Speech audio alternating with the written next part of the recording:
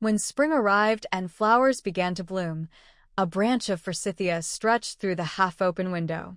The warm breeze drifted in, making the quiet afternoon feel drowsy. Outside the small tea room came the sound of light footsteps. Soon, the blue curtain was lifted, and a young girl in a bright green spring dress, her hair tied in a small bun, stepped inside. She was very young, with rosy lips, white teeth, and lively eyes. Seeing the girl in red dozing on a small stool by the tea stove, she smiled and gently patted her shoulder. "Xiao Yun, wake up already." The pale-faced girl slowly opened her eyes. When she saw who it was, she smiled softly, poured a bowl of tea from the kettle on the stove, and handed it over. In a quiet voice, she asked, "What brings you here?" Her voice was weak, and her face looked a little sickly. Though she wore a simple red cotton dress, her delicate features still made her look beautiful. She seemed about 8 or 9 years old, but there was a calmness in her that made her seem older than the girl in green. "I came to tell you to collect your reward," the girl in green said quickly after taking a sip of tea. "Good news just came. Our third master passed the Imperial exam and became the manhwa. The old madam is so happy that she's giving every maid in our courtyard half a string of coins. Isn't that wonderful?" She paused, looked around, and stamped her foot. "I bet Inger has already gone to get hers. They left you here to watch the stove again. Honestly, we're both third-class maids.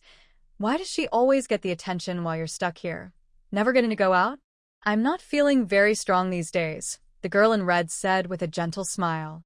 "It doesn't matter who does the work. That's just like you. Too kind for your own good," the girl in green sighed. "She's always trying to outshine you. You're the one watching the stove, but she's the one carrying tea to the old madam, smiling sweetly, and getting all the rewards. Isn't that unfair?" The girl in red only smiled softly again, not arguing or showing any anger. Seeing this, the girl in green lowered her head and sighed. "You're too soft-hearted. But if you never show your face in front of the masters, how can you ever earn more than our small monthly pay? We're all the same kind of servants after all. She's not as good-looking as you. All right, that's enough." The girl in red, named Yinshu, quickly spoke when she saw that Chui Lu, the girl in green who was about her age, looked upset. "Today is a happy day for the household. You should be cheerful. The small reward we got isn't for nothing, right? But someone has to stay here in the tea room. Please go collect it for me and keep it with you. I'll get it from you tonight when we return."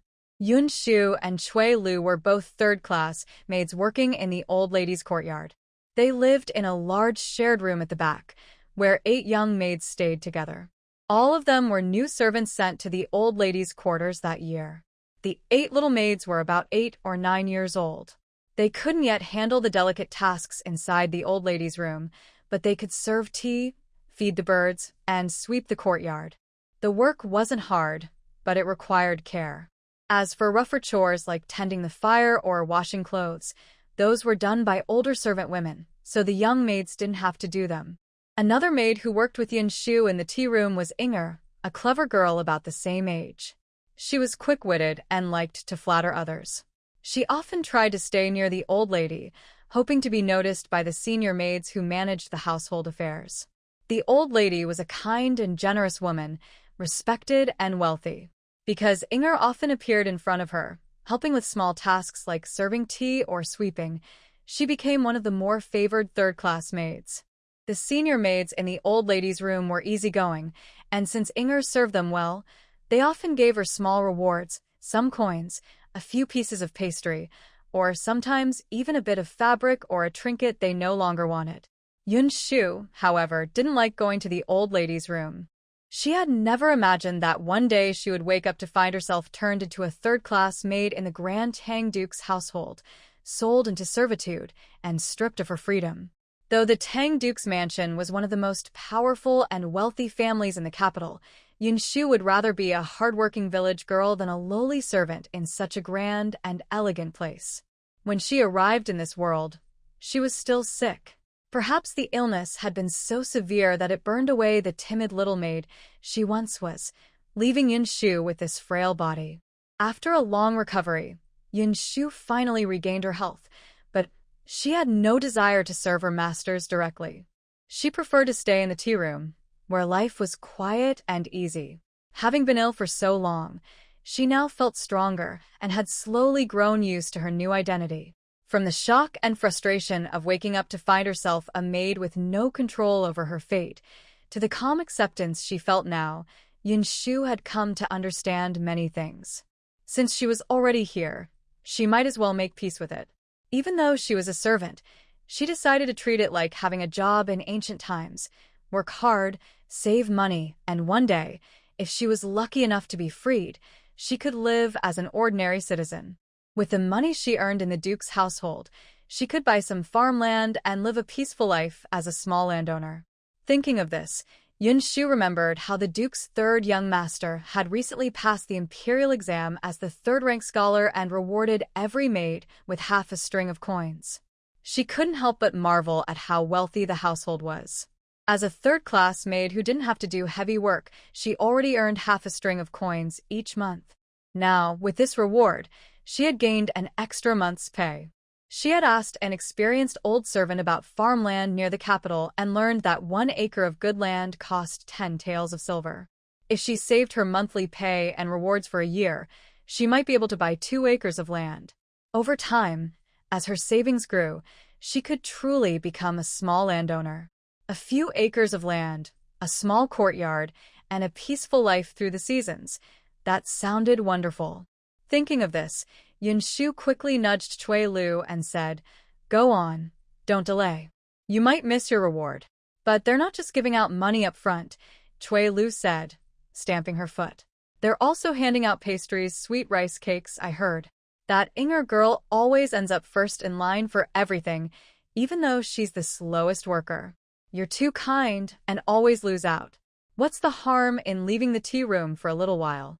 There aren't any guests coming today anyway." The tea room in the old lady's quarters could never be left unattended.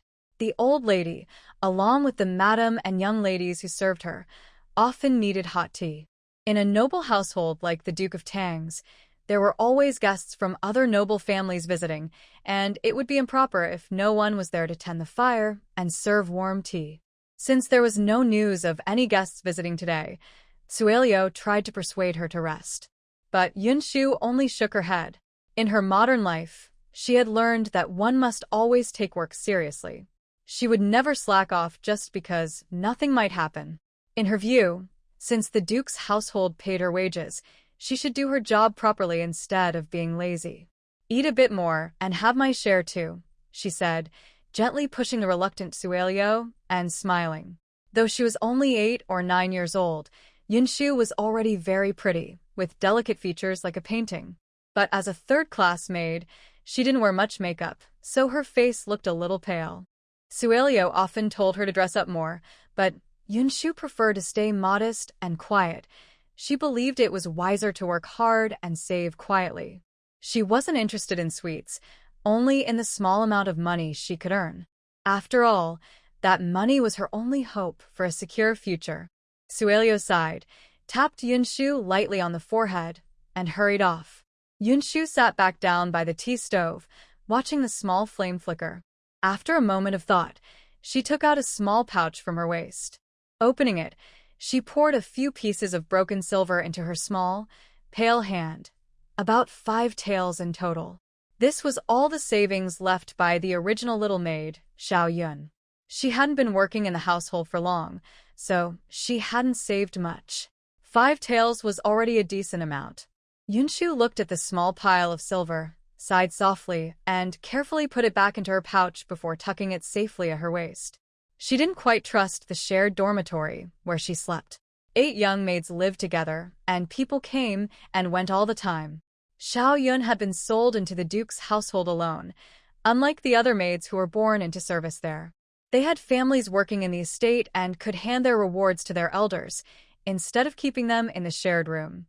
Yinshu had no family in this household to look after her, so she was always extra careful in everything she did. She had always been an honest and quiet girl, rarely trying to get close to the senior maids or the masters.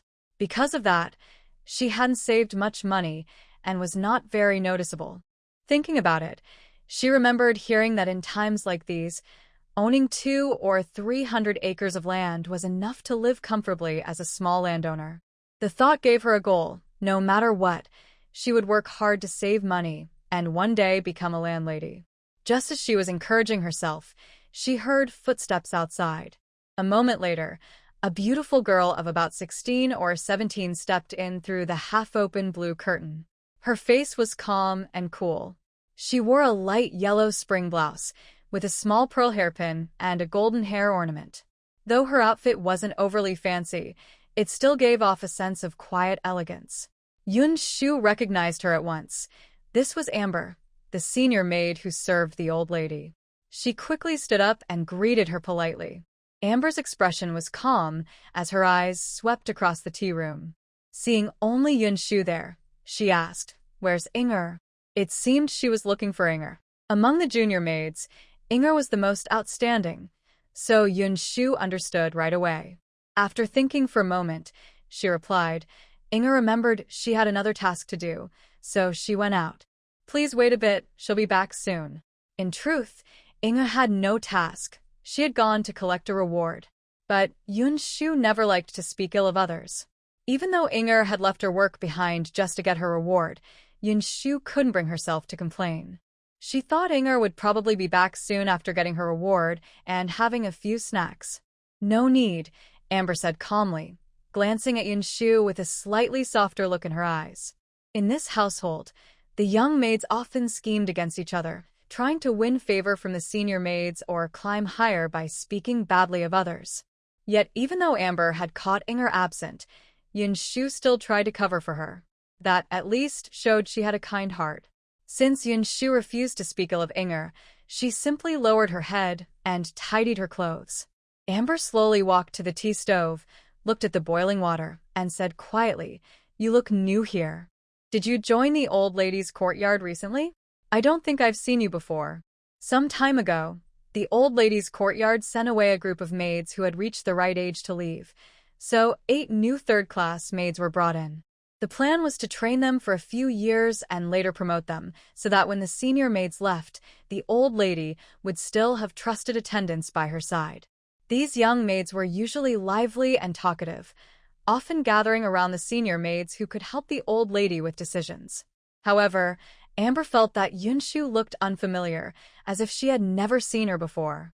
"I'm clumsy and not as good as others at following rules, so I'm still learning them to avoid offending the masters or my older sisters," Yinshu said as she stepped forward. Seeing Amber testing the temperature of the tea on the stove, she quickly asked, "Are you going to have some tea, sister?" When Yinshu looked up, Amber lowered her eyes and saw a very beautiful face. The girl was young but already striking, her features delicate, like a painting. Yet her skin looked a little dull, not very smooth.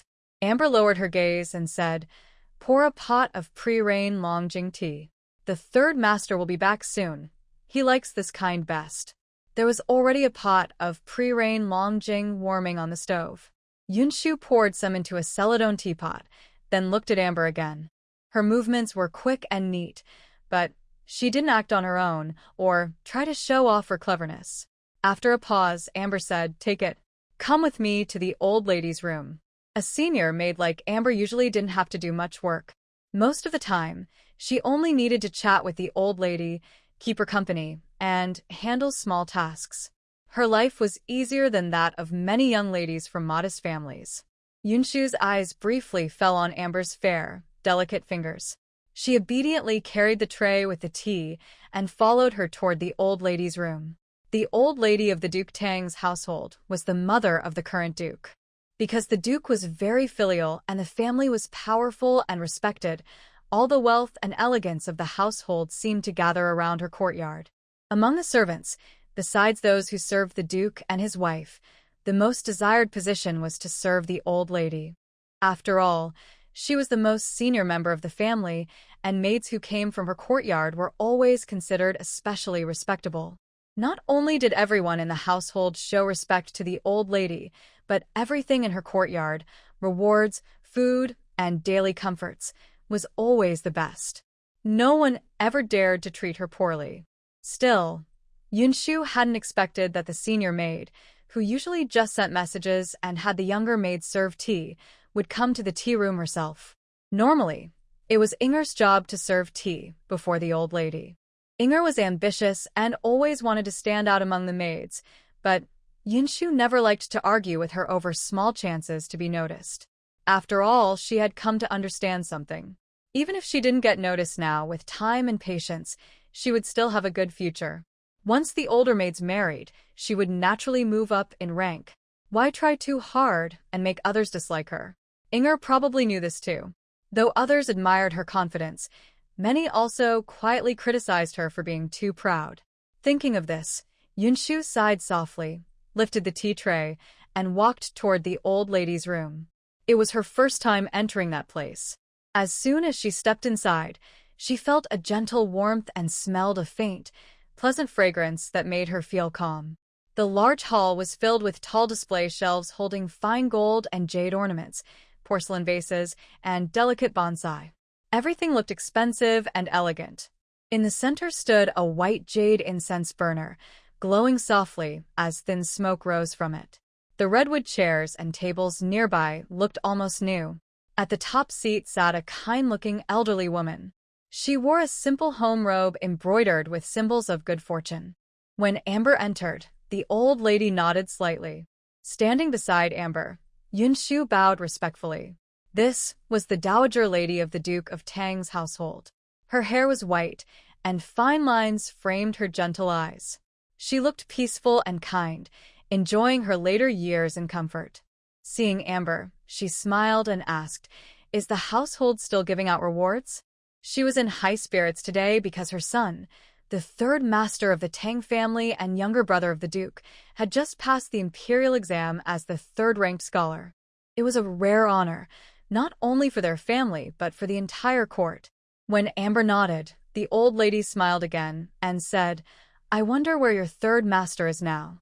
When she spoke, Amber stayed silent and quietly told Yinshu, who was waiting for instructions, to bring the pot of hot tea to the old lady. A well-dressed, middle-aged woman below smiled and said, "The new top scholar is riding through the streets now.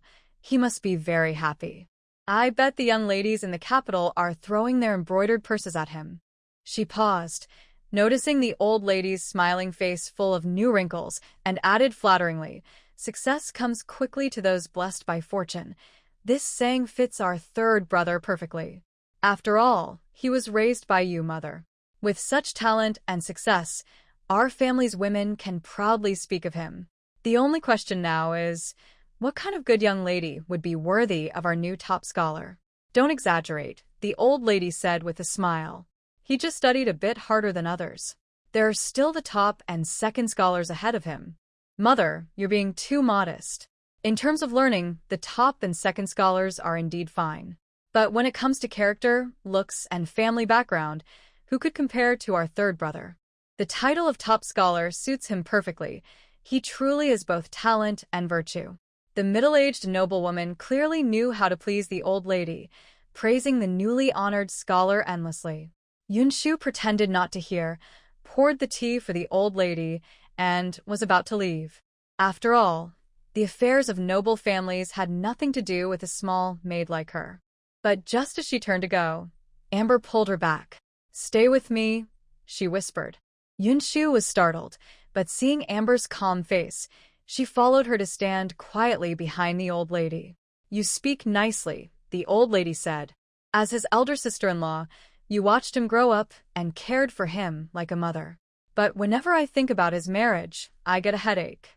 The old lady, pleased and in good spirits, looked at the proud and joyful Madame Tang, the wife of the Duke, and shook her head.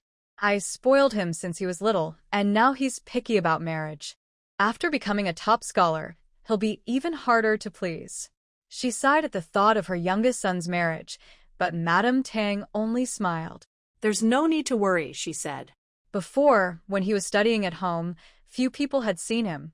But now that he's famous across the land, and after today's parade, countless people have witnessed his charm. The Duchess of Tang noticed that the old lady seemed to be in better spirits, so she carefully said, "But there's no need for everyone to know about it. Mother, some time ago, there was news from Prince Song's residence. The princess has a legitimate daughter, 18 years old, known for her beauty and grace. She was granted the title of county princess at a young age, and she is well-mannered and kind.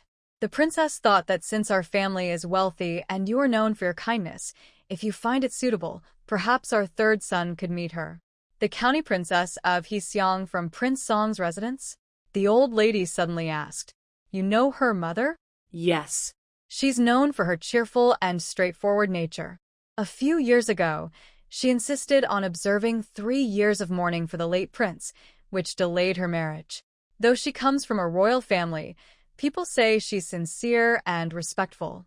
Thinking about it now, she's also very filial, the old lady said with a smile. Her smile carried a hint of satisfaction. That's exactly right.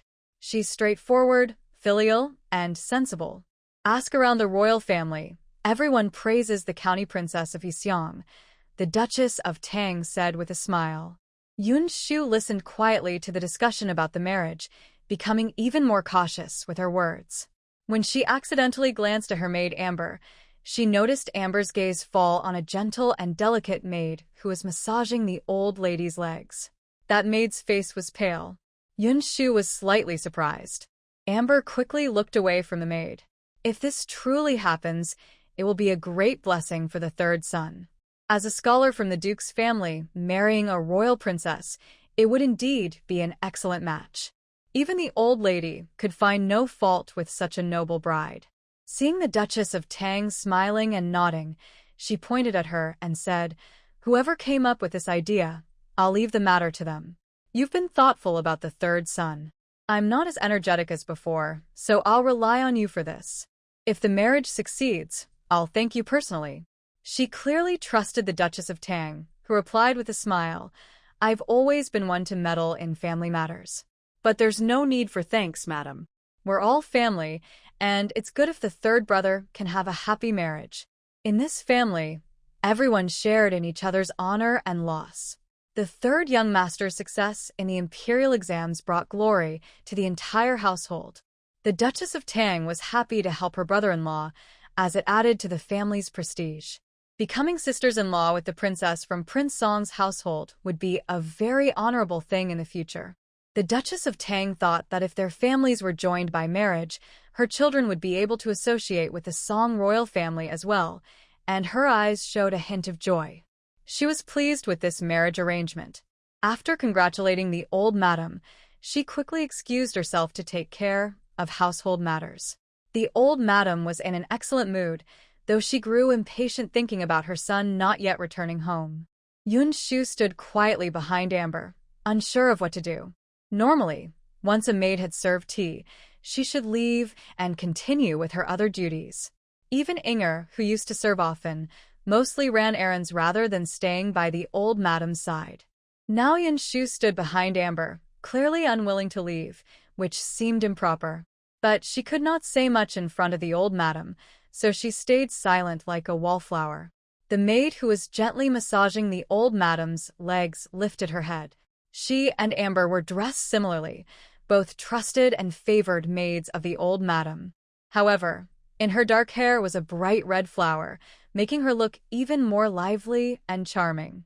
At the age when girls are like blooming flowers, this maid was indeed as fresh and graceful as one, fair and gentle in appearance. I haven't yet congratulated you, old madam, nor the third young master, she said with a smile. After 10 years of hard study, he has finally achieved success. Indeed, the old madam sighed. He was born into a noble family, yet he insisted on working hard. He studied day and night, reading countless books and wearing out many inkstones. A soft light flickered in the maid's eyes, showing both joy and admiration. While continuing to massage the old madam's legs, she said gently, That's true. The first madam said that success brings fame, but few know how much effort the third young master put in behind the scenes. His achievements today came from years of hard work. Her voice was tender, showing her gentle nature. The old madam nodded approvingly and told her to stop massaging. Now that the third young master has passed the exam as a top scholar, he will soon enter the court as an official. You must carefully prepare his pouches and shoes. Yes, madam. Your needlework is excellent. Be sure to put your heart into making his things. Yes. The maid quickly agreed. Seeing her response, the old lady finally smiled. She looked at the sky, a bit anxious, but knowing her son, who had just passed the exam, wouldn't be back right away, she turned to Amber and said, "Tell the kitchen to prepare a few fine dishes, especially the ones the third son likes. Warm some wine too, so it's ready for him." As she turned to speak to Amber, she noticed a young maid standing behind her and smiled in surprise. "Where did this neat little girl come from? I haven't seen her before." The old lady was always kind to the maids around her. Seeing that the girl was dressed as a third-class maid, she called her over, looked her up and down, and said, "You look unfamiliar. Which household are you from? You haven't seen her before." "She just came here recently. Her name is Xiaoyan," Amber said with a smile, glancing at Yinshu. "She's very honest and takes care of the tea room. She's serious about her work and doesn't wander around. A very steady girl." Seeing Yinshu's face turn slightly red, Amber added, "Knowing the old lady liked pretty girls to serve her, she's quite pretty. When I first saw her in the tea room, I was surprised. But she's a bit stubborn. Once she's given a task, she won't leave it." Everyone else went to collect their rewards, but she stayed in the tea room. "That shows she's attentive," the old lady said with a pleased nod. Yinshu quickly bowed and said, "I'm not really that serious, madam. I already asked my roommate, Suelio, to collect the reward for me. I just don't like walking around too much, so—" "All right. For such a young girl, it's good that you can stay calm and focused," the old lady said.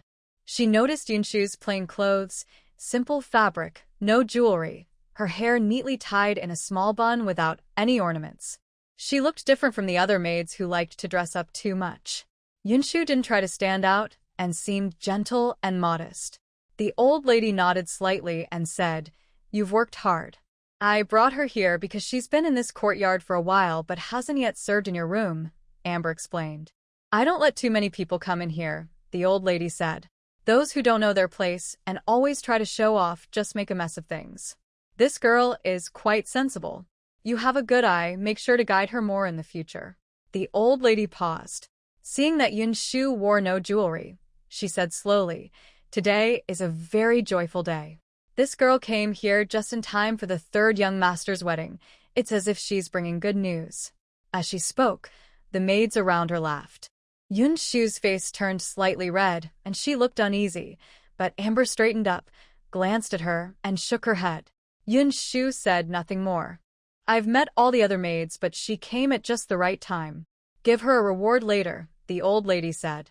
"How could I dare to ask for a reward from you, madam? It's a reward for your good luck. That red dress suits the occasion." The old lady was in high spirits today, and she liked seeing cheerful faces around her. Yinshu's red dress made her look as if she were celebrating too. Seeing that the old lady was pleased, Yinshu didn't say anything that might spoil the mood. She thanked her and followed Amber, who led her to a side room. Though called a side room, it was quite spacious, almost as large as the shared quarters where Yinshu usually stayed. Once inside, Amber no longer looked at Yinshu, as if the friendly smile she had shown earlier had never existed. She walked straight to a rosewood shelf, took down a large box, and placed it on a small table. "Come here," she said. Yinshu stepped closer and saw Amber take a delicate little key from her pouch to unlock the box. At that moment, Yinshu understood Amber's position in the old lady's household. She was one of the senior maids trusted to manage part of the old lady's valuables, a position of real authority in the Duke's residence. Amber, unaware of Yinshu's thoughts, calmly lifted the lid of the rosewood box trimmed with gold. A dazzling golden light flashed before Yinshu's eyes. When the light faded, she saw the box filled with jewelry, gold hairpins, rings, bracelets, and pearl necklaces all tangled together. Though the designs were simple, they were all made of gold and silver. The brightness almost hurt her eyes.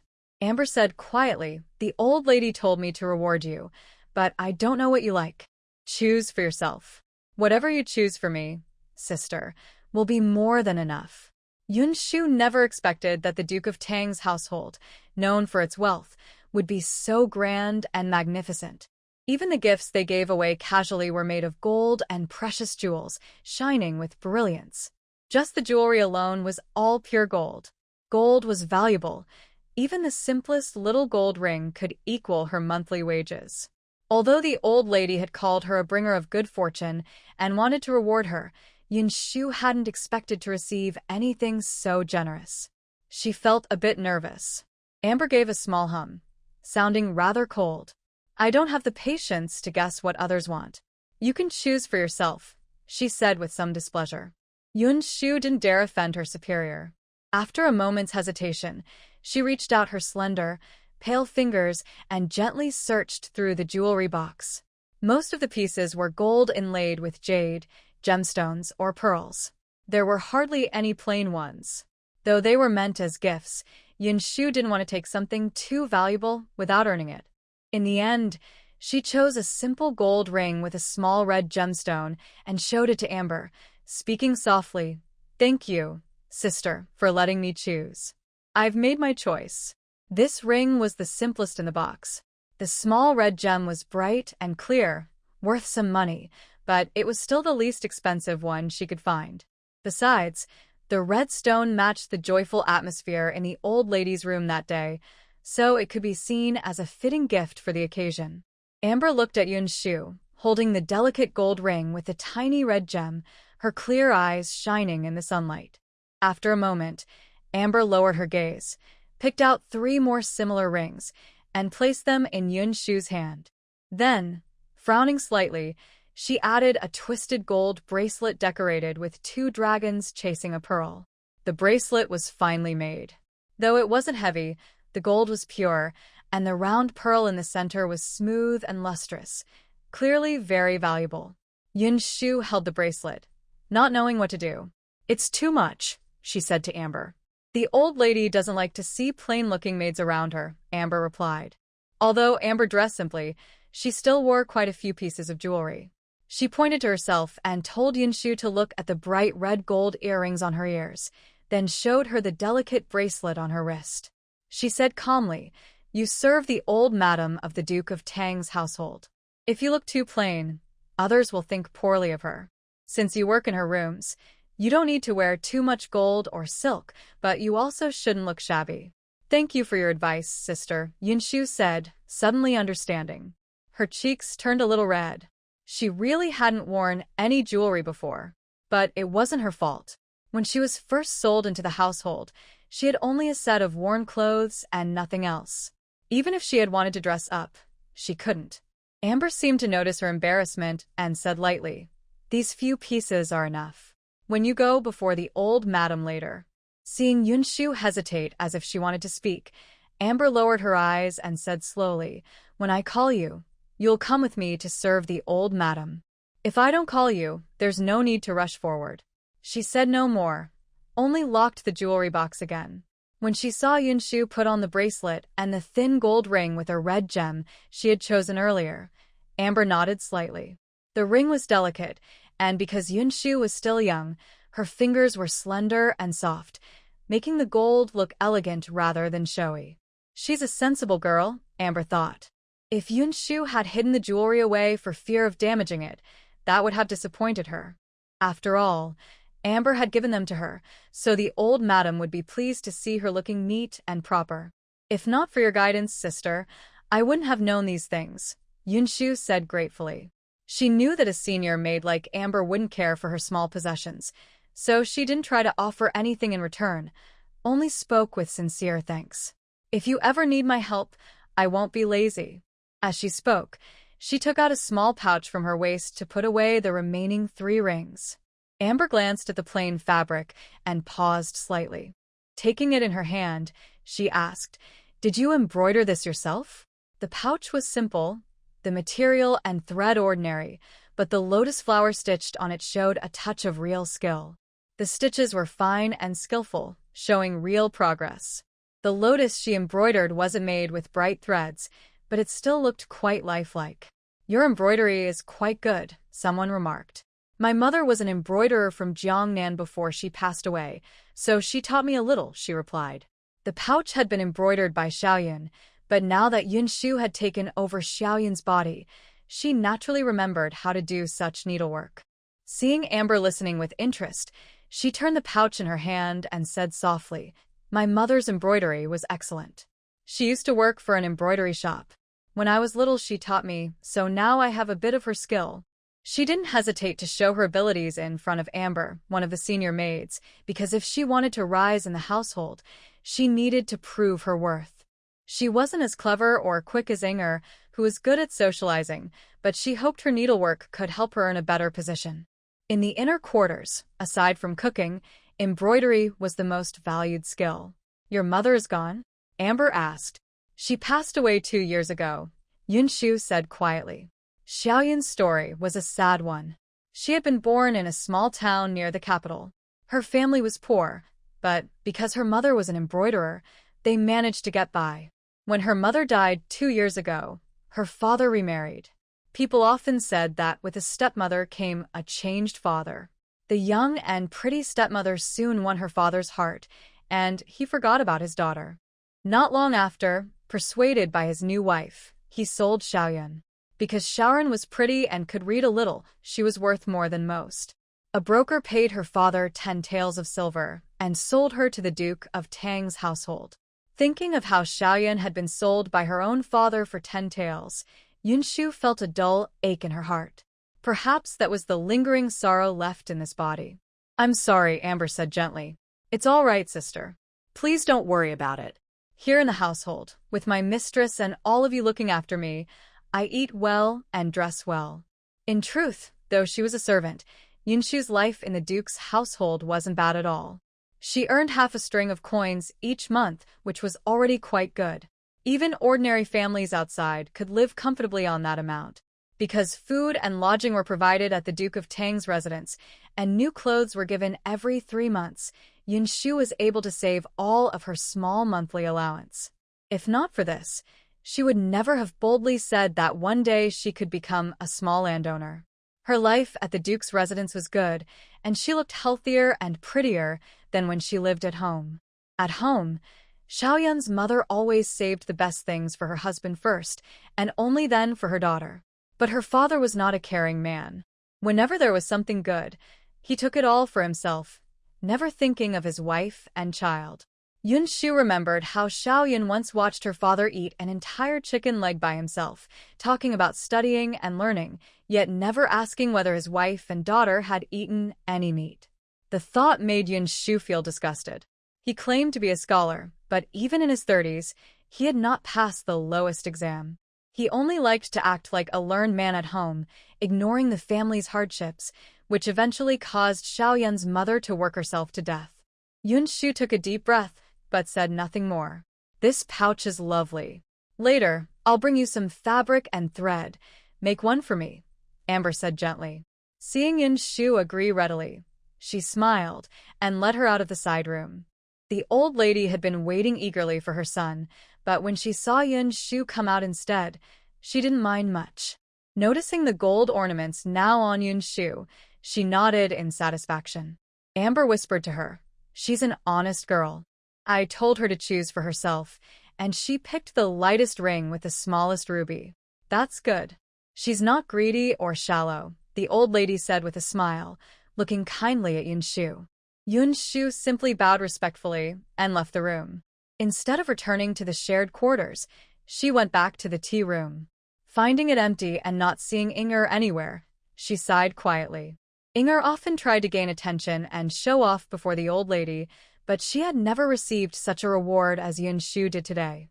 If Inger had focused on her duties in the tea room, wouldn't these gifts have been hers instead? Clearly, she had lost sight of what truly mattered. She was lost in thought and took out the rings Amber had given her from her pouch, one with a cat's eye stone and 2 with turquoise. She had heard that the old lady's 3rd grandson, who had just passed the Imperial exam as a top scholar, would come to pay his respects that day. So she didn't dare leave, afraid the main hall might need tea service. But when night fell, another maid came to take her place. She was told that the young master wouldn't return that night, as he was attending a gathering with his fellow scholars. Relieved, she went back to her room for dinner. 8 young maids lived in that room, all about the same age, so they got along fairly well. Though not everyone was there yet, the ones present were chatting happily about the day's good news. They hadn't started eating when Yinshu came in. Suelio greeted her with a bright smile and said, "Our lucky one is back." She pushed Yinshu toward the table. Yinshu saw that everyone's usual portions were there, but there was also an extra dish, stir-fried shredded pork, glistening with sauce and still steaming hot. "Is this a reward too?" she asked curiously. "Of course." The Duke ordered extra dishes for everyone to celebrate the young master's success, Suelio said, placing a few coins in Yinshu's hand. "But since you also received a reward from the old lady today, we should celebrate together." It was no secret that Yinshu had helped serve in the old lady's room that afternoon, and she hadn't planned to hide it. She just smiled, lifted her teacup, and said with a playful wink, "Then I'll use tea instead of wine. Thank you all for waiting to eat with me." Her words made the others laugh heartily. Yinshu was kind and easy to get along with, never one to seek attention, so no one envied her. One of the maids asked what she had done while serving the old lady. Yinshu answered honestly, "I didn't really do much, just stood behind the senior maids. The old lady didn't recognize me, so she asked me a few questions." Though she said it lightly, the others couldn't help feeling a bit envious. Suelio sighed dreamily. "If only the old lady would speak to me one day, I'd be happy to stand there all day long." Yinshu, who was closest to her, smiled and squeezed her hand. Just as the group was laughing and chatting, they suddenly heard heavy footsteps approaching the door. After that, a young maid with delicate features, also dressed in red, lifted the curtain and came in. As she entered, she glared angrily at Yinshu, took something from the shared bed, and gave a loud snort as she passed by. Then she slammed the curtain behind her and left. Inge left in a huff, and Yinshu couldn't help but glance after her. She watched Inger's back disappear behind the curtain. "Don't worry about her," Cui Lu said casually. Seeing Yinshu about to speak, she pressed her hand and quietly put a bite of food into her mouth. "She's just too proud. If she has the ability, she can go argue with the older maids. Why should we all have to stay quiet just because she's favored? She was the one who went off somewhere and couldn't be found, so Sister Amber asked you to take her place. How is that your fault? Even if she's used to serving the old lady, that doesn't mean no one else can. We're all maids. What makes her so special?" Although Cui Lu's words were aimed at Inge, she was really speaking to the other young maids as well. After all, since Yinshu had received a reward that day, even if no one showed it on their faces, some were still unhappy inside.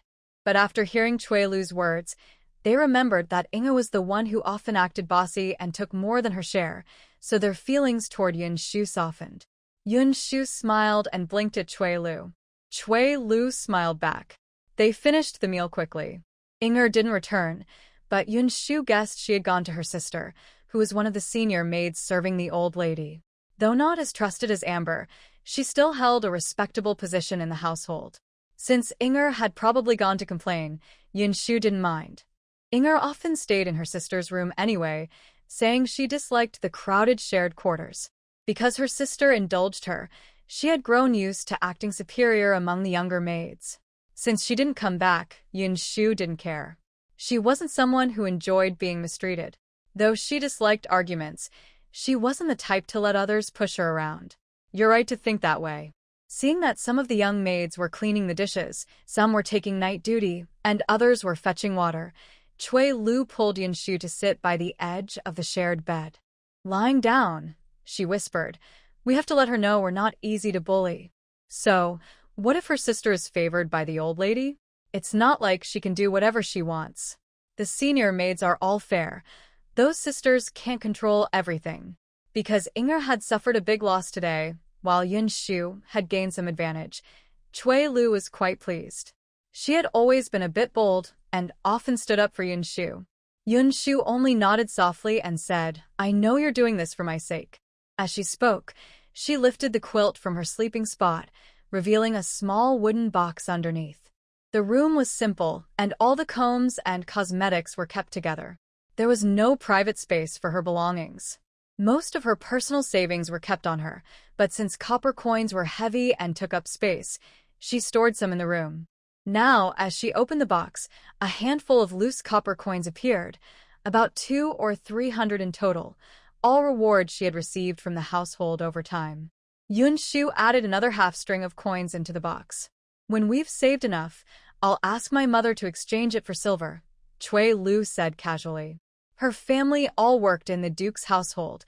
Her father served as an attendant, and her mother handled outside purchases for the estate. Because of this, they had more freedom than the maids who stayed in the inner quarters. Yinshu had no family in the household, so keeping her money here was a bit risky. Whenever she saved enough for a full string of coins, she would ask Cui Lu's mother to exchange it for silver. Since her mother often needed both silver and copper for her work, she was happy to help Yinshu. I still haven't thanked your mother properly. She's always so kind to me, Yinshu said softly. Don't be so polite. But if you really want to thank me, you could embroider a pouch for me later, Cui Lu said with a grin.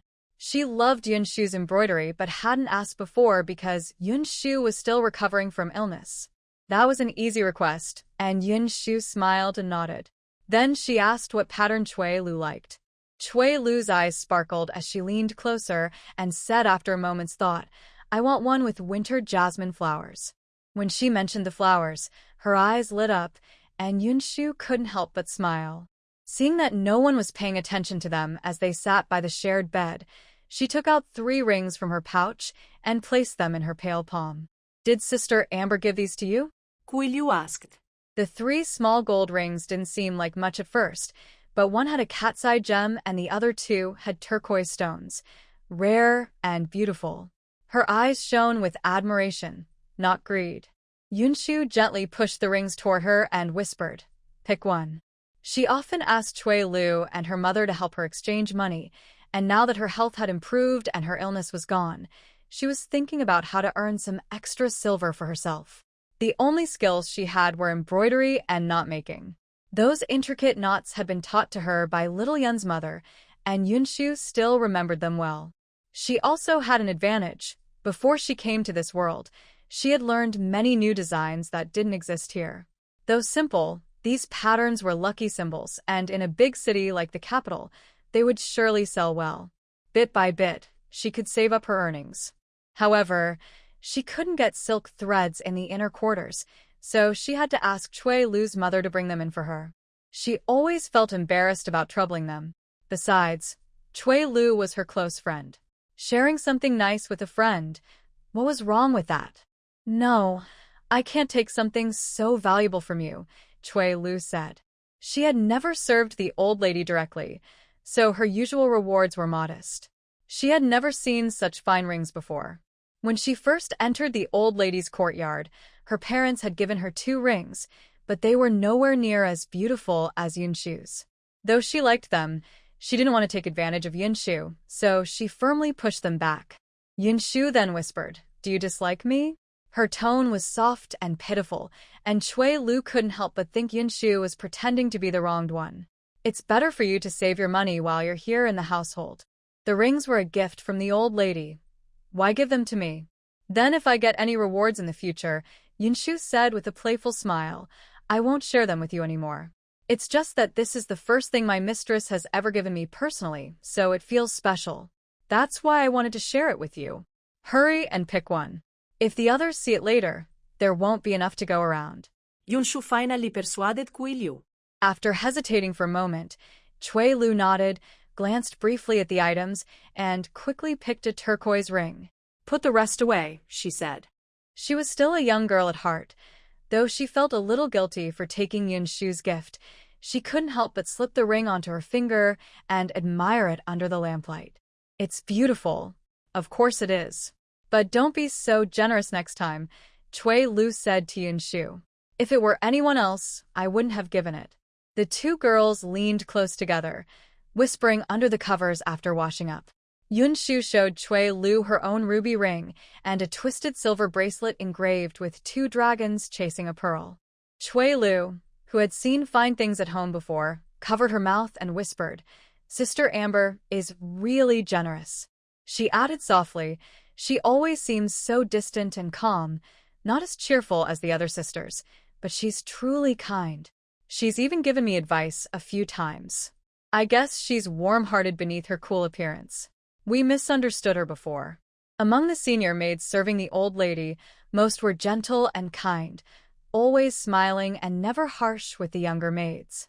They had all been a little afraid of Amber, not because she scolded them, she never did, but because her calm face made her seem unapproachable. "It just shows you can't judge people by appearances," Chui Lu whispered. "If Sister Amber ever needs help again, I'd be glad to assist her." She used to worry about making mistakes and being scolded, but now she realized Amber had never once raised her voice. Yinshu nodded, running her fingers over her bracelet. Thinking of the small savings she had already gathered, she began to feel hopeful about the future. She was still young but already saving money. When she grew older and could earn her own wages, she would have even more. With that thought, Yinshu quietly asked, "I heard the household is releasing another group of maids this year?" The Tang family had always been known for their kindness. When a maid reached a certain age and wasn't born into the household or engaged to another servant, the family would often grant her freedom. "That's right. I heard they cried so hard and refused to leave. Think about it, this household is so wealthy. Even we little maids live better than most young ladies from ordinary families. Who would want to leave?" Yinshu lowered her eyes. But she wanted to leave. She was just grateful that she had been sold into a place like the Duke of Tang's household. When she came of age and was allowed to leave, she would finally be free. Thinking of this, Yinshu remembered that the tea room was always quiet. She usually just sat by the tea stove and few people came in. So she nudged Chui Lu gently. "Can you tell Annie for me that I want to buy some colorful threads for making knots? Please ask her to look for them outside." She pushed the small wooden box beside her that held her savings. Thinking about the future, she couldn't help but feel eager to earn some money. "What do you need colorful threads for?" Chui Lu asked curiously. Yinshu didn't hide it from her. After all, she needed Chui Lu's mother to help buy the threads, and later, she would need her to sell the finished knots outside. Others might not know, but Chui Lu surely would. Yinshu trusted her, so she quietly shared her plan. "You know how to make knots?" Chui Lu asked quickly. "Oh, right. You can embroider such beautiful patterns. Making knots should be easy for you. Don't worry, leave it to me. I'm going home the day after tomorrow anyway." She had just received her monthly pay and some rewards. Whenever she saved enough, she never kept the money in their shared room but stored it at home. She pulled out her own wooden box from under her blanket, shook it and opened it. It was full of copper coins. She had much more than Yinshu. After all, Chui Lu served more masters in the courtyard and often ran errands, so she earned more rewards. She also handed Yinshu a large bundle of silk threads. "What's this for?" Yinshu asked in surprise. "You said you wanted to make knots to sell, right? You don't know what styles people outside like. Why not make a few you're familiar with first? I'll take them home and ask my mother to check which designs the shops prefer, which ones sell better, and which are most popular. That way, when I come back, you'll have a clear idea." Suelio's kindness was completely genuine. Yinshu felt her throat tighten for a moment. After a long pause, she finally took the threads in her hands, looked at Suelio's innocent smile, and said softly, "Thank you. What are you thanking me for? Like you said, I help you because we're close. If we weren't, I wouldn't bother even if you begged me." Suelio pushed the threads into Yinshu's hands. "When my mother finds out the details, I'll buy the threads back for you. It won't take long, so don't worry."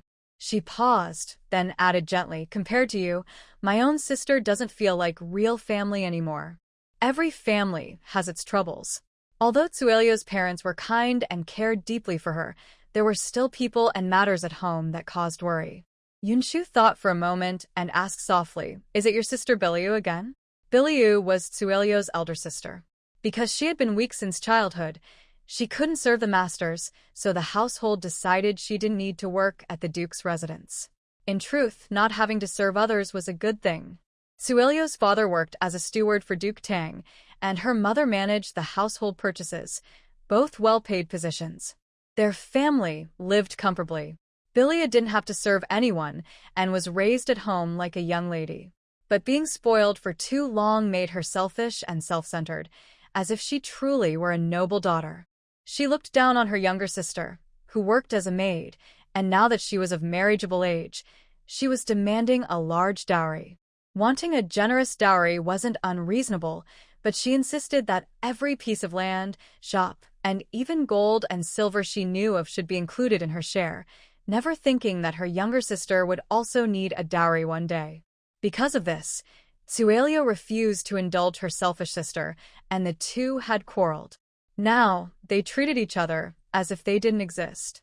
Fortunately, their mother was fair and didn't favor the elder daughter, so Tsuelio's mood had improved. Exactly, Tsuelio said. Do you know what she did a few days ago? She asked mother for her own private money. She only did it because she saw me bringing home some earnings from the household and got jealous. She even said that she gave up the chance to serve the old madam to me, and that if she had taken it, the rewards and wages would have been hers instead of mine. I was so angry. Chui Lu ground her teeth. Though she was young, she was bold and sharp-tongued. With a cold laugh, she said, I was so mad that I splashed a whole basin of water on her face and told her to look at her reflection to see if she was even worthy of serving in front of the old lady. Both of you are family, someone said gently. Since Auntie isn't favoring her, you shouldn't make such a fuss. Otherwise, won't Annie feel upset? She causes trouble at home, every day. Doesn't that make my mother upset too? She doesn't care about my mother at all. If I give in, won't she take over everything? Chui Lu lowered her voice and whispered to Yinshu, my mother feels uneasy because of her, but she's been saving all my money for me. She said once we've saved enough, she'll buy some good farmland in my name. In this dynasty, the laws were fair, and even servants who had sold themselves could buy land and houses like common people. So Chui Lu planned to buy farmland near the capital. She told Yinshu, once I have my own land, my sister won't be able to take it from me. And every year, there'll be harvests, fruits, and vegetables. She paused, then carefully poked her head out from under the blanket to look around. Seeing that the other maids hadn't returned yet, she slipped into Yinshu's blanket, leaned close to her ear, and whispered, my mother is in charge of purchasing for the household now. It doesn't matter whose goods she buys, right? Once my land produces crops, she can buy directly from me. I won't have to worry about selling them elsewhere, and the price will be better too. All the profit will be mine. She looked very pleased with herself, clearly proud of her plan. Yinshu also thought it was a clever idea and couldn't help but smile mischievously. She leaned close and whispered, you're right. That's really smart. So when you've saved enough money, buy land with me, Chui Lu said. We'll buy neighboring plots, and my mother can handle the purchases. Even if it's just a few acres, we'll still make a little profit. Chui Lu was clearly thinking of Yinshu's future too. Yinshu's eyes brightened with joy. I was worried about what to do after buying land, she said. But if it's like you said, we can just stay here in the household and still earn money without any trouble. They were both still young girls, and soon they were laughing together under the blanket. Feeling a bit excited, Yinshu thought for a moment. Then the next day brought Chui Lu and her silk threads to the tea room. The tea room was usually quiet, with only Yinshu there, but this time, Inger was inside. She had delicate, pretty features and was wearing a red dress just like Yinshu's. When she saw Yinshu come in, she rolled her eyes. Yinshu ignored her and sat aside, thinking about what kind of knot she should make. She thought that since it was her first time selling her handmade knots, it wouldn't be good to make them too unusual. So, after some thought, she decided to make a few common designs from the capital and add 2 or 3 new ones for variety. While she was lost in thought, footsteps sounded outside. A maid who looked somewhat like Inger lifted the curtain and came in. She glanced at Yinshu, who was sitting quietly by the window, and smiled slightly. Then she turned to the excited Inger and said, the old lady is asking for tea. She said you usually serve her, so hurry up. She doesn't like others doing it. After hearing this, Inger gave Yinshu a proud look, answered loudly, and followed the maid out with the tea tray. Yinshu could only sigh helplessly. That maid was Inger's older sister, Fei Tsue. Just because she had once served the old lady and been noticed, she now acted so proud. Wasn't that a bit too much? Yinshu had no intention of competing with Inger for the job of serving tea anyway. Today, she was busy making knots for Cui Lu to take out later. She worked quickly, watching the tea stove while her fingers moved swiftly through the silk threads. Her hands danced like butterflies among the threads, and soon she had finished a pair of good fortune and harmony knots. Seeing that there was still some silk left, she made another pair called Long Life and Happiness. Though the names sounded simple, the designs were quite complicated, and even Yinshu found them tiring to make. She spent the whole morning finishing those 2 pairs. Near noon, she used the remaining green silk to make 2 or 3 small clover-shaped knots. The 4-leaf clovers looked lively and charming, adding a touch of fun. She let out a small sigh, tied a few simple knots with the leftover threads, and placed them together with the larger ones. Finally, her work was done. Since she had run out of silk, Yinshu tucked the knots into her sleeve and gave them to Cui Lu when they went to eat. Cui Lu quickly put them away and gave Yinshu a playful wink. Her bright smile made Yinshu feel a little more at ease. Tired? Cui Lu asked softly after they finished eating. Seeing the other maids crowding around the table for the best dishes, she led Yinshu outside and said quietly, "Don't wear yourself out. It's not worth ruining your health just to earn a little money," she was reminding Yinshu when her tone suddenly changed to one of respect. Yinshu followed her gaze and saw 2 or 3 senior maids from the old lady's quarters chatting and teasing the parrot hanging under the porch. Seeing that Amber wasn't among them, Yinshu guessed she was still serving inside. Since she didn't know the other maids well, she decided not to go over and try to please them. Just then, the curtain of the old lady's room lifted, and Amber came out with a calm face. Her eyes fell on Yinshu across the porch, and she called out in a clear voice, "Xiao Yun, come here." At her words, the laughter under the porch stopped. Everyone turned quiet. Only Inger's older sister, Jade, looked displeased. She didn't dare offend Amber, so she glared at Yinshu from afar before walking over with a smile. "Why trouble that little girl?" she said. "Inger is nearby, and she's quick and clever. Why not call her instead?" Jade wanted her sister to have a chance to stand out. If Inger caught the old lady's attention, their future would be secure. But Amber frowned and shook her head. Clever? This morning she brought tea and lingered around, not knowing when to leave. She couldn't even read the old lady's expression. "Is that what you call clever?" "She's just young," Jade said quickly. "Young? You're not much older. You brought her into the old lady's room before she was ready. Did you expect the old lady to serve your sister instead?" Amber was usually calm and distant, rarely losing her temper. No one expected her to scold someone of the same rank so sharply, and Jade didn't dare talk back. Yinshu realized this wasn't good. She and Cui Lu had witnessed the quarrel between the senior maids, and now she had unintentionally taken Inger's chance to shine. She could imagine how much Jade and Inger would resent her. But at this point, she had no choice but to stay close to Amber for protection. Without Amber's support, Jade and Inger would surely make her life difficult. "Go on." "Don't worry," Cui Lu whispered. Yinshu took a deep breath. She was on her own. What was there to fear? Even if Jade wanted to make trouble for her, she'd have to see if she had the ability to do so. She walked up to Amber, who looked her over from head to toe. Amber seemed somewhat satisfied before saying, "Come in with me." She glanced coldly at Jade, who looked as if she could grind her teeth in anger. A hint of mockery flashed in her eyes, but she only shook her head slightly and said coolly, "The old lady already likes this young girl. If anything happens to her, I'll hold you responsible." Jade didn't dare argue with her, since she was the head maid. She quickly replied, "I wouldn't dare." Seeing that Jade had quieted down, Yinshu let out a small sigh of relief. "Don't be afraid. The old lady isn't hard to serve," Amber said, giving Yinshu a gentle push into the room. Yinshu didn't understand why Amber had suddenly chosen to promote her, since they had never been close.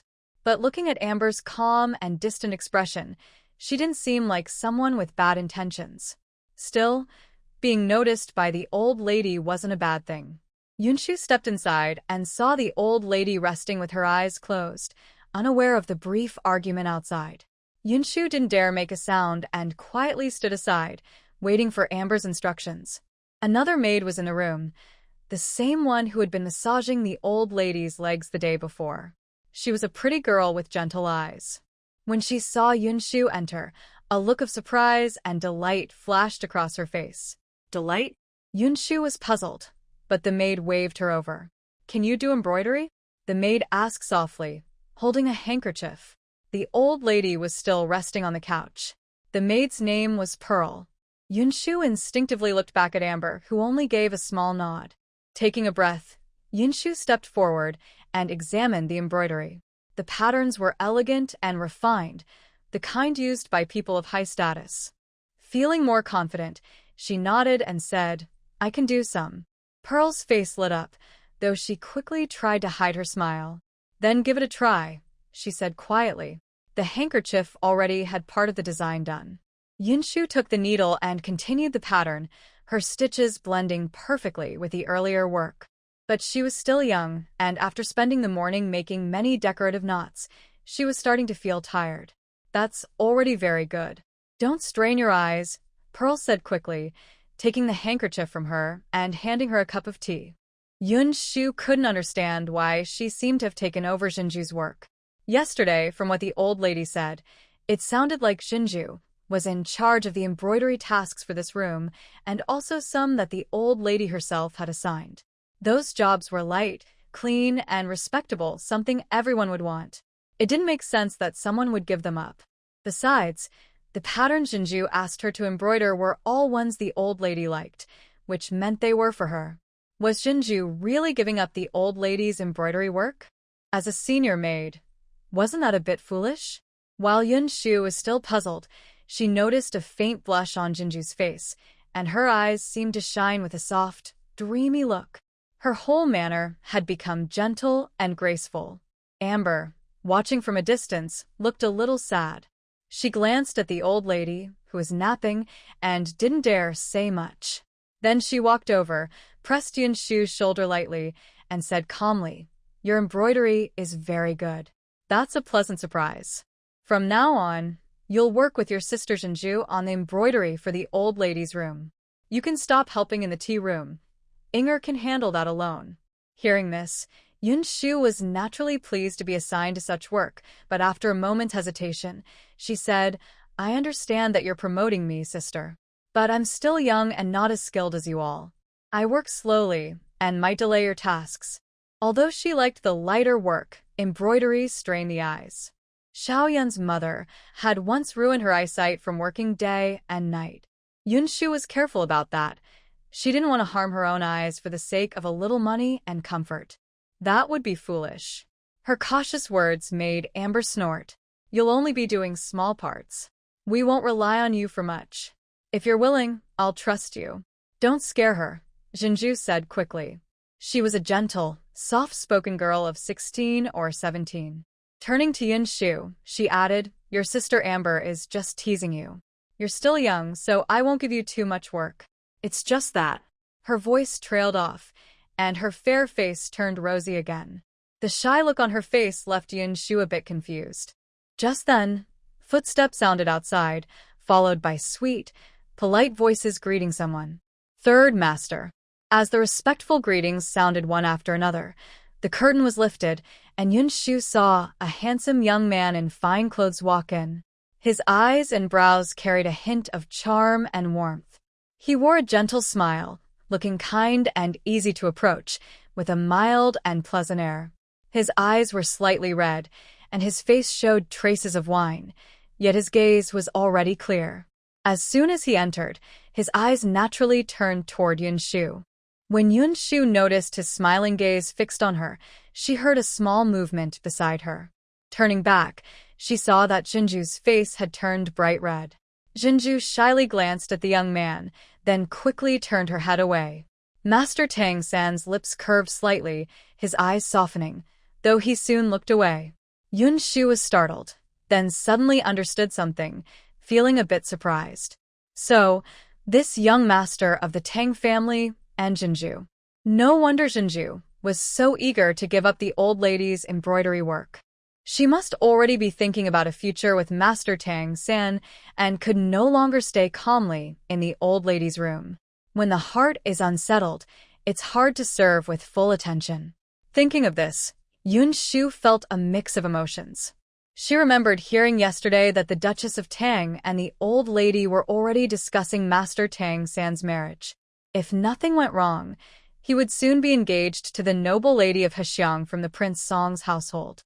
With such a highborn bride, what place would Yinshu have in his life? Would she become only a servant by his side? A noble lady's household would not be an easy place for someone like Yinshu. Yinshu thought of this, but knew she had no right to say anything. Seeing Yinshu softly calling to the old lady, Yinshu quietly gathered the embroidery and sewing tools from the small stool and placed them neatly into a large bamboo box nearby. Seeing that Yinshu was tidying up the old lady's things, Hoopa smiled slightly and asked her to come along to the tea room to prepare tea. Since Master Tang San liked Longjing tea picked before the rain, Yinshu carefully brewed a fresh pot and carried it in her hands. "From now on, you'll serve in the old lady's room," someone said kindly. "Though your rank is still third class, you'll have the same share of what others here receive." Amber noticed how steady her hands were as she poured the tea. Not a single drop splashed, and she nodded slightly, impressed that someone so young could pour tea so neatly. Pouring tea might look simple, as if anyone could do it, but doing it quietly, quickly, without spilling, keeping the cup 8/10 full, and without trembling hands, was not easy at all. Yinshu answered softly. She was still just a young maid, so she naturally did whatever the senior maid told her to do. When they entered the old lady's room, she saw Pearl standing behind her, trying hard to keep her expression calm so the old lady wouldn't notice anything. Yinshu couldn't help but feel a little sorry for her. From her look, Yinshu could tell that the old lady probably didn't know about Pearl's connection with Master Tang. The old lady even mentioned his marriage with some interest, clearly unaware of Pearl's reaction. Yinshu glanced at Pearl, then at the teapot in her hand. "I'll do it," Pearl said, stepping forward. She clearly didn't want to miss even a brief moment near Master Tang, even if it was just while pouring tea. Yinshu didn't argue. Although Pearl, as a senior maid, wasn't supposed to do such tasks, Yinshu handed her the teapot. Seeing her understanding, Pearl smiled slightly and glanced at Amber, who stood quietly with her eyes lowered. This little Yinshu was indeed more sensible than Inger. Helping the senior maids was fine, but sometimes there were things they didn't want others to take over. Inger never noticed their displeasure and always insisted on helping. Pearl still remembered how Inger had once taken her chance to pour water for Master Tang. She hadn't said anything then, but she hadn't been happy about it. Now, holding the teapot, she changed the old lady's tea, then, trying to hide her joy and affection, walked toward Master Tang. The handsome young scholar looked up at the beautiful maid before him, a faint smile appearing in his eyes. Because they were in front of the old lady, he didn't say much, only spoke gently. "Thank you." His voice was still a little hoarse. "Still feeling the effects of last night's wine?" the old lady asked with concern. "It's nothing, mother. Don't worry," Master Tang said, rubbing the corner of his eye with a tired smile. "I just had a few drinks with some old classmates." He carried himself with grace and elegance, a noble young man from a prestigious family. Yinshu stood behind Hoopa and understood why Pearl might be attracted to Lord Tang. Although Lord Tang still showed signs of a hangover, he looked lively. He quickly glanced at Pearl and asked, "Why aren't older brother and second brother here?" The old lady of the Tang Duke's residence had 3 sons. Besides the second son, who was born of a concubine, both Lord Tang and Lord Three were her biological sons. Her own sons, being the legitimate heirs, were successful and respectful. Even the illegitimate son was usually obedient and respectful to the old lady. "He's busy with work. You know your older brother is now favored by His Majesty," the old lady said proudly. Her 2 biological sons were important officials, with a place in the emperor's court. As for the older son, he was talented and refined, having recently achieved top honors in the Imperial exams. The illegitimate son, though often lazy, was obedient and respectful. The old lady was very satisfied, except for one regret in her life, and felt her life was quite complete. Seeing Lord Tang nod, she asked with concern, "Where will he go for his next assignment?" "Top scholar, second scholar, and third scholar all go to the Hanlon Academy." "Don't worry, the academy is tough but honorable. Good for experience," Lord Tang quietly reassured her. The old lady didn't mind this and told her son, "Since you're free, why not settle your marriage first?" When Lord Tang hesitated, she mentioned the conditions for marrying the princess of Song Wangfu. Lord Tang nodded and said, "If mother and sister-in-law agree, then I agree too. I have no objections." He smiled slightly and said to the old lady, "As long as I can be filial to my mother, you've always been sweet-tongued." The old lady naturally liked hearing that. As a mother, she hoped her son would have a good marriage, but also hoped he wouldn't forget his mother after marrying. Yinshu simply stood quietly by Hoopa. Lord Tang instinctively looked at her and found it interesting that such a young maidservant could serve the old lady so well. He knew the old lady favored her more than others. Since the young maid was still small and the old lady was willing to use her, it was clear she had some ability. His gaze swept over Yinshu, who was very obedient. The old lady also looked over and saw her son's confused expression. She smiled and said, "This is the new girl we promoted to do needlework. She just finished learning from Amber and Pearl. Pearl is getting older, and in a few years, she will marry. I need to find someone trustworthy to help with needlework." "Is Pearl in a hurry to marry?" Lord Tang asked with a smile while drinking tea. Pearl's delicate and gentle face immediately turned red. "I'm not in a rush. I still need to stay here for a while," the old lady said happily. She loved her youngest son very much and was already asking what she should prepare before he goes to the Hanlon Academy. Lord Tang didn't mind her fussing and patiently explained some things. Because the old lady agreed, Yinshu finally stayed in her room. Now, she no longer looked at the tea room but only served in the old lady's room. Since she was young, she often learned from Amber how to handle important and minor matters in the household, as well as how to give rewards and advice. Sometimes, she also learned embroidery from Pearl, sewing clothes for the old lady. The old lady was impatient with clothes made outside, whether it was undergarments, shoes, socks, or small handkerchiefs and pouches. Most of these were made by the maids nearby. Only the clothes for all seasons outside were carefully sewn by the household's skilled seamstresses, while the clothes-fitting items were given to Pearl and Yinshu. Yinshu was young and easily distracted. Now, she only made the old lady's shoes, socks, handkerchiefs, pouches, and some embroidered cuffs. Larger undergarments and outer clothes were made by Pearl. But Yinshu clearly felt that Pearl was distracted. Maybe because Lord Tang was about to marry, or perhaps because she had some promise with him, Pearl was often absent-minded.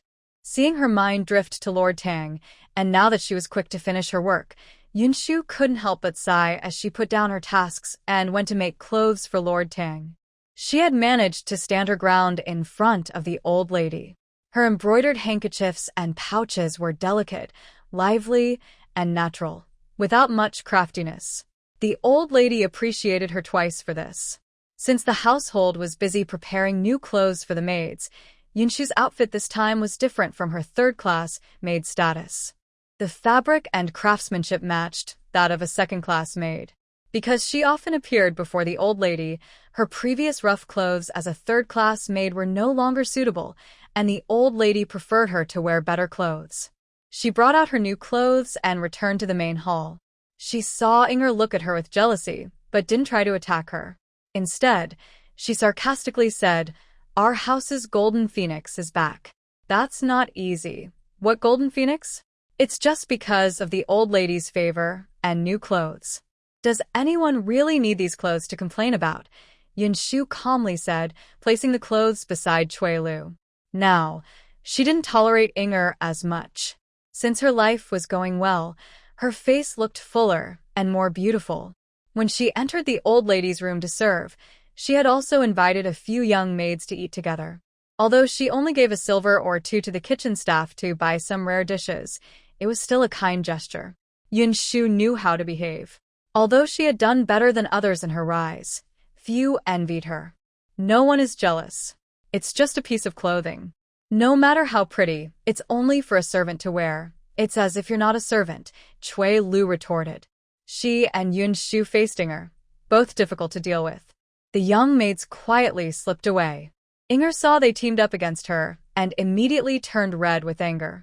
She thought she was the top among the young maids, always standing out. But she didn't expect to meet Yinshu, who secretly plotted against her.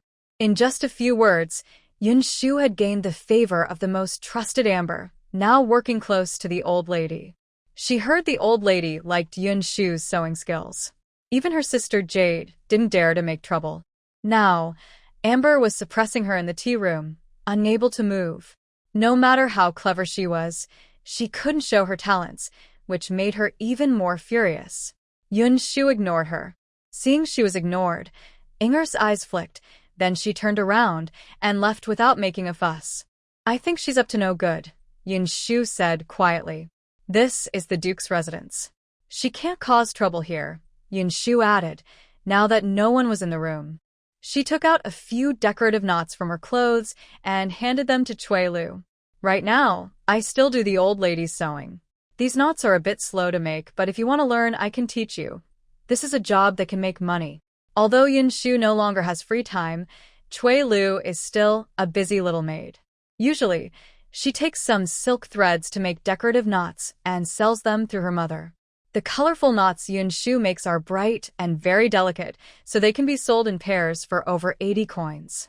If Cui Lu becomes skilled, she can make many in a day. It's actually more profitable than her monthly allowance. But Cui Lu looks a bit discouraged. I want to learn, but when I see your complicated silk threads, tangled and messy, I feel dizzy just looking at them. I don't think I can do it, she said. She looked outside and took some small silver coins from her pouch to give to Yinshu. This is the money from selling the 20 pairs of decorative knots you made recently. Besides that, the big red pomegranate you wove is selling even better. Pomegranates are very lucky and beautiful, symbolizing many children and happiness. Who wouldn't want to buy one? Yinshu had earlier shown her a few silk-threaded big red pomegranates. Cui Lu was amazed. The big red pomegranate looked bright and lively from afar, plump and round, just like a real pomegranate. Yinshu must have thought of a clever way to make a round, three-dimensional pomegranate. She didn't explain that it was a special type of embroidery. She weighed the silver coins, about 5 or 6 taels, and knew the pomegranate was quite valuable. But because of its good meaning, everyone was happy to buy one to hang in their house for good luck. After all, having many children and happiness is what most families wish for nowadays. Yinshu gathered her savings, which she kept hidden. When she counted, she was surprised to find she had nearly 20 taels of silver. Not long ago, she had only a few, but now she had accumulated quite a bit. She had also earned a few silver ingots from embroidering a purse that the old lady liked. She had casually stored her silver, but now, seeing it all together, she realized how much she had saved. It felt heavy in her hand. Yinshu couldn't help but feel a little worried. Her silver was growing, but she couldn't carry it all the time, or she might tire herself out. But putting so much silver in the big storage chest made her hesitant. Cui Lu saw her hesitation and was a bit worried. Suddenly, she thought of something and quickly patted her. By the way, my mother is planning to buy 2 acres of land for me. Why don't you also give her some money so she can buy it together? Buy land? Yinshu hesitated. What's wrong? Didn't we talk about this before? If we buy land, we can get some things in the future. Fruits and vegetables, whatever they may be. Cui Lu sincerely intended to help Yinshu. Seeing her hesitate, she urged, you keep so much silver in this house. People come and go every day, and there's always a chance someone might steal. Why not buy some land? Yinshu thought the same. Her silver was increasing, but she couldn't keep it all on her. If she bought land and got a deed, she could easily put it in her pocket and carry it around every day. When she was promoted to a second-class maid and moved to a new house, she wouldn't need to be so cautious anymore. All right, Yinshu reluctantly agreed, though she didn't really want to buy land right now. She bit her lip and whispered. She didn't have many silver coins, only about 20 taels, and the land she bought today in the east and tomorrow in the west would be scattered, not connected. Managing such scattered plots would be troublesome later. But since this was her first purchase, she decided to go ahead.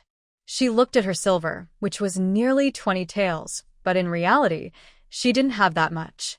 She took 2 rings she had received earlier from the Duke of Tang's wife, plain gold rings without inlays, and placed them on the silver, then pushed it to Cui Lu. Then I'll trouble Auntie. Trouble? Not at all. My mother is going to buy it for me anyway.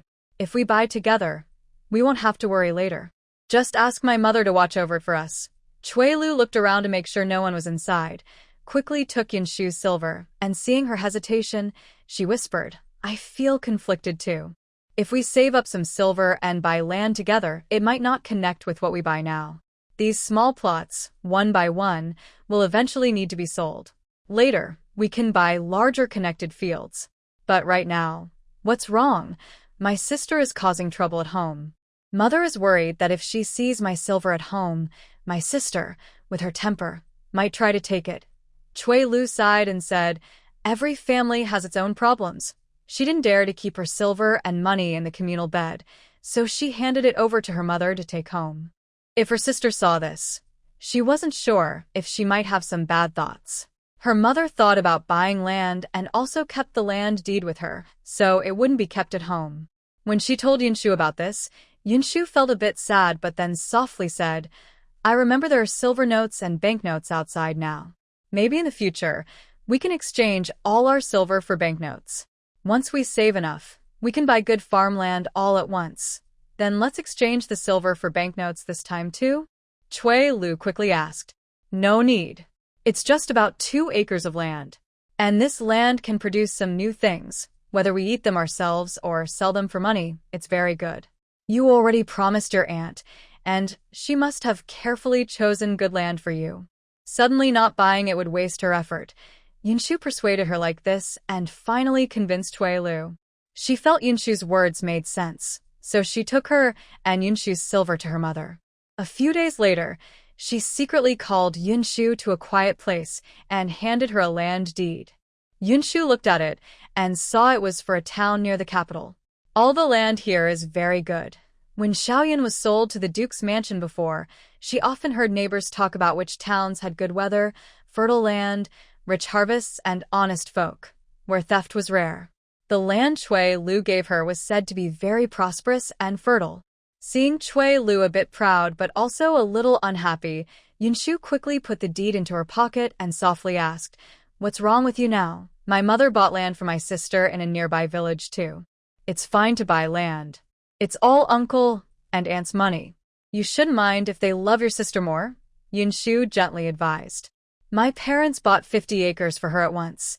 Seeing Yinshu purse her lips without speaking, Cui Lu's eyes reddened as she softly said, If they treated us equally, I wouldn't say anything.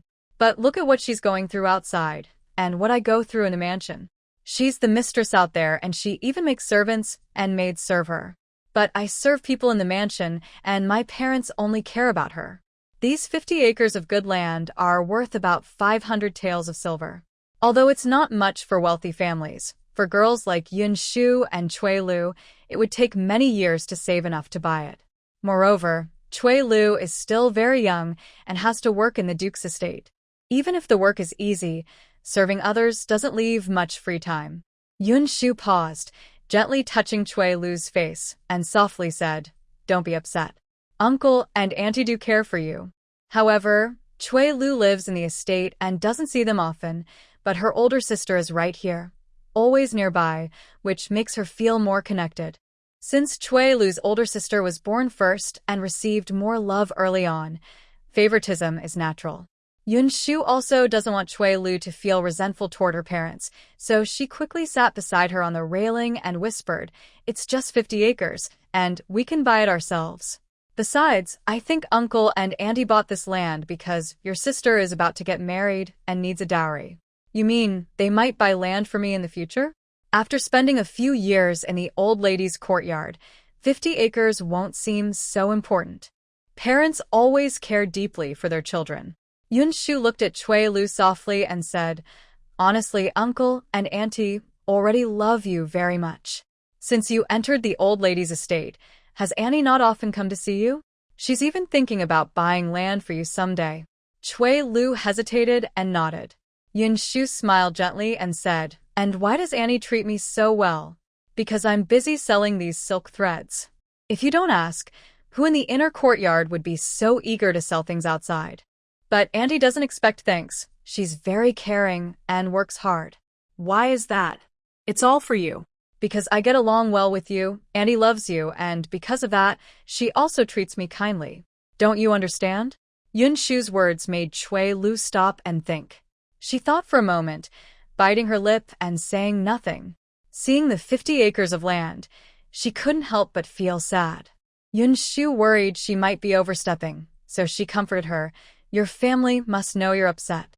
They will surely make it up to you later. The love and care from uncle and auntie are real, and you'll be happy again soon. As for your sister, why do you bother arguing with her?" She pulled Chui Lu aside to speak quietly in a quiet place. Chui Lu's face softened a lot, and she also felt a bit shy. "Then I will go apologize to my mother. Mother and daughter are not enemies of the night, and there's no need for apologies. Next time your aunt sees you, if you act the same as before, she will understand your heart." Yinshu smiled as she spoke, and Chui Lu quickly responded, "I just didn't understand you well enough." Seeing Yinshu smile without saying anything, Chui Lu felt shy and said, "We are the same age, but I am not as sensible or as clever as you. I'm not smarter than you, it's just that I have a father and stepmother at home. I envy you for having parents who love you and care for you." Yinshu thought of her unkind father and sighed bitterly. Chui Lu knew about her background. Seeing Yinshu look a bit sad and worried she might think about her family selling her for just 10 silver coins, Chui Lu quickly covered her mouth to stop talking. They both had chores to do, so they didn't want to waste much time. After chatting for a while and seeing Yinshu's mood improve, Yinshu felt relieved and returned to the old lady's room. Although she had entered the old lady's room, there were 8 first-class maids and 8 second-class maids in front of her. Each was clever and quick, like water lilies. Yinshu couldn't take their work away from them. So Yinshu only went to the back to sew some handkerchiefs with Pearl. She looked simple and honest, and because she was young and not threatening, the first-class maids favored her a little. The second-class maids also didn't see her as a threat, so she managed to stay in the old lady's room. This time, because the old lady asked her to embroider 2 new handkerchiefs, Yinshu quietly embroidered them. Opposite her, Pearl was lost in thought, holding a piece of clothing she was making for the old lady, looking a bit absent-minded. Recently, Pearl often looked like this, sometimes sad, sometimes distracted, sometimes sweet. Her work had slowed down. Yinshu knew this was all because of Lord Tang's upcoming marriage. Seeing Pearl holding the clothing and lost in thought, Yinshu hesitated, unsure if she should say something. Pearl had been distracted lately. The old lady noticed this, but she didn't know that Pearl was thinking about Lord Tang. Still, a maid often making mistakes in front of her mistress was not acceptable. The old lady was usually gentle and kind, and she was forgiving of the maids who had served her for several years. So, she didn't say much. However, even with her kindness, such neglect was not acceptable. Yinshu thought about Pearl's feelings and sighed inwardly. She finally understood why Amber looked at Pearl with such complicated eyes. If Third Master Tang truly married the princess of Hexiang from the Song Palace, his wife would hold a very high status in Tang's family. No matter how noble her position, Pearl, as a maid, could not compete with the princess. Because Pearl was careless in her work, Yinshu had to do some of Pearl's chores.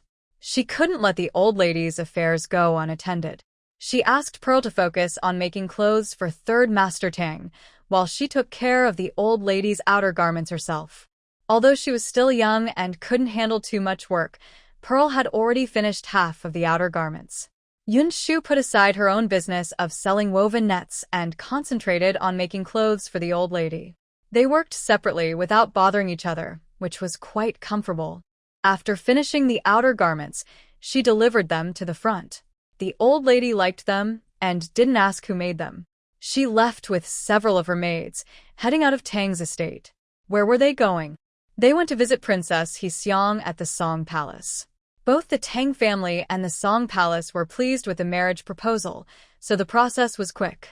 The women from both families often visited each other. This time, they were delivering the betrothal gifts for Princess Heseong.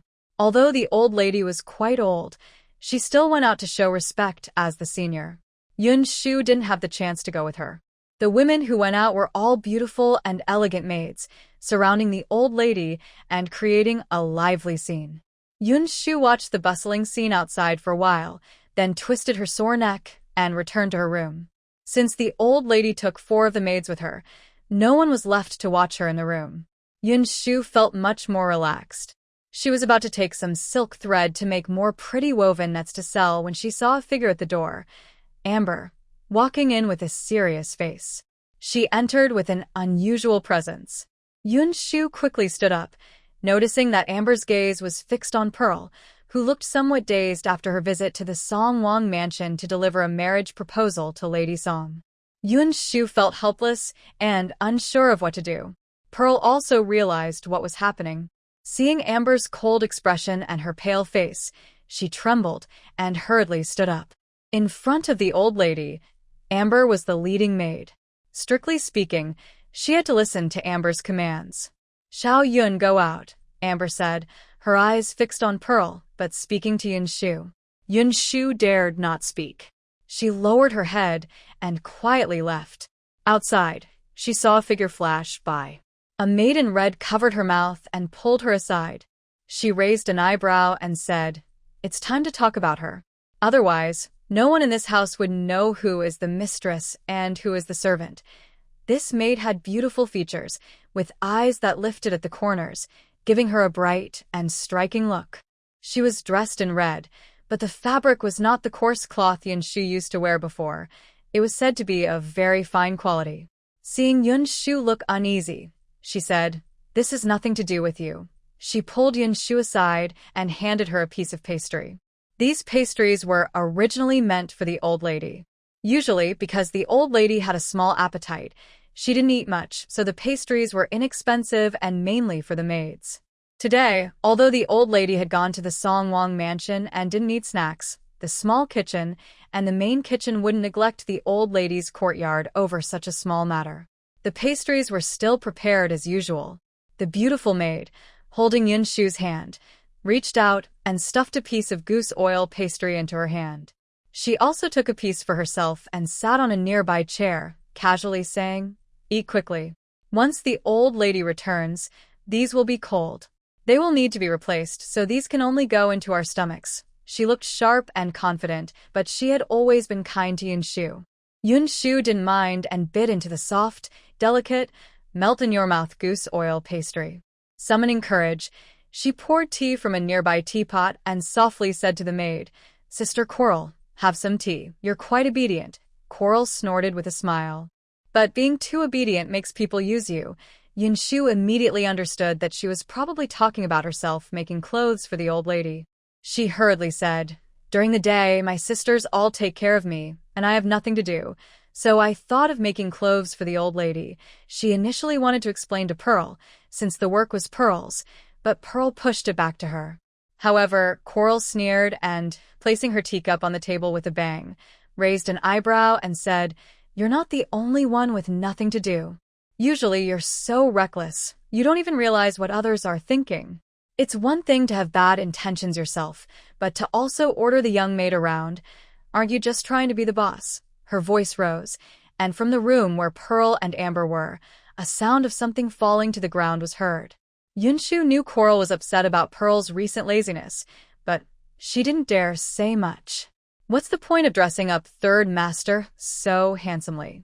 Maybe later, his wedding clothes will also be entrusted to someone who only cares about him, Coral said loudly. At that moment, a soft crying sound came from the room. "Big sister, please stop talking," Yinshu hurriedly said. "Not talking? Does she think she has no thoughts of her own?" Coral's bright face showed a hint of mockery, mixed with an indescribable expression, and she whispered, "She's shameless. Neither human nor ghost. Who knows what her future holds? If Third Master really liked her, why wouldn't he mention her to the old lady? or even marry her directly. Third master is the old lady's own son. Can a maid not be given to him? Now she's planning all this, but she doesn't seem to care much about it. Even if she gets what she wants, what good is it in front of the princess? Yinshu was stunned, not expecting Coral, who seemed harsh, was actually thinking for Pearl. She didn't say anything more. The old lady is kind-hearted. When the main maid leaves the house, she always gives extra silver for support, and she also said that if there's trouble in the future, they can come to ask for help. She wouldn't ignore us. Why bother with a concubine who only cares about looks? Coral's face flickered with different expressions. Seeing Yinshu look at her in surprise, she sneered and said, "And she's still dragging someone else along." Yinshu didn't quite understand what Coral meant, as she didn't know who Pearl was dragging along. Since Coral wasn't angry at her, she didn't worry and simply took a couple of pieces of snacks from the table, wrapping them in a handkerchief.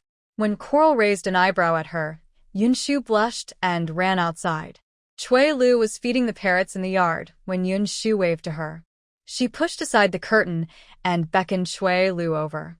Cui Lu was feeling bored and listless, feeding the lively, chattering parrots. When she saw Yinshu calling her eyes lit up. She dropped a bit of millet from her hand and hurried over to Yinshu. "Let her come in. The old lady isn't here, so there are no strict rules," Coral said from inside the house. Although she said this, Cui Lu didn't dare to step inside. She only paused at the doorway. Yinshu quickly fed her some snacks from her hand. Usually, the household would give small treats to the maids, but the special snacks made for the old lady were more delicate and tasty. Cui Lu's eyes brightened after one bite, and she eagerly took more from Yinshu's hand to eat herself. The two young maids shared bites, looking very close. Coral sat behind them, watching for a while.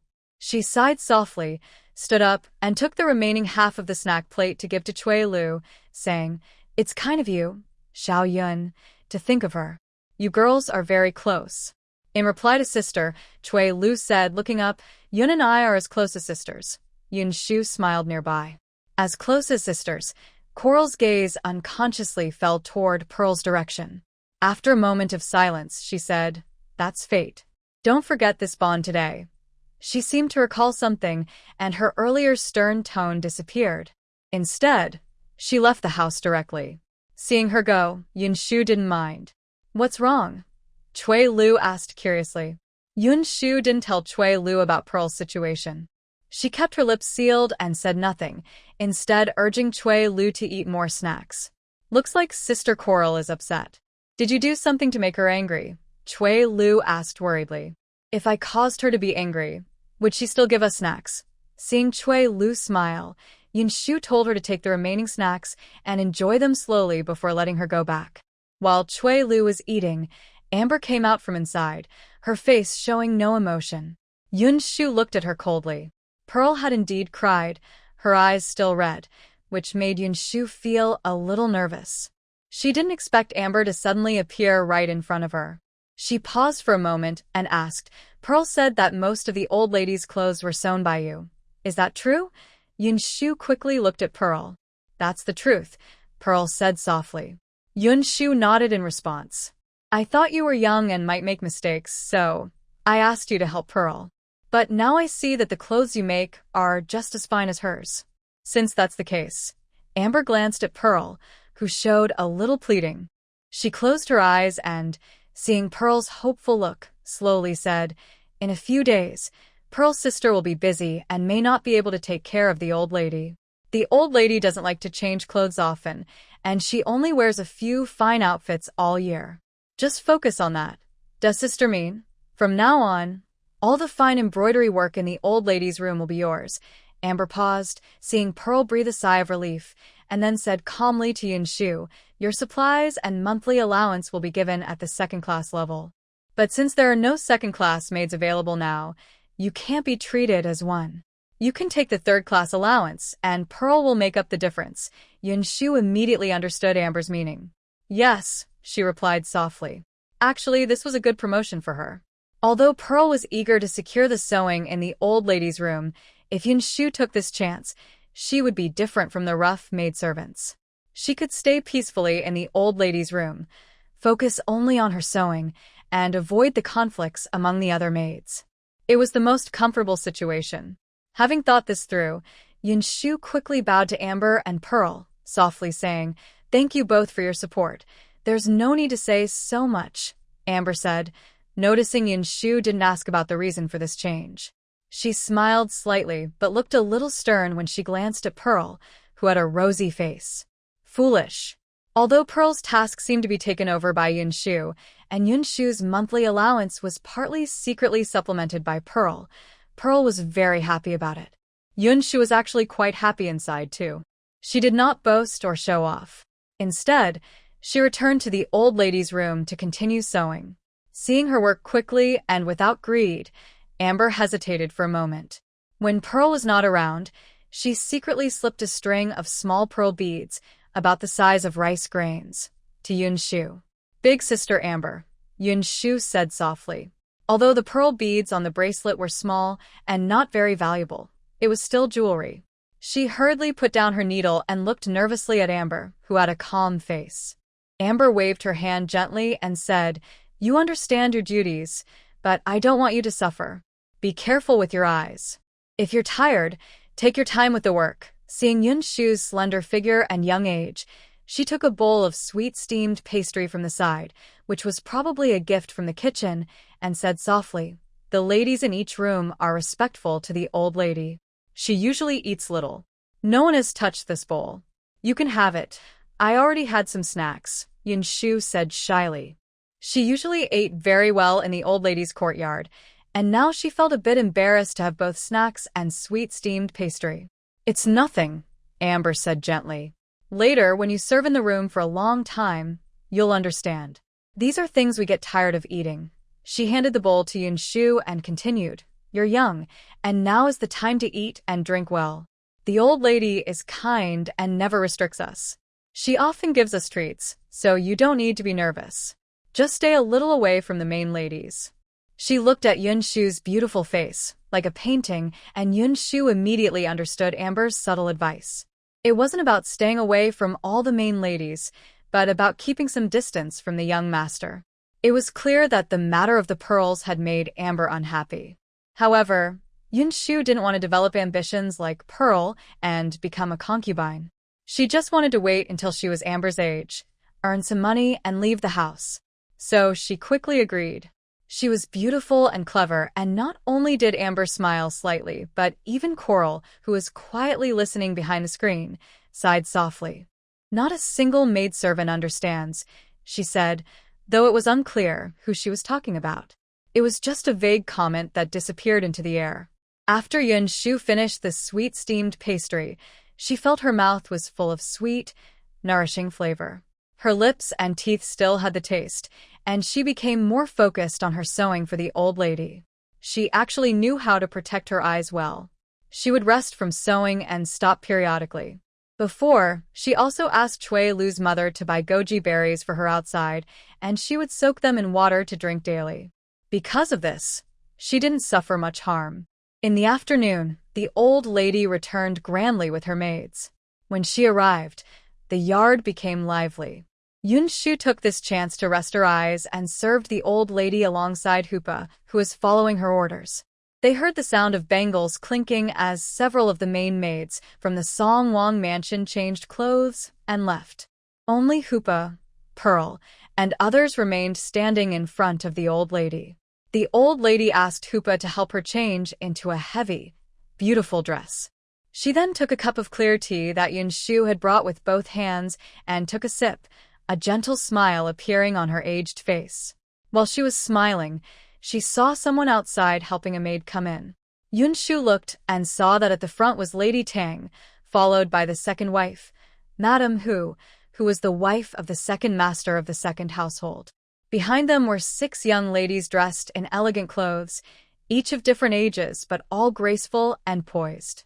Yinshu recognized these as the 6 young ladies of the Tang family. The leading one had bright, lively eyes and a cheerful smile, supporting Lady Tang as she entered. Yinshu knew immediately that this was the eldest daughter of the Tang family. She glanced at Hoopa, who signaled with her eyes that Yinshu didn't need to serve, and stood at her side. Why are all of you here? The old lady asked curiously, but with a smile. You went to the Songwang mansion today and we care about Uncle San. Naturally, we want to ask about him. Old lady, what kind of person is the princess? In the future, we will all call her auntie, so we're very curious, said the eldest Miss Tang, helping Lady Tang to sit down before walking quickly to the old lady. Seeing her smiling face, Yinshu could tell that the old lady liked the county princess very much. She flattered further. I just think that someone like Uncle San, a true dragon among men, must have the best wife in the world. The princess must be an excellent woman. Your words truly make my heart happy, the old lady said with a smile. Her appearance, manners, and behavior are all the best. She loved her youngest grandson, Tang Sanyi, the most. Tang Sanyi was promising, having recently ranked third in the Imperial exam. The old lady had always been worried about his marriage. Now, upon seeing her, she felt no more worries and smiled at Miss Tang, saying, The princess must be very fond of you. She loves to talk and laugh, so she has some of the princess's qualities. Hearing this, Miss Tang smiled and replied, If I could have even 1/10 of the princess's character, I wouldn't worry at all. Big sister, why belittle yourself? Although the princess is excellent, we are also from a noble family. There's no need to praise others and criticize ourselves. Below, a graceful and gentle girl with bright eyes said with a hint of pride. Miss Tang's smile paused, and she saw the old lady's smile fade slightly. She quickly said, Second sister, what are you saying? We are all family. In the future, the princess will be our aunt. Does admiring her mean we are being self-critical? It's just friendly talk. Why take it seriously? She held a cup of tea beside her, her skirt slightly flowing in an elegant arc, and sat on a small stool next to the old lady, smiling as she said, Second sister also admires the princess, or she wouldn't have come along. She tried to smooth things over for Miss Tang. Miss Tang's second sister looked a bit cold, but didn't say much. The old lady's gaze slowly fell on Miss Tang's second sister for a moment, then she smiled and said, Although you girls come from a noble family, the royal family has its own dignity, and noble families have their own luxury. They are different. She paused and continued, Second girl, you're going to marry into the Sun royal household. Remember, never say you look down on the princess in the future. She sighed softly, glancing at her bright and charming granddaughter and then at the indifferent Miss Tang's second sister, feeling a bit of regret. She wondered what was wrong with her eldest son. After finally arranging a marriage with the Sun royal family, he married the graceful and gentle second sister to the Sun household, but seemed to forget about his eldest daughter. Because Miss Tang and Miss Tang's second sister were both illegitimate daughters of Duke Tang, the old lady initially thought Duke Tang favored one over the other. However, the Duke's wife showed no emotion, just shook her head slightly and told Miss Tang to say no more. Mother, the marriage of the third brother is settled. We should start preparing. The lady of Duke Tang saw the elderly lady smile warmly and listened carefully as she spoke. She smiled gently and said softly, I am thinking of expanding the courtyard where third brother lives now. We can't have the young couple feeling cramped in the house. There are rocks, a fake mountain, a pond, and a small bridge, so I plan to add those now just to enjoy the scenery.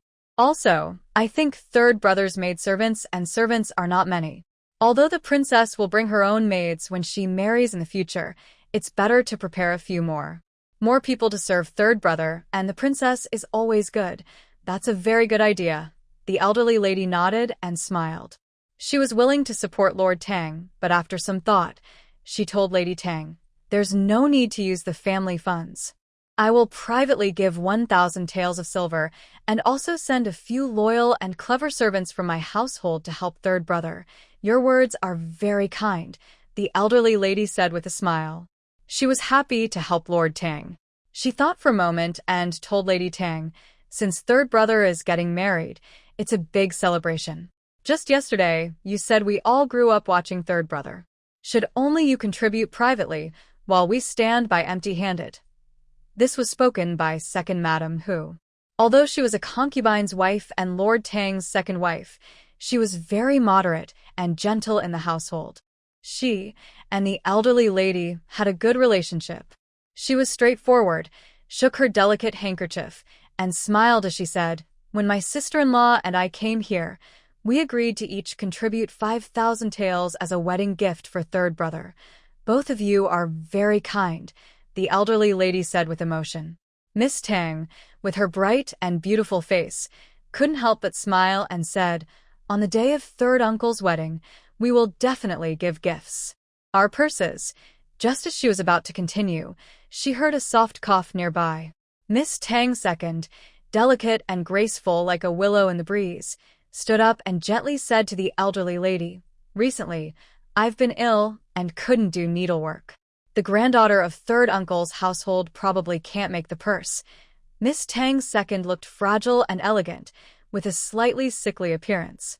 The elderly lady looked at her and remained silent for a long time. "Since you're sick, go back and rest," she said coldly. Miss Tang's second didn't seem to notice the elderly lady's displeasure. She bowed politely and then turned to leave. She was graceful and charming, moving like a willow in the breeze. Her figure was very attractive. Yinshu thought she was also very beautiful and charming. She wondered why Miss Tang second, who was the most favored daughter of Lord Tang's concubine, was so captivating. Although Miss Tang is naturally somewhat proud, she is also quite disappointing.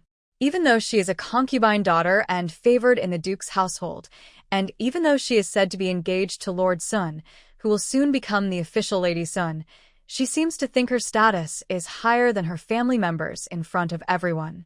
She acts as if she is the true lady, looking down on others. She often visits the old lady's courtyard. She doesn't know much about the other young ladies in the Duke's house, but today, after just one look, she feels that Miss Tang seems a bit unruly. Second young miss has always been in poor health, but that's okay. Uncle Third has 5 nieces, Miss Tang said with a smile to smooth things over. "No need for you to sew and mend everything. It might not look even," the old lady said, calling Yinshu over with a gentle smile. "Now that I have a little Yun in my house, she is good at sewing and very capable. I'll leave the purse to her." She pointed at Yinshu and smiled. Yinshu nodded quietly. Miss Tang looked at Yinshu and suddenly smiled, saying, "This little maid looks quite unfamiliar. When did your household get such a neat girl?" She stood up and walked over to Yinshu, looking at her with a smile. "You probably haven't seen many like her. Such a good-looking girl. Anyone who meets her once will never forget her. This girl is honest. Although she helps with chores in my house, she doesn't like to wander outside. She usually doesn't run errands much," the old lady said. If she sent messages to other households, it was quite profitable, since the masters of those households would give some silver for a visit to the old lady. But Yinshu always preferred not to compete for errands, and the old lady noticed this. Now, seeing Yinshu being careful and diligent, she was even more pleased. Miss Tang also saw that the old lady liked Yinshu very much and smiled slightly. "Then I will entrust more to you," she said kindly to Yinshu. "This is what I should do," Yinshu replied softly, lowering her head. "That's proper," said Madame Hu, the second wife, with a smile. Yinshu didn't speak further at this moment. Instead, Madame Hu casually changed the subject, focusing on Lord Tang's marriage. Yinshu listened quietly, feeling little pressure because it was just about some purses. She was quick at making them.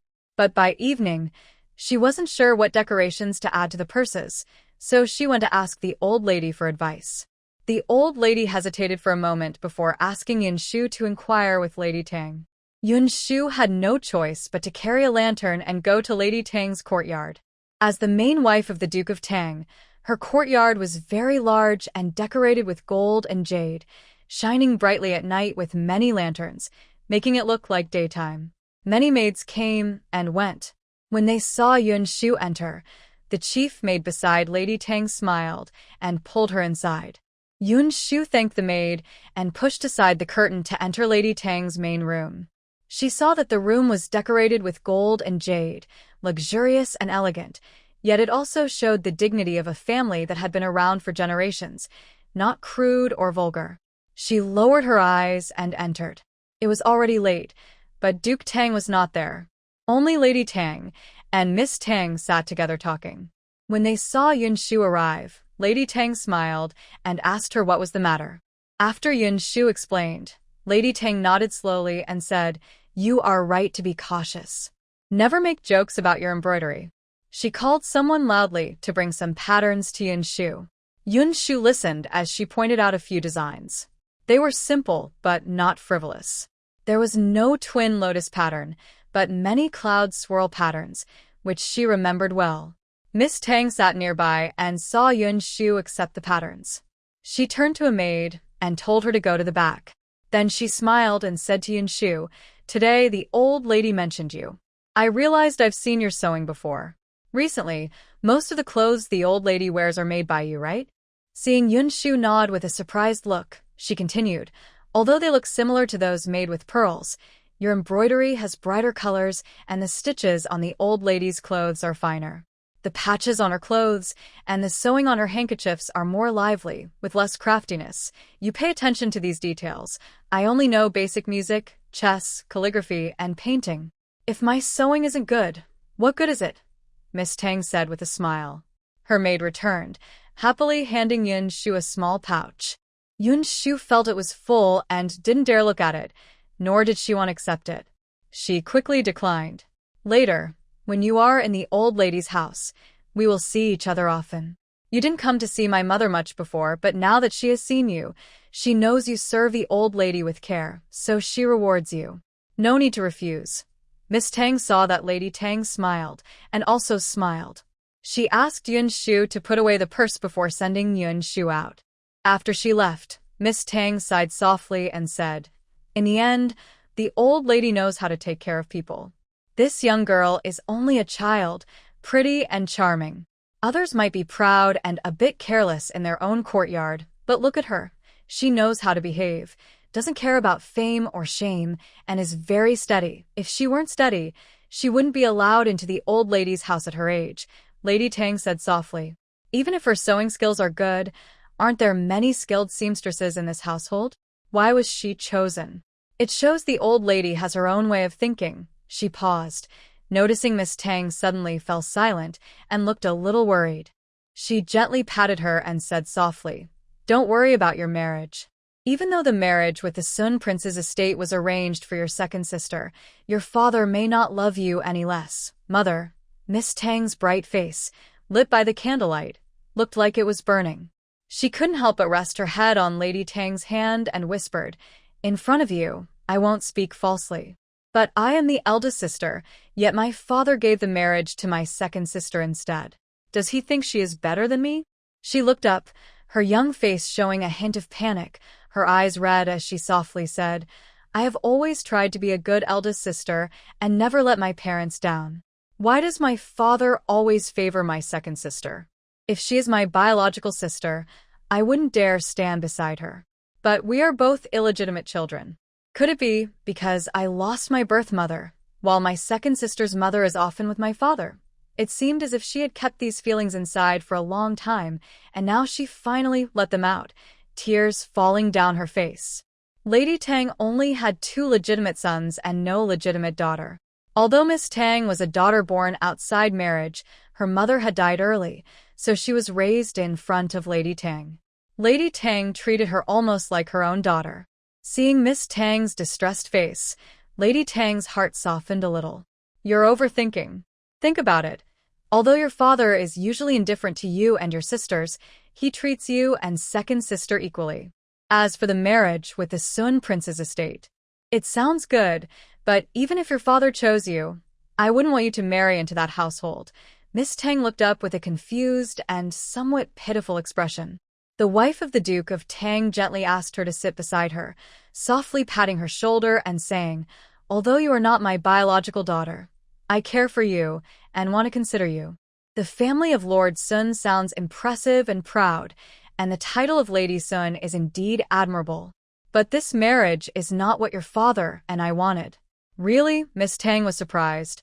The Duke's wife quickly covered her hand and whispered, "This marriage was arranged by Lord Sun himself. Your father couldn't refuse. We said there was no suitable daughter at home for such a match, but Lord Sun prefers a concubine's daughter. You and your sister are of marriageable age, so the choice naturally falls between you. I wanted to tell your father that neither you nor your second sister should marry into this family. Your father still has some influence at court, so even if he refuses Lord Sun, it's not a big problem. But Mrs. Luo is proud and stubborn, insisting that the second girl become a princess. When your father saw her pushing the second girl forward, and the second girl was willing, he agreed to the marriage with Lord Sun. We didn't know about this, Miss Tang said, her eyes turning red. Tears welled up but stopped. You girls are innocent and speak without thinking, which might embarrass Lord Sun's family, the Duke's wife said softly, taking a handkerchief to wipe Miss Tang's face. What's so good about this marriage? Lord Sun is already middle-aged. He has several legitimate children and grandchildren, and he's taking a new wife. You and your sister are young and beautiful, but how could you be happy in that household? There are already 6 official consorts in Lord Sun's family, and many more who flatter him and serve as favorites. The title of princess is not worth enduring such trouble. How could your father and I bear to see you suffer like that? She truly cared for Miss Tang. The Duke of Tang also genuinely loved his daughter. But no one expected Mrs. Luo to suddenly come forward and insist that the second young lady become Lord Sun's wife, especially since Lord Sun was seeking a marriage at that time. The Duke of Tang wanted her to stay silent, but she wouldn't listen. This marriage was decided on the spot. And what about second sister? Miss Tang couldn't help but worry about her sister. Although she felt a bit jealous that her sister married King Sun as a secondary wife, she knew this was a natural reaction among sisters.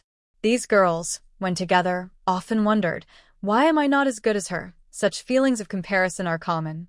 However, it was hard for Miss Tang to see her sister marry into such a difficult family.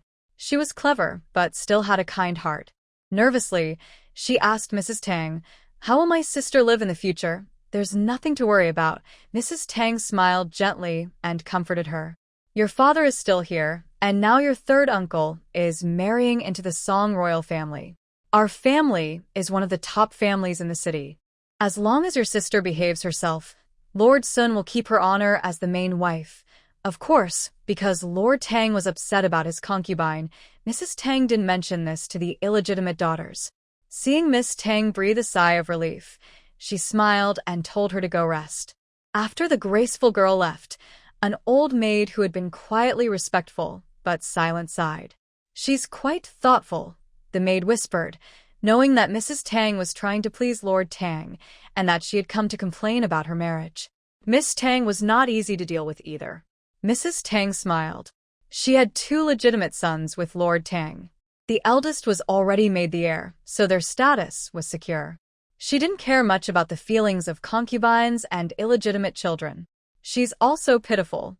She lost her mother early, and if she isn't clever enough, how can she survive in the family? Now that she's brought up her marriage, I must choose a good family for her. It's also a way to thank her for her loyalty these past 2 years. She helped the maid to stand, looking tired. She glanced outside and calmly said, "Lord Tang probably went to someone else's house. Let's settle her first." She and Lord Tang were very trusting of each other, but he didn't stop his wives and concubines. Now. Mrs. Luo's words made Lord Tang angry, but he didn't plan to go. It's unclear who has been promoted now. "The lady's heart is always so kind," the maid whispered. "Let's just hope it brings good fortune to the children." The lady of Tang State thought about her 2 sons, her gaze softening as she spoke gently. "Lord Gua is very kind to the children." If she had some desire for favoritism in her early years, now she no longer cared about competing for favor. With her 2 legitimate sons, her position was secure. There was no need to fight with the concubines for attention, which would only tarnish her dignity. Moreover, Lord Gua was not someone who would lose his mind over beauty. With the respect for legitimate and illegitimate children maintained, no one in the Lord Gua's household could cause trouble. Mrs. Luo couldn't either. She thought about Lord Gua's furious face when he looked at Mrs. Luo and sneered softly. Even if Mrs. Luo married her daughter to the Prince Sun, what difference would it make? Sitting on either side of Lord Gua, it was she who called the future Princess Sun mother, not Mrs. Luo.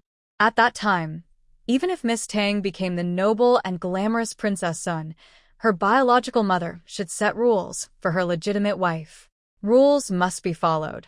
Miss Tang had no siblings, and Mrs. Luo had worked hard for years, only giving birth to her. Did she think that marrying into the Prince Sun's household would bring peace? A woman without support from her family would have a difficult future. Given this situation, Miss Tang still dared to defy the Dowager Lady. Wasn't that asking for trouble? Lady, don't interfere with Miss Second's affairs. Now we're busy with Third Master's marriage. Who has time to care about her? The maidservant, a trusted servant of the Lady of Tang, whispered softly after a slight nod. As long as Third Master's marriage is successful and the Dowager, Lord Gua, and the princess are satisfied, even if there are 10 misses. Luos were not afraid. As long as Third Master's wedding is proper and impressive, it will bring face to the Song Wang residence. The Lady of Tang will naturally be the most appreciated, and it will also benefit her 2 sons. Exactly. That's why I care so much about Third Brother. I pay attention to small details too. When she mentioned this, the Lady of Tang couldn't help but think of Yinshu just now. After all, the Dowager Lady knows how to teach her children. Look at that young maid just now. She's very beautiful, but she's not frivolous. That's rare. Most of the maids in the household were restless. Because they were young, they hadn't been properly taught manners, so their etiquette was lacking. Some were naturally lively and playful, even a bit mischievous, with eyes that darted around, full of schemes and intentions clearly visible. Today, the young maid named Xiao Yun looked calm and proper. She entered the main room without looking away. Though she seemed modest and obedient, she was not dull or boring. She was pretty, but not arrogant. Of course, if you say so, then it must be good, said the old maid with a smile, as she helped Lady Tang go to sleep. Yinshu didn't realize she had received praise from Lady Tang. She took the pattern and went back to the old lady's room to report. Since the old lady had already rested, Amber didn't ask her to stay longer, only told her to go back and rest. When Yinshu was about to leave, Coral pushed aside the curtain and came out. Seeing Yinshu about to go, she snorted and handed her a box of snacks, saying, "Today, the servants outside brought these as a gift. Lady Tang and we don't eat them, so they are for you." These snacks from outside the mansion were bought from the best pastry shops in the city. Although very popular, they were considered outside treats, and even if carefully wrapped, they had to be carried around outside. Because these maids were more delicate and spoiled than ordinary young ladies, they looked down on these snacks. But for Yinshu, who was not so picky, these were rare treats. The servants of the Duke of Tang's mansion wouldn't bring second-rate snacks to honor the old lady. These were the best in the city. "Thank you, sister." Yinshu smiled at Coral. Her smile carried some gratitude. Coral paused, then turned and left. Yinshu felt a bit proud and aloof, but Amber didn't mind. She looked at Yinshu and softly said, "Go ahead." She seemed to want to say something but didn't. Yinshu didn't ask more. She bowed and carefully carried the snack box back to the big house where the maids lived. At this moment, several young maids were playing and laughing on the large bed. When they saw Yinshu, they all greeted her. Yinshu was generous. She opened the beautiful box and saw 4 different kinds of snacks: goose oil rolls, lotus seed cakes, buttered abalone shells, and chestnut cakes. These snacks looked, smelled, and tasted wonderful, making the young maids jump down from the big bed to get some. Yinshu was never stingy. She divided the snacks, leaving some for those not in a room, and then took the rest back to the main room with Cui Lu. To prevent them from falling on the bed, she placed a clean cloth underneath. Cui Lu tried a piece of the chestnut cake and then went to eat the buttered abalone shell, whispering to Yinshu, "This one is the best. Once, my father often bought this for me to eat. The buttered abalone shell melts in your mouth, filled with soft cream, which naturally makes people love it." Yinshu saw Cui Lu look a bit sad, so she softly said, "When you go home, just tell Auntie you want to eat this. She will definitely buy it for you." "I know. I just ate this today and suddenly remembered, and it made me feel a little sad." Cui Lu is not someone who only feels sad about spring and autumn. After saying this to Yinshu, she focused on eating her snack. After a moment, She gently squeezed Yinshu's hand and whispered, "Don't be too naive and share everything with others. Your body is still weak." Although Yinshu worked in the old lady's room, she was always willing to share her food with others, as she was generous and never looked down on others just because she was favored by the old lady. So, the young maids got along well with her. But Cui Lu felt sorry for Yinshu, who had just recovered from a serious illness and needed to take care of her health. She worried that if she shared too many snacks, Yinshu might not have enough to eat tomorrow. Young maids don't have it easy. When they finally get some treats, they want everyone to try them too.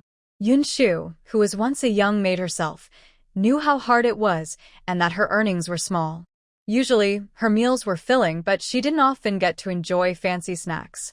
When Cui Lu snorted, Yinshu smiled and took a buttered abalone shell to feed her softly, saying, "I'm just taking care of my health, but aren't all of us around my age?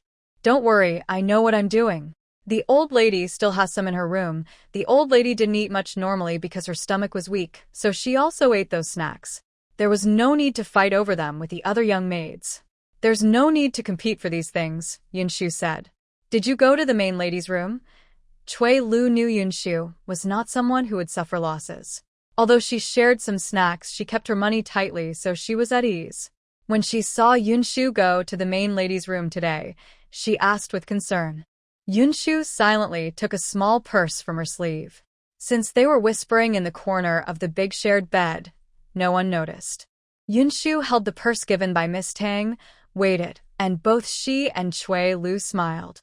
The purse was heavy with jingling copper coins on top, but underneath, there were 4 small silver ingots, each with a bit of a sharp edge, clearly quite weighty. "The madam is very generous." Cui Lu lowered her voice and told Yinshu not to speak. Carefully, she opened her purse and shook out a large handful of copper coins, placing them in Yinshu's small box. She kept the silver ingots in the purse, so no one would see. Yinshu noticed a faint golden shine in the purse, like a gold ring, but she didn't look closely. She casually hid the purse at her waist. That night, she had no other chores and rested with Cui Lu. The next morning, Yinshu ate some goji berries in her room before going to serve the old lady. Third Master Tang was about to get married, and it was very important. From that day on, Yinshu decided to work extra hard. She even brought her small pillow into the old lady's room, thinking she could stay up late working and rest there. The old lady looked at her and couldn't help but smile. "Look at this honest girl," she said. She liked Yinshu's serious attitude. She knew Yinshu took care of her eyes but didn't cheat or be sneaky. This made her think Yinshu was clever but not cunning. Seeing Yinshu look a little shy, she asked with a smile, "Did you ask the lady about the design yesterday? Did she give you anything?" She asked kindly. Yinshu smiled and replied shyly, "The madam said that I served the old lady well, so I should be rewarded. She gave me some copper coins, silver ingots, and a ring. I feel a bit embarrassed." "Why embarrassed?" "I didn't do much in front of the old lady. The madam thinks that just making you happy is a good deed. If that's true, then my sisters did the most work. I just got a little benefit yesterday when I went to greet the madam and received a reward," Yinshu explained. She also mentioned how the madam valued her. Seeing the old lady smile happily, she didn't say more. She was grateful to the madam for her kindness. The old lady felt pleased that her daughter-in-law valued her so much. She's right. "You don't often flatter me, but my clothes and shoes are thanks to you. You deserve the reward. Keep sewing the purse well. After your third brother's wedding, I will reward you properly." The elderly lady smiled and told Yinshu to go do her work. Yinshu quickly and clearly agreed before heading to the back. She looked at the prepared sewing materials, took a deep breath, and began carefully embroidering the designs that Lord Tang would need when he gets married. Time seemed to fly by as she worked. Yinshu hid in the lady's room, working steadily without stopping, her hands moving quickly. That day, she was rubbing her eyes and resting with her eyes closed when she heard footsteps near the screen. Turning her head, she saw Amber. Amber's face was calm as usual. She looked at the pile of beautiful, carefully made pouches beside Yinshu. Her eyes showed a hint of emotion. Although Yinshu often took short breaks, She worked faster and more efficiently. Even though she hadn't been working long, her speed was impressive. Seeing Yinshu quickly get up from her small bed and nervously watch her, Amber gently waved her hand and said, "I'm not as harsh as you think. As long as you don't delay the lady's work, you can rest whenever you want." "Big sister Amber, your eyes need rest too." Amber then placed 2 small paper packages in front of Yinshu. "What is this?" Yinshu opened the packages and saw one contained very clean, plump dried goji berries, and the other was a white powder she didn't recognize. She looked at Amber in confusion. Amber calmly explained, "I heard Chui Lu say you often eat goji berries. Since it's important to you, the household should give you some. This is Poria Frost, which you can mix with sheep's milk, sugar, and osmanthus to make a drink. Drinking it daily is good for your health. The lady asked someone to bring this for you. Don't hold back. Finish it, then tell me." Yinshu knew Amber was asking the lady for a reward for her. Her heart felt a little sour at that moment. "Thank you, sister," she whispered. Amber looked at the young, delicate girl, and her expression softened a little. "It's nothing. Just focus on your work. As long as you do it seriously, you'll soon get ahead," she said. When Yinshu softly responded, Amber smiled and asked, "How is the embroidery on the pouch coming along?" Grandpa Tang's wedding dress was made with pearls, but at this moment, the pearls seemed to have gone missing.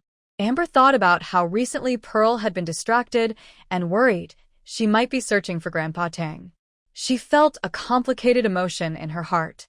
Yinshu, unaware of this, simply pressed her lips and softly said, "Sister, the fulling frost is quite rare. I wonder if I can take some back. Are you planning to give it to Chui Lu?"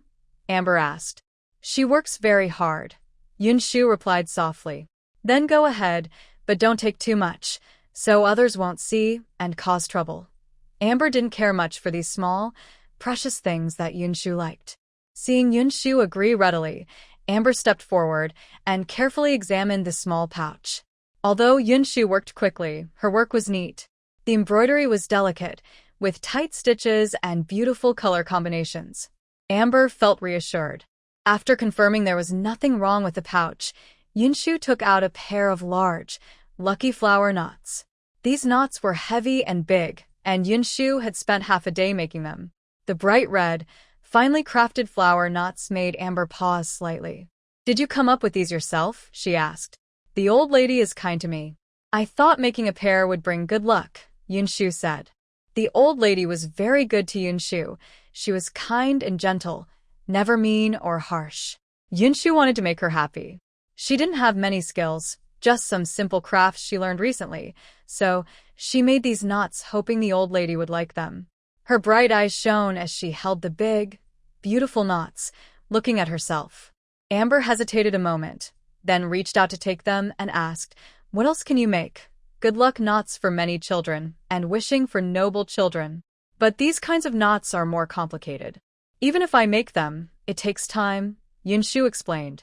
"If they're small, about the size of a palm, I can make several in a day easily. But these big ones, with colorful threads twisted together, are more difficult and tiring to make. Usually, I can only finish one in half a day." She also added tiny, sparkling gemstone beads into the knots, which she had brought earlier for embroidery on the pouch. These small, shiny gems made the knots look even more luxurious and dazzling, but also more labor-intensive. Amber nodded slightly. She seemed to look at Yinshu and smile briefly. Yinshu blushed and softly said, "I was planning to finish embroidery on the purse before looking for other work, but I'll ask the old lady," said Amber, going ahead to show her the flower knot to the old lady and expressing Yinshu's gratitude. She thought about repaying the old lady. The old lady, with her aged hand, stroked the bright red, beautiful flower knot and sighed softly, saying, "These young girls are clever. They know who treats them well and who doesn't. I remember you told me before that this child was sold by her stepmother? She's a pitiful girl. Usually you protect her a lot. She's a pure-hearted girl, and she's fine this way. Although she was sold, being sold to our household isn't necessarily pitiful. If she stayed in her old home, I don't think she would be as comfortable as here. Having a stepmother means having a stepfather too," the old lady sighed. She didn't say more but asked Amber to tell Yinshu to make 2 more pairs of prosperity and happiness, and Lotus brings noble sons. Yinshu received the orders, and Amber brought her the silk threads and gemstones she wanted. She then worked busy for 2 more days. When all the embroidery was finished, Yinshu, quick in her work, asked Amber to find some bright red paper. She cut out the character, double happiness, and patterns of dragons and phoenixes, which, though small, made the old lady very happy. On the day of Tang San's wedding, the household was decorated with lanterns and was lively and bustling. Yinshu, a young maidservant, was constantly ordered around and exhausted. She was just watching the bright red candles light up the night. Such a grand and luxurious wedding, with many guests and beautiful dresses, countless maidservants like butterflies fluttering around the house doing chores. Yinshu felt overwhelmed by the wealth and grandeur, feeling proud and unique. When the wedding preparations were almost done in the evening, she finally, exhausted, rested with others. She slept until the next morning, when the sun was high. Because she woke up late, she was the only one still sleeping in the room. Yinshu felt a bit uneasy. She hurriedly got up, washed quickly, changed into her festive new clothes, and prepared to serve the old lady in her room. Just then, Cui Lu, panting, pushed open the door and rushed in. When Yinshu woke up and was dressed neatly and politely, she couldn't help but feel relieved. She quickly stepped forward and pulled Yinshu toward the door. "You're just in time. Come with me." The princess is in the old lady's room, saying she wants to see you." Yinshu was pulled along by Cui Lu, stumbling a bit. "Why does the princess want to see me?" she asked, feeling tired but curious. "It seems she liked the flower knot you made." The princess looked very pleased. The old lady also said that the embroidered pouches from your wedding are made by you and Sister Pearl. The princess was curious and wanted to meet both of you. Sister Pearl is right in front of the old lady, but you haven't seen her yet. Amber asked me to come and call you, Cui Lu said quickly, smiling happily.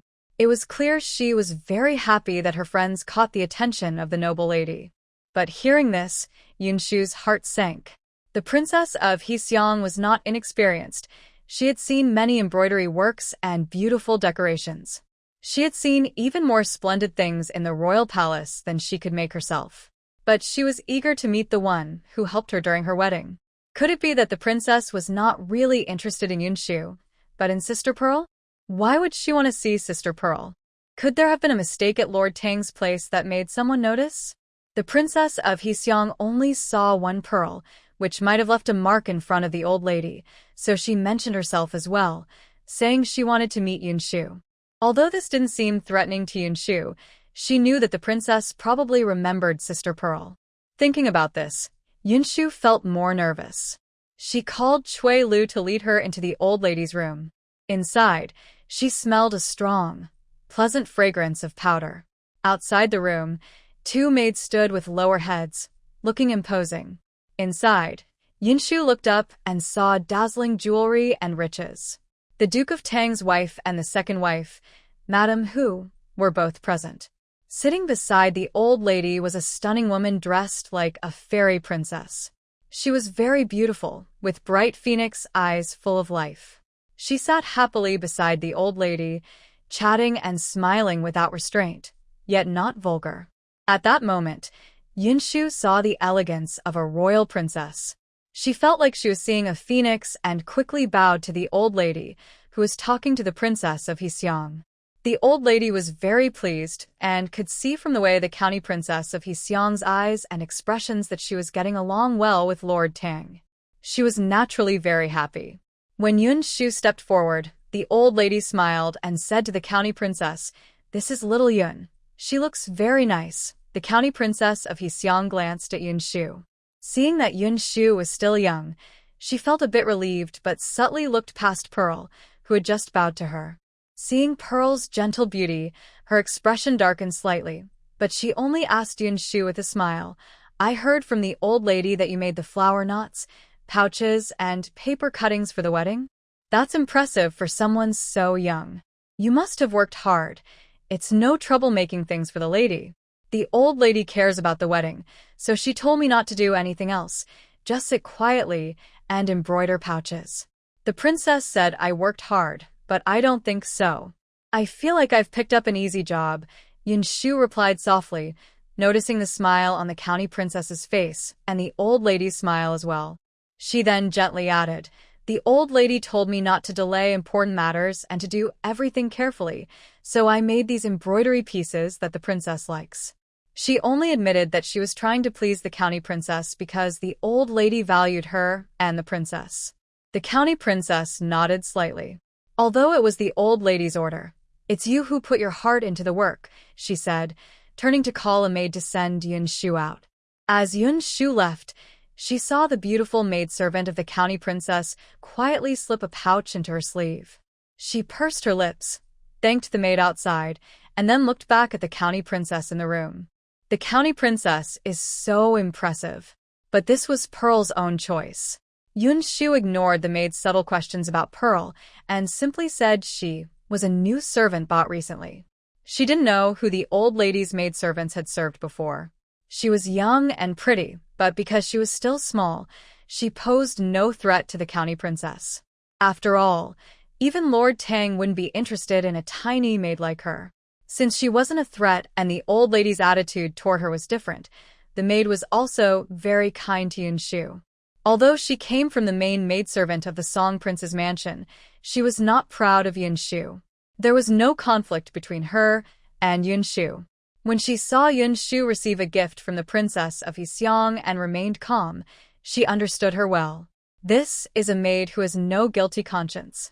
Later, in front of the old lady, the princess will need your help to speak for her, she said kindly to Yinshu, watching the beautiful maidservants coming and going outside. The sun was shining brightly, a gentle breeze was blowing, and the festive red decorations in the yard still hadn't faded. The celebration from the noble family was still lingering in the air. The maidservant beside the princess of Yixiang spoke softly to Yinshu, you are the old lady's favored person. In the future, the princess will still need your help in the mansion. Although the princess of Yixiang is noble, she is now married and depends on her husband and needs to be filial to her mother-in-law. The maidservants in front of the old lady, unless they want to flirt with Lord Tang, would only try to get close and build rapport. That's not true, sister. The princess is the old lady's own daughter-in-law. The old lady likes her very much and can't get enough of her. Why would she need help speaking? You don't know. The old lady is very happy that the princess is coming to Marian. She often says that the princess is loved and will be treated like her own daughter in the future. Since the old lady had personally said this, Yinshu found it easy to speak about it. Seeing the beautiful maidservant dressed in fine silk and satin, her eyes brightened when she heard this. She softly said, sister, you don't know. Our old lady is the kindest. Just look at the madam and the second madam, and you'll see who loves their daughter-in-law the most. Your little chatter makes people feel at ease, the maidservant said happily. She learned about the old lady's attitude toward her princess and felt reassured. When she saw Yinshu only smile softly, she was slightly moved inside. In the future, our princess will often come to greet the old lady. I also want to see you more. After all, we are both serving the lady. Since you call me sister, I will call you younger sister. From now on, call me Huashu. Huashu was clearly a proud person close to the princess. Yinshu didn't want to have any special relationship with Lord Tang, so she didn't try to flatter her too much. But since they worked together in the mansion, she naturally wouldn't refuse Huashu's kindness. She called her sister. Huashu smiled and took off a jade bracelet from her delicate wrist, placing it into Yinshu's hand, saying, "This is a gift for you, as a token of sisterhood." This. Cloud Show hesitated for a moment, then quietly took off a small embroidered sachet with a red plum blossom on it and said, "This is a gift from my younger sister to my older sister." The sachet carried a faint herbal scent, but it wasn't unpleasant. Huashu sniffed it and found the fragrance fresh and pleasant. She asked with a smile, "What kind of scent is this?" Cloud Show replied softly, "Just some common herbs and flowers from recent days. Nothing fancy, just a bit of wild charm." Since it was the season when flowers bloomed all around, She dried some flowers and mixed in fresh green herbs, making the scent quite unique. The light, floral aroma was quite interesting to Huashu. "Thank you. It's not as good as your bracelet, of course. It's just a small token of my feelings for you," Cloud Shou said shyly, blushing. She was gentle and calm, not someone who would try to take advantage of others. Her cleverness made Huashu feel even closer to her. Although Cloud Shou was just a young servant girl now, Huashu never looked down on her. After all, everyone starts out as a servant girl. Seeing that Cloud Shou looked a bit fragile, Huashu gently pinched her shoulder, but said nothing more. The two of them wandered around to relax.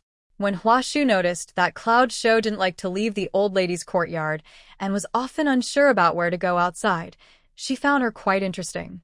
Cloud Shou didn't feel embarrassed. When Huashu took her for a walk around the yard and then brought her back, she also took the rewards prepared by Princess Hexiang and distributed them to all the maids in the old lady's courtyard. From the senior maids to the younger ones, although the rewards varied, even the youngest maids received a small silver coin. Huashu also heard that Princess Hexiang had expressed gratitude for the busy wedding preparations and had given rewards to various places. It was proper for the lady of the house to give some rewards when there was good news. Huashu thought that Princess Hexiang was clever and didn't try to act like a royal princess in the household. She probably just wanted to please the old lady. No one wanted to marry a son to a family with a difficult ancestor, right? As for Huashu, because she was close to Cloud Shou, she even gave her an extra second-class maid's allowance, a small silver ingot. Today, Yinshu received a large purse from Princess Hexiang and a painting book along with her jade bracelet. She also received a common reward that everyone else got. She planned to go home and check her belongings, but didn't expect Princess Hexiang to still be in front of the old lady. Suddenly, there was a commotion in the house. It seemed that although Princess Hexiang rewarded the maidservants in the house, she deliberately did not give any reward to the maids serving Lord Tang and Lord Second. This was understandable because those maids were the wives of the eldest uncle's concubines, not the main wife, so Princess Hexiang wouldn't bother to befriend them. She was the main wife. Giving rewards to the household servants was fine, but the maids serving the concubines were not the kind of servants she would reward. Miss Tang, with tears in her eyes, ran to the old lady. "Auntie, are you trying to intimidate me?" she asked Princess Hexiang. Princess Hexiang's smile immediately faded. Just one day, after marrying into the family, a young family member was arguing in front of her. Princess Hexiang felt that it wasn't she who was intimidating Miss Tang. It was clearly Miss Tang trying to intimidate her. "Second girl, what are you talking about?" The old lady, who valued and liked Princess Hexiang very much, was chatting happily with her new daughter-in-law and wanted to show off to the Song Wangfu to let them see that they hadn't neglected the princess. But unexpectedly, a foolish girl rushed in, seemingly eager to cause trouble. The old lady's face darkened when she saw Miss Tang's beautiful face with tears still glistening. She was furious and, before Princess Hexiang could speak, sternly scolded Miss Tang. "You have no right to speak here. Get out. Old lady, why won't you listen to my reason?" Third aunt is being too unreasonable. Seeing the indifferent attitude of Lady Tang, the wife of Lord Tang, Miss Tang immediately tearfully said in front of the old lady, "Third aunt married into our family, and everyone in the house is happy. I am happy too. But third aunt looks down on people. All the maids in the house have been rewarded, but my aunt's maidservants haven't received a single copper coin. Isn't this third aunt humiliating my aunt? Old lady, no matter what, my aunt has served my father for over 10 years, giving birth to children. She may not have merit, but she has worked hard. Why should she suffer such humiliation?" She was so upset that tears streamed down her face. The Princess of Hexiang does not regard her biological mother, Lady Luo, as important. Doesn't that mean she also doesn't value her? How can she feel happy about this? Nonsense. The old lady immediately pointed at the second young lady and scolded. "She is your father's concubine, not someone serving your third aunt. Why should she be rewarded with a maid in her room? She serves your father and has contributed to him, so what does that have to do with your third aunt? Could it be that she served your third aunt?" She was very disappointed. She didn't expect that the usually proud and aloof second young lady, after her marriage was settled, would think she could soon become a princess consort and would become even more arrogant. Now she dared to cause trouble for the princess of Heseong during such a happy occasion. She was very angry. The second young lady disobeyed her elders, behaved badly, and showed no manners at all. She was reckless and disobedient, which was a serious breach of family rules. If she hadn't already been engaged, she would have punished her severely. Old lady, don't be angry. If second sister doesn't understand, I will explain it to her today. The princess of Heseong felt annoyed. She thought the second young lady was very annoying, crying and making trouble during her wedding celebration. When she saw the tears on the second young lady's face and her slightly raised, snow-white chin, looking at her proudly, she sneered inwardly. Her eyes sparkled with a faint light as she calmly said to the second young lady, "Second sister, since you can't understand, third aunt will say a few words to you. She is just a humble concubine, serving a man casually. Although she has contributed to the family by giving birth to you, she is not someone who can stand on equal footing. She is just a servant, and her maidservant is naturally lower than the proper maid serving the main family. So, where does she have the right to receive rewards?" What do you think? This was a harsh statement. It implied that the second young lady's biological mother, Lady Luo, was herself a servant, and her maid was a servant, so she had no right to stand alongside other maids and servants in the household.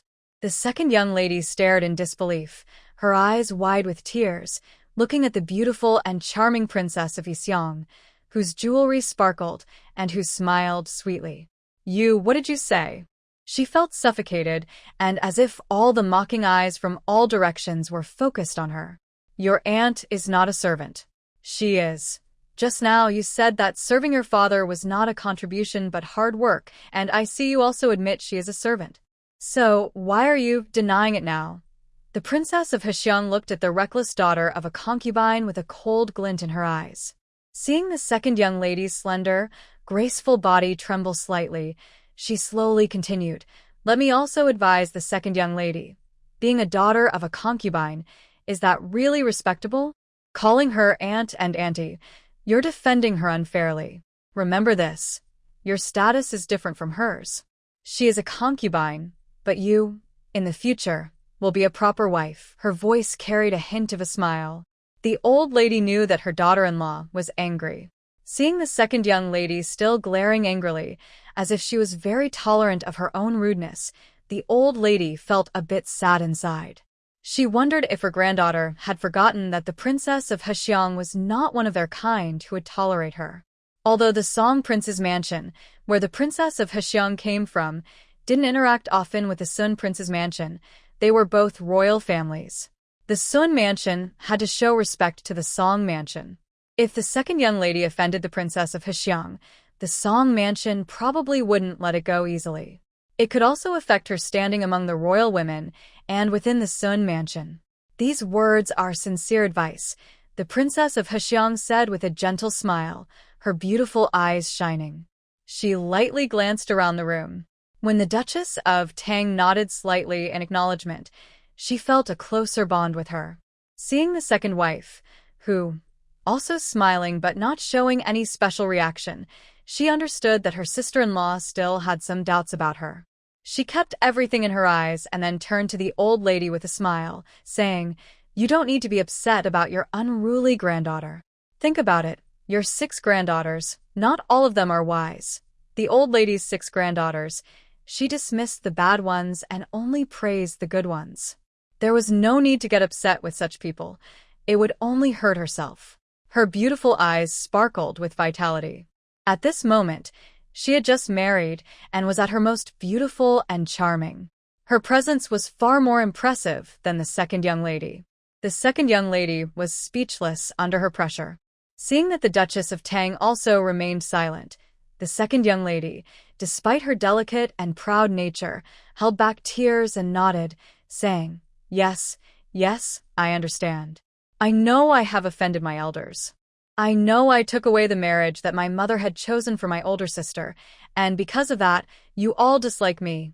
The elderly lady, the mother, You all favor the eldest sister, so you think everything is my fault. I understand now. She sniffled, trembling as she covered her eyes and cried. But this marriage was arranged by my father. I didn't want to take it away. Now everyone is upset about the eldest sister. What are you talking about? The elderly lady was stunned and immediately became very angry. The second young lady only paused for a moment. Then, with deep sadness and weakness, she staggered away. Ridiculous! How could the Luo family raise her like this? The elderly lady didn't expect the second young lady to still be arguing with Miss Tang. Do sisters fighting over a marriage matter make a good story? If it gets out that the two Mrs. Tang are fighting over who should marry the Duke of Sun, it would be shameful. The elderly lady thought about it and felt dizzy. She was already old, at an age to enjoy her life, but now this unruly second young lady made her so angry she felt uncomfortable, clutching her chest. Although Lady Tang, the wife of the Duke of Tang, was willing to see the second young lady disliked by the elderly lady, she was worried the elderly lady might get truly upset. She quickly stepped forward to comfort her. She is still young and doesn't understand. Don't be angry. She shouldn't speak so recklessly. We are family, so it's okay if she says things. But if she talks like that in front of others, our family, the elderly lady clenched Lady Tang's hand. Don't worry, I will have Luo family discipline her. The second girl has been spoiled by Luo family, Lady Tang said as she took the tea brought by Amber. The princess of Hexiang also stood up and gently patted the elderly lady's back, soothing her softly. Big sister-in-law is right. She's just a little girl, a little discipline will do. If you get angry today, it will be my fault. Our third brother loves you most. When he comes back, he won't let me off. She teased playfully, her words sweet and caring, making the elderly lady's expression soften a little. He dares. I will never allow him to bully you. I'll remember that. In the future, the elderly lady will be my support. Princess Hexiang was very pleased with the Duke of Tang's household. Her husband was young and handsome, with a bright future. Their family was not messy, though there were some unruly moments, but to Princess Hexiang, that was nothing. But she lowered her eyes, yet her face still wore a smile. The room immediately moved past the unpleasant feelings caused earlier by the second miss. Soon, the house was filled with laughter and joy. The women of the Duke's household were talking and joking, and their voices could be heard clearly from outside the open door. Yinshu was hiding with Cui Lu in a nearby corridor. She had just overheard the foolish words of the second miss and thought she was asking for trouble. When she saw the second miss crying and leaving, Yinshu didn't know how to feel about her anymore. Is the second miss standing up for Lady Luo? She asked softly, unable to believe it. At the time of the third household's marriage, defending the concubine of the main household, even if she was her own biological mother, was too much. She is proud and confident, thinking she is better than other concubines because of her status. She's a bit arrogant, which is understandable. Oh, I forgot to tell you, since you just came into the house, you don't know the past, Cui Lu whispered mysteriously. You don't know the background of Lady Luo. What background? Although Yinshu knew it wasn't polite to gossip about her mistress privately, she was curious. As Princess Hexiang said, Lady Luo was just a servant concubine, not a proper wife. Everyone has some curiosity, right? Yinshu was usually calm, but she couldn't help wanting to know more about Lady Luo's background. Seeing her eyes light up slightly, Cui Lu quickly pulled her aside, looked around to make sure no one was nearby, and whispered, "It's not really a secret." Lady Luo was a government official's daughter in her early years. She was quite prominent before her family fell on hard times. But things changed, and the emperor's men raided her family, so they lost everything. Did she become a servant? Not exactly. She was the daughter of a government official, but her family was destroyed, and she was left alone without money or power. How could a girl like her survive? Seeing Yinshu nod gently, Cui Lu lowered her voice even more. In her early days, the Duke's father was very close friends with her brother. Sadly, her brother was caught and executed in prison, leaving only her as family. The Duke's father couldn't just ignore her, so he brought her into the house and asked our main lady to take good care of her. They hoped that after a few years, she would marry into a good family. As Yinshu listened, she started to feel confused. Given her status, how did she end up becoming a concubine to Duke Tang? At that time, she kept calling the wife of the doctor her sister-in-law. Our Lady was kind-hearted and treated her very well, taking good care of her. Usually, the household had some belongings, and although she wasn't a young lady from the Duke's family, she must have had her share. But I never expected that her growing heart would turn malicious. One day, when the Duke was drunk and resting in his study, she sneaked in. Although the Duke didn't do anything, she caused a commotion that the whole Duke's household heard, even half-dressed. She cried, claiming her reputation was ruined, so she couldn't marry anyone else. The Duke had no choice but to accept her as a concubine. Her brother also had a good relationship with the Duke, so the Duke always looked at her with some favoritism.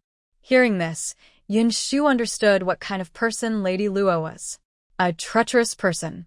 The Duke's wife was very kind to her, but she didn't expect her to bring danger into the house and develop feelings for the Duke. Of course, the Duke also had some neglect and questionable behavior, but Lady Luo's scheming was truly clever. A few years ago, she even apologized to the main wife, saying that what happened in the Duke's study was unintentional and not deliberate. She claimed she didn't expect the Duke to be drunk that day and to hold on to her. She insisted she was innocent, as if she hadn't done those things. Cui Lu, a young maid, disliked such behavior. Seeing Yinshu nod lightly, she whispered with a sneer, "Lady Luo always pretends to be pitiful, fooling people easily."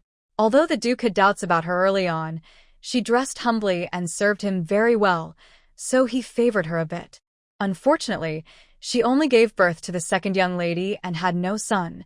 Cui Lu pursed her lips. Yinshu then understood the background of the second young lady and Lady Luo.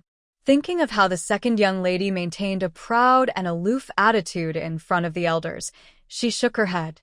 The second young lady probably offended the princess. She whispered to Cui Lu, "I think the princess is sharp and won't be easily fooled. In the future, we should stay away from the second young lady and Lady Luo. These young maids often ran errands and delivered messages in the household. Since each family tried to win over these maids, they naturally had their own loyalties. Sometimes, they would speak well of their mistresses in front of the elders." Just thinking about Yinshu now, even if Aunt Luo gave away mountains of gold and silver, she still couldn't get close to Aunt Luo. "I understand, don't worry. I will stay far away from that room in the future. It's just a pity. You don't know, Aunt Luo is very generous. When the maids in the old lady's room leave, she gives out silver easily. Inger really likes going to Aunt Luo's room. Inger, like them, is a third-class maid, but she's clever and charming. She also has an older sister, Jade, who works as a first-class maid in the old lady's room. Because of that, Inger always thinks she's the best among the maids. If Yinshu hadn't appeared suddenly, maybe in a few years, Inger might have really gone to serve in the old lady's room. Because of this, Inger and Yinshu often have some hostility. But Yinshu is busy and doesn't bother to pay attention to her. She also ignores some small insults and sarcastic remarks.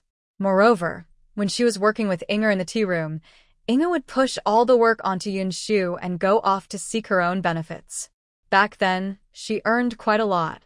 But now, with Amber's words, Yinshu was moved away from the tea room, and Inger was left to guard it alone. Inger is stuck inside every day, so naturally she no longer has her former glory. She complained a little in front of others, but she dared not offend Amber's authority, so she could only grit her teeth and endure it. Through these daily disputes, Yinshu learned a lot about Inger. When she found out that Inger dared to flatter Aunt Luo, she hesitated and softly said, "She's always strong-willed, but this silver is a bit too much for her. Forget her. Her own sister is happy to see her like that, and besides, others don't really care about her," Cui Lu said generously, putting these matters aside. She listened carefully and saw that the laughter from the old lady in the upper room had stopped, no longer filled with anger. Soon after, Tang Sanyi, who had a close relationship with the Duke of Tang in the front yard, also went upstairs. Yinshu stood by the corridor and saw that the handsome Tang Sanyi, with a smile, looked like a perfect match with Princess Hixiang. He was young and proud, in the most carefree years, which made Yinshu bite her lips slightly. Really a match made in heaven. Cui Lu couldn't help but whisper. Exactly. By the way, did Sister Amber get a day off? Because Tang Sanyi returned, the upper room was busy again. Since there was no maid to do the chores, Cui Lu and Yinshu sneaked off together to a quiet spot in the backyard to relax. They are still young, and after such a big event, they are naturally tired. No big maidservant would scold them for being lazy. So, they sit in a warm, breezy spot. Cui Lu secretly takes out a small bag of plum candies from her waist. Yinshu sees this and smiles. She reaches out, takes a tiny plum candy, and puts it in her mouth. It tastes sour and sweet, making her feel refreshed. She then sits beside Cui Lu, showing her the purse and the jade bracelet she's holding. Cui Lu also has a gift from Princess Hixiang, but not as much as Yinshu has. She sees Yinshu open the larger purse, which is filled with several silver ingots shaped like lucky charms. They are finely made, probably from the palace, and look very delicate. When they roll in Yinshu's white palm, they look very pleasing. Then, a few small golden pumpkin seeds fall out of the purse. They are tiny, thin, and very detailed. Yinshu is surprised to see gold, even though the pumpkin seeds are small and light. She looks at Cui Lu in amazement and softly calls her. Then she opens the other purse. The second purse is quite ordinary, which makes Yinshu breathe a little easier. Because you sewed the purse and tied a pretty knot. The princess was so happy she gave you so many gifts. Cui Lu's eyes widen, and she lowers her voice happily. They say royal wealth is natural, and that's not untrue. The princess is so generous. If you can make her like you a few more times, you might become a little wealthy in the future. She has a good idea, but Yinshu can't help but laugh and say, it's not like she gives me gifts every day. I'm just someone close to the old lady, and it's the princess's first time giving gifts, so she's being generous. Even if Princess Hixiang had mountains of gold and silver, it wouldn't make sense to give everything to a little maid. She looks again at the jade bracelet given to her with a painting book. It's very clear and transparent, with a cool green color that looks like ice frozen in the mountains, crystal clear and beautiful. Yinshu really likes this pretty jade bracelet. She holds it in her hand and plays with it for a while. Although jade like this isn't as valuable as softer jade stones in today's world, Yinshu feels it's rare to have a piece of jewelry she truly likes. The bracelet was a bit too big. She kept it in her arms. Turning her head, she saw Cui Lu happily counting her today's small gains. The two young maids, like little hamsters in autumn, happily checked their tiny belongings. They leaned on each other, eating plum candies. In that moment, Yinshu suddenly felt a warm sense of peace and happiness. She felt some confusing feelings fading away, replaced by a little light. Since Sister Hoopa has given you a day off, why don't you come play at my house? Cui Lu's home was on a street just outside the Duke's mansion. Her father was the manager in front of Duke Tang, so their house was close by. They had been servants in the Duke's family for many generations. Visiting without notice, is that okay? It's fine. My mother already said she wants me to bring you back. Otherwise, you can rest in the big hall for these days. Everyone is busy, but you just rest and relax. If you show up so openly, everyone will notice, and no one will be happy, Cui Lu said, seeing Yinshu nod slowly. She then smiled broadly, but suddenly remembered something. She looked at Yinshu's delicate white hand, which was now wearing a beautiful ruby ring, and snorted. Just don't wear jewelry or fancy clothes when you go out. Remember to wear rough cloth clothes. Otherwise, someone at my house might get jealous again. Cui Lu was a bit complaining, and Yinshu just smiled. There's no such thing as visiting someone's home wearing only rough cloth clothes. This was Yinshu's first time visiting Cui Lu's house. If she dressed very sloppily, it would be very rude. But since Cui Lu said so, Yinshu took out the new clothes the mansion had made for the maids.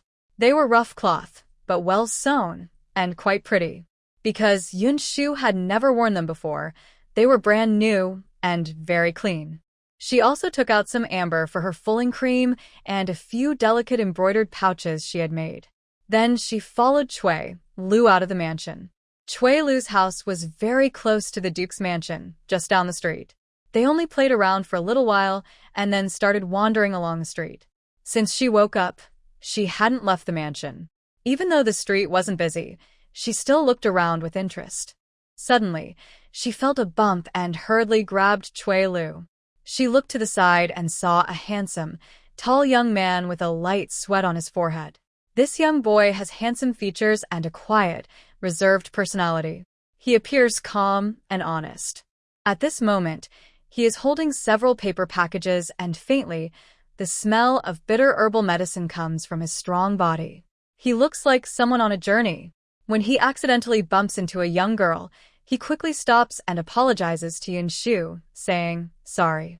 His voice is hoarse, and his eyes show some nervousness. He is wearing very rough clothes. Yinshu glances at the frayed cuffs of his sleeve and then at the paper packages in his hands. She shakes her head and says, "It's nothing. Don't worry about it." The man seems to be in a hurry, but since it was just a bump and not a serious conflict, she doesn't want to argue with him. Seeing that she doesn't complain or scold him, the boy pauses, presses his lips together, and then softly says to Yinshu, "Thank you, miss." He is grateful that she didn't argue with him. When Yinshu just smiles at him peacefully and kindly, he hesitates and says, "If you feel uncomfortable when you go back, my home is just over there." He points to a house down the street, looking responsible. "Just a bump. How could it cause internal injury?" Yinshu shakes her head and says. The boy then apologizes again and hurriedly walks away. As soon as he leaves, Cui Lu looks at his back for a moment and softly says, "Uncle Song might be sick again. So Brother Song is in such a hurry." Seeing Yinshu look at her in surprise, she giggles and pulls Yinshu along. They walk to the house across from where the boy just returned to. She knocks on the door, and soon they hear someone reply from inside. The door opens, and a sharp-looking woman in her 30s comes out. She glances at Cui Lu and then at Yinshu, smiling and saying, "I was wondering when you would come back. Why are you so late? Out to see the sights?" "Mother, why are you the one opening the door? Cui Lu's family also has servants." "Of course, I was waiting for you." "You ungrateful girl. This is what a mother would think, eager to see her daughter after many days." The woman touches Cui Lu's forehead and then smiles at Yinshu, saying, "It's hard to come out once in a while. Now that you're back, it's like returning home." She saw Yinshu still holding several gifts in her hand and said with a gentle scolding, "Why do you bring so many things when visiting your own family? Next time, please don't do this." Her cheerful smile made her seem lively and approachable. Yinshu naturally felt a bit closer and, seeing the woman holding her hand, softly said, "I was just here to visit. This is my first time coming, so please don't mind." This woman was Cui Lu's mother. Because her husband was Chen Bai, an official in the service of Duke Tang, everyone called her Chen Bai's wife.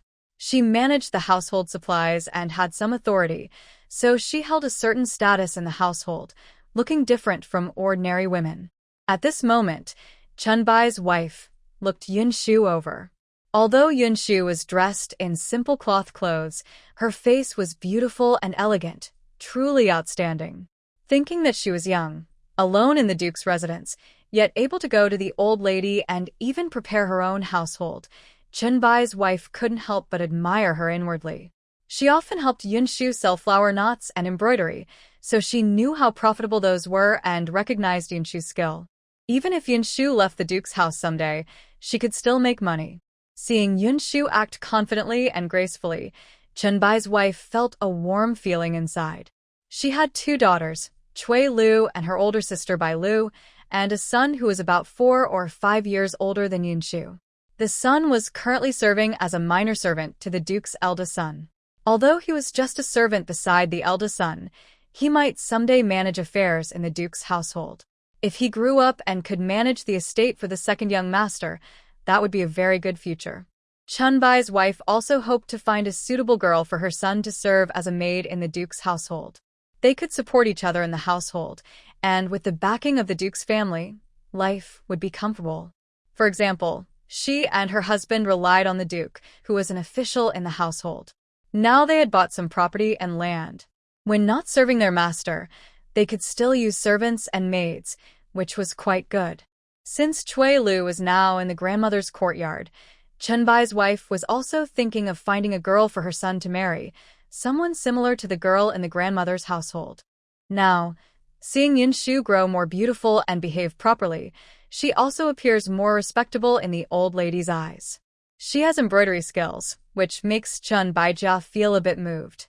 But she also thinks that Yinshu is now someone the old lady remembers, unlike her own son, who only likes to hang out with the second young master. She worries that her son might not be as favored. She keeps these thoughts to herself, showing only gentle love as she takes Yinshu and Cui Lu into the house, casually closing the big door. Then she hears Cui Lu ask curiously, "Mother, Uncle Song is sick again? I just saw him, and he seemed to be carrying medicine." "Yes, it's true." Such a misfortune. A medicine jar, and now the family is so poor, they only have the house left. Chen Baijia's sighs. Uncle Song is a fourth-rank general. How did he end up like this? It's because he was too eager for success and took risks. If General Shen hadn't protected him in the court, he might have already been punished. Chen Baijia says helplessly. It's a pity for the Song family's eldest son. Not long ago, he was supposed to take the martial exam, but he was too burdened, so he had to earn money himself. Uncle Song is also unlucky. His wife, who married into the family later, is greedy and harsh. The Song family's eldest son isn't her biological child, so even if she's not kind, it's understandable. But she and Uncle Song are supposed to be married for a long time, right? When Uncle Song was successful, she was also a general's wife, mingling with the powerful. She might not have mountains of gold, but she probably has some private savings. Now that Uncle Song is sick, she refuses to spend a penny, keeps her money and the family's money, saying they're poor, and tells the eldest son to find ways to earn money. Yinshu listens vaguely but understands some of it. She remembers her young father falling ill before, and now her stepmother is in charge. Even if she has savings, she refuses to use them for her father's treatment.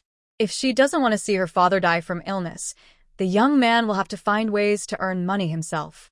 Thinking of the young man rolling up his worn sleeves, with a noticeable short sleeve, Yinshu lowers her eyes. No wonder. I heard my father say that Uncle Song was a brave general who fought bandits in his early days. He must have had a lot of silver then. How could he have spent it all in just a few years of illness? Turns out, that woman was greedy, Cui Lu mutters. Seeing Chen Baijia frown, she quickly asks with concern, "Mother, what's wrong?" She saw that Chen Bai's family looked a bit worried. Because of their close mother-daughter bond, she couldn't help but show some concern. Yinshu, who often received help from Chen Bai's family, also looked over. Both of these lovely little girls looked at her, and Chen Bai's heart softened. "I have an idea, but my husband said it might not work." "What is it?" Cui Lu, a carefree girl, was usually easygoing. Even though she had complained before about her parents favoring her older sister, she had already forgotten about it now. Seeing her innocent and straightforward look, Chen Bai's family felt a soft spot in their heart. "I was thinking," Chen Bai's family wanted to talk to her daughter about this idea because her husband had refused it. They also thought that since her daughter was working in the old lady's yard, even though she was young, she had some insight. If they agreed with her, then when she talked to her husband later, Chen Bai would consider her advice. So she looked around, called the two little maids to prepare food and snacks, and took Yinshu and Cui Lu to the side. Then she said to Cui Lu, "It's about your sister's marriage." Little Yin listened to and helped Annie give some advice. Yinshu hesitated. She had heard that Cui Lu's sister, Bai Lu, was not an easy person. So she really didn't want to hear about her marriage. Cui Lu's face suddenly fell. "I thought mother was worried about something, but it turns out it's about sister." "I don't." She subtly nudged Yinshu, who was pulling her sleeve, and reluctantly asked, "What's wrong with her marriage?" Chen Bai's family didn't mind her reluctance and quietly asked, "Do you think Brother Song is a good match for your sister?" Brother Song. Cui Lu looked at her nervous mother and snorted. "Does she even match him?" "Father is right. I think it's not suitable." "Why isn't it suitable?" "Although Brother Song is a bit poor, but I'm saying that my sister doesn't match Brother Song. Seeing Chun Bai's face change slightly, Cui Lu ignored Yinshu tugging her clothes and looked up with disdain. Even if the Song family is poor now, they used to be a fourth-rank martial general family, a noble family. Even if Brother Song is poor now, don't look down on young people just because they're poor. Isn't that what you taught me? Feeling Yinshu pulling her sleeve again, Cui Lu turned to her and asked, right? I didn't say anything wrong, did I?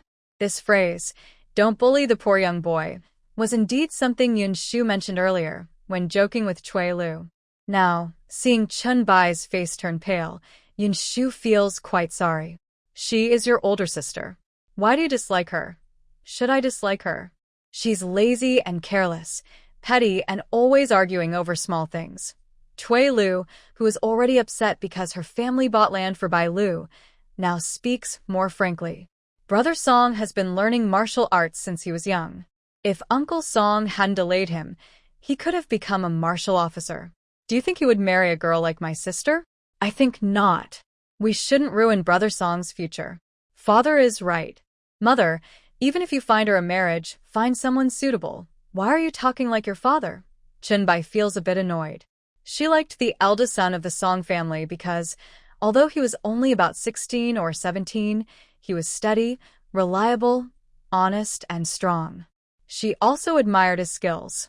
Although Old Song had retired from being a fourth-rank martial general and was now a civilian, he still had old friends and connections from the army. If the eldest son of the Song family joined the army, he wouldn't be very high-ranking but could still become a fourth or fifth-rank martial officer, which was a good position. If her daughter married him, she could become a wife of an official, and her status would rise. She hoped her daughter could have a good life and maybe even earn a noble title. Because Bai Lu was often sick since she was young, Chun Bai's family always cared for her and wanted her to have an easier life later. She liked the Song family's eldest son, but Chun Bai stopped her. Chun Bai said her eldest daughter was not suitable, and now her younger daughter also wasn't. Why isn't she suitable? Your sister is beautiful, Cui Lu said. Bai Lu was gentle and pretty, and Chun Bai thought any young man would be attracted to such a girl. But what's the use of being pretty? She's sharp-tongued, petty, and mean. Cui Lu wanted to say more, but Yinshu firmly held her hand to stop her. Cui Lu looked at Yinshu with some frustration, understanding why Yinshu was stopping her. After all, she was her mother's daughter, and her sister was also her mother's daughter. Their mother loved both daughters very much. Cui Lu knew that criticizing her sister would hurt her mother's feelings. Thinking of this, Cui Lu endured a little longer. Then she took Chunbaijia's hand and looked up, saying, Mother, I finally came back. Please don't keep talking about her marriage, okay? By the way, where did you put the coral necklace I sent back last time? Did you keep it somewhere? She had previously gone to Madame Hu, the second wife, to pass a message. Because she spoke in a charming and cute way, Madame Hu rewarded her with a string of coral beads. The beads were bright red and very eye-catching. Because they were too flashy, she didn't dare leave them in the main hall, so she asked Chunbaijia to take them home and keep them for her. Now that she was back at her own home, she wanted to show off the necklace and see if Yinshu liked it. When she heard about the coral necklace, Chunbaijia's face stiffened slightly. She quickly said, I told your sister to play with it. When I see your sister later, I'll ask her to give it back. She also felt that what she did was a bit unfair, and seeing Cui Lu's face darken, she hurriedly added, Your sister is just curious and won't want to keep your things. She'll wear it for a couple of days, then return it when she's tired of it. We're family, so don't be so stingy. She was tired of the constant arguing between her two daughters. They were her daughters, and she loved them both. Sometimes she favored one, but it wasn't intentional. Cui Lu liked the coral bracelet her sister returned. She thought that since Cui Lu wouldn't wear it anyway, she might as well let Bu hold it and enjoy it, then return it to her sister later. Anything that ends up in her hands, Mother, tell me, when have you ever seen her give it back? She acts spoiled and makes a fuss, and you just give in. Have you ever thought about whether it's mine? Is it new? Of course it's new. Who else has such a bracelet? She doesn't just like how it looks. When Cui Lu heard her mother say her things had gone into Bu's hands, she felt a little sad. She didn't expect her mother to no longer trust her. Her eyes reddened as she said, "Why is it now that I'm the stingy one? She took my things and you're the one criticizing me? I didn't mean to." But Cui Lu didn't listen to Chen Baijia's explanation. She pulled Yinshu and left. Yinshu had no choice but to follow her to the back courtyard. When they reached a small yard at the back, Cui Lu pushed open the gate and sat gloomily inside. "Is this your yard?" Although this small courtyard is not big, it is very clean and tidy. Yinshu sat beside Cui Lu and softly said, "Even though you often stay at the mansion, this yard is kept so neat. It doesn't look like it was cleaned just now. It shows someone often takes care of it. It's because Auntie cares about you. Even if you're not home, she treats it as if you were here." Seeing Cui Lu leaning in with a sad face and resting her head on Yinshu's shoulder, Yinshu gently said, "It's hard to come home and feel unhappy. I actually envy you. Even if your family argues sometimes, you don't have that." "Mother is too biased," Cui Lu said hoarsely. "Does she not know I love that string of bracelets so much? I don't want to wear them because I'm afraid of losing them. I told her to keep them safe because they're my favorite." But Sister doesn't need to serve at the mansion. She usually wears fine clothes and makes the maids do everything. Even if Mother cares for her, she should also care for me. From now on, I won't send things home anymore. She felt her heart turn cold because her trust in the Chun Bai family was almost gone. Yinshu thought for a moment and shook her head, saying, "If you like it, even if she takes it, you can just come back for it." Cui Lu was stunned and looked at Yinshu. "Come back?" Auntie said she just wanted her to enjoy it for a few days. "Since you're back, take it back. If she doesn't give it back, she's being stingy and taking advantage of you. But she's not the kind of person who cares about face or reputation." "Then just take it back," Yinshu whispered. "Sisters argue sometimes. If she can't win against you and starts crying, isn't that being petty? If you only get angry at Annie and don't take your things back, it will only make you feel worse. I heard your sister is very weak and sick. She's not your match. Even if she doesn't care about face or reputation, no one pays attention to her. She's just crying for nothing. Remember, you need to think about your own benefits. Don't waste your energy being angry for nothing. It's not worth it." She spoke softly, but Cui Lu's eyes lit up even more. "I thought you." Yinshu was gentle by nature and not someone who liked to argue. Even in the Duke's mansion, when Inger caused trouble, Yinshu never got angry.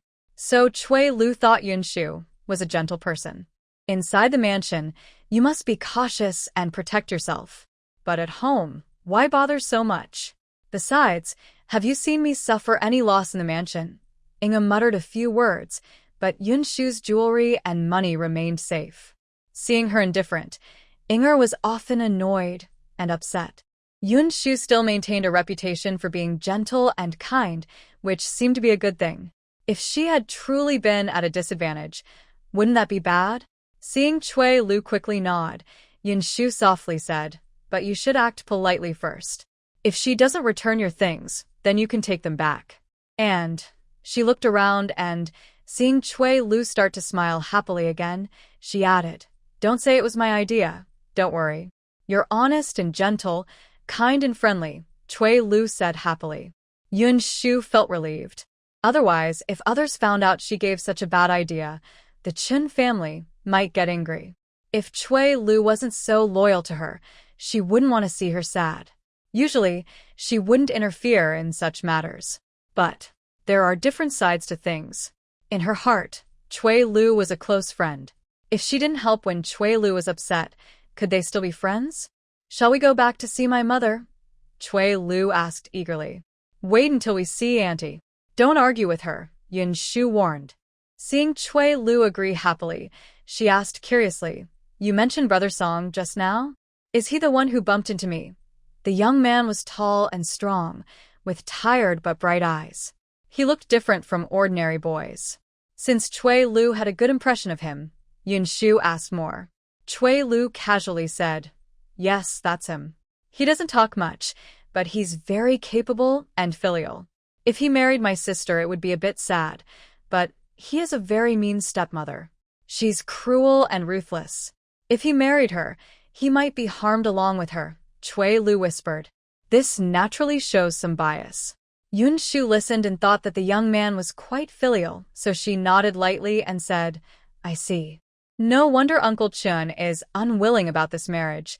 It's not just because she feels her daughter isn't suitable for the eldest son of the Song family. It's also because she doesn't want her daughter to suffer by marrying into that family. Mother only thinks that Brother Song is a good person, so she considered marriage. But she doesn't see how difficult that family is. Chui Lu said a few words. Since she wasn't very interested in the Song family, she didn't say much more. She took Yinshu around her small courtyard, which was much better than the shabby big hall. Yinshu looked around and felt emotional, as the room was decorated like a girl's boudoir. As evening approached, Yinshu asked Chui Lu to take her to the main house at their home. There, she met Chui Lu's father, Duke Tang's steward, Chun Bai. Yinshu called him Uncle Chun, and he looked at her with a smile. She's a neat girl, he said kindly to Yinshu. Since she's here, she can feel at home. No need to be formal. Chui Lu often talks about you, saying you're very close. Chui Lu naturally needed help in the Duke's residence, so Chun Bai paid more attention to Yinshu. Although the steward couldn't look into the inner rooms easily, he knew a bit because there was a skilled embroidery girl helping in the household. Moreover, Yinshu asked Chun Bai's family to sell her embroidery, which made Chun Bai respect her more. If she only wanted to stay in the house and never come out, she wouldn't have so many ideas. Being kind to others always brings good fortune, so Chun Bai was happy to help Yinshu. It's just a small trouble for Uncle Chun and Auntie, Yinshu said softly. Not at all. She's the polite one, Chun Bai's wife said, pointing at the things Yinshu brought. When Chun Bai looked over, she scolded playfully, being so polite. It doesn't seem like a close family, she scolded, but Chun Bai didn't mind much. He was a gentle man, ordinary in appearance, but kind and not fat or greasy. He looked modest and calm, with the demeanor of a steward of the Duke's household. He waved his hand and said, the children want to be filial. That's their heart. If you're worried about them being unhappy as maids in the house, prepare some nourishing things for them to take back. Father, what should I bring back for them? At that moment, a soft, weak voice came from outside the door. Yinshu was surprised and looked toward the door. She saw a young girl wearing a bright pink pomegranate dress walking in. The girl looked somewhat delicate, but not so weak that she seemed about to die. She appeared a bit spoiled, with fair, tender hands that looked more like a young lady's than a servant's. No wonder she didn't go to the Duke's house as a maid. If she had, it was unclear whether she would serve others or be served herself. When she entered, Chun Bai frowned slightly, showing some displeasure, but saying nothing. Why did you come out? Didn't you say you were sick? If I didn't come out, I wouldn't know what good things my mother has taken that favor my sister. The girl, Bo, said with a cold smile. She fluttered her red lips and spoke as if worried her mother might cheat her out of her share and favor her sister. Yinshu looked down and gently shook her head at Chui Lu. That's not right. I'm often not at home, so you should discipline her more. Her sister works in the mansion, and although the master trusts us and it's proper, you're also from a servant's background. Don't you know how hard it is to be a maid? You live comfortably at home and can't even tolerate your sister getting a little benefit, Chun Bai said with a frown to his wife. Even if she's weak, there's no reason to spoil her so much. In the past, there were some rules, but now it's getting worse. Instead of caring for your sister, you're arguing over who's better. Bo is also straightforward, Chun Bai's wife quickly said. Straightforward? I think that's selfishness, Chun Bai replied coldly. Father only cares about protecting my sister and doesn't care about me. I might as well die, Bo said, her voice trembling. As the older sister, whatever is in the family should go to me first, then my sister. But here, everything good or bad goes to my sister first, she said with red eyes, looking very beautiful. She held her hands, which were white and delicate, and helplessly tugged at her mother's clothes, stomping her foot. Mother, father is biased. How is he biased? Chui Lu asked, holding back her anger and standing up. Didn't you hear what your father just said? Is there anything he's saving just for you? Even if you leave the item to me alone, so what? Sister, if you think it's unfair, why not be fair now and return my coral bracelet? What coral bracelet? Chun-Bai asked. Mother doesn't know. A while ago, the second wife gave me a string of coral beads. I thought they were rare and valuable, so I didn't dare keep them in the house. I asked my mother to take them back. Now that sister has enjoyed them, it's time to return them to me, right? Chui Lu opened her white hand, palm up, and asked Bai Lu for her coral bracelet. Bai Lu's face immediately changed. She instinctively held her wrist and said, "It's mine." Clearly, it's Mother's. I got it from Mother. How did it become yours? If Mother gave it to me, it's mine. Whatever I have from Mother, I only ask her for it. Seeing Chui Lu's beautiful eyes looking at her, and then at Yinshu behind Chui Lu, she suddenly sneered and said, "All day long, you bring trouble into the house without thinking. Don't you know how hard things are at home? Those who love to take advantage." She was about to mock Yinshu for taking advantage of the Qin family, but saw Chui Lu suddenly rush over, grabbing her wrist and lifting the sleeve of her beautiful new clothes, revealing a white wrist. Seeing the bright red mark on her wrist, Chui Lu said nothing, biting her teeth. She quickly snatched the bracelet before Bai Lu could react and clenched it tightly in her hand. "You!" When the coral bracelet was snatched away by her sister, Bai Lu finally reacted. She wanted to rush over and fight her sister, but she was used to a comfortable life at home. Chui Lu, however, was used to working in the rear courtyard of the Duke's residence, carrying water, sweeping the yard. Even though she was younger than Bai Lu, she still had some strength. She pushed Bai Lu, causing her to stumble. Bai Lu had never seen such fighting for maids before. She staggered and grabbed a nearby table for support. Her wrist hurt badly, leaving bloody scratches, and she trembled with fear. After realizing what had happened, she covered her face and cried, "Mother, look at sister. She has learned some nasty trick somewhere and is now stealing her sister's things." Chui Lu exclaimed loudly, feeling happy inside. Biu pointed at herself and was about to fall to the ground, looking very sick. She stomped her foot and said, "You can get sick right now. I will ask the doctor to come and see you later. Just say you got sick because you didn't take advantage of my sister. Let the doctor check you properly. If this got out, it would be very embarrassing." The Qin family didn't expect their young daughter to be so impressive now. In the past, she was also clever, but only in words. Now, she seemed to be more confident and not losing out anymore. Chun-Bai didn't scold Chui Lu for trying to take his things. Instead, he nodded slightly and said, "Since it's my sister's, if you don't give it back, do you want her to just give it to you?" That wouldn't make sense. He was fairer than his wife. Yinshu saw Chun-Bai helping Biu, who was crying badly, looking overwhelmed. She also saw Chui Lu ignoring Biu's crying and fussing. She told a little maid to bring food to eat, knowing that Chui Lu wouldn't be scolded by the elders this time. Thinking of this, she felt a little relieved and blinked at Chui Lu. Chui Lu hummed and carefully put away her bracelet. Biu cried even louder, her voice sharp, "Mother, mother, all right. My sister's is my sister's. Later, I will find you a similar one. I want my bracelet. Eat your meal. If you don't, go back to your room." Chun-Bai saw the food was ready and looked coldly at his eldest daughter, who was sitting on the ground and refusing to stop. His face darkened. Biu saw he wasn't defending her, so she felt even more sad. She cried and stood up, saying, "If you won't eat, I won't either." She ran out crying. Chui Lu and Yinshu felt more relaxed and happy at the table.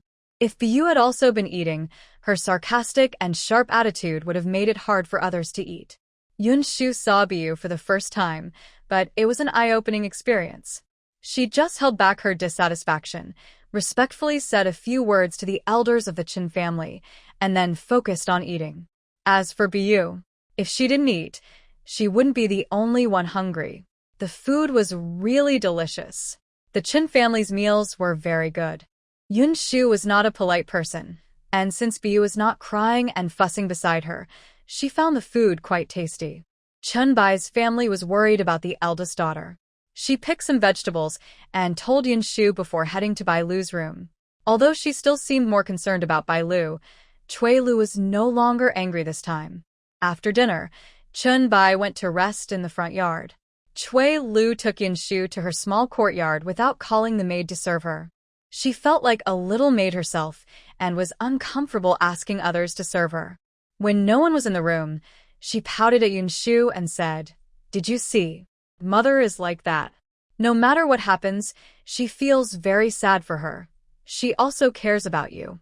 I see Uncle Chun is more attentive to you. That's true." Chui Lu whispered to Yinshu. "If our father was fairer in daily life, I wouldn't be so bullied. Look at her. She always throws tantrums. They say sisters are close, but if she treated me well, I wouldn't have conflicts with her. Everyone wants a happy family, right? Does she like to complain about family matters to her sister? Even gentle people become fierce when they meet Bai Lu." Chui Lu took a deep breath and leaned beside Yinshu, whispering, "Mother treats me well, and she treats you well too. But She truly felt that her mother favored her and worried that her mother might use what she earned as a maid to give to her sister. If her sister simply thanked her, Chui Lu wouldn't mind if her sister took her things. But Bai Lu took her belongings and was so mean to her. If it's really impossible, maybe when we grow up a bit it will be better. Yinshu finally understood what it means that every family has its own problems. She was sold by her own father. Now Chui Lu's family was still harmonious, and her parents loved her, but they also had worries. She thought about this and felt a little emotional. After thinking for a moment, she softly said to Chui Lu, "Auntie is biased, but she bought good land for you and didn't take your monthly money to give to your sister. As for jewelry, just think of it as respecting your mother. When we grow older and have our own rooms in the old lady's courtyard, it will be better. Then she wouldn't have to give all her money to her family." Although the little maid's room was crowded, when she became a big maid, she would have her own room with another person. Everything could be kept there. It would be like a small world of its own. But when can I become a big maid? I heard that the old lady plans to send away a few of her older maids. When some are gone, the second-tier maids will take their place, and someone inside will be promoted. Yinshu softly told Chui Lu, "Just work steadily and don't be lazy. Sister Hoopa is watching us, and she won't let us do all the work for nothing." She also heard from Sean that some of the older maids around the old lady are reaching the right age. The old lady is kind and doesn't want her maids to waste their youth working for her, so she plans to let them marry. Sean is among those maids. When Yinshu heard Sean talk about it, her eyes shone brightly, clearly happy about the idea of leaving. The old lady's favorite maids are in high demand. Not just anyone, but Sisters Sean and Pearl are well known to you. They have some good luck and even married into the same family, Chui Lu said, seeming to know more than Yinshu. Seeing Yinshu look surprised, she proudly added, "The old lady is kind and treats her maids well.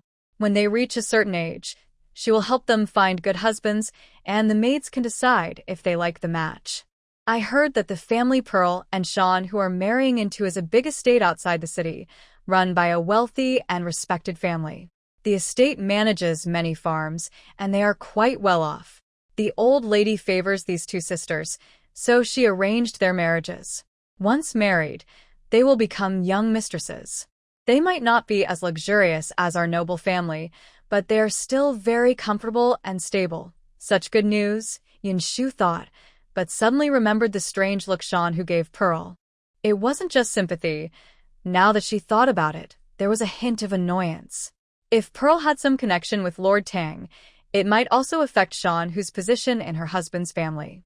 But Sean is close to the old lady, and the family Pearl is marrying into probably doesn't dislike Sean Still, this matter was complicated. Pearl already had someone else, so how could she be with Lord Tang? Yinshu was surprised and couldn't believe Chui Lu told her such shocking news. She had to hold back and didn't dare tell her about Pearl and Lord Tang. Because she was worried inside, Yinshu slept with Chui Lu. When the sun was high the next day, Yinshu finally woke up. She felt that waking up naturally after sleeping was the life she had always dreamed of. Unfortunately, she only had a few relaxing days before she had to go back to work. So, during these 2 free days, she didn't bother to make flowers or knots to earn money. Instead, she just played outside with Chui Lu. They went to the street and saw many interesting things. They bought lively, colorful clay figurines, and some clear, shiny sugar paintings. Yinshu held a clay figurine in her hand and bid on a sugar painting. They pushed through the busy crowd at a lively street performance. Both girls were pretty, and naturally, Choi-Lu's father, Chun-bai, followed behind them. Today, Chun-bai took a day off to enjoy the lively scene with the girls. When Yinshu saw people sitting and watching the street show, she found it very fun and new. She had just bought some tasty dried fruit with Choi-Lu. Now, while watching the show, she was eating the dried fruit. The performer was also spitting fire from his mouth. Yinshu felt dazzled. Surrounded by cheering crowds, the show ended. Yinshu and Choi-Lu gave some coins to the performers who asked for tips. The two girls blushed and ran out happily. Chun-bai smiled and waved at them. Have you finished playing? It's rare to come out. Dad, stay with us a little longer. Choi-Lu liked to act spoiled in front of Chun-bai. Seeing him agree with a look of helplessness, she cheered and pulled Yinshu to leave. But as Yinshu was playing with Choi-Lu, she also saw a young boy at a grain shop nearby. He was carrying a big bag of grain in and out. He looked strong. He could carry several bags on his shoulders without bending over. Yinshu instinctively looked over. She saw the boy move the bags inside the shop and then get some coins from the shopkeeper. Isn't that Daliang? Chun-bai also saw him. Seeing it was Song's eldest son, he wiped his sweat and pocketed the coins, then sighed. He called out to the boy. The boy looked up, saw Chun-bai, and came over. Seeing Yinshu and Choi-Lu, he asked, Are you okay from yesterday? No problem. Yinshu held Choi-Lu's hand and looked at the young man with a handsome, sharp face. Although he was doing rough work, he didn't seem vulgar. Remembering that Choi-Lu once said he was supposed to take the martial exam and thinking about not offending others or looking down on the poor youth, she was very kind to him. Her words were gentle, and she didn't look down on the poor boy who carried grain for others. The young man looked at Yinshu with more kindness. Chun-bai, standing nearby, asked with concern, How is Lord Song's health? Although Lord Song had lost his official position because of reckless ambition, Chun-bai still left some room for mercy and didn't mock the Song family. Not very good. Some time ago, General Shin sent people to check on my father and left some ginseng, but Lord Song's eldest son lowered his eyes and said, He still hasn't recovered. He paused suspiciously and Chun-bai squinted. Left ginseng? But yesterday, I saw you go to buy medicine. Was General Shin's supply of ginseng and herbs not enough? Could that be true? General Shin was a high-ranking general in the court, and his sister was a noble consort in the palace, an extremely wealthy and powerful family. If they were to leave medicine, it wouldn't be just a small amount. It would be enough to cure someone. Choi-Lu was a bit surprised and thought this was strange. But seeing the young man fall silent, Yinshu suddenly understood everything. She knew in her heart that the herbs were enough, but they had probably been taken by the young man's stepmother. Taking the medicine, was she just watching her husband die? Yinshu thought that was too cruel. But since the young man didn't complain, she kept silent too. Do you still need silver? Chun-bai, ignoring his daughter's fuss, asked the young man from the Song family. It's enough for now. The young man seemed to have a strong character. As long as he could earn money, he wouldn't borrow from others. Yinshu looked at this handsome but silent young man standing there, and suddenly, she thought of Xiao Yun from the past. Xiao Yun had lost her life in her youth because of a cruel stepmother and a heartless father, but she was given a new life by Yinshu. She only hoped that this young man wouldn't be crushed by heavy life burdens, repeating Xiao Yun's tragedy. But this young man didn't seem like someone who would accept charity. Yinshu had plenty of good food, but he wasn't the type to ask for help, even if her intentions were kind. Yinshu instinctively touched her waist, her eyes brightening slightly as she took a small jade-green bamboo tube from her belt. She blushed a little but handed the bamboo tube to the handsome young man. It wasn't a gift of charity, just some water to quench her thirst. This is some sweet water I just bought on the street. I haven't opened it yet. You just sweated a lot, so have some water. Perhaps because Yinshu's gaze was so sincere, the young man paused for a moment before accepting the bamboo tube. Chun-bai was also surprised. Since they were neighbors and often saw each other, Chun-bai understood how stubborn this young man was. He wouldn't accept pity or sympathy from others. "Thank you," the young man said, tilting his head back and drinking the sweet water in one gulp. The cool, slightly sweet water flowed into his mouth. He pursed his lips, his handsome, silent face showing no expression. He clenched the bamboo tube in his hand, and when he saw the little girl smiling softly at him, he lowered his eyes. Without a word, he tucked the green bamboo tube, which had quenched his thirst, into his waist. Then he said to Chunbai, "Uncle Chun, I'm leaving." He didn't say more. Chunbai, coming back from his initial surprise, nodded with a smile and said, "Go quickly." The young man headed toward the distant clinic. Before leaving, he softly said to Yinshu, "My name is Song Robai." Yinshu was surprised and quickly replied, "My name is Xiaoyun." The young man named Song Robai looked at Yinshu seriously and said, "If you ever need help in the future, you can come find me." Yinshu nodded earnestly. "I've noted that." She watched him walk away, observing his tall, straight figure. She knew he was not someone who would forget others' kindness. Feeling that he was a good person, Yinshu even smiled. The smile was a little uncertain, and Cui Lu asked curiously, "Why did you decide to give him water?" What made Cui Lu even more curious was that Song Robai actually drank Yinshu's water. She was curious and, with Chun Bai's amused gaze, complained to Yinshu, "Brother Song is so stubborn. He wouldn't even take a drop of water from others normally. Maybe we're all lost souls in this world," Yinshu softly said. Cui Lu suddenly fell silent. She remembered that Yinshu also had a very mean stepmother. "No wonder," she muttered softly. Seeing that Yinshu didn't look again at Song Robai, she quietly complained to Yinshu, "But Brother Song is also very quiet and never talks much. It makes people a little afraid of him." Usually, she wasn't close to Song Robai. Although she spoke up for him when he was in trouble, when Song Robai was around, Cui Lu rarely spoke. There was a strange fear. Cui Lu thought that such a young boy might evoke sympathy, but she didn't feel close to him, and she certainly couldn't talk to him as kindly as Yinshu did. She still cared about him. Cui Lu thought Yinshu was very strong. "Are you afraid of him?" Yinshu asked curiously. "Yes, I am. Look at him, always with a serious face, never smiling. How can a man be close if he's like that?" Cui Lu's words sounded a bit childish. Chun Bai felt helpless. Just thinking about Song Robai, he couldn't help but feel a little more cautious. He realized for the first time that Song Robai's eyes were very sharp. As Cui Lu had said before, why did Song Robai refuse help from those people before?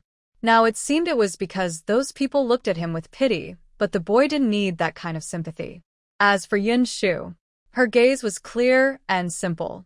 When she looked at Song Robai, there was no pity, just casual kindness, like giving someone water when they are thirsty, with no other meaning. Song Robai accepted this. Young Master Song does have some skills. He might have a bright future. If you show him kindness, he will surely repay you someday, Chun Bai gently advised Yinshu. Don't judge him by his current situation. He comes from a family of warriors. His martial arts and military knowledge are excellent, but he was held back by his father's illness. With General Shin's support, he will always have a place in the army. The name Shin General made Yinshu pause. She had been hearing about General Shin recently, not only at Chun Bai's home but also in the Tang Duke's mansion, where the old lady and the Duchess often talked about General Shin. Grand General Shin, who commands all the armies and holds great power. Even his sister is the most favored noble consort in the palace. Now, people say that the princess with Shin bloodline, who is the daughter of the noble consort, will become the crown princess. If that happens, wouldn't the future of the court belong to the Shin family? Even Lady Tang considered the idea of having her eldest son marry General Shin's legitimate daughter to strengthen their family ties and improve their status. However, Yinshu felt a strange unease in her heart. It is said that beautiful flowers are decorated with brocade, and fierce fires are used for cooking. Power and influence in the court are overwhelming, even with great military strength. She lowered her eyes but said nothing. After all, General Shin and such matters had little to do with her, a small servant girl working in the Duke of Tang's household. As long as the household was stable and her life was good, there was nothing to worry about. She tried to hide her feelings, but Yinshu heard Cui Lu pleading with Chun Bai to take the two young girls to see the few acres of land they had bought earlier. Cui Lu, tired of wandering the streets and having taken plenty of food and drink, wanted to see their family's property. Chun Bai, annoyed by his youngest daughter, became interested and took them by carriage to a farm outside the capital. Yinshu was curious about where her land was located and found that it was not far from the capital, about an hour's ride. The small farm was at the edge of the village. Her 4 acres of land with Cui Lu were not in the very center or the best spot, but they were very fertile. Because it was on the outskirts of the farm, some additional land extended outward, and everyone understood that it was included in the 4 acres. Yinshu was surprised to see that, although the land deed listed only 2 acres, the land allocated to her was at least 2.5 acres. Uncle Chun could someone. No need to worry. The land on the edge is wasteland, not considered good farmland. I had it cleared by workers. If anyone reports it, it's still considered wasteland, with no owner, Chun Bai said softly, pointing to the fruit trees planted around their land. These trees are part of your family's produce, and they also serve as a protective fence. Separating your land with fruit trees makes it easier to manage in the future. Yinshu and Cui Lu nodded. This land is now planted with fresh vegetables. The first harvest is the most tender and fresh. Chun Bai showed them the lively green vegetables growing in the field. The vegetables looked white and crisp, fresh and tender, and Yinshu thought they must taste very good. Now, in this peaceful and prosperous time, every family can afford rice. While rice is important for our noble family, the freshest vegetables are what the masters like most. Your land is not far from the capital. In the early morning, you pick the vegetables when the dew is still on them and deliver them to the noble family. By noon, the masters are already using them. These fresh vegetables are more valuable than rice and more cost-effective. Yinshu and Cui Lu are both in the noble family's estate, so they don't need to hoard food out of fear of hunger. Naturally, growing vegetables is the best choice. Chun Bai patiently explains this to the 2 girls. As Yinshu listens, she realizes that the Chun family cares a lot about her and Cui Lu's fields. She feels very grateful. After all, she has no blood relation with the Chun family, but they are so considerate. Now, the noble family only eats the vegetables they grow. Chun Bai picks some tiny green shoots from the field, just over an inch long. Seeing Yinshu and Cui Lu happily accept and eat them, she knows that although they don't have fancy fish or big ducks to eat, they are still well-fed. People from humble backgrounds often wish they could eat meat every day and don't like vegetables. So, those who enjoy eating vegetables are usually tired of eating too much meat and are happy to try something new. Seeing that they are not treated badly in the noble family's estate, Chun Bai feels relieved. Otherwise, sending her young daughters to the noble estate would be hard for her. Even if she says it's the master's kindness and serving the master is right, her heart would feel uncomfortable. They are really delicious, Cui Lu said happily, her eyes bright after tasting the crisp, tender vegetables. Yinshu also smiled and pursed her lips. I will save the money from selling these vegetables for you and your mother, Chun Bai said, seeing Cui Lu and Yinshu look at her happily. She gently patted Cui Lu's head and then rubbed Yinshu's head with a smile, noticing her hopeful look. She said kindly, these vegetables sell for quite a lot, about 100 taels in half a year, since we supply them daily, and she winked meaningfully, clearly indicating that the noble family's wealth is obvious, and everyone knows there's some secret behind it. Later, I will help you buy the land next door, so it can be connected. Then you won't have to worry. Father, you're so kind, Cui Lu whispered. Compared to her mother, who always favors her older sister Bu, she knows in her heart that her father cares more about her. If it weren't for her father's concern, she might have had an even harder time at home. Take good care of the master, you don't need to worry about things outside. Chun Bai said nothing more. As a father, he found it hard to show his disappointment about his wife's favoritism in front of his daughter. He just smiled warmly and said, and those fruit trees, when they bear fruit in autumn, even if the first harvest isn't very tasty and the lady of the Duke's house might not like it, we can sell the fruits to the candied fruit shop and make some money. His gentle words made Yinshu feel warm inside, and she also felt a bit of envy. Having seen her own father, she now thought that this kind, gentle man seemed more like a real father. Although Yinshu felt a little jealous of Cui Lu, she didn't say much. She was just thinking about making some clothes and shoes for Chunbai and his wife to show her gratitude. Chunbai didn't realize how much a young girl appreciated him. He was walking in the fields with two little girls, occasionally picking fresh vegetables from the ground to feed their hungry little mouths. When it got late, Chunbai bought some local chickens, ducks, and wild mountain goods from a nearby village and headed home. At his house, the family had already prepared a meal, waiting for their return. Seeing the bright eyes of the two little girls behind Chunbai, clearly happier than when they first came from the Duke's estate, Chunbai's family couldn't help but smile. She came out to greet them, took the things Chunbai was carrying, and told the maid to take them to the kitchen. Seeing Yinshu and Cui Lu holding many packages, she urged them to go inside quickly. She said with a smile, "Once you go out, you might forget to come back because you're having so much fun. Hurry and eat." As she spoke, she called someone to bring a basin of water and towels for the girls to wash their faces and hands. Yinshu leaned on the table, happily letting Chunbai's family help her wash her face, while she and Cui Lu excitedly looked over today's harvest. There were several brightly colored, lifelike sugar sculptures, some of the Monkey King, others with Beijing opera masks, vivid and lively, lined up in front of Yinshu, making her eyes crinkle with joy. There are also some finely carved walnut ornaments and other interesting items. Yinshu feels that this outing outside the house is truly the happiest moment she has had in the Duke's residence. She and Cui Lu reluctantly put down what they were holding before going to eat together. At the dining table, besides Mr. and Mrs. Chunbai, only Bai Lu, who is looking at them proudly, remains. Today, Bai Lu is dressed especially beautifully. Yinshu notices that her dress is made of rare brocade silk, bright in color and of high quality. Bai Lu, who usually appears delicate and weak, now wears a new outfit that makes her look charming and proud. She also has a string of crystal hairpins on her head, making her look like a young lady from a good family. Yinshu pauses slightly, glancing at the exquisite gemstone ring on Bai Lu's hand, but her gaze lingers on Bai Lu's wrist. She sees a string of red coral bracelets on her slender wrist. The color is bright, not as vivid as Cui Lu's, but the beads are larger. Cui Lu also notices and slightly purses her lips but says nothing. She had been playing outside in the town's marketplace earlier and now feels relaxed and happy. She has also come to understand something now.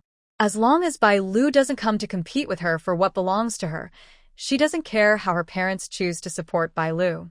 Because her mood has changed, even when Bai Lu deliberately swings her wrist, Cui Lu and Yinshu are not upset. They are not jealous of the gifts Bai Lu receives. Seeing that these two young girls are indifferent to her, Bai Lu's pretty face darkens. She snorts softly, gracefully adjusts her beautiful dress, and then sweetly says to the Chin family, "Mother, look at this bracelet. It's so pretty. Mother loves me the most."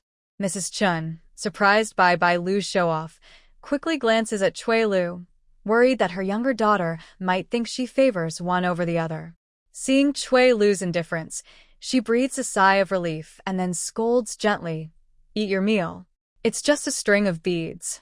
She feels a bit guilty, having given her eldest daughter a gift but not showing much to her younger daughter. Chunbai's family also feels a bit sad inside.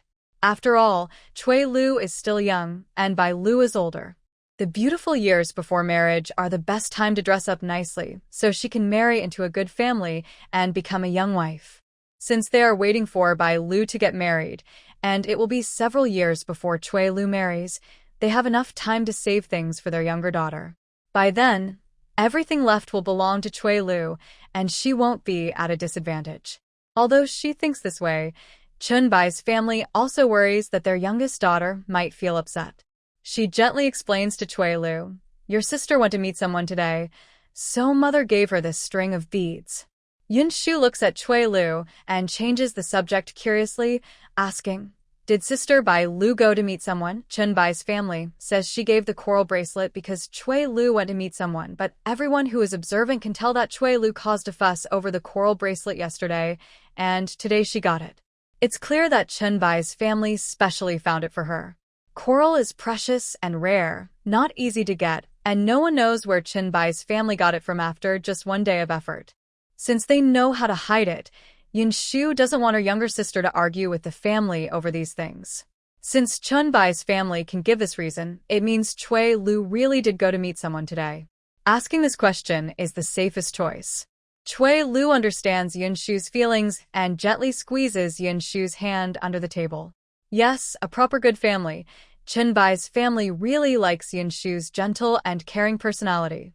Seeing Yinshu's clear black and white eyes looking at her with concern, she feels Yinshu is the most sensible.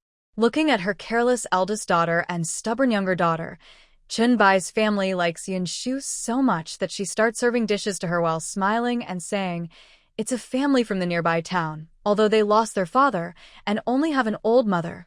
The child is only 16 and already a successful scholar. People say studying is excellent. When our eldest daughter marries, she can become a scholar's wife. What a noble family of learning. She is a servant of the Tang Duke's mansion." Although it's said that officials in front of the Prime Minister are high-ranking and the housekeeper's wife from the Duke's mansion is also very distinguished, it's still far from the status of a proper scholar.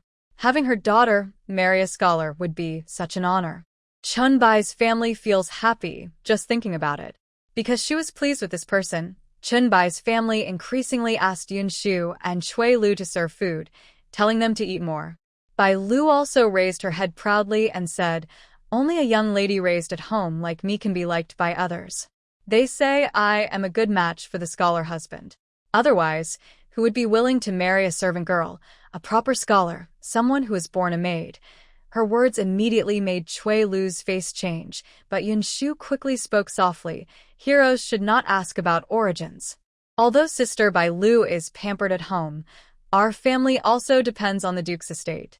It's better not to say such things in the future. If the scholar husband hears, he might feel uncomfortable. After all, he might be ridiculed for marrying a girl from a servant family just for the power of the Duke's estate." This could make the scholar husband feel wary of Sister Bai Lu. She seemed gentle and comforting, but Chui Lu rolled her eyes, not understanding her words. However, Chun Bai's family caught the meaning. Yinshu's words made sense. If the scholar husband is a proud person and doesn't like the background of Chun Bai's family, which is from the Duke's estate, then this marriage might fall apart. Moreover, Yinshu's words were subtle, but the meaning was clear. Chun Bai's family was born a servant girl. If Chui Lu looks down on servants, doesn't she also look down on her own mother? Does she also dislike her? Chun Bai's family frowned at Chui Lu and said, "Xiao Yun is right. Heroes should not ask about origins.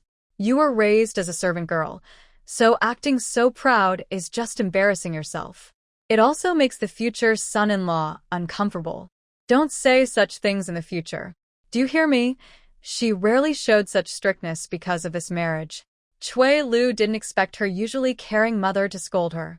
Her face immediately turned red, and she angrily pressed her hand on the table in front of her, looking very upset. Seeing her about to flip the table, Yinshu hurriedly pulled Chui Lu and quickly finished eating all the food. They ate quickly.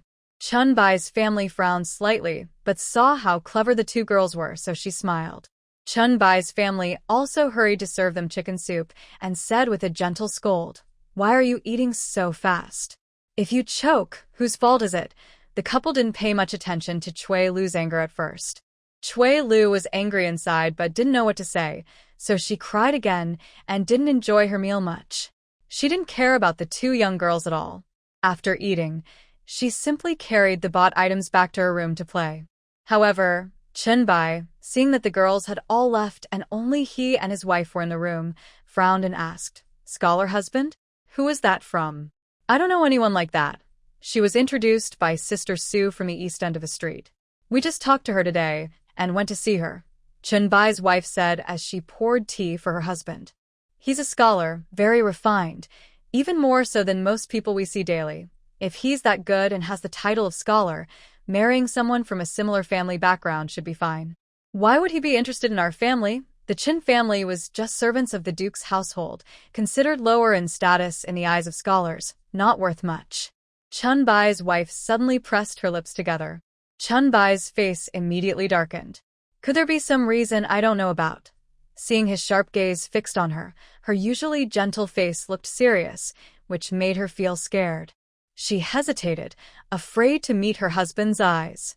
I promised their family that if I married Bu, I would give my eldest sister 200 acres of good land as a dowry. So, she said softly. 200 acres? That's a bold promise. Chun Bai's expression turned unpleasant. Though 200 acres might seem small, it was worth about 2,000 taels of silver. Can our family afford that? Chun Bai's wife, noticing her husband's displeasure, spoke with tears in her eyes. Our family isn't short of money. It's just 2,000 taels. If it means my sister can live comfortably for the rest of her life, isn't it worth it? Although the Chin family was just servants of the Duke's household, Chun Bai still held some respect in front of Lord Tang. His duties were well paid, and he managed the household supplies. They might not live luxuriously, but they had a decent amount of savings. An official lady from a good family would be lucky to have a dowry of 2,000 taels. For a servant girl to ask for that much money. Are you out of your mind?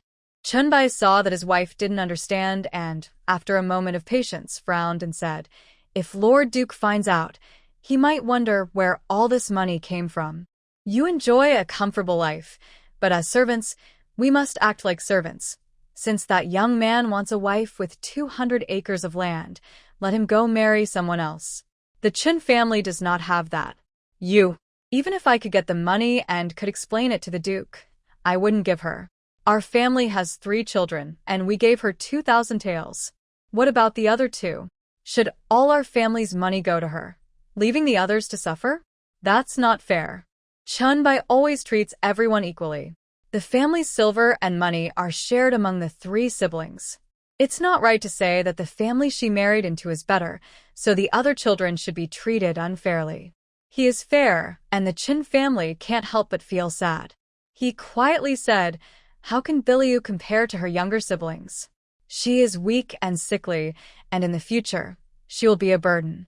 Without a good dowry, how can she stand in her husband's family? Her younger siblings are now in the Duke's house. Just look at Cui Lu. She has been in the old lady's yard for a while, and she can buy land herself. How can the eldest sister compare to her younger sister? Then tell her to serve the master. Resent her younger sister, but not want to work hard herself. She stays at home comfortably every day, complaining about the world, feeling everyone owes her. It's all because you spoil her. Chun Bai snorted. His wife looked at him in disbelief. Don't you feel sorry for your daughter? Biliu is weak and often sick, not as healthy as her younger siblings. Being delicate and cared for more is not a crime, is it? If you don't care more, won't her life be even worse than her siblings? I care about her, but is that not enough love? Today I won't say much about her coral bracelet, but even if I love her, it doesn't mean her younger siblings should give way to her. If this becomes a habit, what will happen in the future? Will she live her whole life taking advantage of her siblings? Chun Bai was in a good mood today. He took the 2 young girls out, watching them happily chatting and laughing. He was happy. But when he got home, he was hit hard by his wife and eldest daughter. Now he still feels upset. Seeing his wife's beautiful face full of pain, he took a deep breath. Our family has some savings, but it didn't come from luck. The Duke knows our family's wealth and doesn't care. It's the master's kindness. If you show off, the Duke won't be able to protect you. He has earned quite a bit of money over the years. Although his family is not wealthy, they live comfortably. Otherwise, Chun Bai's family wouldn't have easily agreed to the scholar's demand for a dowry of 200 acres. He also understands that their current wealth is partly due to the Duke's kindness, who has taken care of him since childhood, allowing him to live better. If he were to show off or boast without reason, that would be unwise. Moreover, a scholar choosing a wife isn't mainly interested in her character or virtues, but rather in who owns land, someone with 200 acres. Such a scholar, even if he's a learned man, I wouldn't consider for my daughter-in-law. Chun-bai feels that such a person has questionable morals, caring only about money. His family naturally dares not argue with him, but they also find it hard to give up such a good marriage proposal, so they stay silent. She seems to have her own thoughts and doesn't speak much to her husband. Seeing her still confused, Chun-bai sighs quietly in his heart. He moves his lips, wanting to say something comforting, but seeing his wife's tears, he doesn't know what to say. After a moment, Chun-bai softly says, "Even if we don't have 200 acres, we should try to have a generous dowry. The Duke won't mind. You're someone the Duke is proud of." Chun-bai used to serve as a trusted servant to Lord Tang, and now he's a manager. Though not as powerful as the chief stewards in the Duke's household, he is still respected because of Lord Tang's support. Seeing Chun-bai's stiff expression, she bites her lip and says, "Our family has quite a bit of land. Maybe we can give some to my older sister as part of her dowry? And the 2 acres of Chui Lu's land. For now, we can give her sister some, and later, when Chui Lu gets married, we can add more." "Where are you going?" Seeing Chun-bai turn to leave, Chun-bai's family suddenly feels panicked. "I don't want to hear about Chui Lu's private savings." Chun-bai opens the door and pauses before speaking coldly. "That's her own money. Don't plan to take it. If I find out you're scheming about the child's private savings, I won't forgive you. The 20 acres you bought for her, I've never said anything about that. But her dowry is only those 20 acres. If she wants to marry, fine. If she doesn't want to, and thinks the dowry is too small, then she can stay a maiden her whole life." He feels frustrated and upset inside, unable to bear it anymore, and heads straight to his study, without looking back. "Come back." Chun-bai hurriedly took a few steps forward, worried about being overheard by his household maidservants. He didn't dare speak loudly, and could only return with tears in his eyes to rest. Because the couple argued over Bai Lu's dowry, early the next morning, Yinshu and Chui Lu went out together for breakfast and immediately sensed something was wrong. Chun-bai looked cold, and Chun-bai's face also appeared very tired. Yinshu glanced over and saw Chui Lu acting as if she hadn't noticed, busy preparing breakfast for herself. "Madam." At this moment, a delicate young maid entered outside, carrying 4 or 5 brightly colored, beautifully feathered pheasants. She looked confused as she walked in. Seeing Chun-bai's glance, she handed the pheasants to Chun-bai's family and said, "Someone left these at our door early this morning." The pheasants were still alive, with their wings and claws tied with thin grass ropes, struggling but unable to break free. They looked lively and plump, quite fatty and fresh. Such fresh game was naturally rare, and Chun-bai was momentarily stunned. "Did you see who left them?" "I saw them at the door as soon as I stepped out, but no one else was around," the maid hurriedly replied. "They were sent by Song Dewang," Chun-bai said slowly while eating. "Brother Song?" "Father, how do you know?" Chui Lu asked curiously. "Who else could it be?" "Xiaoyun gave him a jar of water yesterday. This is Song Dewang's way of thanking Xiaoyun," Chun-bai explained.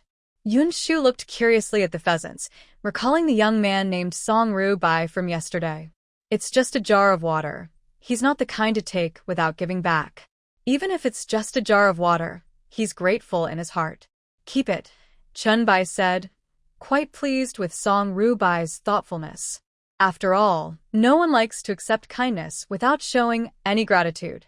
Song Ru-bai received the water from Yinshu and now knew to return the favor. Chun-bai thought highly of his character.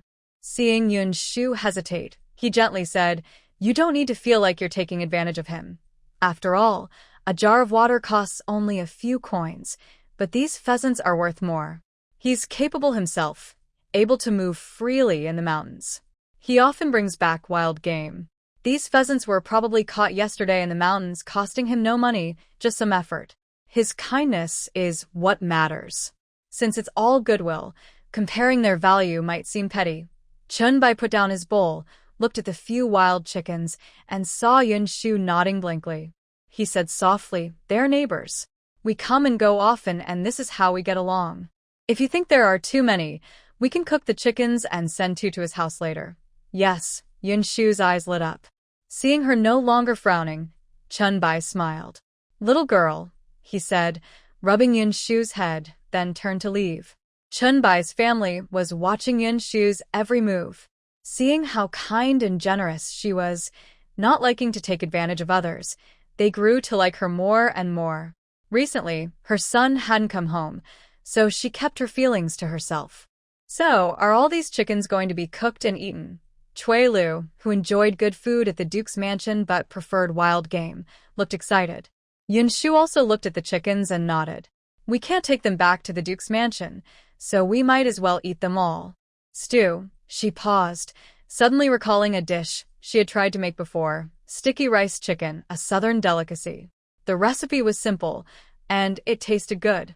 She was craving it herself, so she asked Chunbai's family to find some glutinous rice and dried lotus leaves from home. Chunbai's family was surprised to see her know so much about the dish and looked at her with admiration, thinking highly of her. "Can you also make southern snacks?" Yinshu felt a bit shy. "I only know how to eat and have seen others make it." "I can't do it myself," she said. Her cooking skills weren't great, but she understood how to make these snacks. If someone told her the steps and she watched, they would surely turn out delicious. But if she tried to make them herself, it might be a disaster. Still, that was enough for now. Chunbai's family looked at her as if she were a treasure. Seeing her blush, they just smiled and didn't tease her further.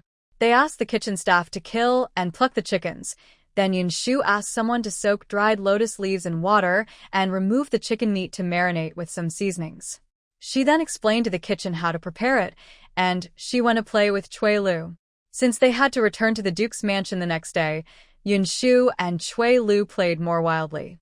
They spent a carefree day, and when she returned to Chen's house for dinner, the sticky rice chicken was already ready. "It smells like the fresh scent of lotus leaves. Try it and see if it tastes like what you described," Chunbaijia said happily to Yinshu, smiling. Yinshu took a square-shaped sticky rice chicken, gently opened it and took a small bite. The sticky rice was chewy and fragrant with lotus leaf aroma. Inside, the chicken filling was sweet and tasty, with some mushrooms and goji berries. Each bite was tender and delicious. "This is the flavor," Yinshu said. Chunbaijia smiled happily. She thought Yinshu was excellent in every way, smart and capable. Not only was she good at embroidery, but she also cooked well. Although Yinshu usually didn't cook herself, her family had servants in the kitchen, so she rarely had to prepare meals.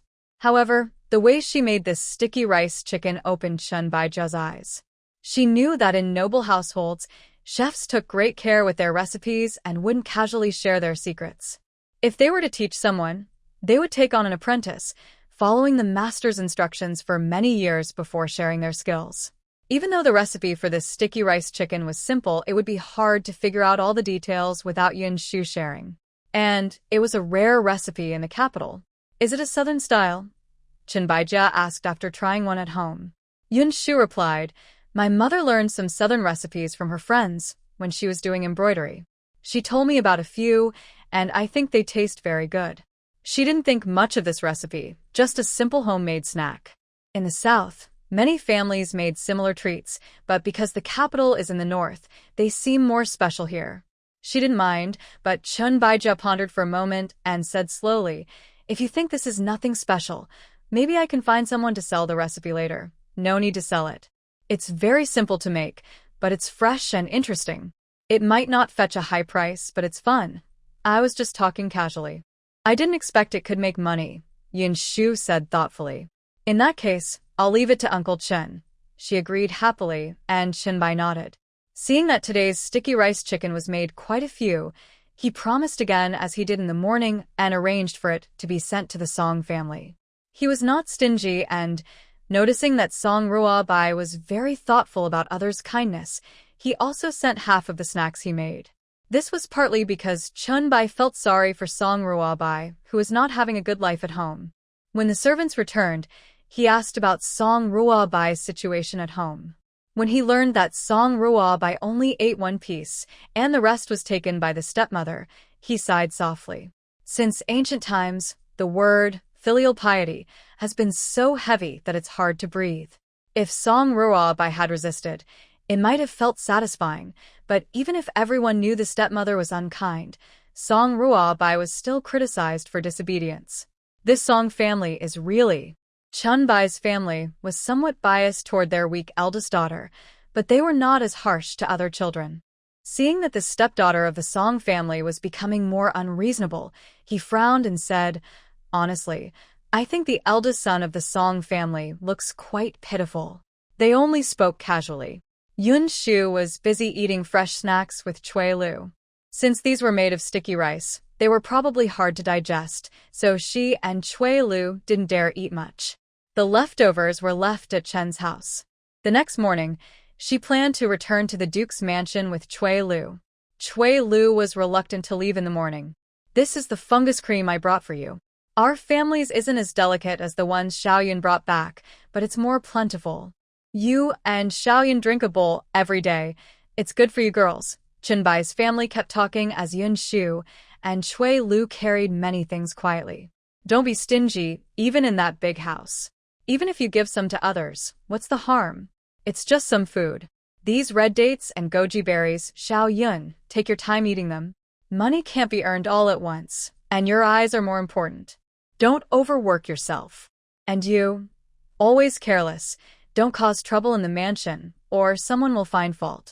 She finally tapped Cui Lu's forehead. "Got it," Cui Lu replied softly.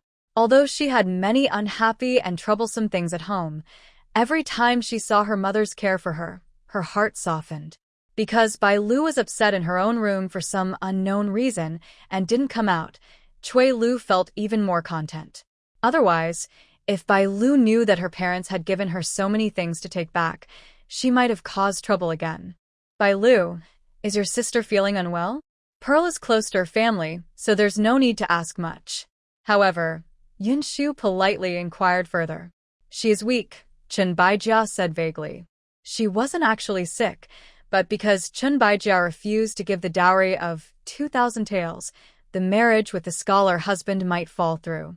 Biu was so angry she was crying and complaining inside her room.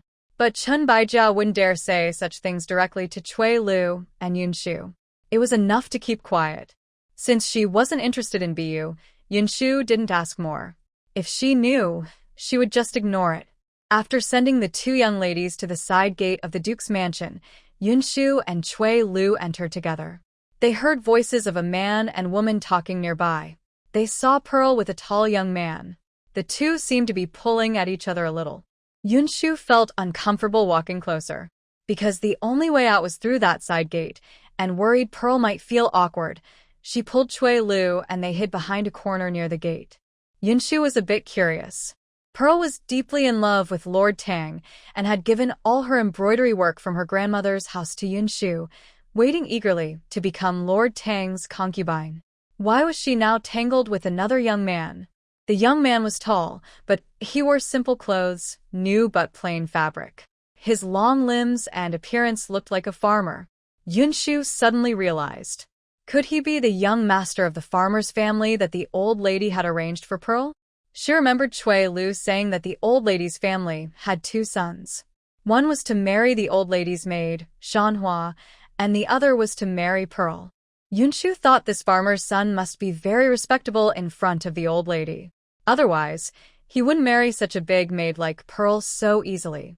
They were said to be very wealthy, living comfortably with many servants and maids. Today, Yinshu watched from her hiding spot and thought he looked like the right person. The young man was tall and strong, neat in his clothes, not luxurious but clean. Though he looked like a farmer, he didn't seem timid. But even if he was a good young man, compared to the noble Lord Tang, who was like a jade tree standing tall, the difference was huge. Pearl loved Lord Tang deeply and probably wouldn't care for such a young man. This young man only looked decent. Certainly, at this moment, Pearl looked at the somewhat helpless young man and began to cry. She was naturally a gentle and graceful girl, now tearful like a blooming pear blossom. The young man didn't know where to put his hands. He seemed to want to wipe Pearl's tears but hesitated when he looked at his large hands. Yinshu saw that the young man's feet were covered with various local products, all of which were carefully chosen.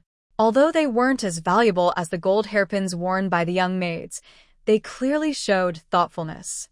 Seeing how the young man treated Pearl like a treasure, and thinking about Pearl's feelings, Yinshu couldn't help but feel a bit sad. "Don't cry," the young man said nervously. "I know I haven't been good enough for you, but I just ask you to cancel our engagement," Pearl whispered with red eyes. "We have no fate in this life. If there is a next life, I will repay your kindness." She looked at the young man with tears in her eyes and said softly, "I have someone in my heart. If I can't marry him, I don't want to marry anyone else. I know you are kind to me, but I can't accept this love." Her tearful appearance was beautiful, but Yinshu frowned, finally understanding why Coral was unhappy before. Since she had already loved Lord Tang-san, why didn't she speak up when the old lady said she would marry her to this young man? Now, after so many years, just saying, "I can't accept it," was that enough? She pursed her lips and saw the young man lower his head, looking hurt. She gently shook her head. "I know I don't deserve you," he said softly. "Since you have no feelings for me, let's forget it." He let go, and Pearl's eyes, shining with tears, suddenly brightened. Yet she looked a little nervous and asked, "I can't tell the old lady I don't want to marry you." But "Could you tell her instead that you don't want to marry me?" Even though she understood Pearl's intentions, Yinshu still felt that what she did was wrong. Why did everything seem to turn out to Pearl's advantage? What did this young man do wrong to deserve such hurt? She felt a bit upset. She saw Cui Lu, who was also covering her mouth, with a look of great shock. After the young man stared at Pearl for a while, he nodded weakly and said, "I understand. Don't worry." He looked very sad, as if he wanted to say something more. After hesitating for a moment, he lowered his head, picked up the things he brought for Pearl from the ground, and whispered, "I truly want to treat you well." He wiped his face, then walked out of the Duke's estate through the side gate. Yinshu and Cui Lu hid behind the corner, not daring to make a sound. They waited until the young man left. Pearl, covering her face, cried softly and then left. Only then did Yinshu pull Cui Lu out from the gate. Her legs felt stiff and a bit cramped. She lowered her head, massaging her calf in silence. "Big sister Pearl is," Cui Lu exclaimed in surprise. It was already impressive that she managed to hold back from speaking earlier. "Don't let anyone hear. Keep this to yourself. Don't tell anyone. When everything is clear in the future, you'll understand. It's better if we don't know anything about this," Yinshu whispered to Cui Lu. She knew that Pearl's secret admirer was probably the lady of the house, so keeping it hidden was the safest. Cui Lu's face slightly changed when she heard this. She immediately nodded in agreement, and they agreed not to tell anyone about Pearl and the young man's situation regarding the broken engagement. The two maids pretended nothing had happened and returned together to their own big house. Cui Lu generously took out some red dates and shared them with everyone.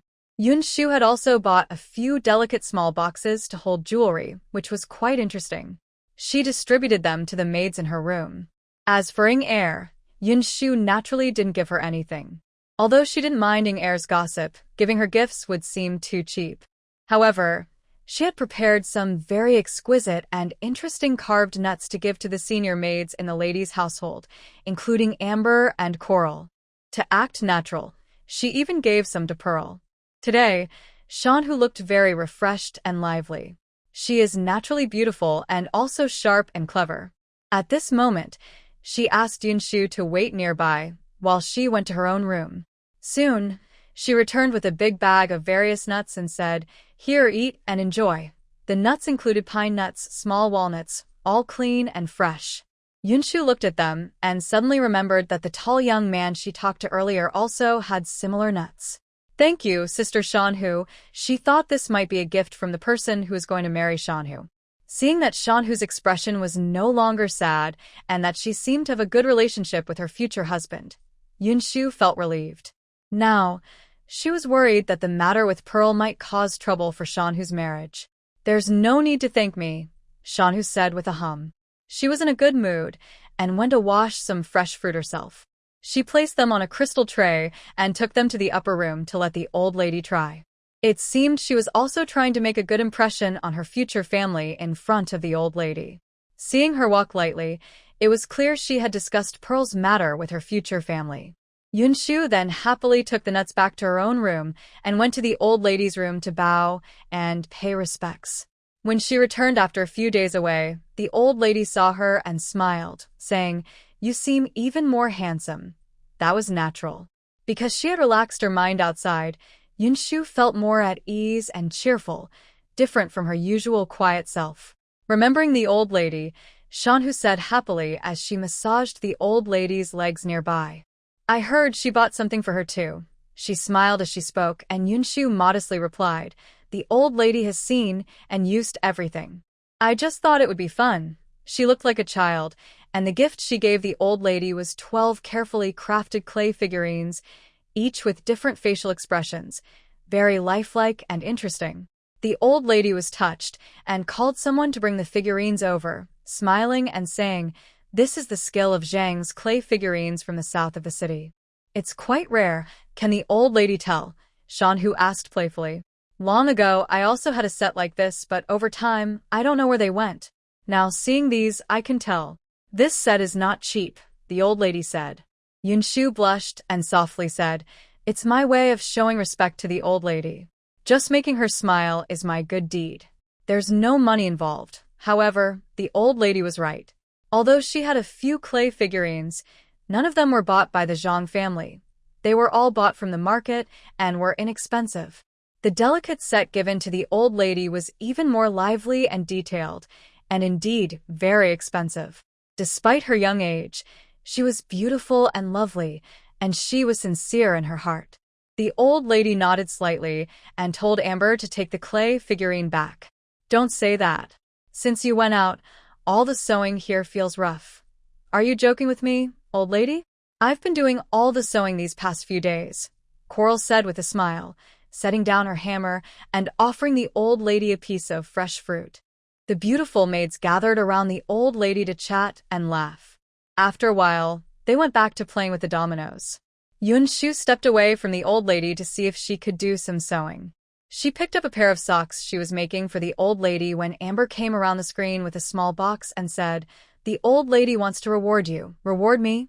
Yinshu was surprised, not knowing why the old lady suddenly wanted to give her a reward. The old lady just said that, as a young maid, your monthly allowance is small, yet you're willing to buy such delicate clay figurines for her. It shows your filial heart. The reward is for your first outing, when you remembered her and showed your sincerity, Amber said calmly, noticing Yinshu's unease. "But you don't need to worry. The old lady knows you truly care for her and will be happy. Just don't think about buying her things every time you go out, or constantly thinking of her, or she might become a burden in your hearts. The old lady has always been kind to me. That's because she knows your heart," Amber said as she placed the box in Yinshu's hand. "Recently, the princess gave our big maid some silk fabric, and she gave you half a bolt. It's kept in my room. When you have time, you can go and get it." Seeing Yinshu nod, Amber paused for a moment before saying, "If it's inconvenient to keep it in the main house, it's okay to keep it in my room for a few days." Her words eased Yinshu's worries, and she gratefully agreed. When Amber asked her to make a set of inner clothes for the old lady, Yinshu remembered it and kept it in mind. Seeing that she was not lazy after returning, Amber nodded and went out to accompany the old lady. Seeing her leave, Yinshu finally opened the box. It was small but very delicate, carved from red sandalwood, bright and charming. Inside, there were several beautiful gemstone rings and 2 or 3 small hairpins that even young girls could wear. The hairpins had pearls hanging from silver threads, which swayed when worn in the hair, looking light and lovely. Yinshu liked this redwood box very much. She played with it for a while before placing it aside and carefully started sewing clothes for the old lady. Since the old lady was not in a hurry to wear the clothes, Yinshu became even more careful, sewing the needle and thread into the soft fabric. Whether she was diligent or lazy was something others wouldn't know, but the person wearing the clothes would naturally feel it. When Yinshu finished making the undergarment and the old lady put it on, she immediately felt the difference. She became even more pleased with Yinshu. Usually, she took good care of her and didn't ask her to do other chores because Yinshu was young. Even when Yinshu sometimes braided a few flower knots, the old lady didn't mind. Since Lord Tang married, and with his elder brother's support at court and his success at the Hamlin Academy, the Tang Duke's residence grew more impressive. The Princess Hexiang was very considerate and never caused trouble. The family often said that Lord Tang and Princess Hexiang were a perfect match.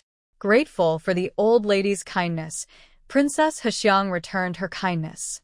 She was careful not to overstep her bounds in daily acts of filial piety toward her elder sister-in-law, the lady of the Duke's residence, and she also showed great care for the old lady.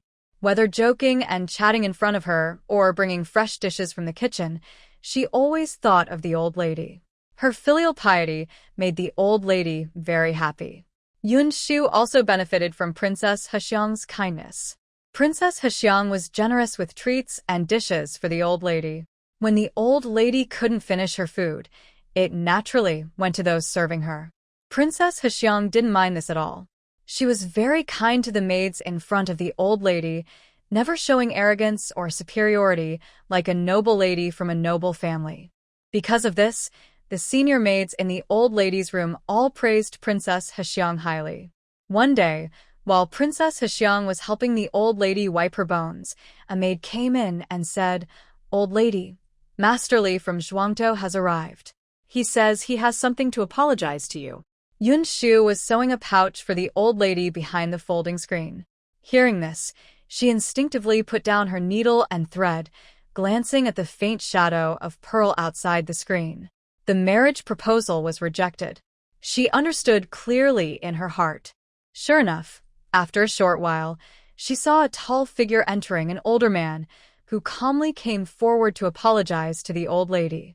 The old lady seemed quite confused. Since this man had always been very respectable in front of her, managing the important estate, she asked with concern, "Apologize? What do you mean?" Still unaware, Li Zhuangtou, after a moment of silence, explained to the old lady, "It's because my family's rebellious son is not capable. He liked a girl from the nearby town but couldn't marry her, which disappointed the old lady and let down Pearl's youth. So he's here to apologize." He knelt on the ground to apologize. Yinshu felt the room was very quiet. She sat quietly in the side room for a long time, not making a sound or going out to watch the scene. What was there to watch? Could it be that they thought it wasn't embarrassing enough? The old lady remained silent. After all, this sounded. "Are you saying that you no longer want Pearl's marriage?" the old lady asked slowly. Because Li Zhuangtou remained silent, seeming to agree, the old lady sighed. She then called Pearl over. Yinshu heard Pearl's low crying, feeling a strange mixture of emotions inside. But the old lady didn't scold Li Zhuangtou much. She only comforted him kindly, sent him out, and before she could ask Pearl what was really going on, remembering that the young man who was once engaged to Pearl cared for her deeply, unlike someone who would change their mind, she thought Li Zhuangtou wouldn't be so tactless. Yet, he knew it would upset her and still refused Pearl's marriage proposal. At this moment, Princess Hexiang smiled from beside. "I think, with this marriage being called off, Pearl is the one who's really hurt," she said with a smile to the old lady, seeing Pearl kneeling in front of her, crying without being able to speak. But these two probably weren't meant for each other. "Since there's no fate, then it's fine. What do you think, old lady?" She personally poured tea for the old lady. The old lady frowned and said, "Pearl is already quite old for her age. I originally planned to let her and the coral jade go out of the house this year, so as not to waste their youth." She said this, and Princess Hexiang's beautiful eyes flickered. She modestly covered her mouth with her delicate hands and smiled, saying, "Pearl is so capable. If you're willing to let her marry, I would be reluctant." "That's what you mean?" the old lady asked in surprise. "You know, I just married Third Master. I'm not familiar with his clothes and accessories yet. The other day, I saw Pearl carefully preparing Third Master's wedding clothes.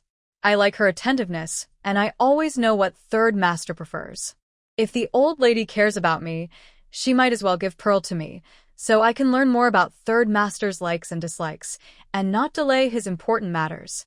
Princess Hexiang's bright red lips slightly parted. The old lady looked even more surprised, glancing sideways at Pearl, who lowered her head and dared not look up. then at Princess Heseong. Now, what else did she not understand? Princess Heseong wanted Pearl. Since she was going to serve her son, it meant. The old lady's eyes suddenly looked sharply at Pearl. You and your husband just got married a few days ago. You don't know what he likes or dislikes, that's normal. Over time, after living together, you'll naturally understand each other. There's no need for a maid to interfere. Although Pearl has made a few of Third Master's clothes, she usually serves me. She can't do the chores around Third Master's side. The old lady thought of Li Zhuang's silent look just now, and her hands and feet turned cold with anger. She never expected such a mistake from Pearl. She had never thought of giving her main maid to her sons as a close confidant. She didn't criticize her sons' or daughters-in-law's backyard, nor did she like maids flirting with the men in the household. Pearl. She used to like her, but it turned out she was secretly scheming. Old lady, just be gentle with me. Besides, Pearl herself is willing, right? Princess Heseong asked softly. She had a stunning face that was charming and alluring. Now her voice was gentle, and Yinshu could tell from her expression that she was very kind. But thinking about Princess Heseong taking Pearl right after Li Zhuang left, clearly showing that Pearl was seducing Third Master Tang, Yinshu felt a chill in her heart. She knew the old lady's kind heart hated such things the most. Princess Heseong's actions were truly deadly, without bloodshed. Now, Pearl had to admit openly that she was willing to go to Lord Tang's house. In the past, Yinshu used to criticize Pearl for her behavior towards Lord Tang. But after seeing Pearl crying and sobbing in front of her fiancé, Yinshu no longer felt sympathy for Pearl.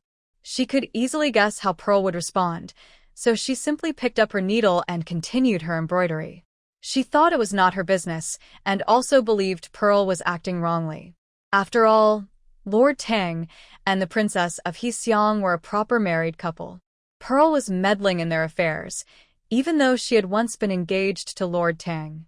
They were legitimate spouses, and Pearl's actions were inappropriate. Yinshu didn't want to say anything harsh. Outside, the main wife refused to serve as a concubine and blamed her past fiancé for her mistakes, claiming she was innocent. While sewing, Yinshu heard Pearl softly sobbing and saying, "I am willing to serve the princess." Inside, the old lady looked at Pearl with disappointment and sighed after a long while. "Since that's the case, take her away. But she won't be serving me in the future, and it has nothing to do with me," the old lady said. This meant Pearl should not rely on her past service as a maid to think her status was higher now that she was in Lord Tang's courtyard. The old lady was usually kind and gentle to her maids, but when she was cold, she showed no respect to Pearl. Princess Heseong smiled slightly, noticing Pearl's happy expression as she looked up, tears in her eyes, and hurriedly bowed to the old lady. The old lady then smiled and helped Pearl up, saying, "Thank you, madam. In the future, Pearl will help take care of me at home. She's just a maid. You are the lady of the house, so you can command her. After all, she served you once. Once she leaves my courtyard, she's no longer part of my household. She should also follow the rules in your room," the old lady said coldly. Seeing Pearl shrink back, she suddenly remembered how Pearl had been careless with her embroidery before, often relying on Yinshu's help. It seemed Pearl had developed bad intentions back then, and she felt a strong dislike for her, wishing Pearl would disappear quickly. She was in a good mood today, playing with Princess Heseong, winning at cards, and feeling very happy. But Pearl's behavior spoiled her mood. She waved her hand and told Pearl to leave.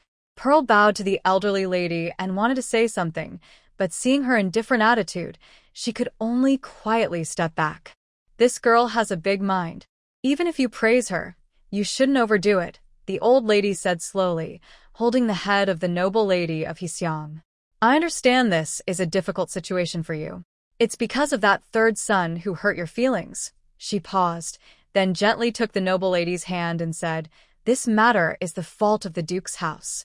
The third son and I are sorry for you. But don't worry, this girl. If I say she's mine, even if the third son takes her into his house, she can only be a servant, not a concubine. I want to see who will dare to make trouble in the future with such a warning," The main maid in the old lady's house was just a servant girl, so the maids in the duke's house who wanted to get close to the master should think about whether they had that status. The noble lady of Heseong was stunned and bit her lip. Mother, you're not wrong. Such a lowly servant girl. The old lady closed her eyes. She gave Pearl the best way, marry into a good family and live a wealthy, worry-free life. Was that not enough? And now she even wanted to become a part of Lord Tang's household. Your daughter-in-law knows. Mother, don't be angry for her. She and Third Master see each other every day, and it's probably hard to control her feelings, the noble lady of Heseong said, having used some tricks in this matter. When she saw the old lady dislike Pearl, she felt relieved. After all, a small concubine who had served her husband since childhood and was favored by her mother-in-law was not to be underestimated. But she didn't expect the old lady to be so clear-minded. Her dislike for Pearl, who had been close to Lord Tang, changed from affection to dislike, and her words now favored her. The noble lady's gaze softened a little. Hard to control feelings, the old lady snorted but said nothing more, only telling the noble lady of Heseong to go back and settle Pearl. She was truly angry, and even her favored maids didn't dare to speak. Did you know about this long ago? The old lady suddenly asked Amber. No wonder you promoted Xiaoyun to be my seamstress, she added.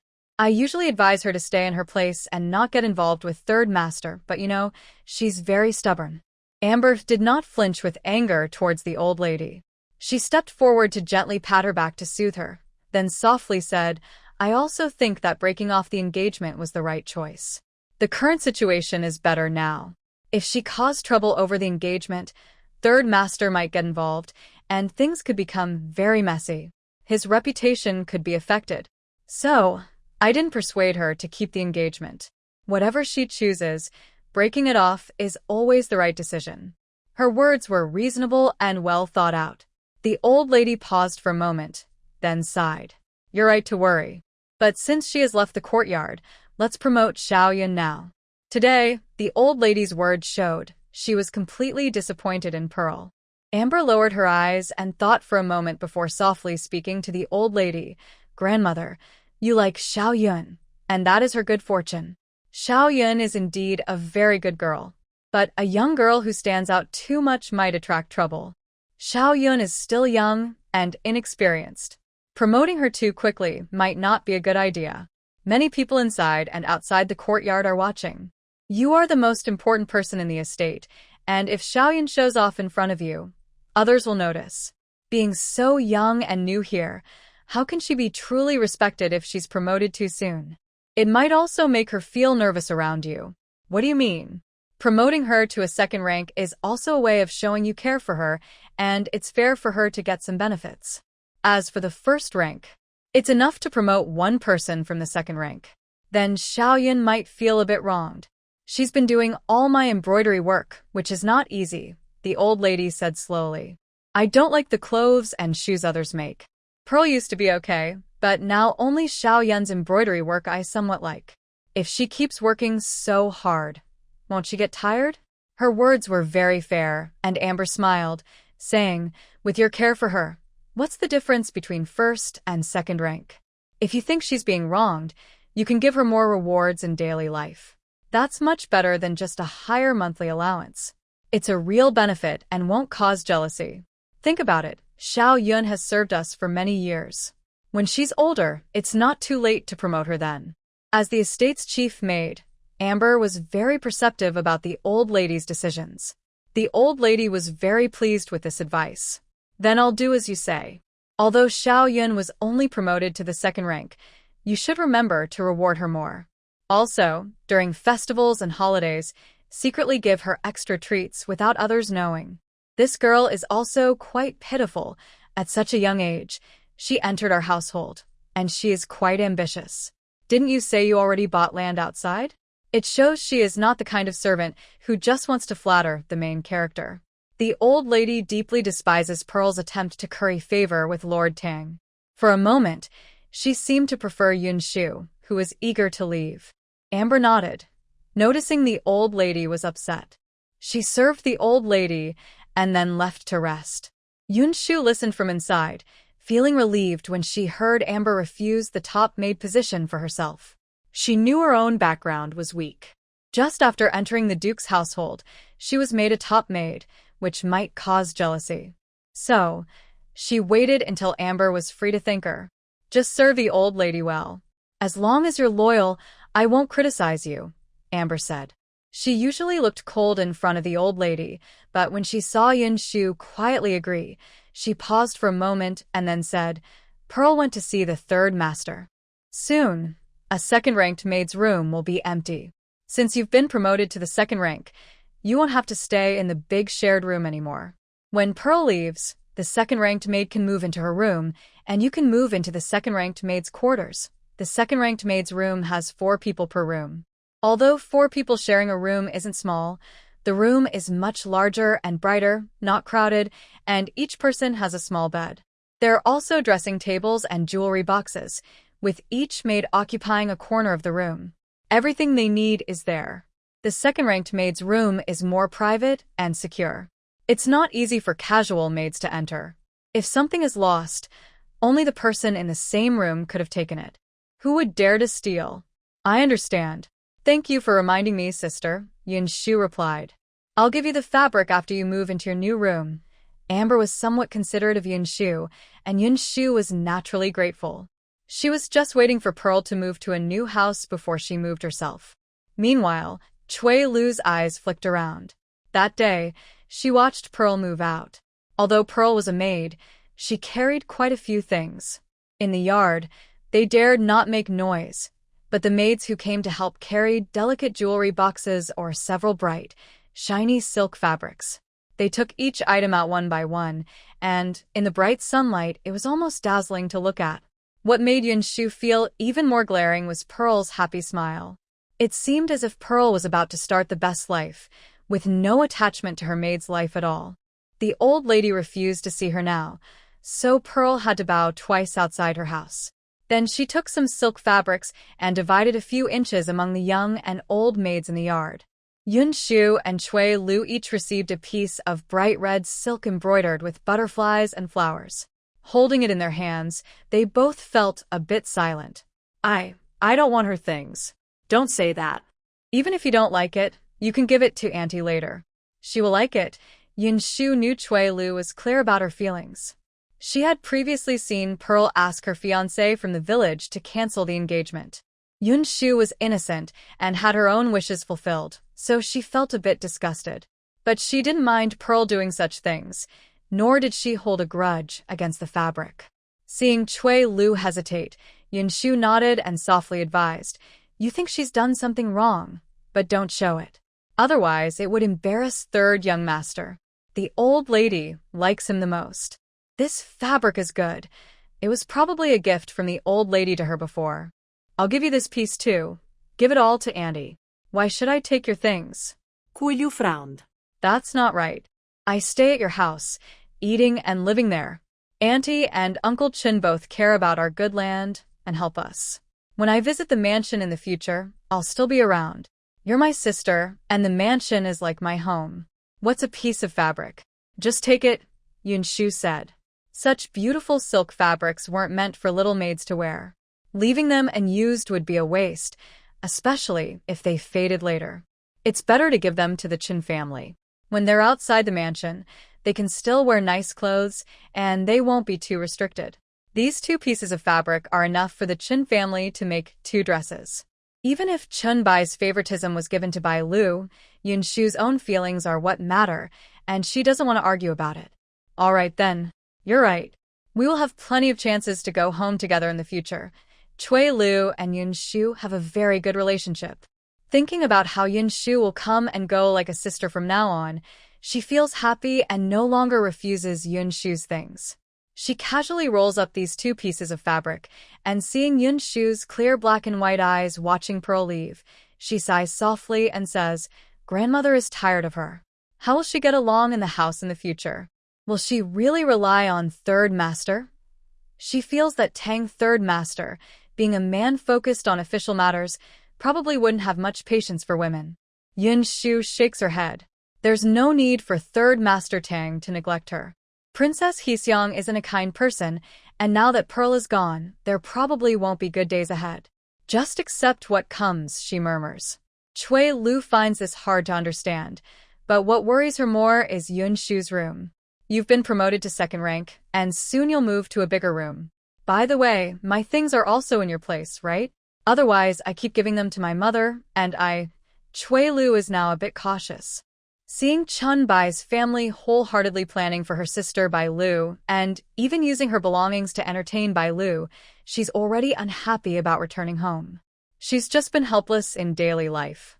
The big shared room isn't safe, and she doesn't know when her things might disappear. Now that Yinshu has a better room, and it's not accessible to just anyone, she discusses leaving her rewards and some jewelry there with Yinshu. It's not a big deal, and Yinshu naturally agrees. She's not in a hurry to move. She has almost nothing on her, just some land contracts and a little silver hidden on her. The second-rank maid's room isn't available yet, so she's not worried. She's content to stay in the big shared room, going to the grandmother's room every morning to do embroidery. She keeps her head lowered, not becoming arrogant after her promotion, nor rushing to leave her former third-rank maid environment. She's calm and steady. Even Coral privately told Amber, "Your eyes are really good." Little Yun is much better than Pearl. With her patient and calm nature, she was not the type to be restless or boastful about her achievements. Coral said, in the future, she might be the first in front of the old lady. Coral and Amber, being older, always had to prepare to marry out. When Yinshu grows up, she might be the top choice in front of the old lady. Amber responded casually. It was rare that she was generous and knew when to step back. Coral liked Yinshu quite a bit. She paused and softly told Amber, "In the future, she can also help us a little. Be kind to her, just as a good connection for the future. Even after they marry, they can't cut ties with the Duke's household." Such relationships and bonds mean that if the family needs help later, it can be easily arranged with just a word. When the old lady speaks well of Yinshu, their relationship with her won't break. As long as the old lady cares for them, they won't have a hard time living in their husband's house. Coral looked at Yinshu quietly working, feeling touched that the old lady was kind to her because she was young and told her not to rush with chores. Maybe someday, they might have to rely on this young maid. Yinshu felt she was getting special attention from Coral. Although Coral had always been kind to her before, now there was something more. It was a very close feeling. And that wasn't a bad thing. Yinshu and Coral had become more affectionate than before. At the Lee estate, "Have you been troubled by Pearl?" One day, Yinshu was making a coat for the old lady and brought it to her. While Coral and Amber helped the old lady try it on, the old lady turned to Coral and asked, "If head of Lee's family isn't satisfied with you, I'll think of another match for you." Previously, the old lady had arranged Pearl and Coral to marry brothers from the Lee family. Now that Pearl had broken off her engagement to serve Lord Tang, the Lee family might also think that Coral is just like Pearl. This was the consequence of Pearl's actions. If the Lee family truly disliked Coral, the old lady should find someone else for her.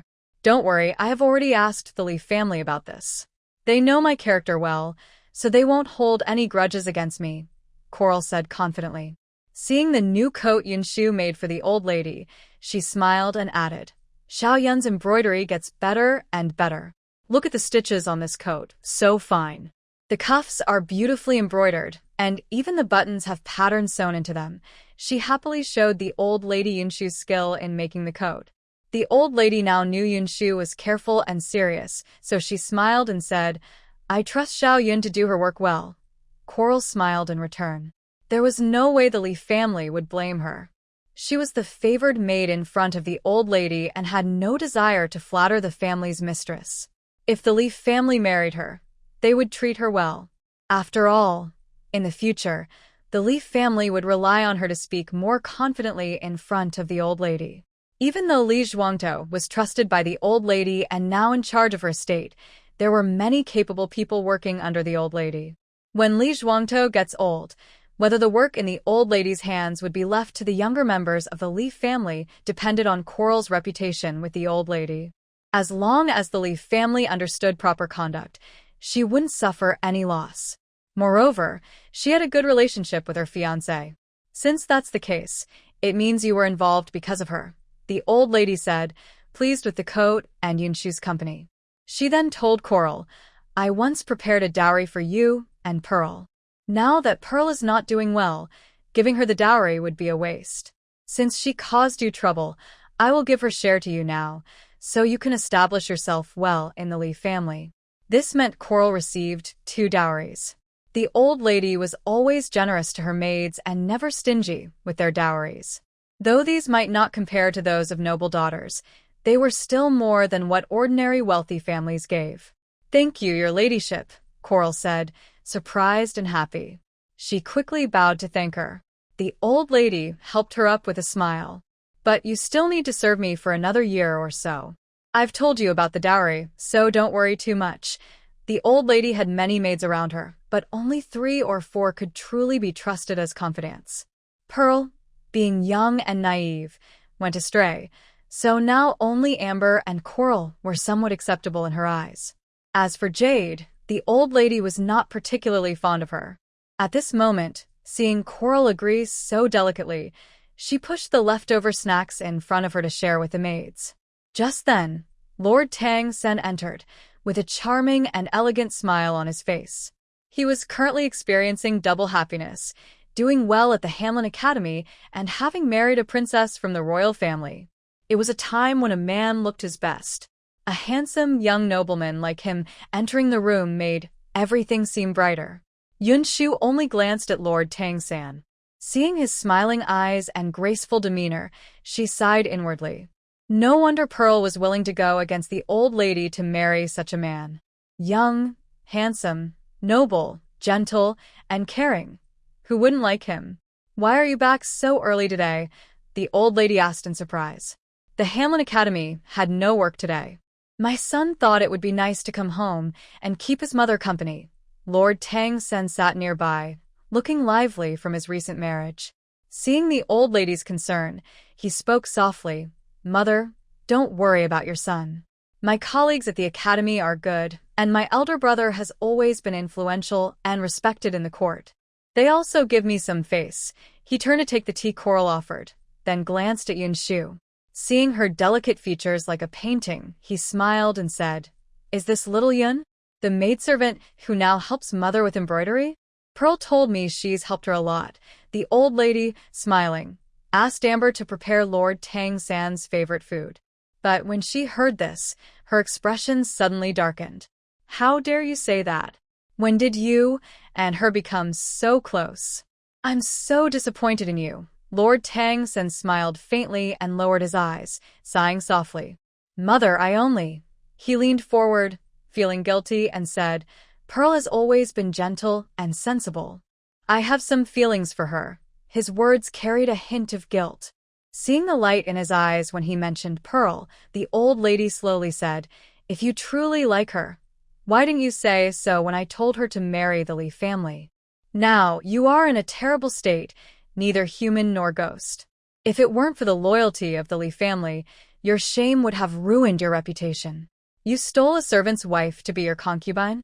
Lord Tang became even more guilty. He said, I didn't think about these things before.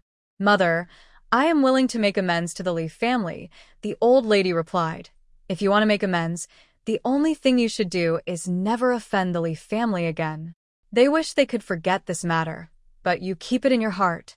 You have tarnished yourself. Although she was a kind mother, she was strict about her son's mistakes. Seeing Lord Tang's handsome face show some shame, she sighed and said, How can I speak in front of the Song Wangfu about what you did? You call yourself kind to the princess of the noble house, but then your mother sends her maid to be your concubine. How do you think the Song Wangfu feels? Lord Tang had already set the tea aside and stood up silently, listening to his mother's scolding. Is it so easy to offend the royal palace? You are lucky to have married a wife who truly cares for you. The princess may come from a noble family, but she doesn't have the arrogance or haughtiness of royal women. When you did such disgusting things, she didn't complain or blame you. She even helped you cover it up, saying it was her idea to have Pearl serve you. Such a virtuous and noble woman. Try to find someone like her. You would cherish her to the heavens. But you don't value the princess at all, and instead get involved with the maid. I understand, mother. The princess is very good, and I care for her too. Don't worry, I won't hurt her feelings, Lord Tang replied. Only 3 months after your wedding, you already have a maid by your side. Who can bear such shame and hurt? The old lady asked. Lord Tang blushed. He was usually confident, but now, thinking about it, he realized he was very wrong.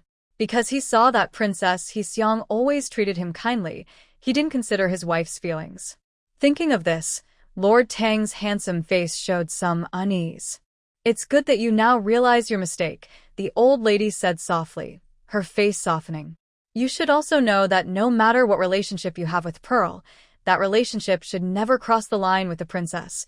The princess is your officially married wife, the woman you should respect and cherish. Other women are just toys and don't deserve genuine feelings from you. Respect your wife. That's what you should do. I won't ask about the past, nor do I want to know your relationship with Pearl. But in the future, the old lady looked at him coldly and said, if I find out she dares to compete for your favor in front of the princess is kind and won't mind, but I will definitely punish her. She would never dare, mother. Tang Sanyi hurriedly said. Pearl has always been gentle. Even the gentlest woman, after serving you for a long time, might develop ambitions. Think about the lady in your eldest brother's house, Mrs. Luo. The old lady looked sternly at Tang Sanyi. Seeing his surprised face, and then his expression change, her old face lost its usual kindness and warmth. She said coldly, she was so gentle in the past, making your eldest brother like her very much. But she never crossed your eldest sister-in-law. Since giving birth to the second daughter, her heart has become restless. Over the years, even without having a son, she has done so much for the second daughter. Now she wants the second daughter to become the wife of the Duke of Sun. Such ambitions. Her gentleness and obedience are gone. This is a warning from the past. Tang Guogong himself took a concubine, Mrs. Luo, and had a daughter like Tang Erji, who is ungrateful. Now things are worse. They even dare to agree to marriage with the Duke of Sun. The old lady couldn't be less angry. Yinshu saw that Tang Sanyi's smile was stiff, his handsome face pale with worry. She subtly glanced at the old lady. She didn't expect the old lady to be so clear-headed. Even if it meant helping Tang Sanyi and Pearl stay together, it didn't mean Pearl could get special treatment in front of Tang Sanyi. Today's words, even if Pearl was favored by Tang Sanyi, he wouldn't cause trouble just because of her. If that's the case, why bother with being a concubine? As Yinshu sighed inwardly, the old lady's words continued. I know you're reluctant to part with her. Now she's probably already part of your household. But there are rules. Legitimate children and concubines are different, and status matters. A concubine can never overshadow the princess. The old lady's face was serious. Only the legitimate son and daughter are the true heirs of the family. Those born from other women are of mixed quality. Your eldest son and daughter must come from the princess. Not only her, in the future, no matter how many concubines you have, your eldest son and daughter must be your legitimate heirs first. Only the legitimacy of the heirs can ensure the family's stability. Since you are now in the court, you should understand that a peaceful family is the foundation for a stable country. If your own household cannot be managed well, how can you be a good official in the court? Mother is right. I understand, son, Tang Sanyi said seriously. Seeing that he is now calmed down somewhat and does not intend to cause trouble at home over his beloved, the old lady finally relaxed. I dislike her, not just because she asked the family to withdraw the engagement, but because she looks down on poverty and loves wealth. Think about it. If you weren't the master of the Duke of Tang's house, if you didn't have the top scholar title or all this wealth and beauty, would she still risk everything for you? Li family. Aren't they already wealthy enough? She just saw someone better and disregarded her morals and promises, not caring about her reputation or innocence. Seeing Tang Sanyi's face slightly change, the old lady slowly calmed herself and said, with so many maidservants around, why did she make a mistake? Are others all fools, not knowing how good you are, and so they foolishly marry outside? Of course, My household also has a few unruly ones. But only she dares to cause trouble right in front of me. Yinshu lowered her eyes quietly. The old lady spoke harsh words for Hexiang County Princess, which didn't harm her relationship with Tang Sanyi, nor did it make Pearl proud. She actually envied Hexiang County Princess a little. Not to mention anything else, but this old lady is very clear about things. Sun knows. Tang Sanye's face turned pale. He was once a handsome, confident, noble young man, but after being scolded by the old lady, he realized he had been a bit reckless. Go back. My words are here. She now serves you, but only as a concubine, not as a wife. You are not allowed to let such a person become your official concubine, the old lady said kindly when she saw Tang Sanyi nodding in agreement. You shouldn't waste your energy on women now. After all these years of studying day and night, was it just for these women in the backyard? Your ambitions and future need more attention. A man's heart should be in the court, not spending all his time with women. Do you understand? Sun understands, he replied. As a man who doesn't want to achieve great things, to be a duke or a prime minister, Lord Tang Sand is no exception. At this time, my son is indeed confused. I, as his mother, have always kept his words in my heart and will never let him repeat his mistakes. He thought of Pearl's gentle nature, lowered his eyes, but then remembered the changes in the court. After a long pause, he said, My son's concubines are also juniors in front of you. Whatever you wish to do with them. I only ask that you give her some dignity. He cared deeply for Pearl's many years of friendship and her sincere devotion to him, so he spoke with a plea. Don't worry, she will have her dignity. But what she doesn't deserve, she shouldn't expect. Spend more time with the princess. That is the woman you should cherish for life. The old lady said kindly. Lord Tang quickly agreed. He came today feeling a bit happy, but her words dampened his spirits. The old lady knew he was always loved and raised by her, and now her stern words had broken his confidence. She didn't want him to stay, so she told him to go back to rest in his courtyard. After Lord Tang left, the old lady sighed tiredly and whispered, I just hope he truly understands. Why did she want her son to marry the princess of the Wang family? It was for his future, after all. Now that she was alive, she kept her children close, but her son was still the noble third lord of the duke's estate. If she died someday, the Tang family would split. Without a strong support from the Yu family, wouldn't they fall into ruin? It was for her son's future that she married him to the princess of the Wang family. Later, with the Wang family backing him in court, who would dare to look down on him? But if her son was careless and neglected the princess, why would the Song Wang's estate support his son in the future? I remember there was a 12-panel landscape screen with peach blossoms in the storeroom. Take it to the princess and tell her it's a fresh decoration for her room. The old lady asked Amber to find a beautiful landscape screen she had kept before and had it delivered to Princess Hexiang's room. When the princess received the screen, she rewarded the person who brought it, and upon hearing that Lord Tang was resting in his study and had spoken with the old lady, Pearl went to serve him. Seeing the vibrant, stunning peach blossom screen, she smiled. Grandmother is quite perceptive. Of course, I am. You can tell from how many years the eldest and second sisters-in-law have been here. The princess of Hexiang lowered her eyes gently, her delicate fingers softly touching the cold screen in front of her, and said quietly, The bad people are all called by the old lady. I just want to be a good person so that in the future, I can have a good life with Third Master. I don't need to be a shrew to deal with his heart. Naturally, the couple will be harmonious. The old lady is indeed a wise person. My father and mother think this marriage is very good. She is at an age where she should be married, and she has a proud personality. If the old lady is confused and Third Master dares to take a concubine less than 3 months after marriage, she will definitely cause trouble in the Duke of Tang's house. But if she makes a big scene, even if she takes back Pearl, will there still be Mingzhu and Baizhu in the future? Then her relationship with Third Master would truly be broken. Her husband is handsome, talented, charming, and romantic. She actually hopes for a harmonious marriage. Now that she is gentle and kind, and the old lady has helped her handle everything, Third Master might feel guilty toward her. Hasn't Pearl been serving her lately? That's good. The princess doesn't know, but I was annoyed when I saw her cling to third master in front of him recently, said the maid beside the princess of Hexiang, Han Shushu, with a hum.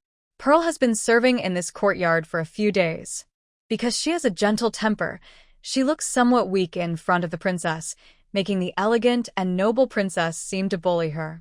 Whenever third master returns, Pearl looks at him with soft, watery eyes, full of pity, which melts a man's heart. Naturally, third master favors her a little more and often asks her to serve more.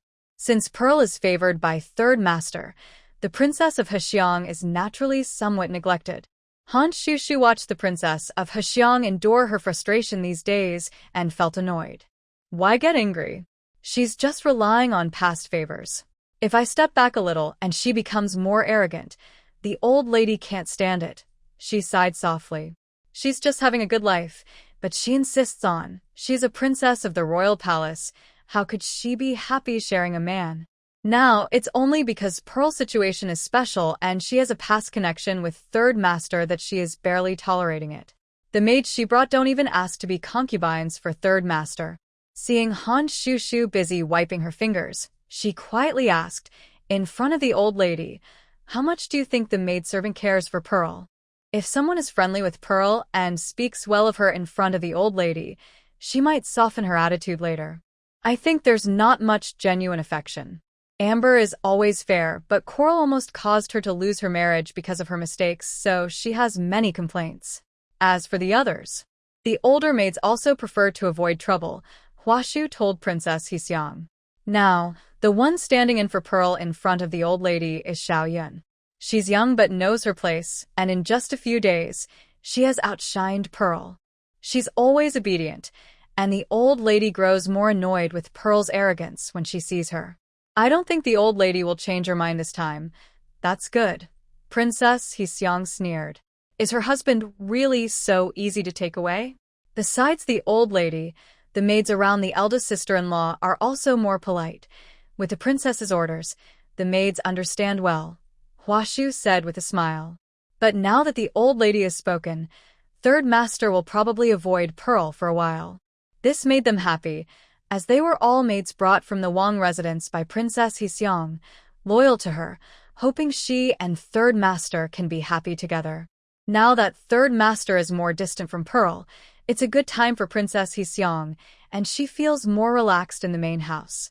That night, third master came with some regret, showing more affection for his wife. He is naturally gentle and romantic, and as a proper couple, they are very close. Their relationship is getting better, leaving other things behind. Yinshu noticed that recently, when Princess Hexiang paid her respects to the old lady, her face looked more radiant and lively, which meant her days were going well. But Princess Hexiang's life seems to be smooth, while Pearl's days might not be so good. What surprised Yinshu even more was that on this day, Cui Lu came to find her. When they went out together, Cui Lu also looked a bit surprised. Have you heard about something? What is it? Yinshu asked curiously. Cui Lu's face looked strange. Inger said she's going to serve Sister Pearl now. Because of this, Inger and Yinshu had never been very friendly. Inger thought Yinshu was hiding secrets and had taken her place in front of the old lady, so she often spoke sarcastically to Yinshu. Even Inger's sister, Faitsue, who was the first to be promoted to a second class made by Yinshu, often gave her cold looks when the old lady wasn't watching. If it weren't for Amber's fairness, and if Coral and Yinshu's relationship were better now, Faitsue might have bullied Yinshu even more. But even so, Yinshu knew that Inger was eager to get ahead, and Faitsue was a smart person. The old lady's dislike for Pearl was also obvious to Faitsue. Although Faitsue wasn't in the room when the old lady scolded third Master Tang that day, she probably understood what was said. Knowing that Pearl was probably not doing well even near third Master Tang, Faitsue wouldn't have asked Inger to serve Pearl. Wouldn't that also offend Princess Hexiang? I heard Inger asked for it herself. Her sister doesn't know, Cui Lu told Yinshu softly, sharing what she overheard in the big bedchamber. Although Sister Pearl is now just a concubine, she still has some connection with third Master Tang, so she doesn't lack maids to serve her. If Inger can get close to her, She can become a second-class maid, just like you. It seems she asked the lady to serve Sister Pearl for this reason. Even though Pearl is now a concubine, the women serving third Master Tang could still qualify as young maids. Inger couldn't stand Yinshu being promoted faster to a second-class maid, so she had no trouble going to Pearl. Yinshu frowned slightly. That might offend Princess Hexiang, she said. The princess of the Wang family wasn't easy to please. Princess Hexiang seemed tolerant of Pearl, but that was only because third Master Tang still had some feelings for her. Once he completely lost interest, Pearl might be in serious trouble. Moreover, Princess Hexiang wouldn't be happy about someone volunteering to serve Pearl. Yinshu shook her head, knowing Inger probably took a wrong step this time. But she had no intention of forgiving her or advising her not to serve Pearl. After all, Inger hated her intensely now, and even if Yinshu tried to stop her, Inger would only think she was jealous of her. Cui Lu simply said one sentence, and then excitedly told Yinshu, "There's one more thing. Father sold your sticky rice chicken recipe for 10 taels of silver. Today, my older brother sent a message saying he bought a nearby 1-acre plot of land to keep for you. He'll give it to you later." Yinshu was surprised and widened her eyes. Can it sell for 10 taels? This was just a common snack in the south, something most people there knew how to make. The recipe shouldn't be very important, so why did it sell for 10 taels? Seeing her surprised, Cui Lu lowered her voice and said, "My father is good at business. Long ago, the Duke praised him, saying he could find profit even in cracks in the stones." She was proud of Chen Bai's business skills, and Yinshu couldn't help but smile at Cui Lu's proud look. She chuckled softly and asked, "Has the fabric been sent out?" "Yes, it has. My brother took it." Cui Lu's brother worked as a servant for the second son of the Duke, so he often saw his sister. Yinshu felt relieved. "But my brother heard that you're now serving the old lady. He told you to be careful and not to talk too much, so you don't say anything wrong that might upset the masters. What's going on?" Yinshu asked curiously. "The second young lady is about to marry the Duke of Sun's estate to become the Duchess. There's been a lot of fuss in front of the Duke. But recently, the third young master's matter has made the old lady worried, so the main wife hasn't let the family disputes reach her. Since my brother is close to the second young master, he knows more about it. It's gotten quite serious. The quarrel between the main wife and Aunt Luo might soon be known by the old lady. If you say anything, you might offend either the main wife or Aunt Luo. It's better not to say anything." Cui Lu looked around and lowered her voice. "My brother said it's better to be like a gourd with a cut mouth." Her young, innocent eyes were full of concern for herself. Yinshu felt warm inside. "I'll remember that," she said softly. "That's good. We maids don't know much about what the masters say. But you are different. You are close to the old lady. Be more careful," Cui Lu said, smiling with relief, when Yinshu nodded. She was born with charming eyebrows and eyes, rarely showing a broad temper. Yinshu paused, then thought of something. She quickly told Cui Lu not to be in the sun under the corridor shade. She hurried back to her room to get 2 pairs of shoes for her, softly saying, "Uncle Chun and Auntie are like my own elders in my heart. This is my way of showing respect to them. It's nothing special, just my sincere feelings." These 2 pairs of shoes were naturally made for Mr. and Mrs. Chun. They are both very kind to Yinshu, so she naturally returns their kindness. "You're so filial. Later, why not recognize me as your godfather and godmother?"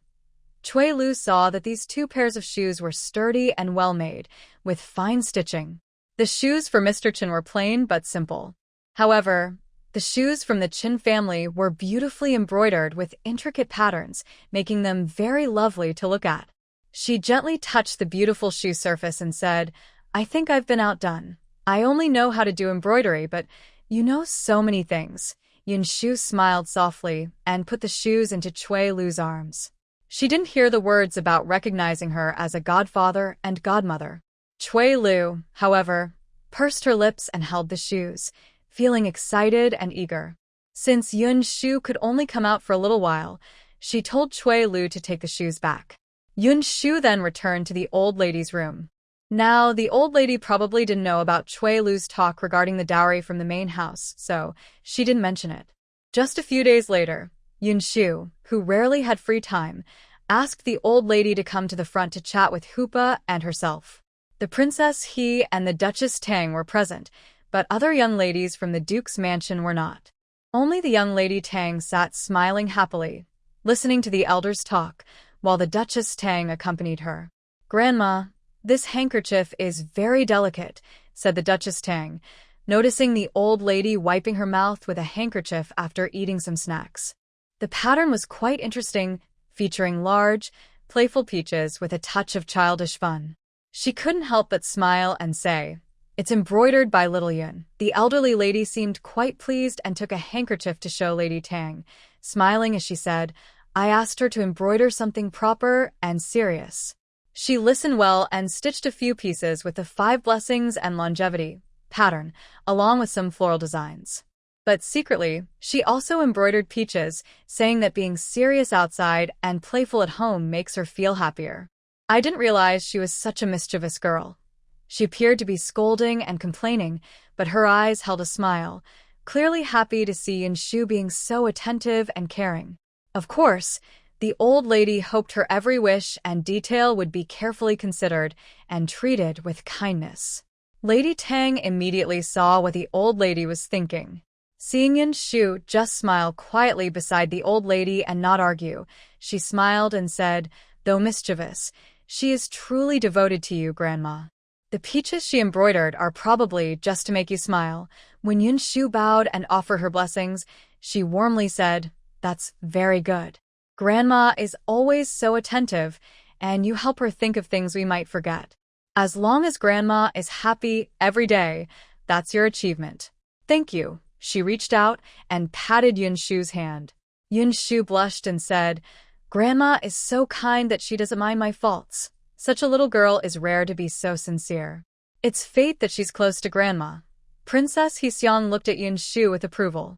Whether it was the floral knots Yinshu made when she got married or the bright paper cuttings, though not expensive, they all showed her sincerity.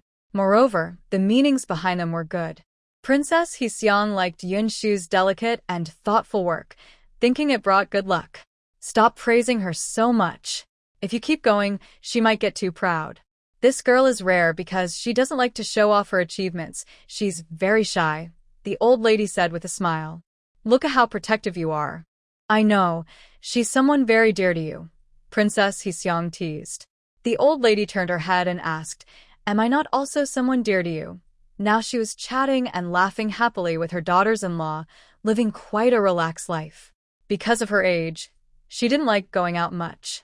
Besides the marriage alliance with the Song Wang family, which required her to travel around, she left most of the outside affairs to Lady Tang to handle and coordinate.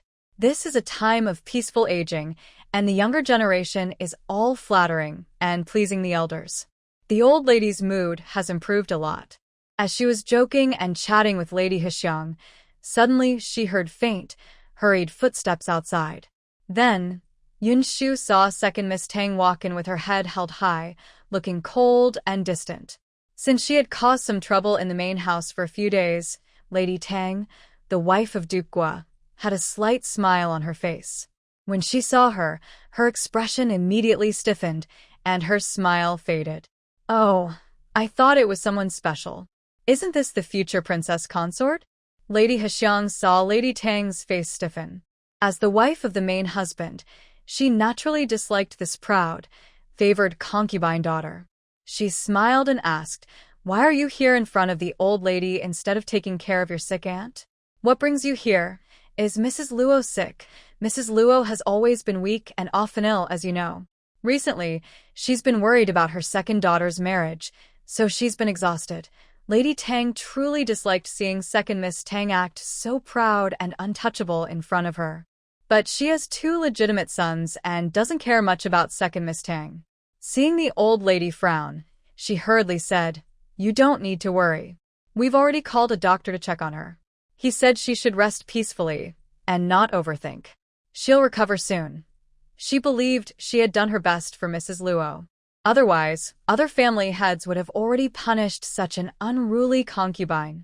Clearly, second Miss Tang and her biological mother had different thoughts. Why does the lady insist on pretending everything is fine?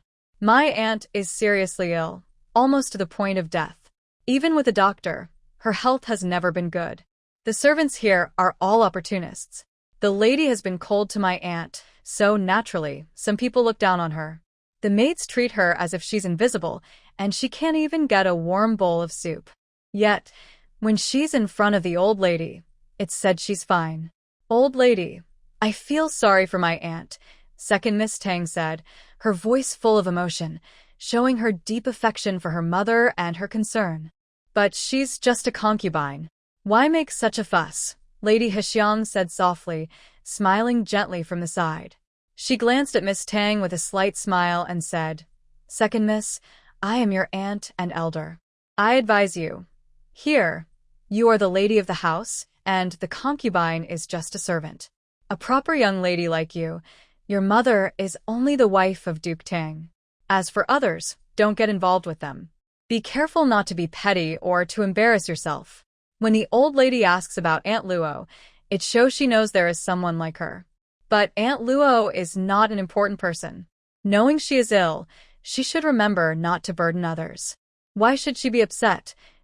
Miss Tang didn't expect the Princess Hexiang to speak so harshly. Recently, the princess and her husband, Lord Tang, have been very harmonious, so the household is peaceful. There's no way she would speak so sharply. Now that she is about to become a princess, her status will be even higher. Constantly calling her auntie, she might be jealous and want others to remember she is a common-born daughter. The Princess Hexiang dislikes Miss Tang's complaining and sharp tongue. She knows Miss Tang has a good marriage and is talented, so she believes the wife of Duke Tang doesn't treat her badly.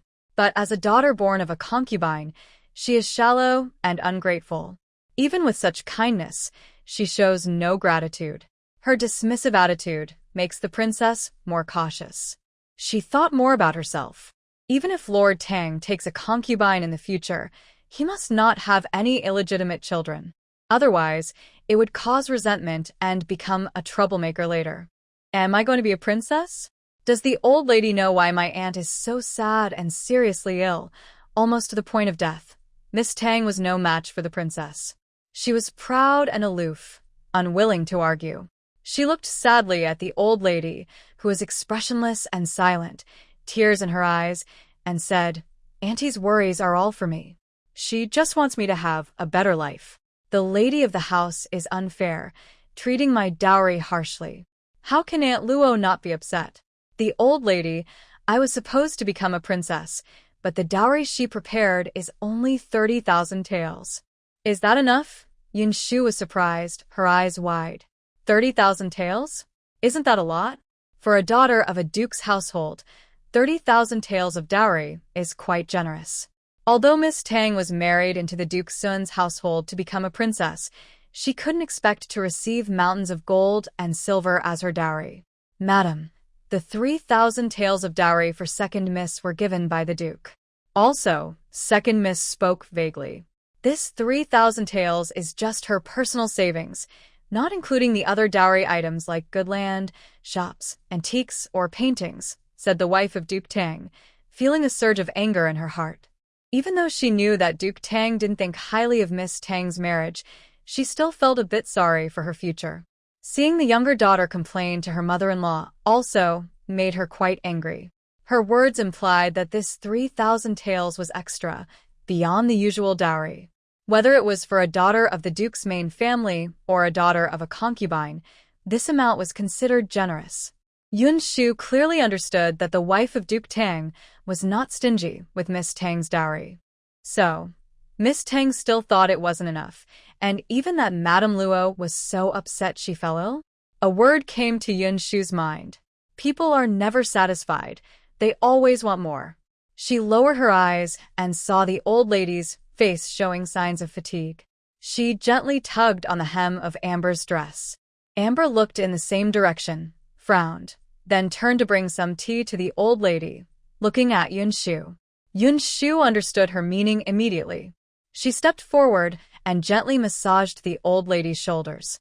The small maid, on her knees beside the old lady, softly supported her, silently using her small hands to soothe her shoulders. The princess of Hexiang looked up at her. The old lady felt that under this gentle care, her frustration in her chest gradually eased. She took a sip of tea from Amber's hand, leaned on Yinshu, and looked at Miss Tang's unhappy face, teary and pouting. She slowly said, 3,000 taels is indeed not enough. Seeing a flicker of joy in Miss Tang's eyes, she waved her hand and continued slowly. According to the rules of the household, a daughter of a concubine usually gets about 2,000 taels of silver as a dowry. Your land, shops, gold, silver, and jewelry combined are worth at least 30,000 taels. That private savings of 3,000 taels doesn't need to follow you. A daughter of a concubine isn't the eldest daughter. If we are too lenient with you, it wouldn't be fair to your other sisters. Miss Tang too looked at the old lady in disbelief, her body trembling slightly, her cold and proud face filled with shock. She suddenly looked at Lady Tangwagong, but seemed unsure of what to say. Why did she complain that her dowry was small, when the old lady had reduced it further? It was even less than what she had received before. Old lady, you must be mistaken. Even if you become the Princess Sun in the future, for now you are still a concubine daughter of the Duke's household. As a concubine daughter, you must follow the rules of our household. I don't know the rules of the Princess Sun's residence. How much glory and wealth you enjoy in the future depends on how you follow the rules there. But here in our house, I cannot tolerate anyone breaking the rules. The old lady's words almost made Yinshu laugh, but she was naturally a calm and reserved person. She lowered her eyes, showing no expression, and patiently gently massaged the old lady's shoulders. The old lady took a sip of tea, as if refreshed, and then had the strength to speak again. As for your small dowry, you cannot blame your mother for being stingy.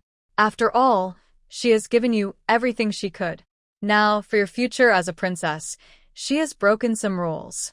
Your dowry is already more than what the rules require. Miss Tang, too, who is beautiful and proud, always considered herself high and noble. The old lady knew her granddaughter's personality well. Seeing Miss Tang look a little uneasy and reach out to hold her arm, telling her not to look at her so disrespectfully, the old lady slowly said, your small dowry is because your biological mother is useless.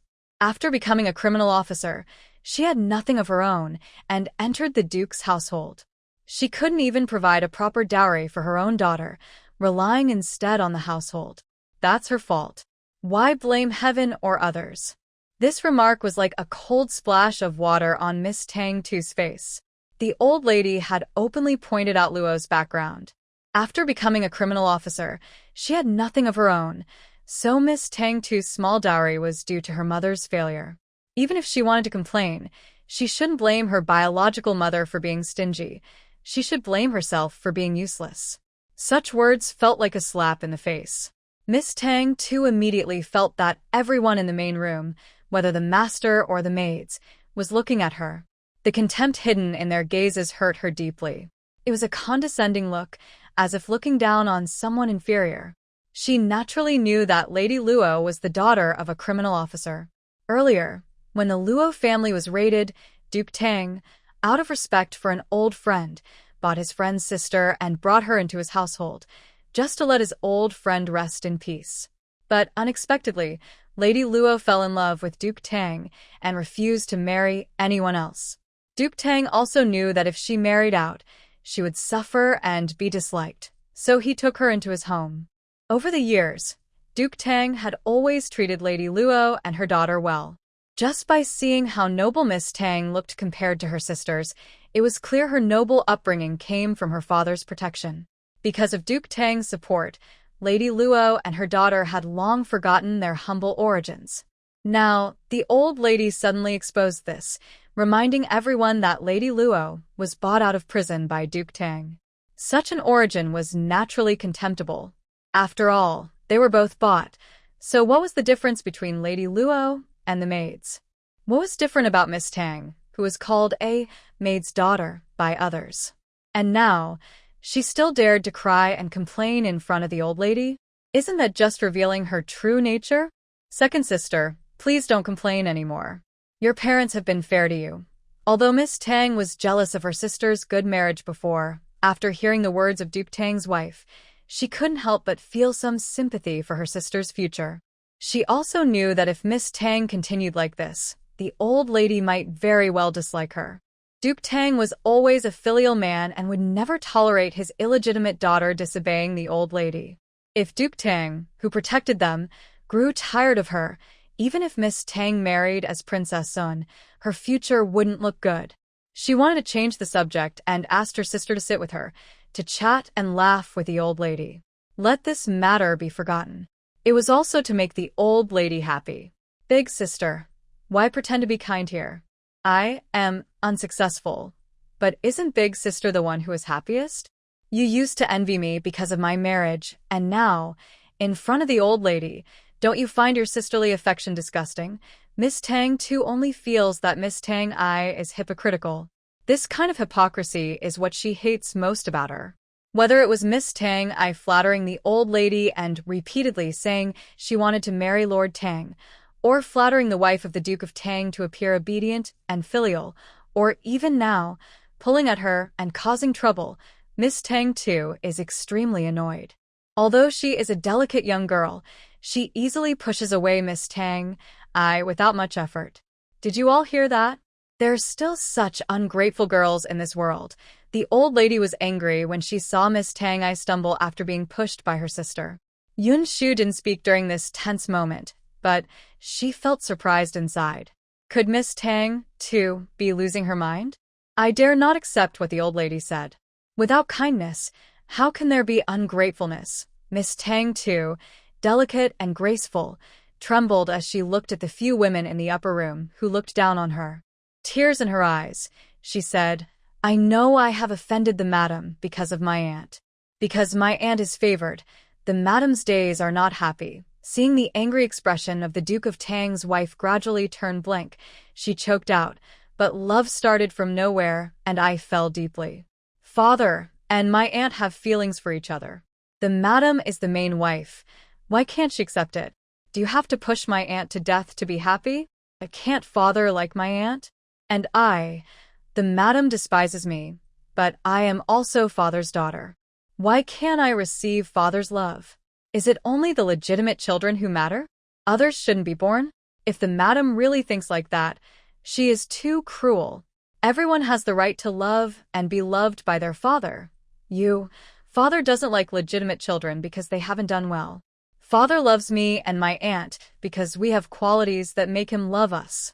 The madam and the elder brothers don't see their own faults and instead envy us, mother and daughter. Miss Tang too had kept these feelings inside for many years. Seeing the Duke of Tang's wife glaring at her with clenched teeth, she wiped away a tear and raised her beautiful face with a mocking smile, saying, But even if the madam is harsh, I now have a future. It was her own effort that gained the favor of King Sun. Even if the stepmother tried to suppress her and keep Miss Tang I in the spotlight to compete with her, it was all in vain. Thinking of this, Miss Tang became even more determined. The Princess Hexiang looked at this reckless girl with disbelief. Seeing the slight anger in the Duchess of Tang's eyes, the Princess Hexiang knew Miss Tang was doomed.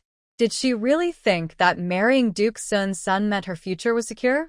Duke Sun was willing to marry Miss Tang mainly because of the power of the Tang family. If the Tang family looked down on Miss Tang, how could Duke Sun still hold her in high regard? Old lady, please don't be angry. Just ask her to leave. Young girls nowadays, when about to marry, often feel worried and say strange things out of nerves, said the Duchess of Tang, taking a deep breath and silently telling herself that there would be plenty of time in the future. She gently told the tearful Miss Tang to sit beside her, softly adding, Since she is about to get married, please forgive her this time. She was happy to appear kind and tolerant in front of the old lady, though whether she would later complain to Duke Tang was none of her concern. Today's matter couldn't be hidden, especially since Duke Tang had many concubines, some eager to take advantage of this situation to criticize Lady Luo. Naturally, some would act on their own. There was no need for the Duchess of Tang to complain herself. others would do it for her. Just let her go out, the old lady said slowly. She was willing to teach her son, Duke San, not to neglect his wife just because he favored his maid. That was because Duke San was her beloved son. But what was Miss Tang, a daughter born from a concubine, in her eyes? If Miss Tang was obedient and filial, the old lady would be kind and gentle.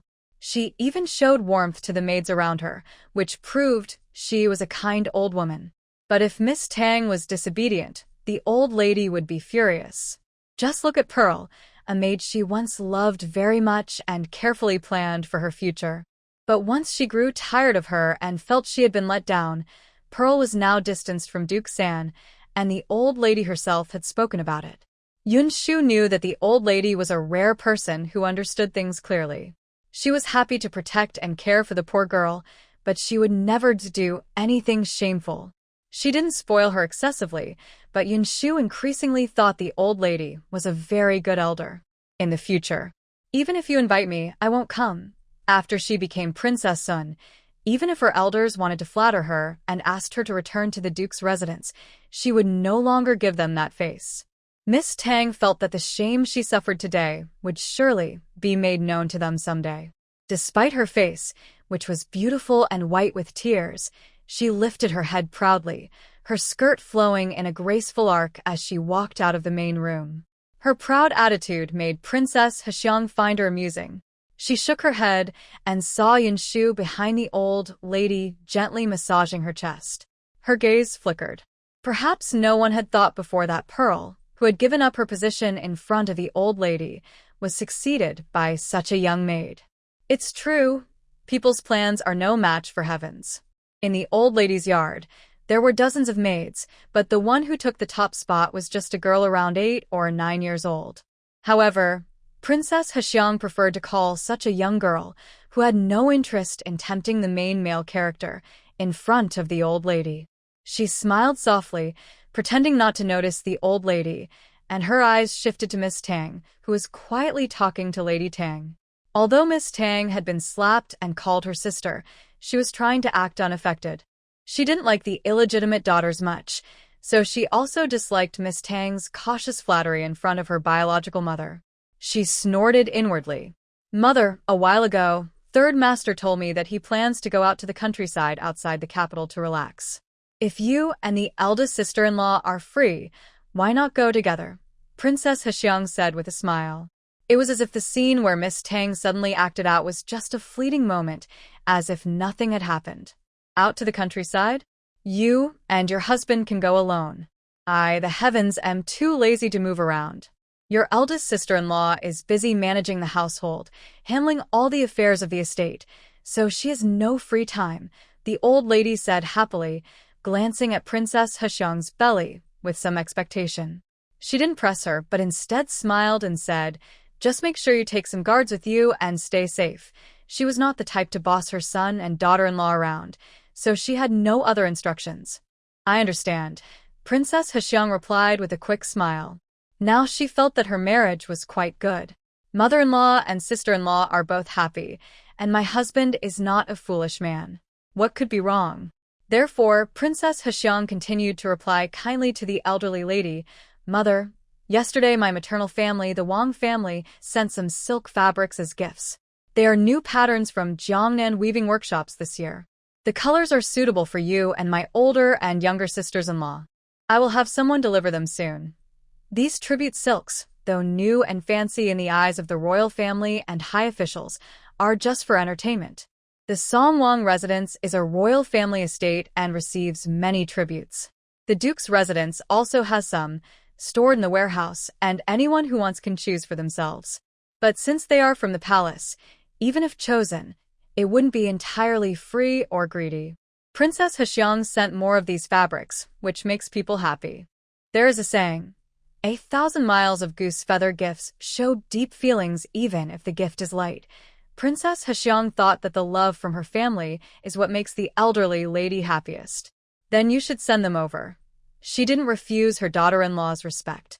As an elder, who wouldn't like to be cared for and respected by their daughters-in-law? I think I don't need to, Lady Tang, the wife of the Duke, said with a smile. Why not? sister-in-law is in her prime, dressed brightly, naturally showing the dignity and nobility of the duke's wife. Princess Hexiang joked a little, finally settling this matter.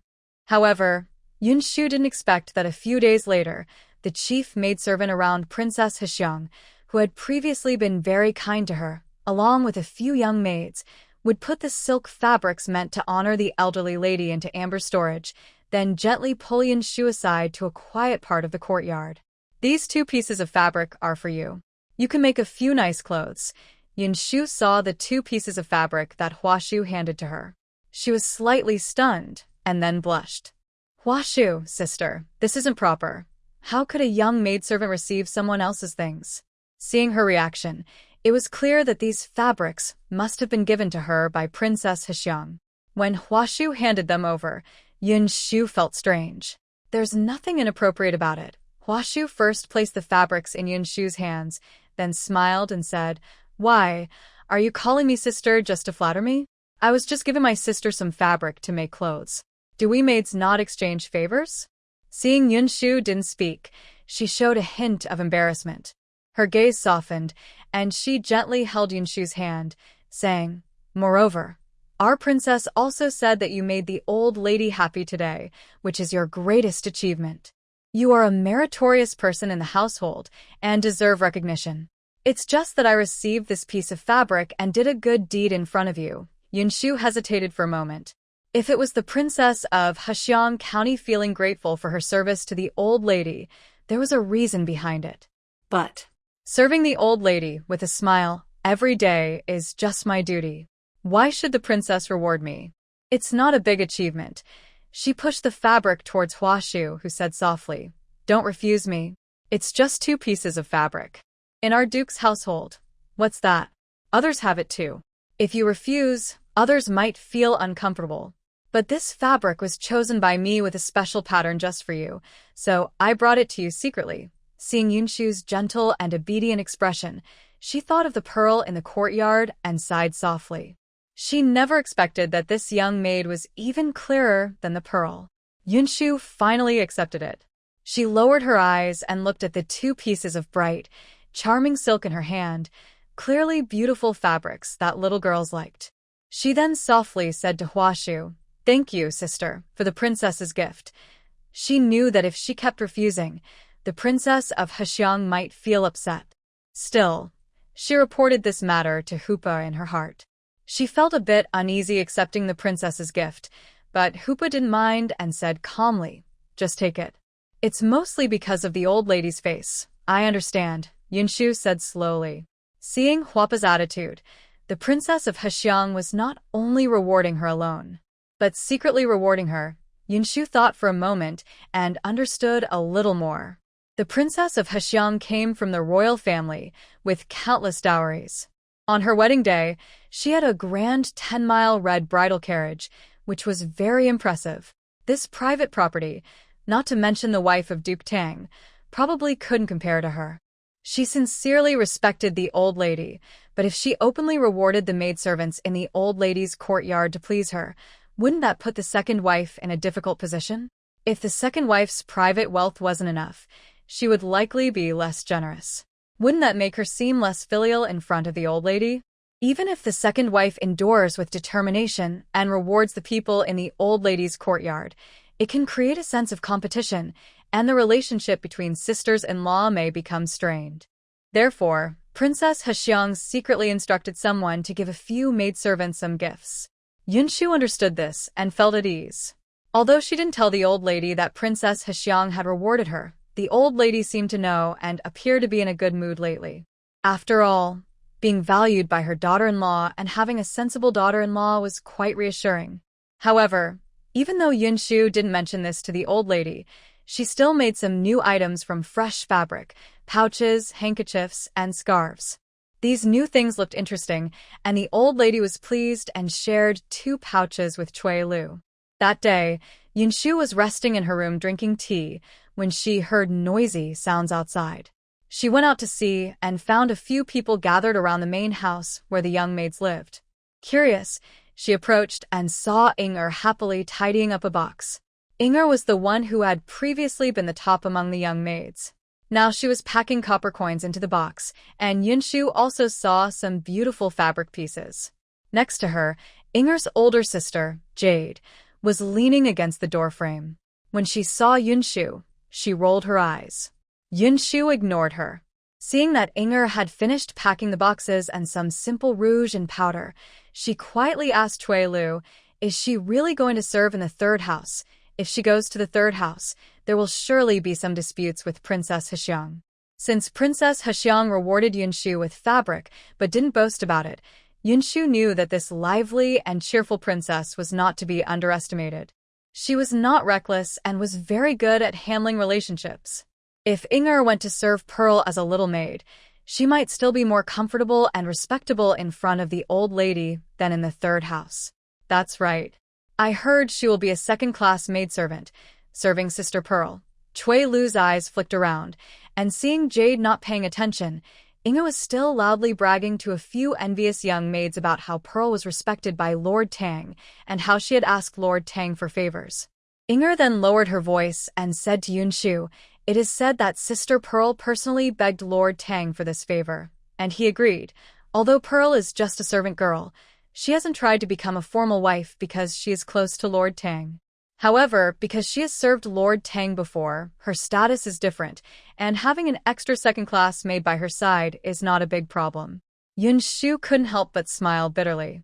According to the rules, she shouldn't overstep, but in terms of relationships, how could Princess Hexiang be happy? She didn't expect Pearl, who was so obedient in front of the old lady, to act so differently in front of Lord Tang. If she were truly honest, now is the time Lord Tang is newly married. How could she cause trouble at this moment and bring a maid along?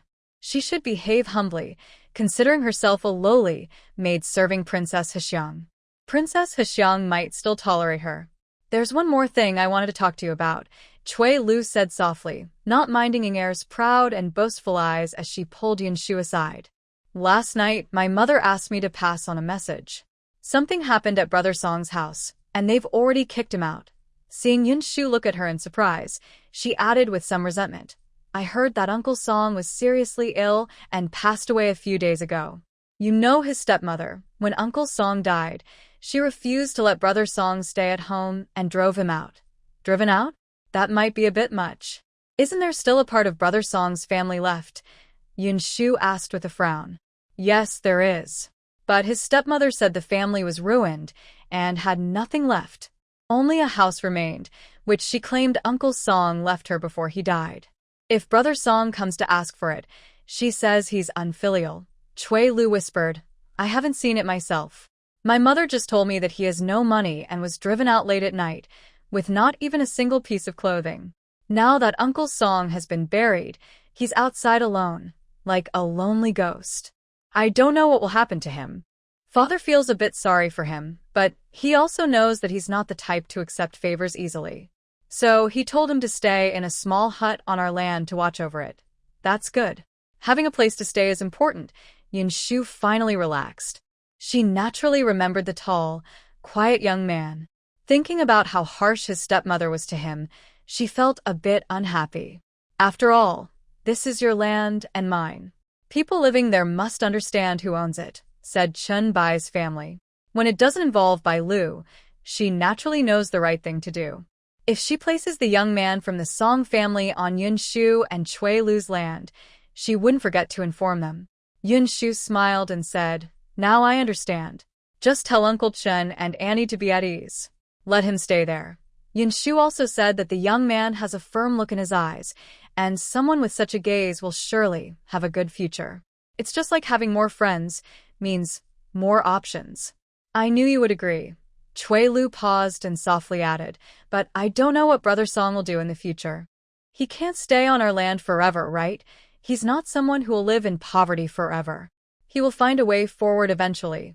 Seeing Cui Lu breathe a sigh of relief, Yinshu jokingly asked, "Are you worried about your land?" "Not really worried, just concerned. If someone is lazy and always takes over our land without trying to improve, it makes me unhappy. No matter how poor they are, they shouldn't use our private property to fill their needs." Cui Lu spoke very reasonably, and Yinshu couldn't help but smile and nod, saying, You're right. It's about helping in emergencies, not fixing poverty. She agreed with herself, and Cui Lu's eyes lit up. She grabbed Yinshu, twisting her arm and refusing to let go, talking about what work she had done recently, what errands she ran, and how she and Inger called the maids to help carry boxes to the third house. Both Cui Lu and Yinshu avoided going there. If they went to the third house in such a grand manner, the princess of Hexiang County might be even less pleased. Sure enough, a few clever maids didn't follow but instead tried to flatter Jading or please Pearl, happily going along. The big house was a bit far from the old lady's main room.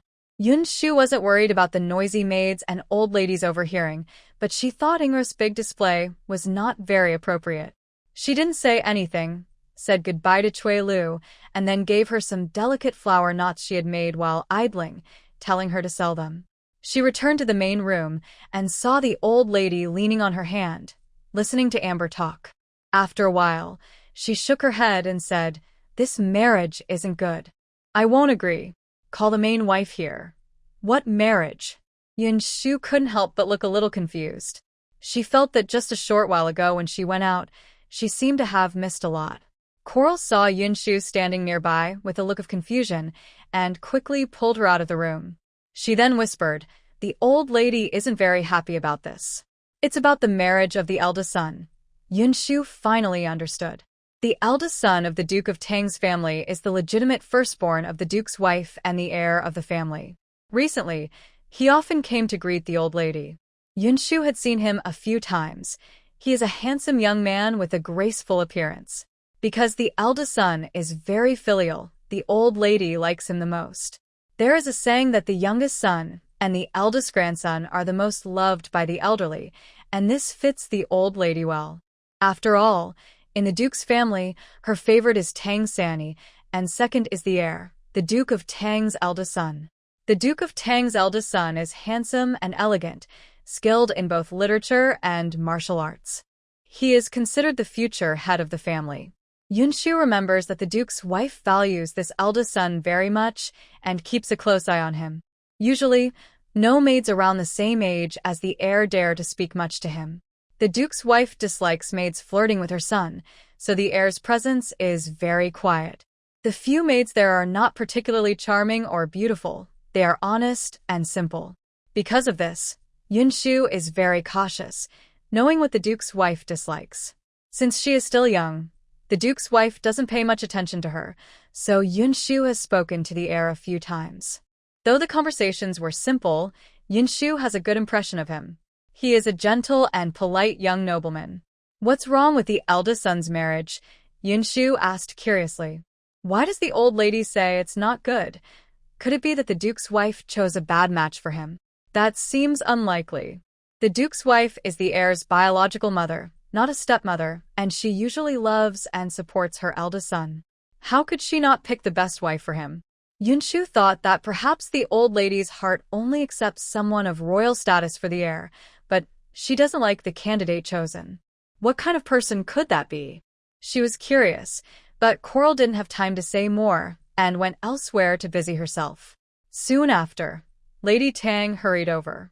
Seeing the elderly lady, she quickly paid her respects and then sat nervously beside her, asking, "Mother, did you call me because of my older brother's marriage?" She held her breath, clearly worried by the slight displeasure on the old lady's face. The old lady noticed her anxious look and, without wasting words, asked directly, "I heard you arranged a marriage between your brother and the Shin family? That marriage isn't good. If you haven't reached an understanding with the Shin family yet, don't mention it in the future." Yinshu stepped forward to serve tea to Lady Tang but saw her face show some hesitation. "What's wrong? Do you think the Shin family is bad?" "Mother, General Shen is now very powerful, and the Empress Shen and the 8th Prince are the Emperor's favorites." Hearing this, Yinshu felt it sounded familiar. After thinking for a moment, she suddenly understood. She realized that the marriage her father wanted for her was with General Shen, whom she had heard about at Qinbai's house. She thought about General Shen's current power and understood why Lady Tang was happy about this marriage. As a young maid, Yinshu found the fierce reputation of the Shin family a bit unsettling, but in the eyes of noble ladies, Her small worries about wealth and status probably didn't matter. Yinshu had never seen true power, so she thought that being high-ranking and influential was something to fear. But in the eyes of noble families, it was just a bonus. If Yinshu was inexperienced and thought the Shun family's glory was nothing to worry about in the eyes of important people, she believed this marriage was good. Could Lady Tang not be more insightful than her little maid? Since she could think of this marriage, she probably understood many things about it. The Shun family. The old lady saw that Lady Tang didn't argue but listened carefully to her words, so she sighed and said, "The Shun family isn't bad. Not to mention that Empress Shun in the palace is straightforward and kind. General Shun is a rare person of kindness and integrity. I've heard that over the years, he often helped his former comrades in the army and is very good-hearted.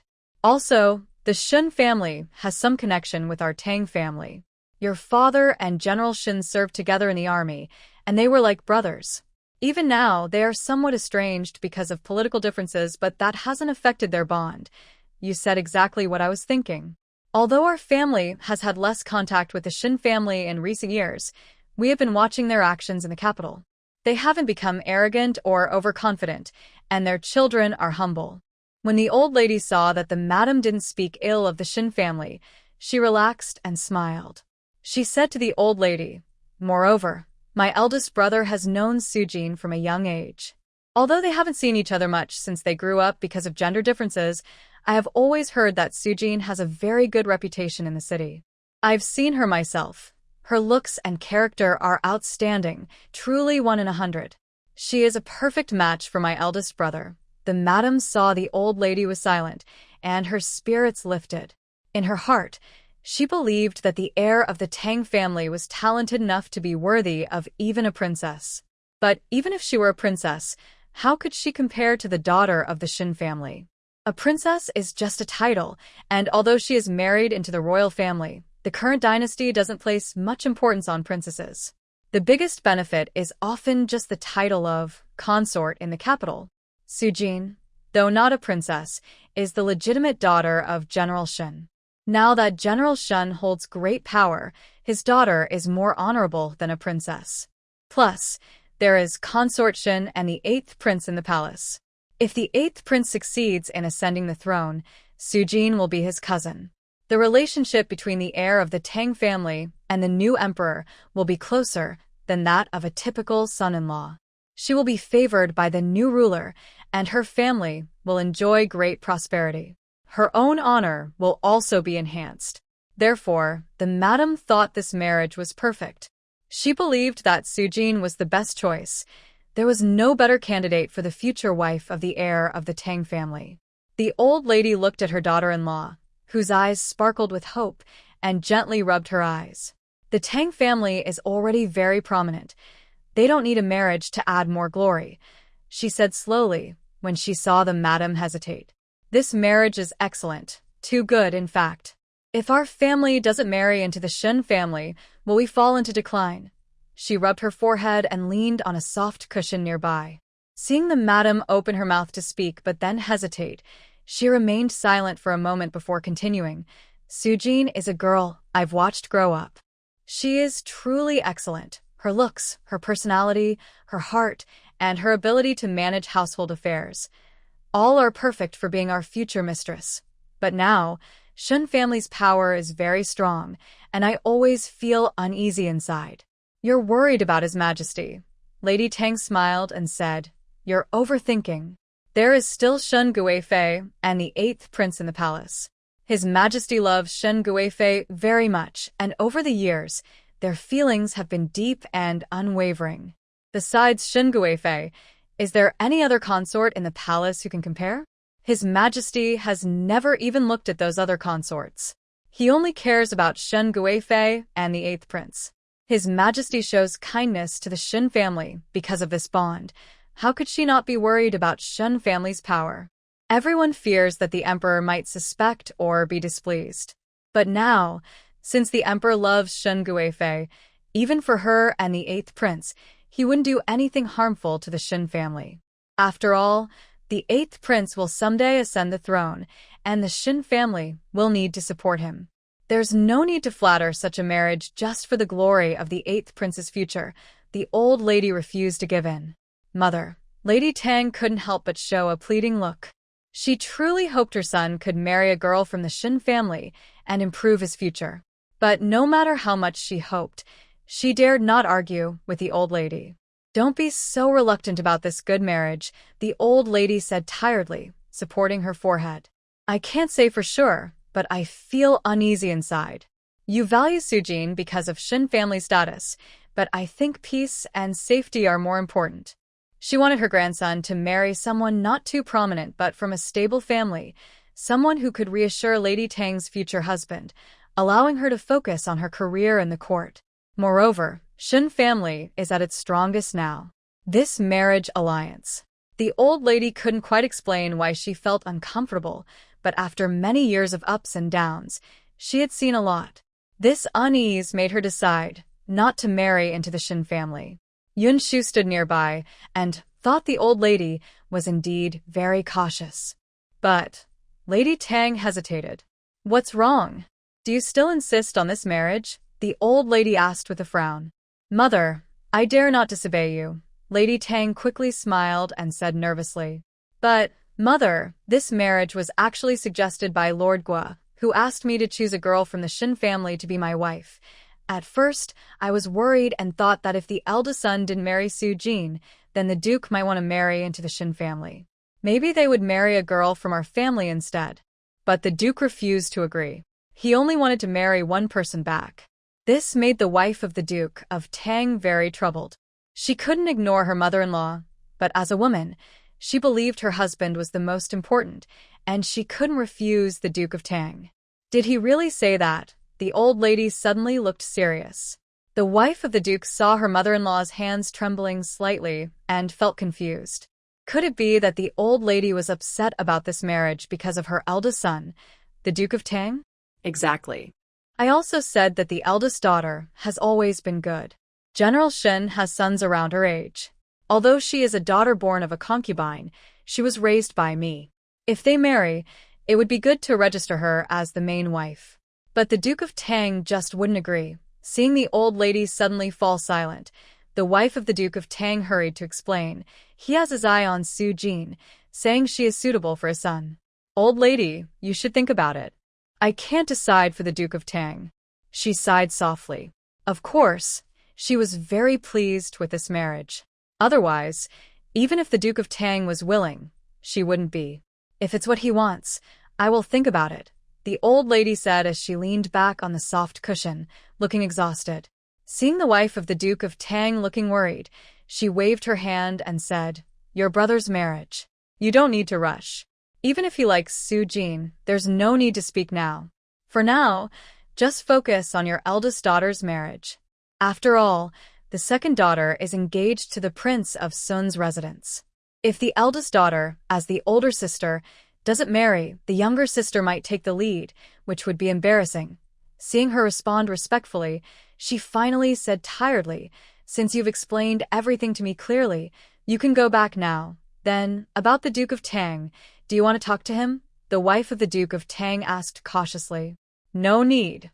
If I want to see him, I will ask him to come to me, the old lady replied calmly. Since she said that, the wife of the Duke of Tang didn't dare say anything else and stood up to leave the main room. As she left, the old lady leaned back on the bed and remained silent for a long time. Old lady, should I call the doctor? Hoopa asked softly, noticing her discomfort. What's the use of calling him a doctor? It seems he wishes I would just die quickly. The old lady shed tears and whispered to Hoopa, I only think of my loyalty, but I don't want to think about how I can bear this in my heart. She was so upset that a few of the others around her became anxious. The old lady was already elderly, and if she often got so upset, it would be terrible. So Yinshu asked Hoopa to go forward and talk with the old lady.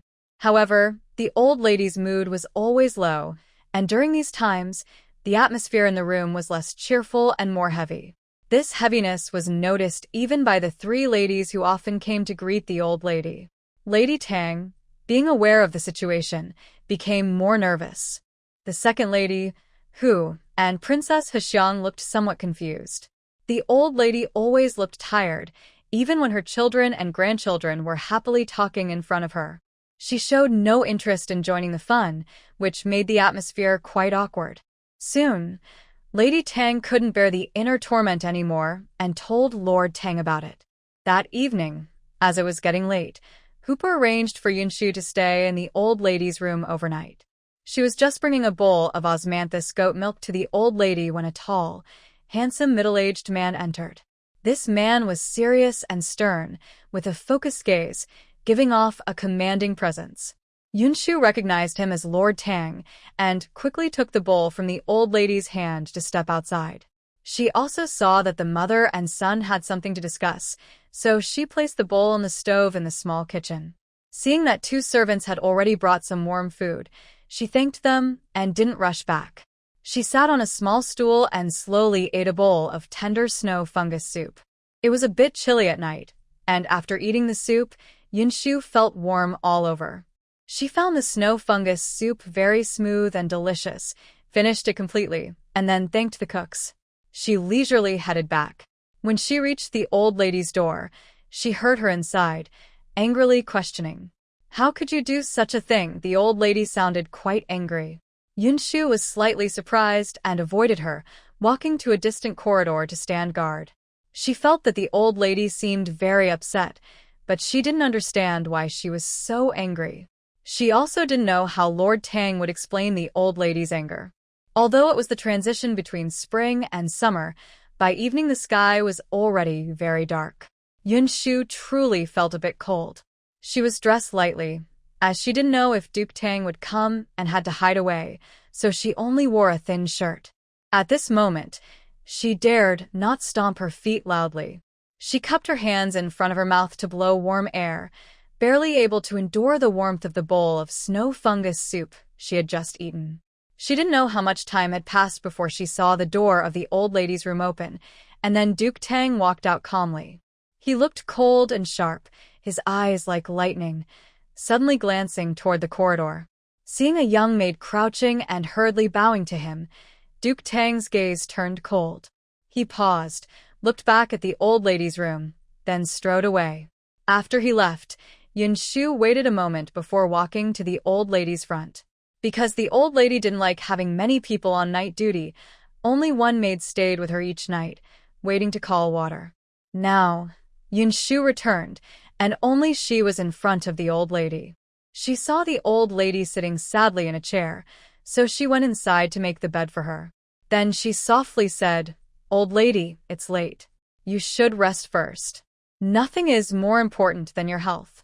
Even if you need to talk to the Duke, you should let your body recover first. Were you outside just now?" "I was a little hungry, so I went to the kitchen to eat something. You didn't see me at the door. Were you waiting in the yard?" The yard was very cold. "I was hiding from the wind under the corridor," Yinshu said with a smile. "You are a good girl." As long as the old lady didn't dislike her, she was very fond of her maids. She touched Yinshu's hand and saw it was cold, then sighed and said, "You are a sensible child. I knew I didn't mistake you. But tonight, I also worried about you."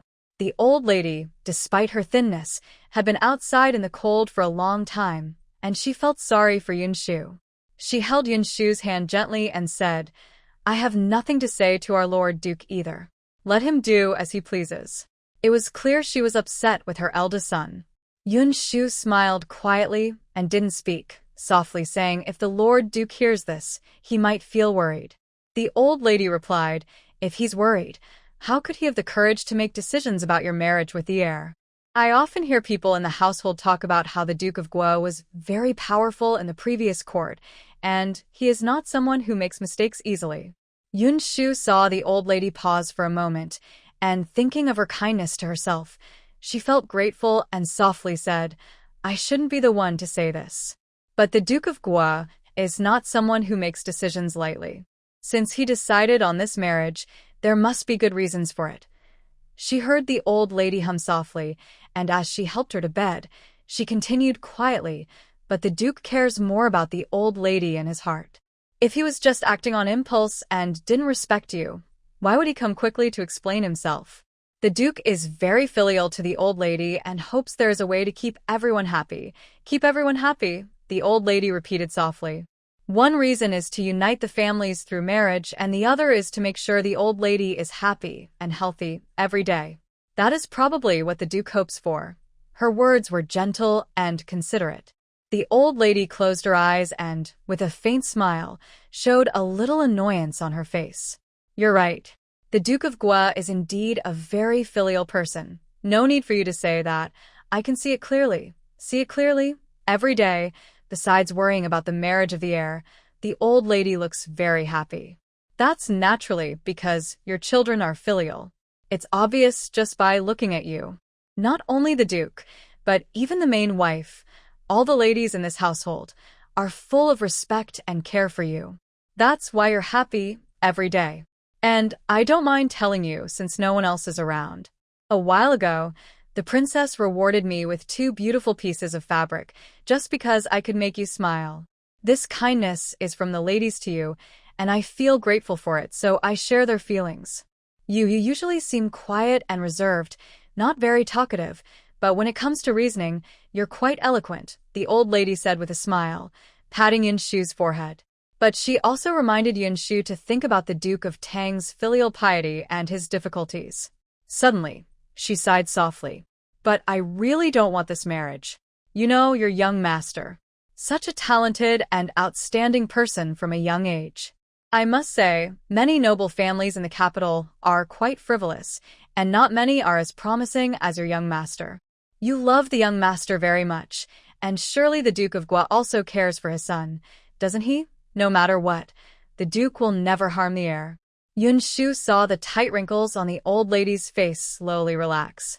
Seeing her lying in bed, she gently adjusted the blanket and softly said, "Everything is fine with the Duke watching over us. You just need to rest peacefully." Worrying over these things at night is the real trouble for the Duke. Her expression was gentle. The old lady looked at her for a while, then finally reached out and touched her head. Even if you're in a bad mood, I guess my comfort won't help much. That little comfort doesn't matter. As long as you're not sad anymore, I'll do anything to help. The old lady had always been kind to Yinshu. She never scolded her just because she was a small maid. Yinshu felt her life was pretty good. If she were in someone else's house, being a maid would be much harder. If being a maid wasn't pitiful, then everyone in the world would be sold into slavery by their parents. Yinshu was grateful for the old lady's kindness and hoped she would live a long, happy life. But these words felt a bit too bold for Yinshu to say herself. She was just a small maid. When she saw the old lady was in a much better mood and had gone to sleep, Yinshu also lay down on the small bed in the room. The next day, because she was on night duty, she didn't need to serve in the old lady's room. She said goodbye to Hoopa and went back to her own room to rest. She slept until late morning before waking up. Since her roommate, the second maid, had left her some food, Yinshu looked at it.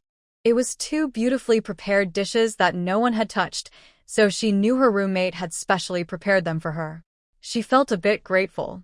She heated some tea on the stove in the room, poured it over the food, and ate it casually. Only then did Yinshu leave the room.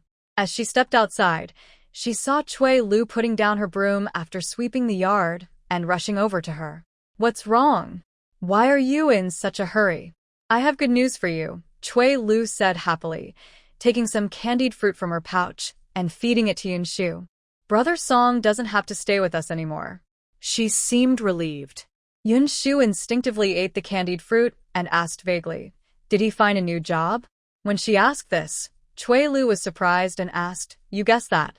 Seeing Yinshu smile faintly, she felt a bit shy and said, "It's not that I dislike Brother Song, but I don't have your big-hearted nature to let him stay in his own place. When someone is in trouble, helping out is just what we should do. You always say the same as my father. But I am a bit stingy and often feel uncomfortable about it." Cui Lu didn't dislike Song Robai. She was just cautious because her older sister, Bai Lu, had hurt her in the past. She was wary of anyone who took her things. After all, Bai Lu had once borrowed her stuff, and she couldn't get many things back. She knew she was a little petty and blushed as she said, "But Brother Song is honest." Maybe I am a bit petty. She looked around and whispered to Yinshu, he has already moved out. Before he left, my father helped him leave 5 taels of silver. Half for you, half for me. 5 taels? That's quite a lot, Yinshu said softly. It was just a thatched hut, and Song Rubai had only stayed a few days. There was no need for 5 taels of silver. If he's willing to give it, we should accept it. It's not just help when he's in trouble. It's natural for him to repay us.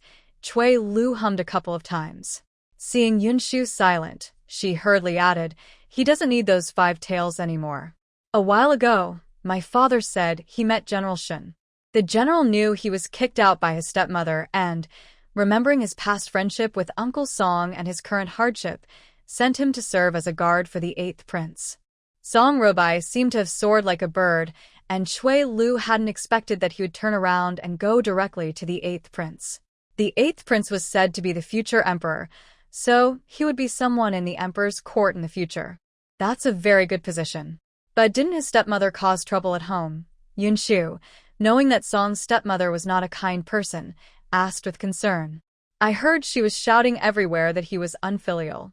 But everyone saw how she usually bullied Brother Song.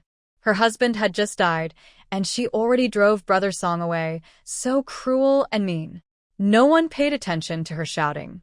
So, Brother Song isn't worried, Cui Lu said excitedly to Yinshu.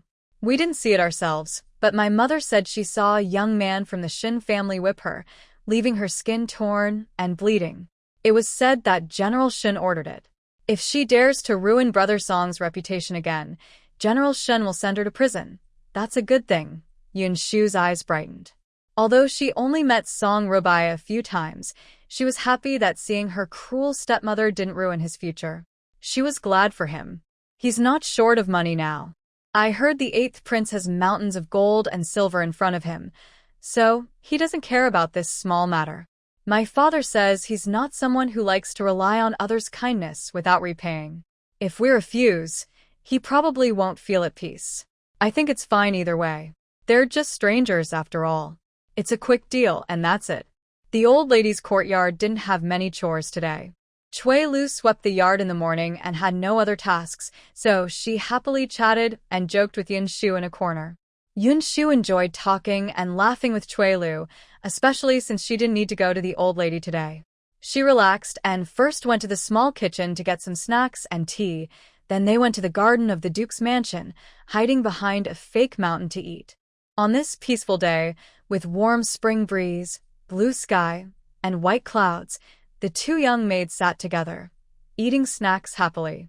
You're so lucky now. You're a respectable person. When you go to the small kitchen for snacks, the cooks are so eager to please you, Yinshu said as she went to get some snacks for herself. The cooks wanted to give her the best food. Yinshu took a lot of snacks and Cui Lu looked a bit envious. If it were us little maids, they wouldn't pay attention to us, she said. The cooks only favor those they like in front of the old lady. If they don't like you, they ignore you completely. Later, you might also be able to go into the old lady's room. Then they'll start to favor you, but I still have to wait. Cui Lu sighed softly, still stuffing some snacks into her mouth.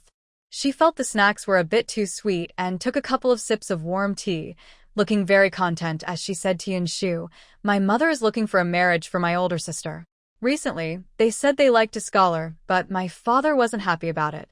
My sister is crying and refusing to eat at home. I think my father might just agree to her wishes. Cui Lu knew that her sister wanted to marry a scholar and become a high-ranking lady someday. Her father, Chen Bai, had previously disagreed, so Cui Lu thought there must be some reason behind it. Let her have her way, it's fine. Since you are my sister, Rui, I will stop causing trouble in the future. Yinshu was quietly talking with Cui Lu when suddenly she heard footsteps and pulling sounds on a small stone path beside a fake mountain. Then, a gentle, weak voice with a hint of sadness and resentment came from nearby, saying, Duke, where are you going? Are you really ignoring me? This voice was filled with tears and pity.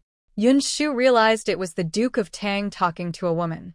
She remembered the sharp, knife-like eyes of the Duke last night and felt a cold chill. Even though she knew the Duke was not a cold person, she still felt afraid of the pillar of the Duke's household. She quickly covered Cui Lu's mouth, only to find Cui Lu also reaching out to cover her own mouth. Even though she was terrified of her master, Yinshu couldn't help but want to laugh. Through the hollow parts of the fake mountain, Yinshu and Cui Lu saw the Duke of Tang arguing with a beautiful but pale, middle-aged woman.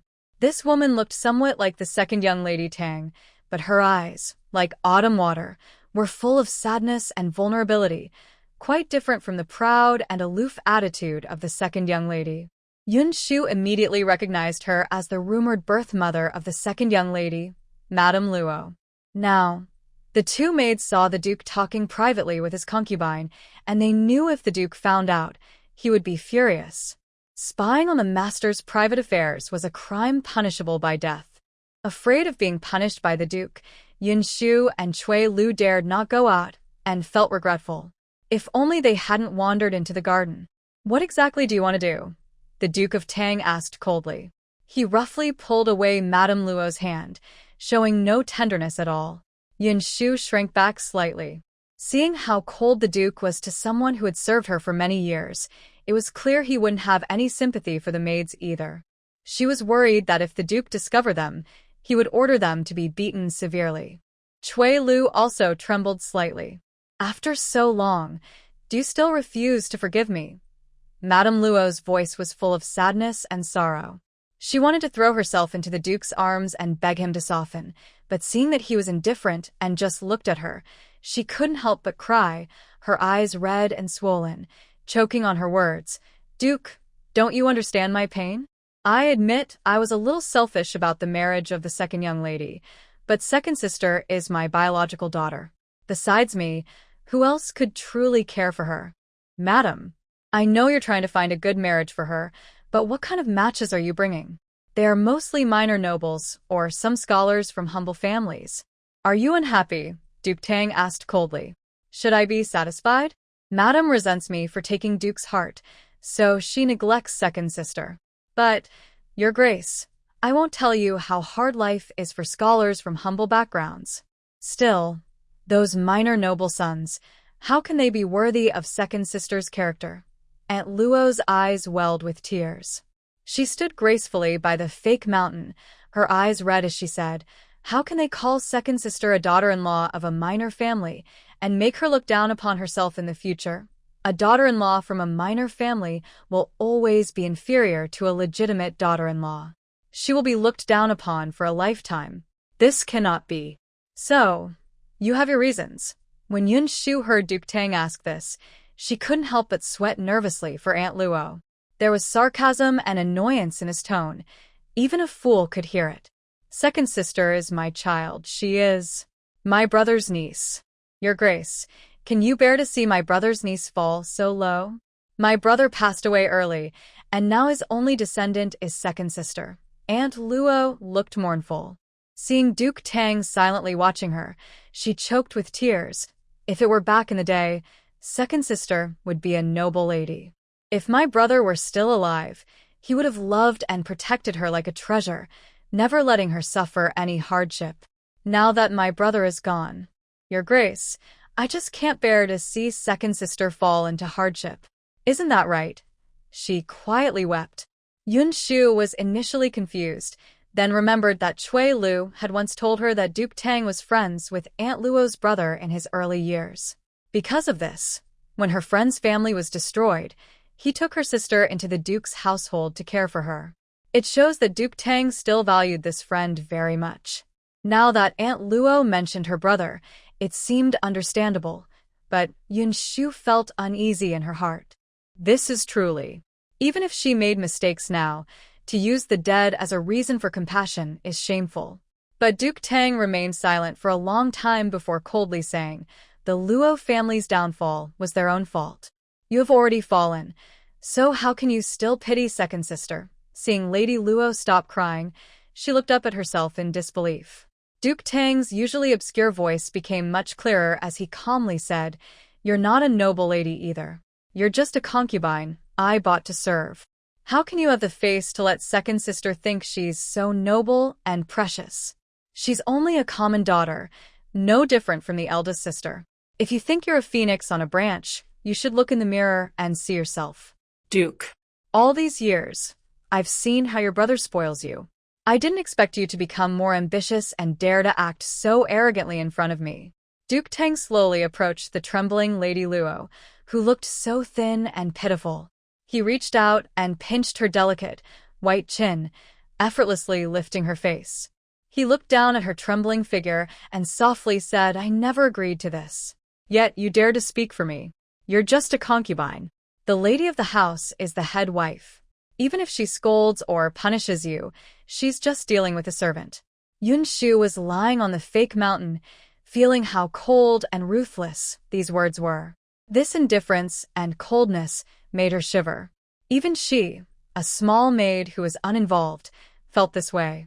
How much more so Lady Luo. Her body was stiff, tears still on her face, but she looked coldly at Duke Tang, unable to move. She tremblingly asked, Duke, what are you saying? Are you joking with me? She thought she was different in front of Duke Tang, not like the other concubines in the back house. But Duke Tang said such cold words, calling her a servant before the lady of the house. It was like a thunderbolt, making her clutch her hands tightly around his clothes and sob. You clearly like me. Know your place. Duke Tang threw her aside and said coldly, You came to me willingly to be a concubine. I took you in because of your brother's face, giving you wealth and status. Do you really think I like you? He paused for a moment, his deep, dark eyes flickering with some emotion as he looked at the beautiful woman crying miserably beside him. He slowly said, You really have embarrassed your brother. His voice carried a hint of disappointment. Lady Luo looked at him suddenly, but saw Duke Tang had already lowered his head and gently tapped his sleeve. He said, As for the marriage of the second girl, it's up to her and you. This is the marriage you both wanted, so do as you please. Some people just don't know their place. He narrowed his eyes coldly. Your Grace. It's okay if you dislike me, but the second girl is your own flesh and blood. Seeing that Duke Tang showed no mercy, Lady Luo felt her blood run cold. She desperately rushed forward, clutching Duke Tang's hand and crying out, The old lady and madam are harsh to her. Her dowry is so modest. Who in the Sun Palace would want her or respect her as a princess? Your Grace, the second girl has a hard life. She was born from my womb and can only be a concubine's daughter. But her future shouldn't be delayed any longer. She had only one daughter, the second girl in her life. If she couldn't help her succeed, her future in the Duke's household would be over. As long as the second girl could secure the position of princess consort of Sun Palace, she would have status in the household. People would respect her. Even in front of the Duke's wife, she would have her place. Thinking of this, Lady Luo was more determined not to let the second girl suffer any loss. But Duke Tang only curled his lips. Being born from your womb is her own mistake, and it has nothing to do with me. Seeing Lady Luo slowly slide down to the ground, clutching her legs, the gentle, charming, and tender expression she had earlier was gone. Duke Tang didn't care that she was crying and holding her legs. He sneered and said, Her dowry is according to the household rules. If you think it's too little as her mother, you should give her more. If you lack the ability, don't come crying to me. Isn't it true that the second girl's misfortune is your fault, the useless mother who failed her duties?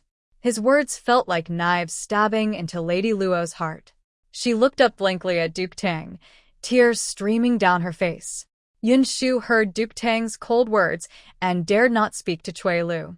She had just witnessed the argument and falling out between Duke Tang and Lady Luo.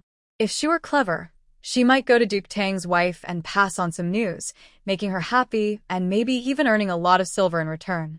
Yinshu quietly imagined a future full of silver, feeling a bit amused despite her suffering, then sighed silently. Who would dare to tell others about today's events? I can only keep this inside my heart and cannot tell anyone I meet. She only hopes that Duke Tang hasn't discovered her and Cui Lu together, so she won't be punished. Because she was nervous and scared, Yinshu quietly huddled with Cui Lu, not daring to speak. She only heard Lady Luo crying outside the fake mountain for a long time. It seemed she realized that Lord Tang was cold-hearted and didn't feel sad for her, so she left crying. After she left, Yinshu heard slow footsteps outside the fake mountain. The footsteps grew closer, as if pressing on her chest. Yinshu and Cui Lu both felt suffocated. Soon, they saw a corner of a robe embroidered with cloud patterns flash past on the open ground not far from them. Yinshu stiffened for a moment and nervously looked up. Opposite her, Duke Tang was looking at her and Cui Lu with a cold expression. At this moment, the two young maids were covering each other's mouths and trembling together, like two little quails, shivering all over. Seeing Duke Tang's cold gaze fixed on them, his deep and commanding presence made Yinshu and Cui Lu even more afraid to stand up. Their hiding together was also noticed by Duke Tang. He looked at these two reckless young maids, then at the unfinished snacks and tea in front of them. Suddenly, he sneered. The sneer snapped Yinshu back to her senses. She hurriedly let go of Cui Lu, who was kneeling on the ground apologizing, and said, "It's all my fault. I was careless and brought snacks and tea into the courtyard to stroll, disturbing Lord Duke's enjoyment of the garden. It's all my fault." She clenched her teeth and continued, "I beg Lord Duke to punish me." She only admitted to being lazy and disturbing Duke Tang's pleasure in the garden, never mentioning Lady Luo's matter. Clearly, she meant to pretend she knew nothing about Lady Luo's actions earlier. "That's also my fault," Cui Lu quickly said when Yinshu apologized. "I came with Xiao Yun, so it's not just her fault." Duke Tang looked at these two trembling maids. Seeing Yinshu push Cui Lu again, but Cui Lu refused to let her stand alone in front, he narrowed his eyes. "Enjoyment," he sneered coldly. What enjoyment could he still have? Duke Tang snorted coldly, one hand resting on his jade belt, lost in thought. Yinshu was only worried that Duke Tang might kill her in anger. She hadn't noticed his movements for a long time, but still felt his anger. After all, having a young maid see herself entangled with a concubine would be truly embarrassing for a duke. Lord Duke. At this moment, the cold aura around Duke Tang grew even more intense. Just as Yinshu was about to collapse to the ground, she heard a somewhat familiar voice coming from the garden. She was momentarily stunned, but then saw Duke Tang slightly turn his head to look. A hurried figure then approached and said, "Someone from General Shin's residence has arrived, saying they have matters to discuss with the Lord Duke. Therefore, Cui Lu, Xiao Yun." The slightly surprised voice made Yinshu suddenly lift her head. She saw Cui Lu's father, Chen Bai, looking at her with a strange expression. She only felt her eyes sting, but then heard Cui Lu start crying. "How come? Do you know them both?" Duke Tang suddenly asked. The situation here seemed a bit tense. Seeing Yinshu and Cui Lu crying on the ground, with some tea nearby, Chen Bai looked confused but still said, "Cui Lu is my youngest daughter. I just sent her here to serve the master. Xiao Yun is a good girl who often visits my house. They are both young, Lord Duke." He looked pleading. Duke Tang was silent for a while, lost in thought. Chen Bai also became anxious. "Not teaching them properly is my fault, all the servants' fault. I didn't teach them well," Chen Bai said softly, still confused about why these two young maids were so frightened after being caught slacking. He then added, "I will go back and properly discipline these two girls." He glared at Yinshu and Cui Lu and scolded, "Don't you know how to serve the master?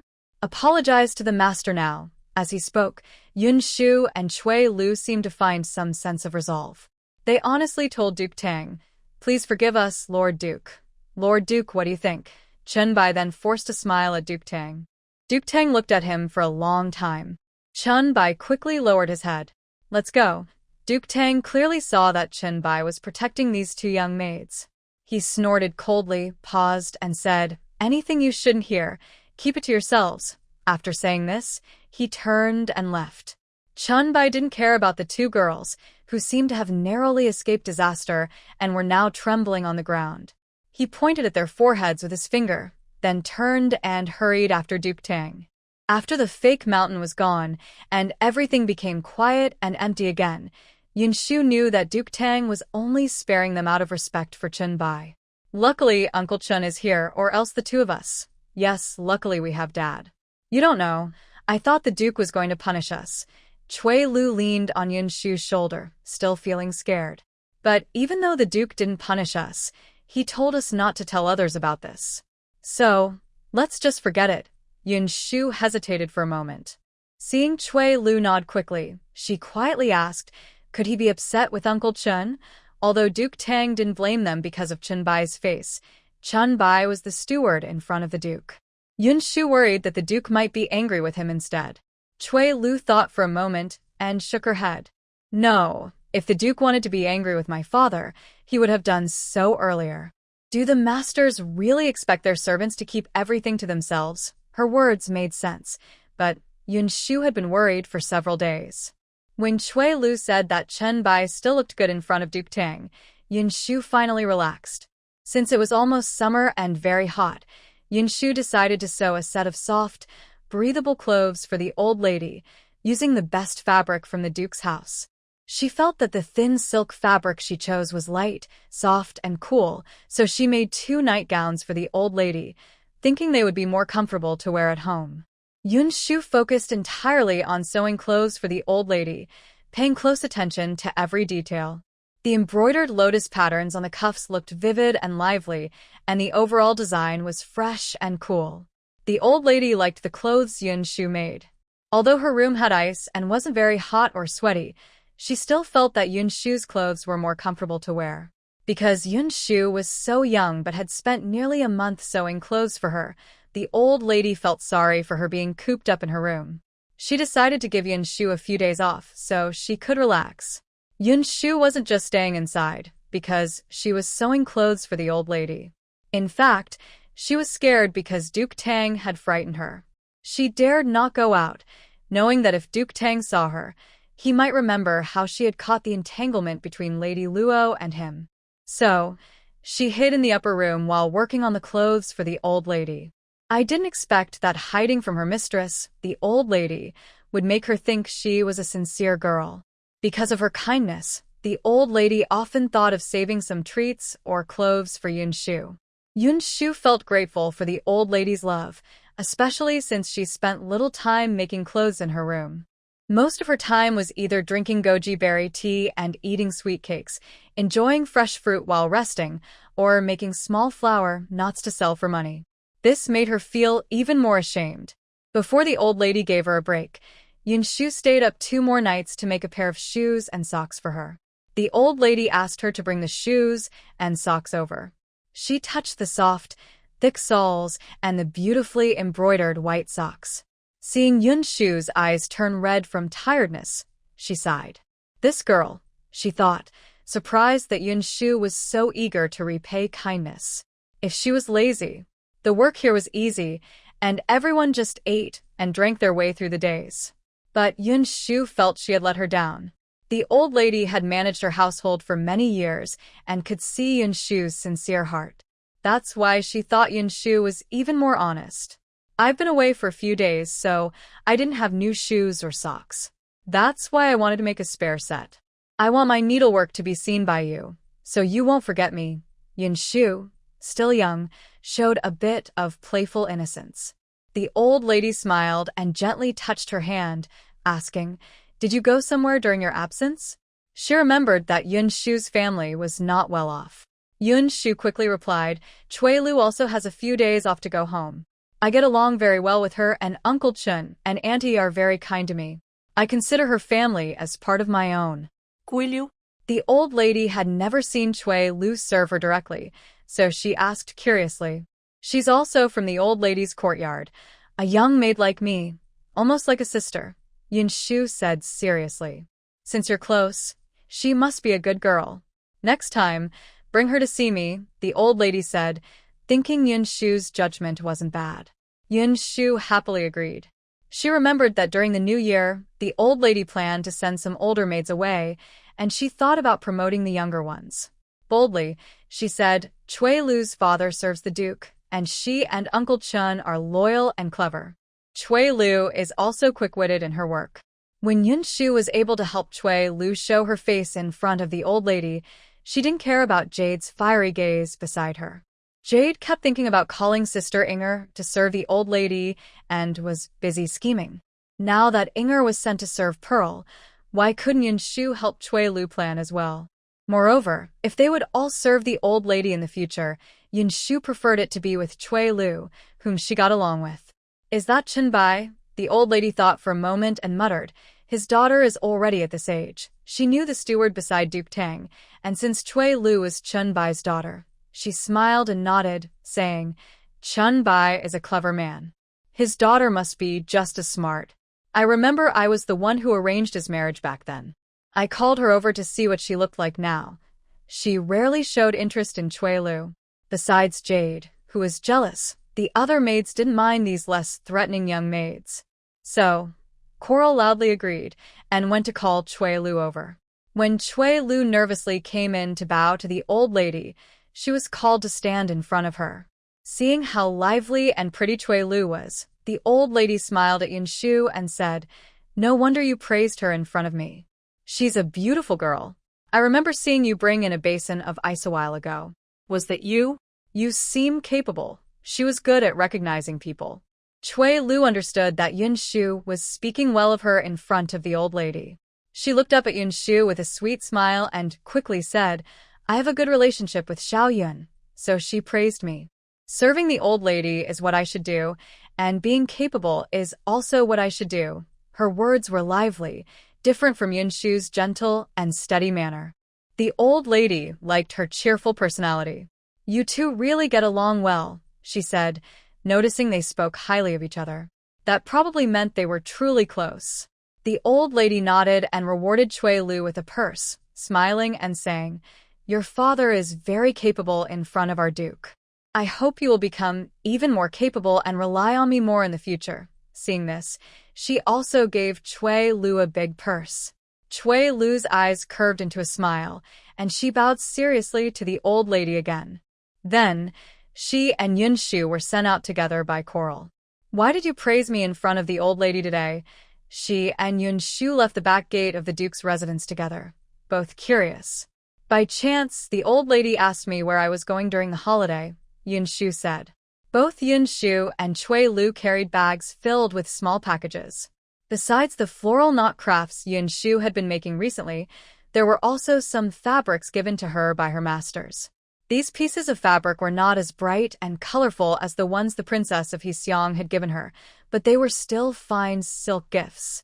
Yinshu knew that unless the silk was the best kind the princess had given her, it wouldn't fade over time.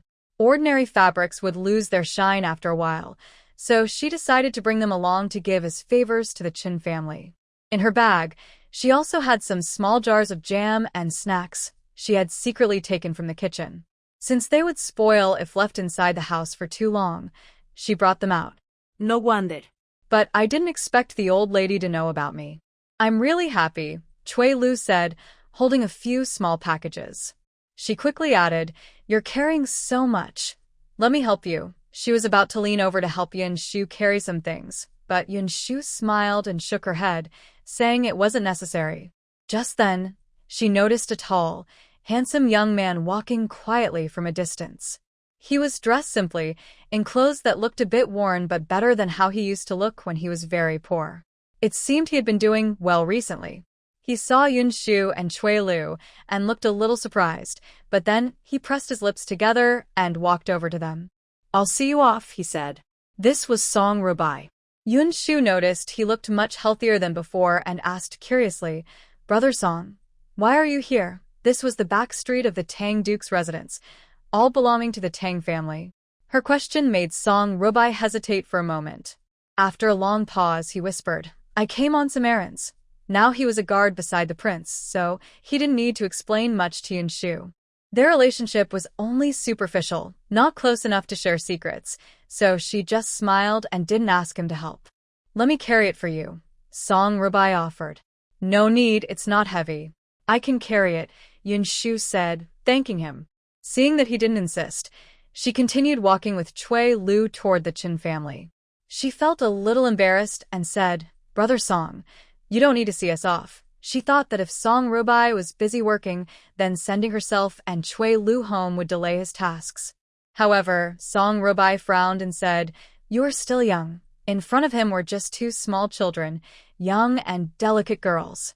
Although the security in the capital was good, there were still some bad people. The two nicely dressed, pretty girls walking alone on the street made him a little worried. Because the Chin family had helped him a lot recently, Song Rubai naturally wanted to return the favor. Yinshu looked at Cui Lu helplessly. Cui Lu didn't mind. She just felt that when Song Rubai was nearby, she couldn't talk properly with Yinshu.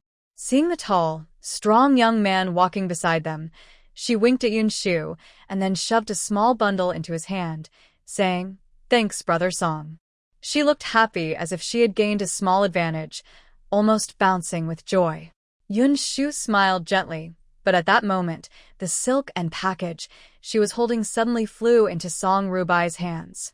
The young man's dark eyes showed no emotion as he followed behind Yinshu and Cui Lu. Yinshu couldn't argue with a young man on the street over these small matters, so she could only let Song Rubai do as he pleased. They talked in front, while Song Rubai suddenly turned to look at the backyard of the Duke of Tang's residence. He shook the bundle in his hand, then suddenly smiled, but that expression quickly disappeared. He silently followed Yinshu and Cui Lu toward the Chin family. The Chin family was not far away. After walking a little, they reached the big gate of the Chin house. Only then did Song Rubai return the bundles to the two girls. He no longer lived there now. Seeing Yinshu thank him, he shook his head, not taking it to heart, and turned to leave. When he saw the tall figure of the young man disappear from sight, Cui Lu shouted happily and pulled Yinshu into the house. "Father, mother," she exclaimed happily every time she returned home. "Why are you back now? Perfect timing. Come quickly, lunch is ready," Chen Baijia greeted with a smile. Seeing the two girls carrying large and small bundles, she hurriedly called the maid to help carry everything inside. Chun Bai and Bai Lu were also there at the moment. Yinshu didn't mind Bai Lu giving her a cold look, bowed to Chen Bai and his wife, and politely said, "I've come again to bother Uncle Chun and Annie." As soon as she finished speaking, Biliu, standing nearby, lazily propped her face with her slender fingers and said dismissively, "Coming to beg for favors isn't something to be ashamed of. Stop talking nonsense." Chen Bai's family immediately scolded her for being rude. "Did I say something wrong? No matter whose money it is, it didn't come from the wind. It's fine to eat and drink, but to have someone come to freeload? Not only do they eat for free, but they also act as if our family is so grand," Biliu sneered. Her beautiful face showed a hint of disdain and hidden jealousy. She looked up and down at Yinshu and Cui Lu, who were dressed very nicely now, and then scooped a bite of food with a cold laugh, saying, "Our family claims to be poor, can't even afford my dowry, yet there are those shameless people coming to freeload." "Enough!" Chun Bai suddenly slammed his hand on the table. "Who is freeloading? Haven't you been freeloading off me? Have you ever earned a penny for the family? You're just a freeloader yourself, and you dare to mock others? If you have the nerve, don't eat my food. Use your own." Recently, Chun Bai was upset about Bilia causing trouble at home and worried about her dowry. Seeing her mock his sister, his face darkened. When she dared to shout at him loudly, Bilia held her chest with tears in her eyes and complained, "Father, how can you be so harsh to me? Eat your meal quickly, sister. Don't cry anymore," Chun Bai's family said, overwhelmed. She felt sorry for her eldest daughter and understood why Chun Bai had been so irritable lately. "Eat? What's there to eat?" This meal was earned by her sister serving in the mansion as a maid. "If you look down on your sister, why are you eating her food?" Chun Bai was fed up with Bilia's sarcastic remarks. Over the years, he had favored her because her elder sister was often sick and pitiful, but he never expected to spoil a selfish and self-centered girl. When he saw Biliu put down her chopsticks, turn away from him, and cry on Chun Bai's shoulder, he snorted coldly and loudly called the maid to bring bowls and chopsticks for Cui Lu and Yinshu. He tried to appear gentle and said, "Eat while it's hot. We'll make something delicious for you tonight." "Thank you, father." Cui Lu saw her sister crying and felt very happy. She sat down with Yinshu. "Uncle Chun a while ago. Did Cui Lu and I make things difficult for you in front of the Duke?" Yinshu still worried and asked Chun Bai, forgetting to eat. "There's no need to worry. Lord Gua is not as petty as you think, Chun Bai chuckled softly. Seeing Yinshu relax and smile happily again, he looked kindly at the two young girls happily eating with bowls and chopsticks, pushing and nudging each other. He said gently, "You don't need to worry about Lord Gua remembering you in the future. This matter is over." It seemed he knew something about Yinshu and Cui Lu's encounter. Yinshu couldn't help but be surprised and asked, "You already know?" Chun Bai hadn't seen the entanglement between Duke Gua and Lady Luo, so he smiled and replied, "Lord Gua didn't hide it from me. I've seen this kind of scene many times before. He had served Duke Gua since he was young, first as a servant and now as a steward. He knew everything that happened around Duke Gua." "What's going on?" Chun Bai's family was quietly comforting Bai Lu when he heard this and asked curiously. "It's nothing special, just some small matters around Lord Gua," Chun Bai said vaguely, then looked at some fresh, crisp lotus seeds in front of the girls. He pushed them forward and said softly, "Try this." It was sent from the farm outside. Seeing that Yinshu liked crunchy, fresh lotus seeds, he smiled and said, "When you go back to the house, I will bring some for you." He was always gentle, so Yinshu quickly thanked him. "A while ago, the second lady gave me 2 pieces of fabric. I think they are very pretty, just right for making clothes for Auntie and Sister Bai Lu," she explained, pointing to the silk on the nearby table. Chun Bai also looked at it and smiled. "Your aunt and sister don't lack silk fabric, but since you took it, I will keep it for you. Just store it in Cui Lu's small courtyard. Keep it private for you and your sister. Save it up." He paused and, not minding the hesitation, said with a smile, "I'm not old yet, and I can still support both of you young girls. Look at me, like a cat food." Seeing that Yinshu and Cui Lu ate very little, he chuckled softly.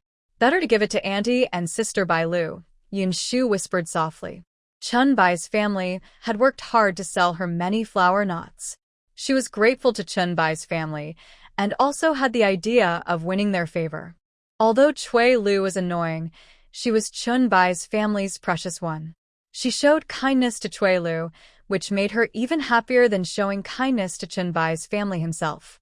As long as Chun Bai's family kept helping her sell flowers and save money, Yinshu felt it was okay to give Bai Lu some small favors she didn't need. "If you're worried about Bai's belongings, I can ask someone to make clothes for you. Kids always need more clothes." Chun Bai shook his head and refused. Seeing he wouldn't accept, Yinshu didn't insist, and took out some fruit jams and snacks she brought from her house. Seeing her and Cui Lu eager to empty the Duke's house and looking at her with bright eyes, as if waiting for praise, Chun Bai couldn't help but smile. He gently patted each girl on the head and said, "The Duke also says I'm good at getting benefits. Now I see, you two are not much different." He was a clever person, so he helped manage affairs for Duke Tang. As long as he stayed within proper boundaries and didn't take too much, he also managed to stash some private savings for himself. He didn't hide these from Duke Tang, who knew he was relying on the big family to get ahead and was making good money from the estate. But Duke Tang didn't mind much. When he was young and full of energy, he joked that Chun Bai was someone who knew how to take things from his own family. Thinking about Duke Tang's opinion of him and looking at Yinshu and Cui Lu, Chun Bai felt that these words should be said about the 2 young girls instead. "All right, I'll take the snacks. You can carry the brocade back home," Chun Bai said with a relaxed smile. Behind him, Chun Bai's family looked at her husband, then at the beautiful, now very aggrieved Bai Lu, hesitating for a moment. This glance was not very noticeable, so Yinshu and Cui Lu didn't see it. "These snacks are really good. They have milk inside, so they taste creamy, and they also have fine foreign sugar.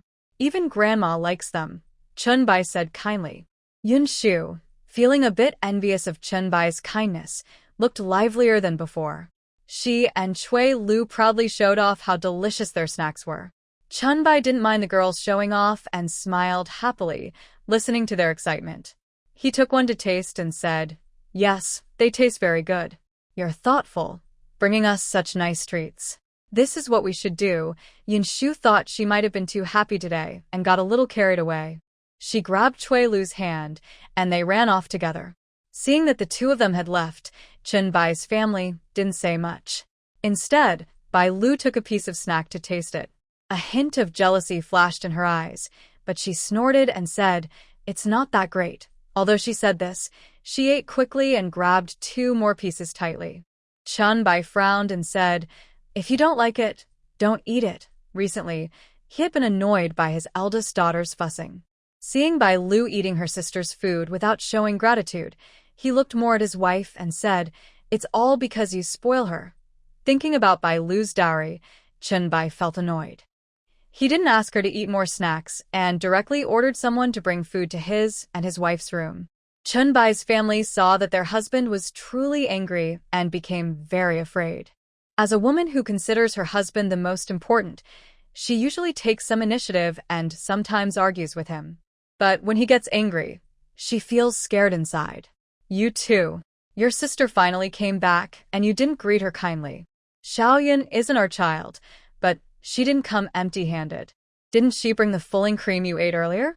You love the glutinous rice chicken so much, wishing you could eat 2 pieces every day. Isn't that her recipe?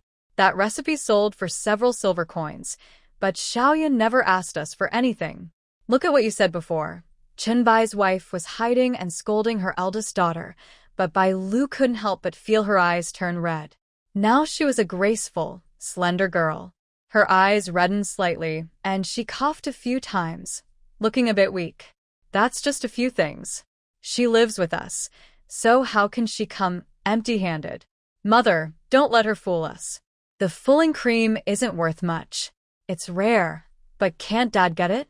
I think Xiaoyan is very cunning. She only took a little of what she didn't want, and look how happy Dad is to be fooled by her.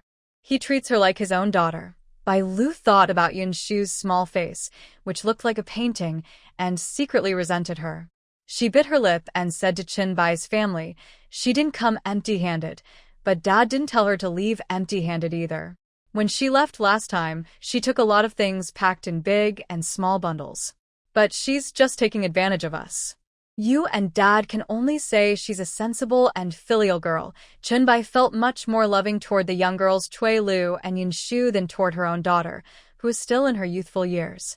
She not only personally helped these 2 girls buy land and plan their future lives, but also spoke kindly and gently. This made Bai Lu feel unhappy inside. That's because Xiaoyan knows how to handle things. Even if she doesn't suffer any loss herself, others see her as good. Can't you learn from her? Chun-bai's family didn't think there was anything wrong with Yinshu's way of doing things. Everyone liked a girl who was clever and gentle.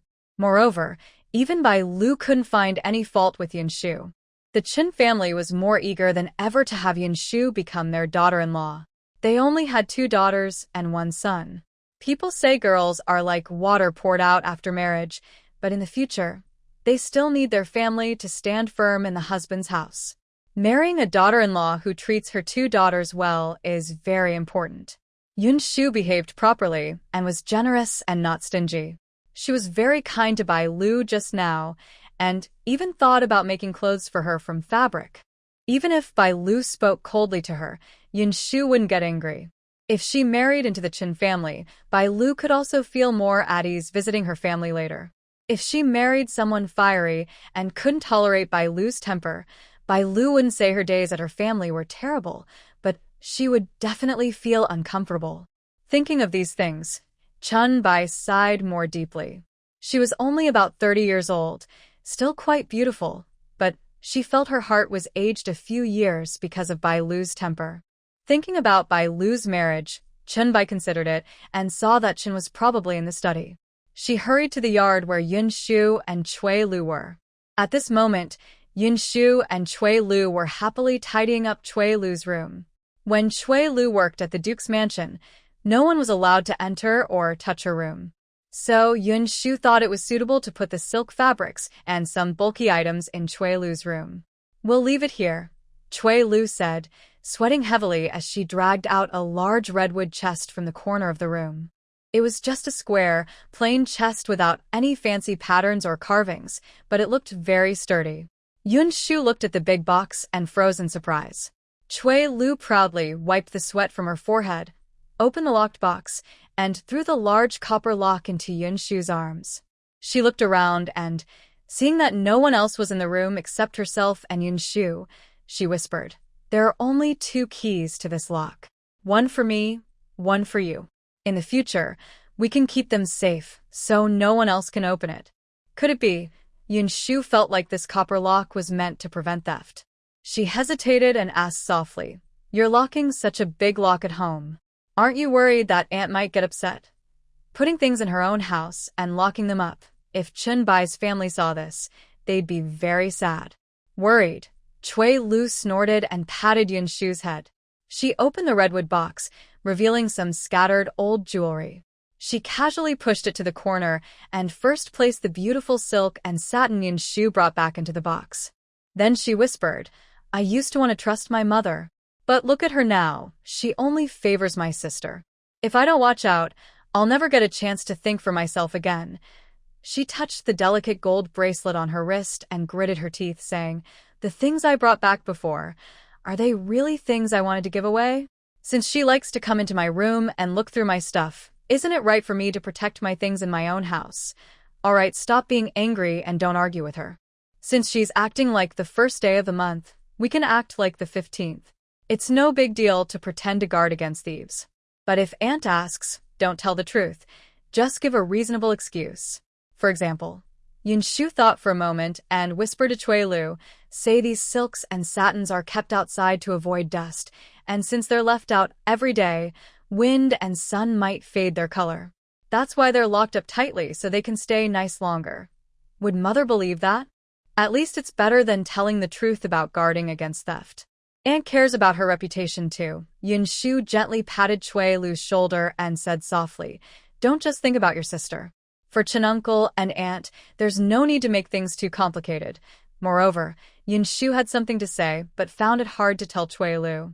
Although Cui Lu was also a child of the Qin family, she was not as favored as Bai Lu, who was always in front of Chunbai's family. Chunbai's family already showed favoritism to the eldest daughter. If Cui Lu caused a lot of trouble every day, they might think she was petty and unkind as a younger sister, which could lead to conflicts between mother and daughter. At that time, Cui Lu would be the one to suffer. "Alright then. You're always smarter than me, so I'll listen to you," Cui Lu said softly, leaning on Yinshu's shoulder. She secretly held some resentment toward Chunbai's family, but she didn't break ties with her mother.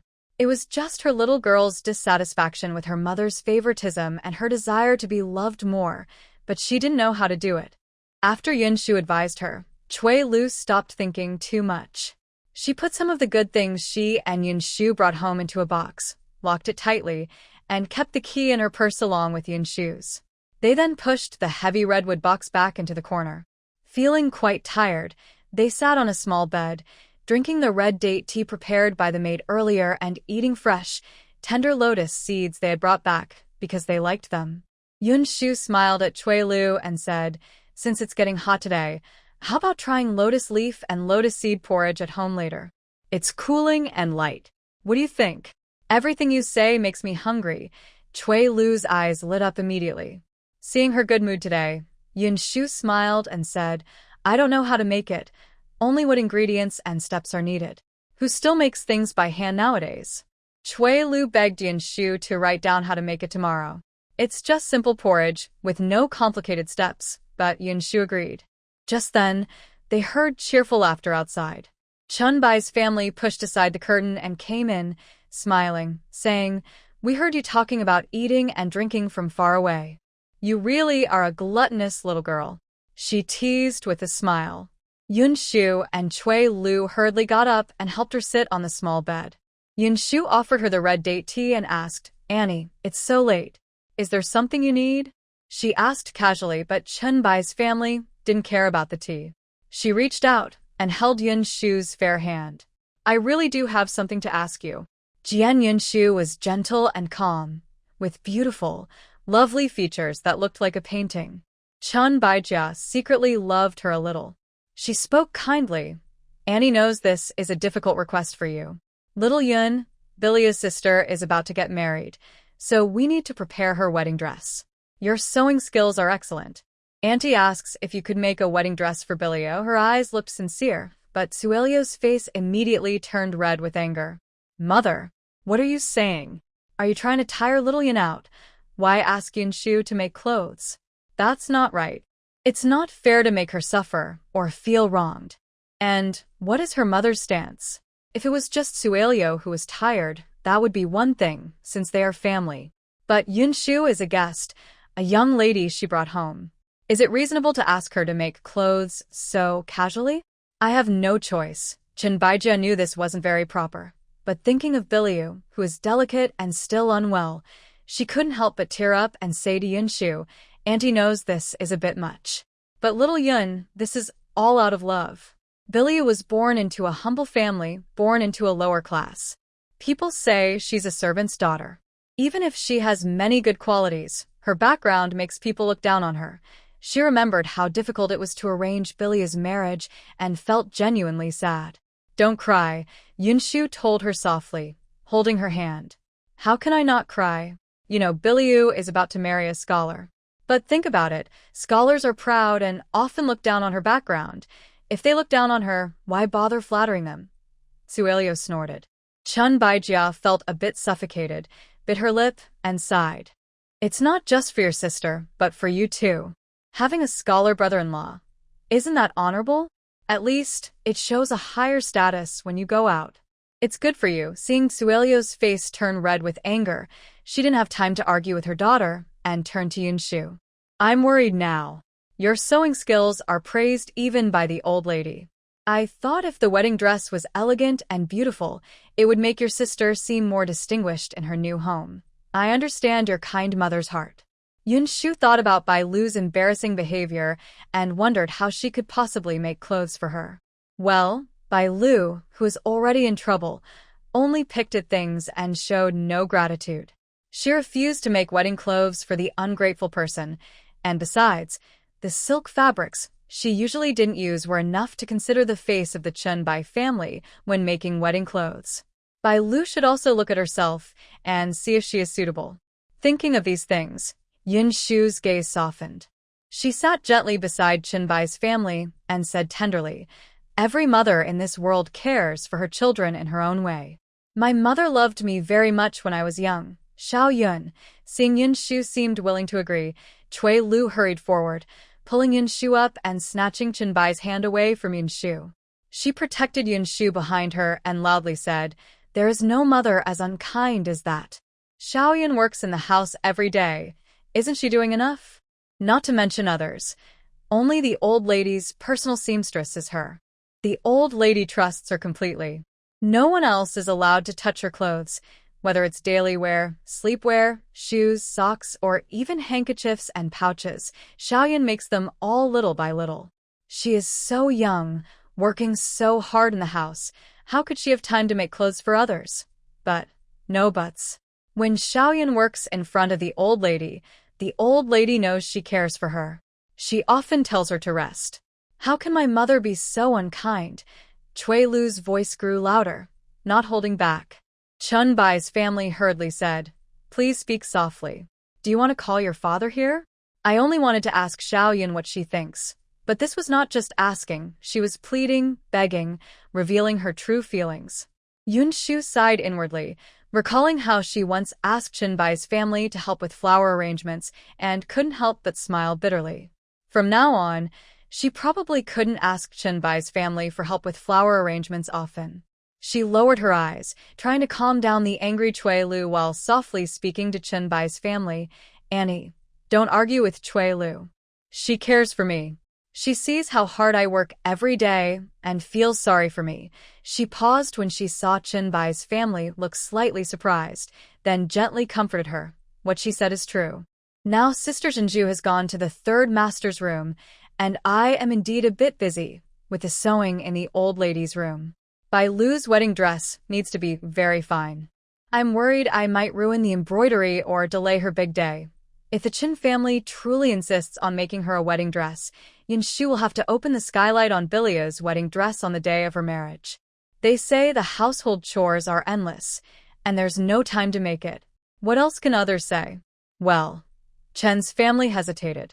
Although I am good at embroidery, I work slowly. It's easier to finish Bilia's wedding dress, but I also have to make clothes for the old lady. If Biliu is capable, She should ask the Duke's family to tell the old lady not to make clothes and only make her wedding dress. But I'm afraid Bilia doesn't have the courage for that. Seeing Chen's family become more hesitant and still feeling embarrassed, Yinshu didn't want to cause any bad feelings. After all, she would still need to interact with the Chen family in the future. Although Chen's family is somewhat selfish, Chen herself is fair and has helped her many times. Thinking of this, Yinshu softly said to Chen's family, Bilia's wedding dress is very important. I'm not sure if I can do it, so I can't promise, Andy. But the flower knots I weave are very good. When Third Master and the princess got married 3 years ago, the princess also praised them. When Bilia gets married, I will weave 4 big flower knots for her. They are lucky, festive, and proper. Even scholars would look up to her if they saw them. For pears, Chen's family was surprised, and her expression softened a little. Yes. Moreover, Bilia doesn't need to underestimate herself. Since the scholar family agreed to this marriage, it shows they don't look down on our family's background. Please don't keep saying such self-deprecating words in front of her. If she hears too much, how can she stand tall in her new family? Since it's a marriage, no one is better than anyone else. Do you think the scholar family forced this marriage? They are happy to marry her. If we compromise and accept it, it's actually Bilia who is suffering. Yinshu held Chen's hand gently and said with a softer look, if you want a beautiful, dazzling wedding dress, it's because our family is wealthy, not just to help Bilia stand firm in her new home. Your words are very thoughtful. Chen's family listened to Yinshu's gentle comfort and finally relaxed, tears in her eyes. I just worry they look down on your sister. Now that you've said this. Yes, it's not like we force them to marry your sister. They are willing on their own. If they look down on her now, it would be ridiculous. She used to feel a bit insecure about her background, but now Yinshu comforted her, and her heart suddenly became more confident.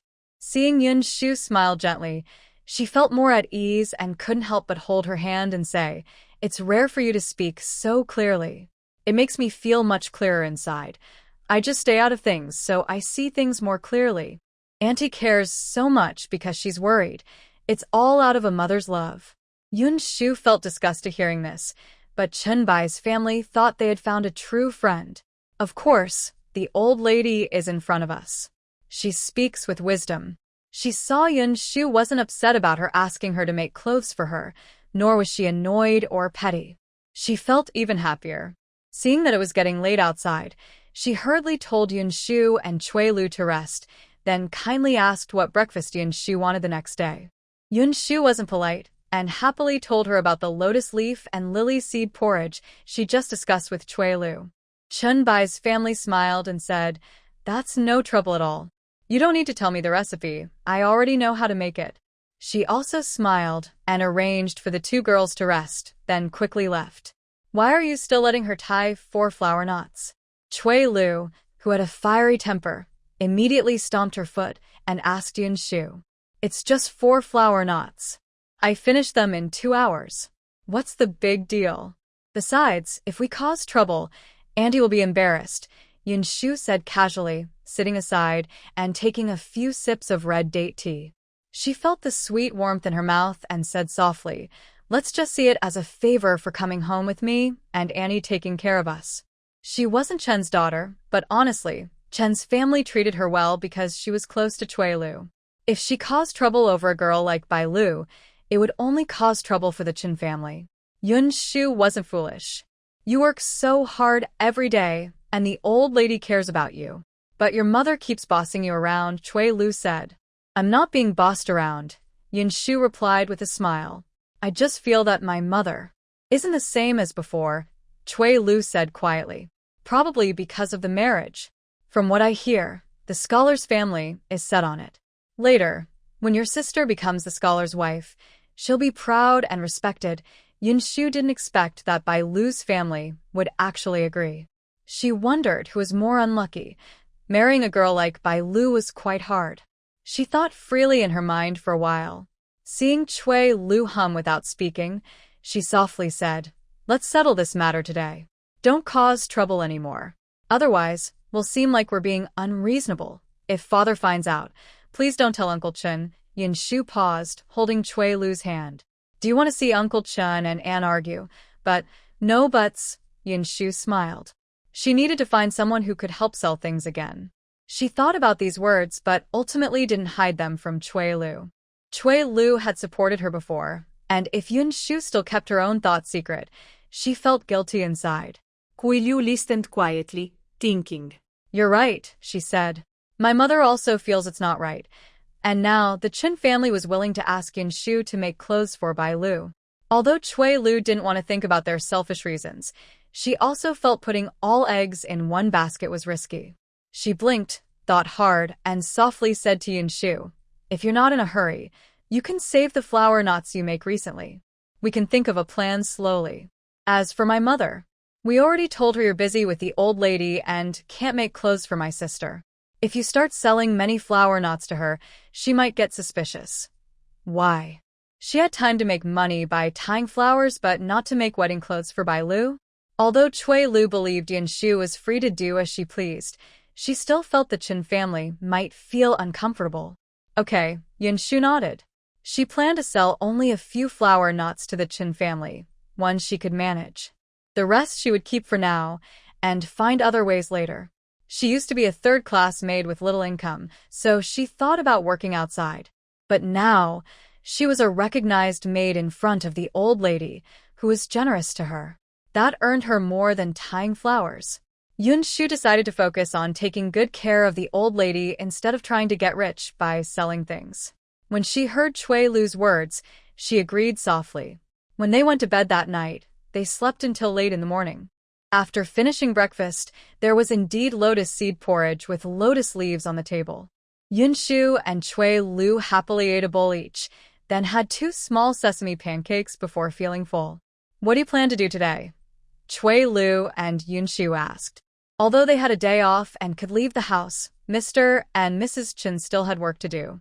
They couldn't expect the adults to always stay with the children. So, Mr. Chen served a bowl of lotus seed porridge to Bai Lu and also gave her 2 small steamed buns. Then he turned to Yinshu and Cui Lu and asked. The 2 girls didn't have any particular plans, but Cui Lu was definitely not willing to stay at home and stare at Bai Lu. Seeing a bright red silk cloth on Mr. Chen's side, she blinked and said, I want to go see our own land with Xiao Yun.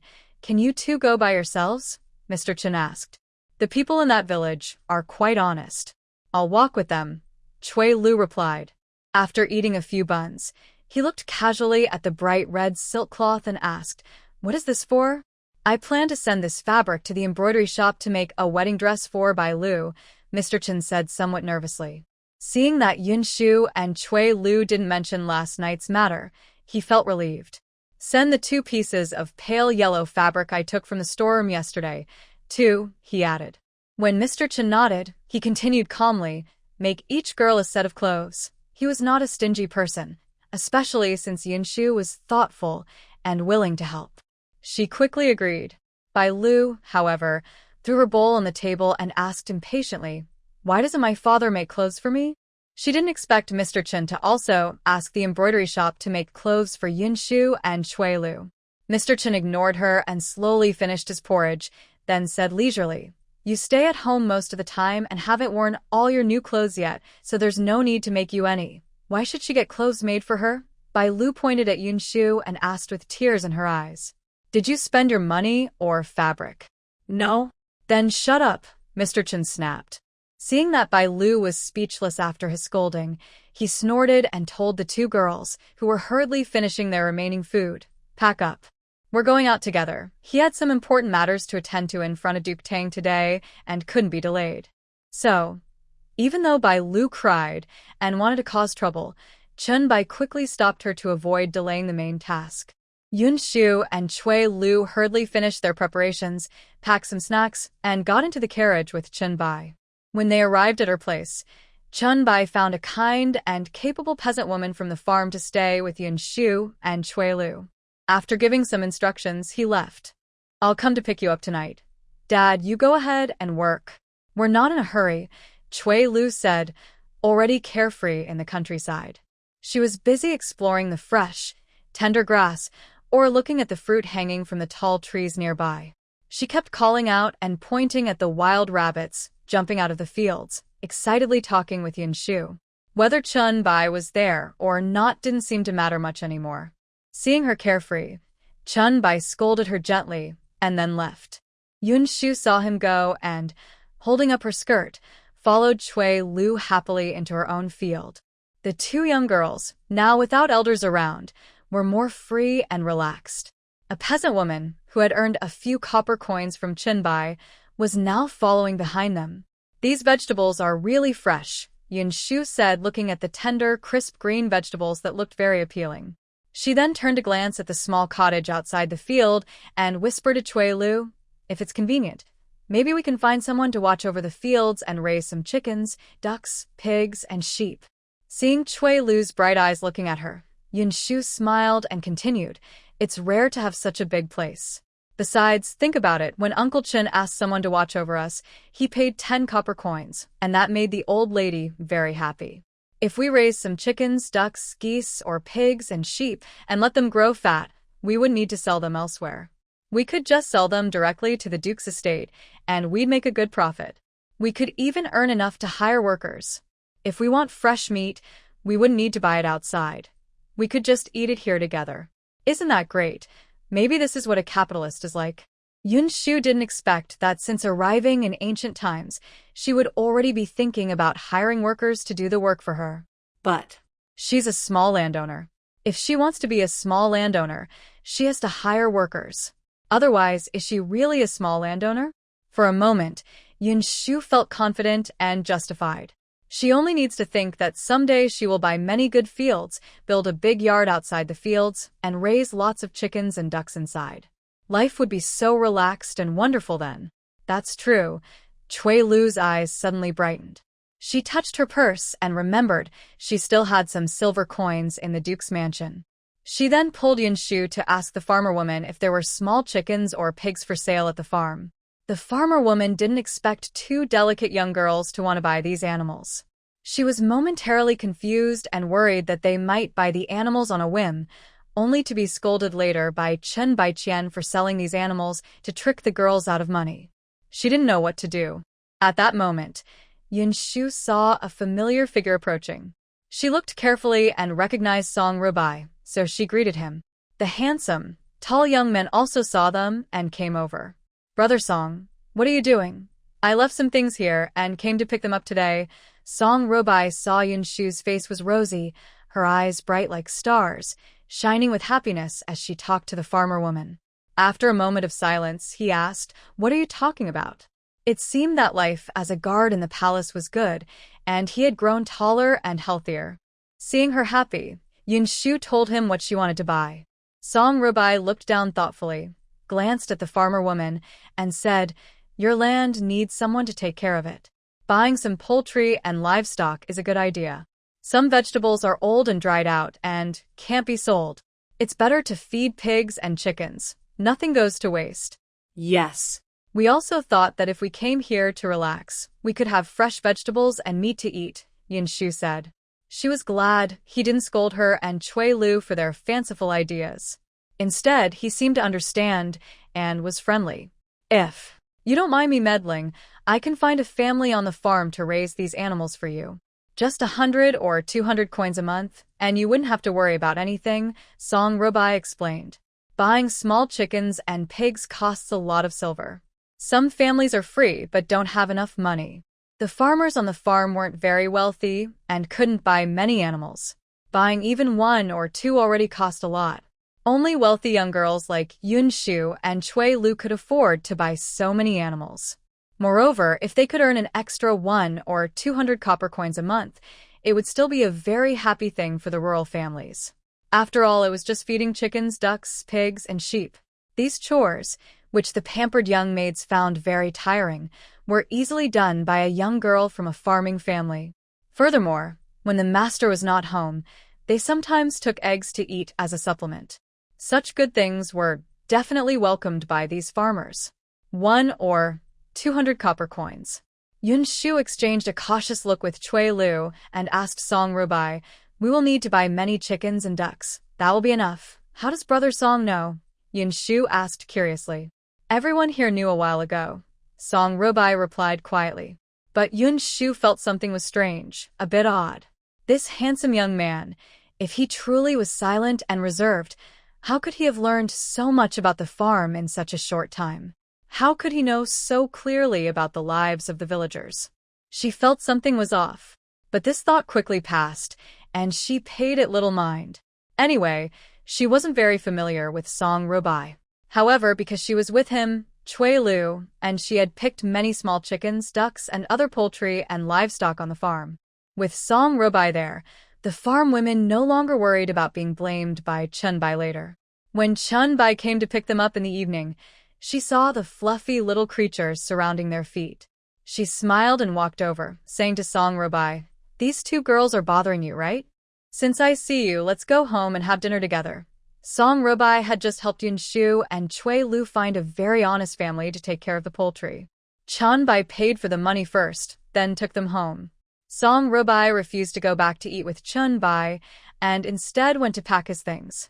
"Brother Song seems to be doing very well," Cui Lu said to Chunbai. "General Shen is a sentimental person. Now that he's with the 8th prince, he can't be doing badly," Chunbai smiled. Seeing Yinshu and Cui Lu sitting together, dreaming of a future farm full of chickens, ducks, pigs, and sheep, he asked with a smile, "Why did you think of buying these things?" He thought that managing the family business in this way didn't quite match the carefree nature of Tsuelio. Sure enough, Tsuelio proudly said, it was Xiao Yun who suggested it. She praised Yinshu excessively, making Yinshu feel a bit shy about all the flattery.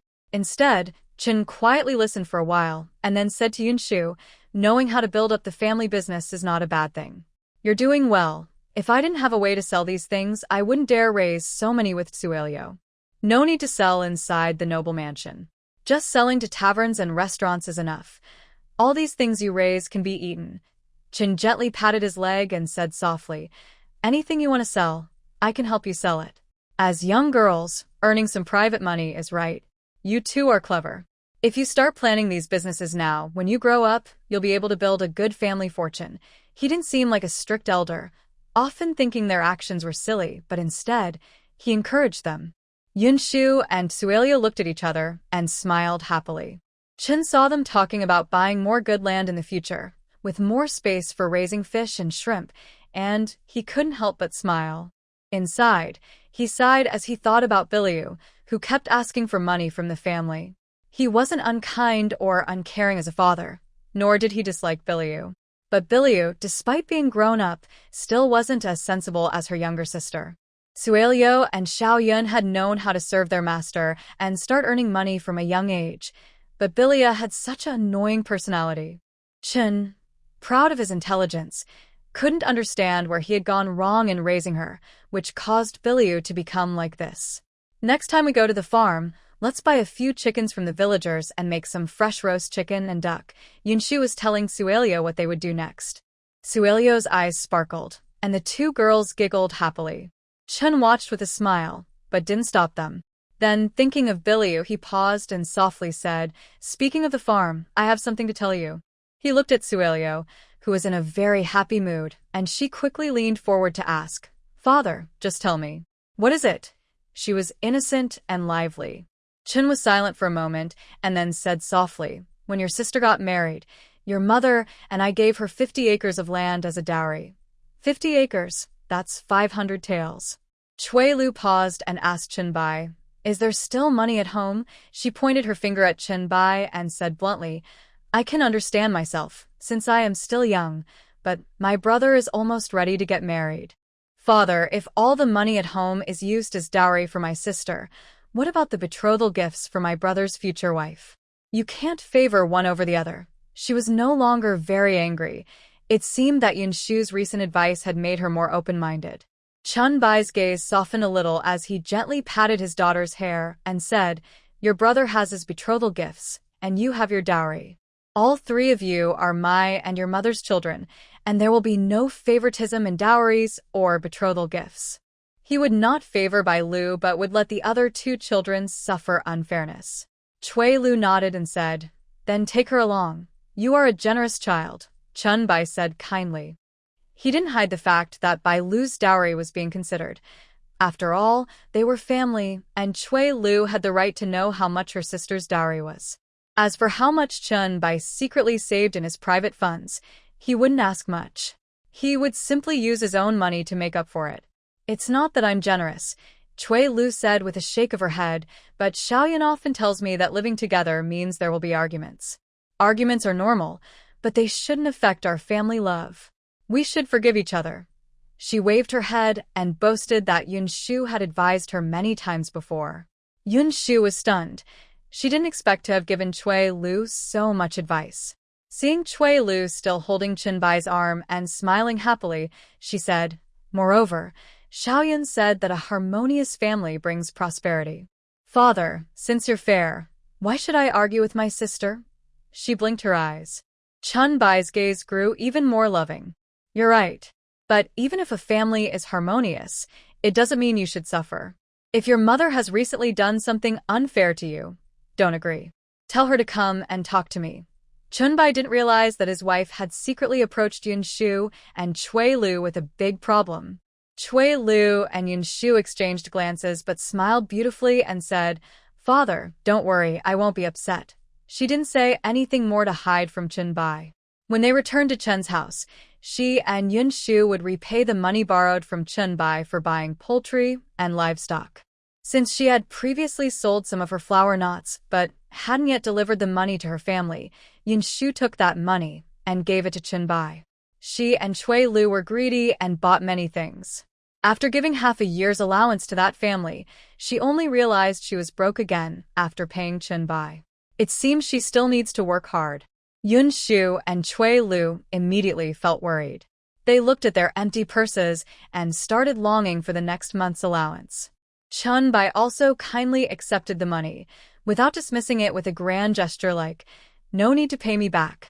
He seemed to enjoy seeing the two young girls sadly clutching their purses and looking down. It was a bit mischievous, and everyone in Chun Bai's household couldn't help but smile. Although Bai Lu's marriage was causing some worry lately, seeing Yinshu and Cui Lu, who usually looked lively and proud, now bowing to save money, was quite amusing. Chun Bai's family teased these greedy maids with a smile. When they heard Yinshu and Cui Lu bought many poultry and livestock, he said with a smile, "It's good that you have no money now. I think, instead of wasting silver on unnecessary things when you have it, you should spend it on this. When the chickens, ducks, pigs, and sheep grow up, it will be a big fortune. Brother Song told us to pick half of the livestock and hens that can be used for breeding.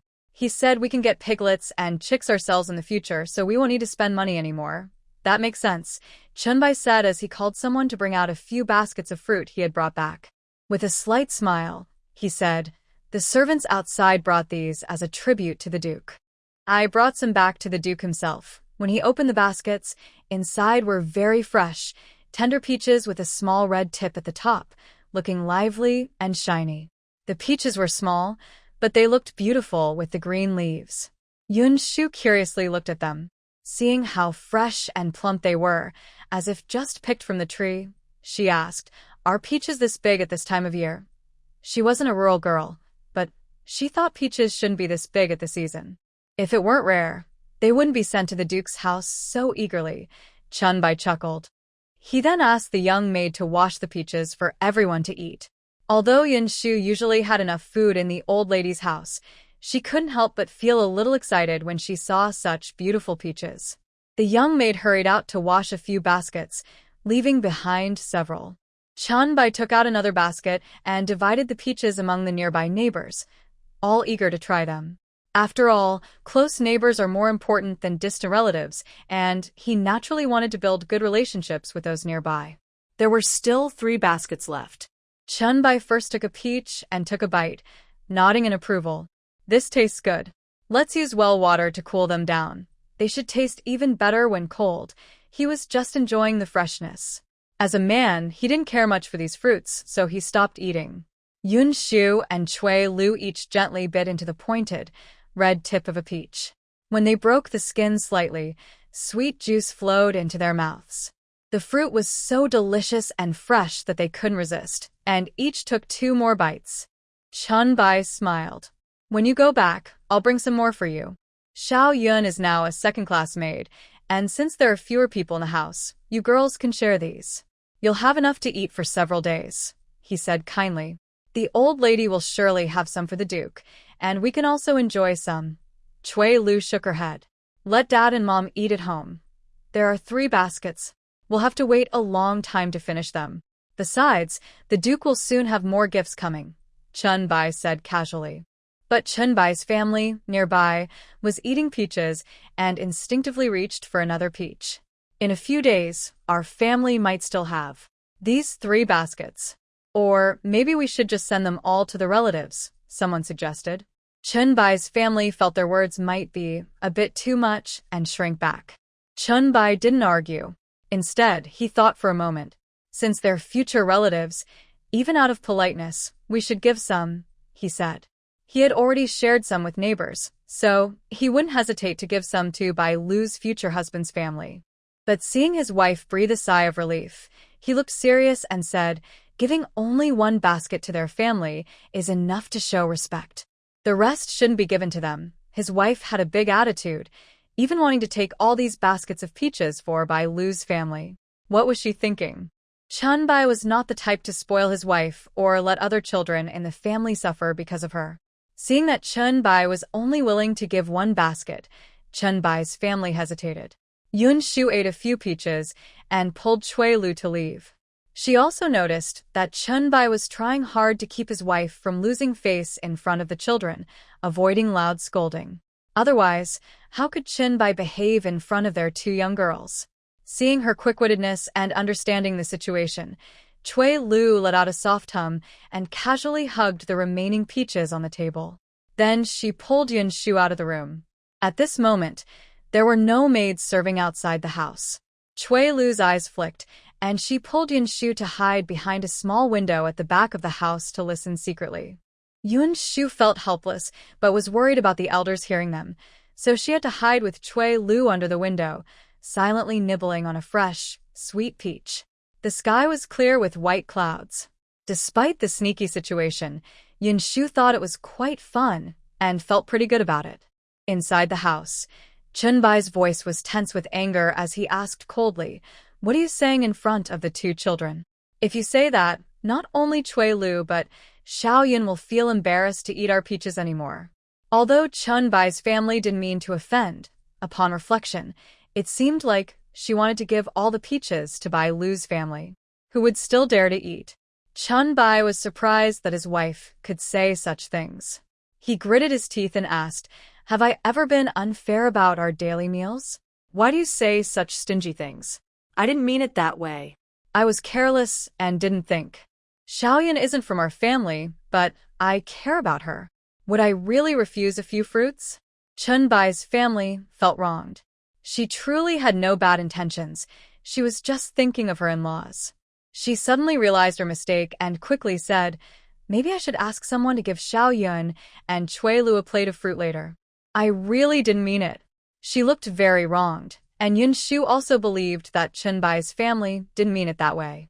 However, Chun Bai's voice still sounded a bit displeased. Xiao Yun came to our house just because she needed a place to stay. She's never come empty-handed. That shows she's sensible and knows not to take advantage of us. You know her family is like that, and it's heartbreaking to think about. How could she be so careless as to say what she just did? And he held back his anger and asked coldly, "We have some nice things and fun stuff at home. Giving some to our relatives is a sign of good friendship. But does that mean they get everything? Are you asking me to let our children suffer while they enjoy plenty? Do you think I'm stupid? Bai Lu has a weak body and comes from a less noble family. I am not trying to help Bai Lu fully establish her status." Thinking about Bai Lu's difficult marriage, Chun Bai's family couldn't help but feel very sad. If her body hadn't been weak and held her back, her daughter wouldn't have such a hard time finding a marriage. Moreover, marrying into a scholarly family, what's wrong with that, even if it's just to please them? What kind of status does she have? She's just a servant in the Duke's household. Chun Bai sneered coldly. With such a background, why insist on courting a scholar? Are you forcing your mother and daughter into this marriage? Even if he's a scholar, He might pass the Imperial exams and become an official or a nobleman someday. But I tell you, I won't use family resources to humiliate myself by flattering them. Chunbai paused, and Yinshu heard the family's grievances in her voice, likely because Chunbai refused to give up her home just to please Bai Lu's future husband. She held Chui Lu's hand, and Chui Lu covered her mouth and winked. Soon after, they secretly returned to their small courtyard. It didn't take long before the Chunbai family sent a maid to bring them plenty of fresh, juicy fruits, peaches, lotus seeds, and some common fruits they usually ate. It was clear that Chunbai's family had put thought into it. Since the elders were so kind, Yinshu didn't take it to heart. She played with Chui Lu at home for a few days, laughing and joking, and even asked the kitchen to prepare some fresh, interesting dishes. Then she prepared to return to the Duke's residence. For some reason, Yinshu's heart was eager to go back. Although at the Duke's residence, she was supposed to serve others and do chores, Yinshu felt especially warm when near the old lady. Before leaving, Chunbai asked Yinshu and Chui Lu to take 2 baskets of fresh, large peaches. The old lady's courtyard isn't short of peaches, but she can't eat too many at once. These are for you to share with your roommates, so you can enjoy them for a few days, Chunbai said. She didn't want to spoil Bai Lu, but she also didn't want Bai Lu to be embarrassed and criticized by her future family. So she arranged for a basket of peaches to be sent to her future husband's family. There were 2 baskets left. She kept some for her son and family, and the rest was given to Yinshu and Chui Lu. Yinshu initially wanted to refuse, but after thinking for a moment, she didn't. She and Chui Lu carried the heavy baskets together and headed back to the Duke's residence. In just a few days, there were no major changes in the Duke's residence. Yinshu said goodbye to Chui Lu and returned to her own room. Seeing that the other 3 second-class maids were there, she divided the peaches from her basket, giving 2 to each. She also took a few for Amber and Coral. Amber had a small appetite and usually ate little, so she only took 1. Coral's eyes lit up as she took 3 peaches, smiling as she said, "You really do care about us. Since I've enjoyed what you gave me, when the things from Lee's estate arrive, I'll save some for you." Her future husband was a wealthy estate owner under the old lady, so she wouldn't lack food. Okay, Yinshu quickly agreed. Seeing that Coral liked them, she gave her 2 more, then took the rest back to her own room. Now, she ate some goji berry tea daily and sometimes mixed with wolfberry cream and goat milk. She didn't usually eat the sweets and soups in the old lady's room, but now she still ate 2 peaches every day. Life felt much more comfortable. Moreover, Duke Tang was a filial person. Although he seemed cold and indifferent to others, he was genuinely respectful to the old lady. These peaches and treats were shared even with Chunbai, so there was no need to mention the old lady's room. During this time, the old lady often had fresh fruit. Yinshu, because of the old lady's kindness, became more attentive to her. She noticed that although the old lady liked fruit, she was often too frail to eat much. So Yinshu came up with a plan. She asked the small kitchen to prepare fresh peach juice daily, squeezing the peaches and adding honey and bean syrup, then pouring in fresh fruit juice. It was cool, sweet, and delicious. Even if she only had a small bowl each day, the old lady enjoyed it very much. Although this was just a small daily routine, the old lady felt truly cared for, which made her feel very comforted. Because of this, even though Yinshu was young and couldn't do heavy work, the old lady liked her very much. Amber, Coral, and the other first-class maids had no conflicts with Yinshu over status, so they also took good care of her. They all understood that Yinshu, now young, even if she gained the old lady's favor, couldn't push them aside. When the weather got hotter, the Duke's residence had ice cellars.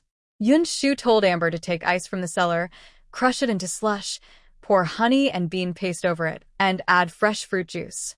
It was cool and sweet. Even if they only had a small bowl each day, the old lady liked it very much. The old lady was very happy, and naturally, the masters in the Duke's residence also felt joyful. When the old lady proudly called Yinshu out and pointed at her, she smiled and said to Lady Tang, "It's this little girl. She usually doesn't do much, just spends her days thinking about me. Now that it's hot, I haven't been feeling well, So these days she keeps asking the small kitchen to make different dishes. The small kitchen is overwhelmed, but she wasn't really complaining. Lady Tang, being clever, understood the old lady's affection. She smiled and said, "It's all because she cares for you. I heard that a few days ago. She even talked to the small kitchen about how to make cool drinks from the south. I've tried that cool drink, but it tastes strange. I don't like it. So now, we just use those sour plum drinks from the south." It was this little girl's idea. I don't know what she's thinking in that little head of hers. The old lady smiled warmly, gently touching Yinshu's forehead. Yinshu blushed and said, "It's just some small snacks from the south I heard about before. They're quite common. But since the old lady usually eats delicacies, she finds my simple porridge and vegetables quite tasty. That's not it. I also can't get used to that cool drink, but Lady, our Duke really likes it. He didn't say much, but every time he gets the cool drink sent to study, he drinks it all." Lady Tang smiled and said to Yinshu, "The Duke always dislikes the heat in summer. But after drinking the cool drinks from the old lady's room, he seems much better. I think it suits his taste. If the Duke likes it so much, it shows that things from the south are quite special." She praised like this, and the old lady quickly embraced Yinshu, smiling and saying, "That's a great achievement. Why don't you reward her?" There was no way she would openly ask for a reward. It was the old lady who helped her ask for it. Yinshu couldn't help but laugh and cry.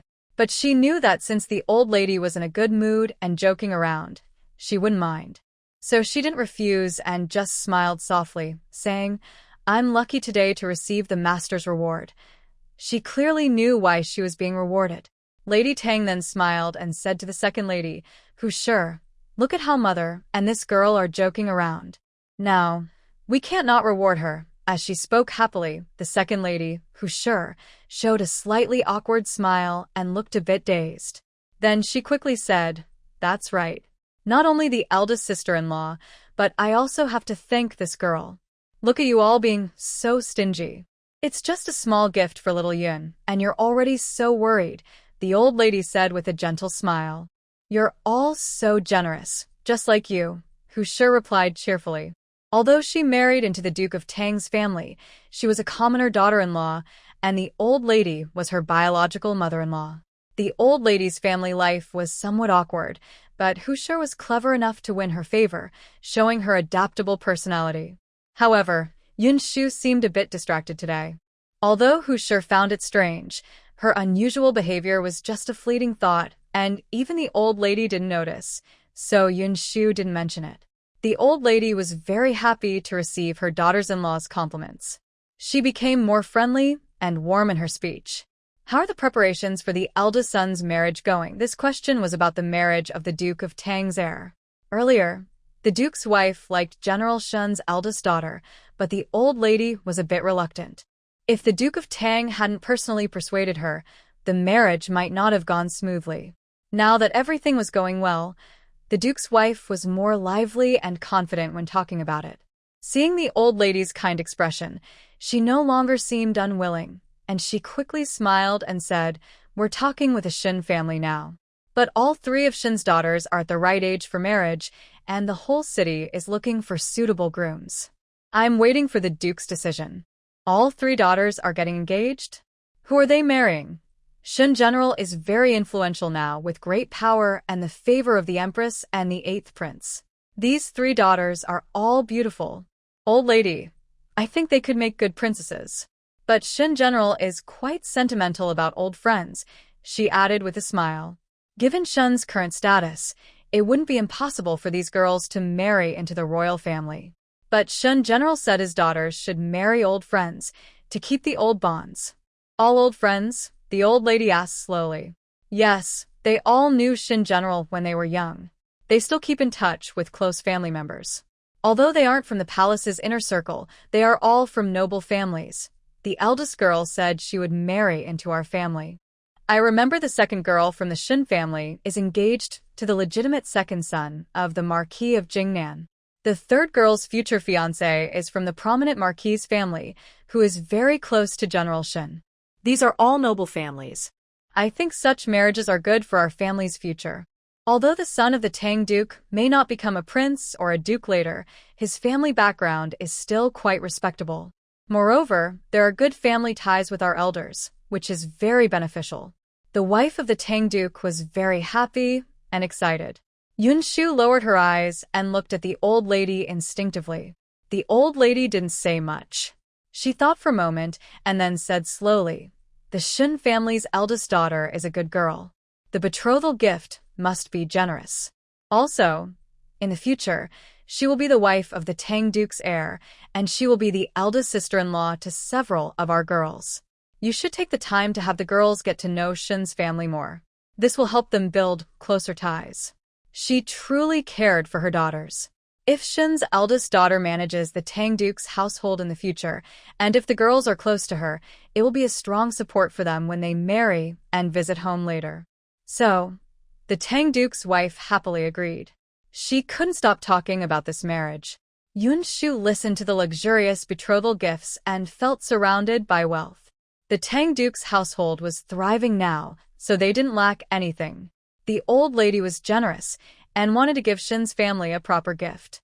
The Tang Duke's wife responded kindly, not saying much, and became even more respectful to the old lady.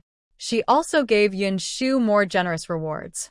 When Yinshu received the gifts from the Tang Duke's wife, she looked at the 6 beautiful bolts of silk and satin, feeling overwhelmed and unsure what to do. There was no one else in the room. Knowing that Yinshu was close to Cui Lu, the 2 second-class maids were happy to let Cui Lu and Yinshu talk privately. "Madam is so generous," one maid said. The 6 bolts of silk were embroidered with very delicate patterns.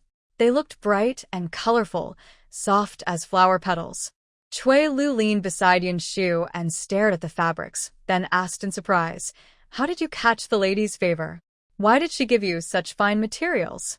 These 6 bolts of fabric are not only new and fresh in pattern, but the fine silk itself shows how rare it is. Even when making clothes, only a few young ladies in the Duke's household have worn such material. Yinshu squinted and thought for a moment, then softly said, "The lady is happy in her heart, so she gave me this as a favor." She is happy in her heart. The old lady agreed to the marriage proposal for the eldest son from Lady Tang, so Lady Tang naturally felt happy. Although this silk is rare, it was given as a gift to the old lady, who already has plenty. It doesn't seem special, but if she gave it to her, she would mention it in front of the old lady. When the old lady found out, she would be even more pleased with Lady Tang's respect and kindness. The head lady of the household naturally understands this. It's like hitting a cow over a mountain. Yinshu was suddenly amused by her own thoughts. She simply wrapped the 6 bolts of silk in a large, ordinary piece of fabric she kept at home. She whispered to Cui Lu, "When we go back someday, I'll put it in your room." Cui Lu hurriedly stopped her, saying, "Wait a moment. Let my sister get married first, then I'll keep it at my house." She explained, "Although we have a big box now, she can't steal it. But if she sees such good fabric, she won't need to steal from us. She'll just cry and ask us for it. Would you give it to her? If you don't, she might say you're stingy. But if you do give it to her, why should she get such a good thing for nothing?" Moreover, Cui Lu, as a daughter, wouldn't speak badly about her family. A while ago, when Yinshu and Cui Lu went home, her mother immediately asked Yinshu to make a wedding dress for Cui Lu, acting as if it was only natural.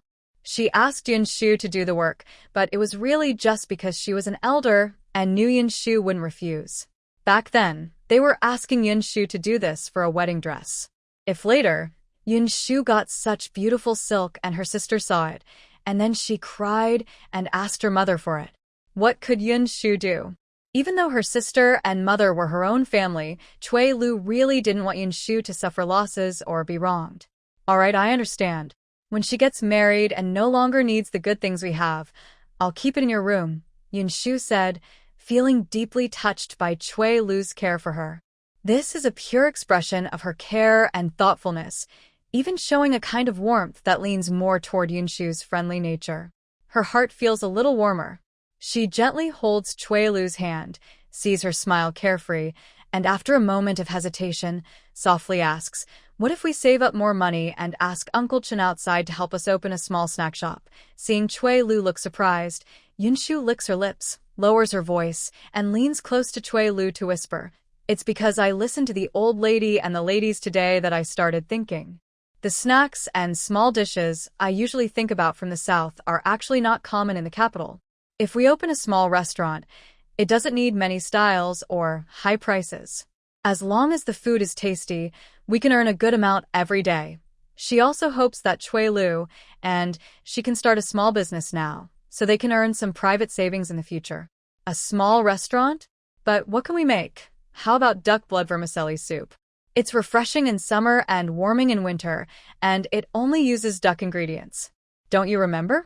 We bought a lot of chickens and ducks. When the time comes, we won't even need to buy ingredients. Everything will be from us. Yinshu recalls how delicious and fragrant the duck blood vermicelli soup was, tasty, smooth, with simple ingredients. A big bowl is filling, and the contents are rich, but the cost isn't high. Later, they could also sell some cheap, tasty baked buns that ordinary families can afford. If they sell a lot with small profits per item, it would be very good. Thinking about this, she carefully shared her ideas with Cui Lu. Cui Lu's eyes lit up, and she nodded repeatedly, but she still looked serious and said, "That sounds great. But my sister is getting married soon. Otherwise, she'd end up like that peach, with her mother wishing she could move to her fiancé's house." She spoke so seriously that Yinshu couldn't help but chuckle. She thought Cui Lu was avoiding Bai Lu like a tiger. "All right, I'll listen to you," she said with a smile, patting Cui Lu's hand. The two young maids inside the room giggled like little mice, whispering happily, when suddenly they heard a soft knock on the door. "Is Xiaoyan inside?" Yinshu and Cui Lu's laughter stopped abruptly. That voice. Could it be Pearl? Or perhaps the old lady wouldn't even allow her to step into her yard and look around, which made her angry. Now she had come to Yinshu's house. Yinshu felt a bit confused and exchanged looks with Cui Lu. "Why is it her?" Cui Lu whispered to Yinshu. "Pearl is now a servant in Lord Tang's house, so she probably wouldn't come out so openly, right?" But Yinshu had just been playing happily with Cui Lu. Even if she wanted to pretend no one was in the house, she couldn't. She sighed inwardly, and together they left her bed and went to the door. When she opened it, she saw Pearl standing there, looking a little uneasy. She was now a servant in Lord Tang's house, which made her look more respectable. The noble lady wouldn't argue with her husband over her, so Pearl seemed to be living a pretty good life. She wore delicate jewelry with sparkling gems, and even her exposed arm showed a bright, shiny bracelet. These looked much more luxurious than the simple gold bangles Yinshu used to get as a servant. Yinshu's gaze briefly fell on Pearl's beautiful embroidered silk dress, and she sighed quietly for Pearl. She was just a maid, dressed in fancy clothes, looking like a young lady. To others, she might seem a bit proud. Yinshu didn't believe Pearl, who had worked for the old lady for so many years, would be so naive as to think all this was nothing. "Big sister Pearl, why are you here?" Yinshu didn't plan to invite Pearl inside. It wasn't because she was afraid that the noble lady would dislike Pearl, but because she felt Pearl seemed to have changed somehow. She was still gentle and obedient in front of the old lady, but who could really understand people's hearts. She didn't want to cause trouble or make the noble lady upset over Pearl. After all, wasn't that unfair? She and Pearl had only known each other for a short time. Most of the time, she was helping Pearl. If she said they were very close, that wouldn't be true. Yinshu's feelings for Pearl were even less than her feelings for Coral. "I have something to do," Pearl said, noticing that Yinshu still had a relaxed smile. She pursed her lips and instinctively touched her face. She was still beautiful and young, but suddenly, it seemed she couldn't hold Lord Tang's heart anymore, as if overnight. "What is the matter?" Yinshu asked curiously. Seeing that she had no intention of calling her inside, Pearl hesitated for a moment before quietly asking Yinshu, "Xiaoyun, we are somewhat close, and there was a bond between us long ago. I want to ask you something." Her eyes slightly reddened. Seeing Yinshu quietly looking up at her with a calm expression, her delicate face showing some confusion, She asked in a husky voice. You have always served the old lady. Did the old lady say anything about me in front of Third Master? Her attitude towards Third Master changed drastically overnight, and she knew that day that he had gone to see the old lady. She had kept this matter inside her for a long time, wanting to ask Amber about it, but now Amber was ignoring her. I don't understand what you're saying, sister, Yinshu frowned. Pearl, who is a maid, should know the taboos of being a maid. Spreading words about her mistress to others was simply wrong. Even if she had indeed heard the old lady scolding Third Master, she shouldn't tell Pearl. Good sister, I really have no other way, so I came to ask you. Pearl thought that besides Amber and Coral, who had been close to her for over 10 years, Yinshu was the only one who served the old lady regularly, so she should know some things about her. Seeing Yinshu look confused, she choked up and said, I don't know what I did wrong that made Third Master dislike me. In the past month, Third Master has spent 20 days with the princess, 7 or 8 days in the study, and only a little time in my room. Pearl, sister, Yinshu didn't expect Pearl to look so flustered now. What does it matter who Third Master sleeps with? It was embarrassing to even mention it. Seeing Pearl looking a bit worn out, Yinshu paused but couldn't bear to see her upset. She softly said, Sister, don't be sad.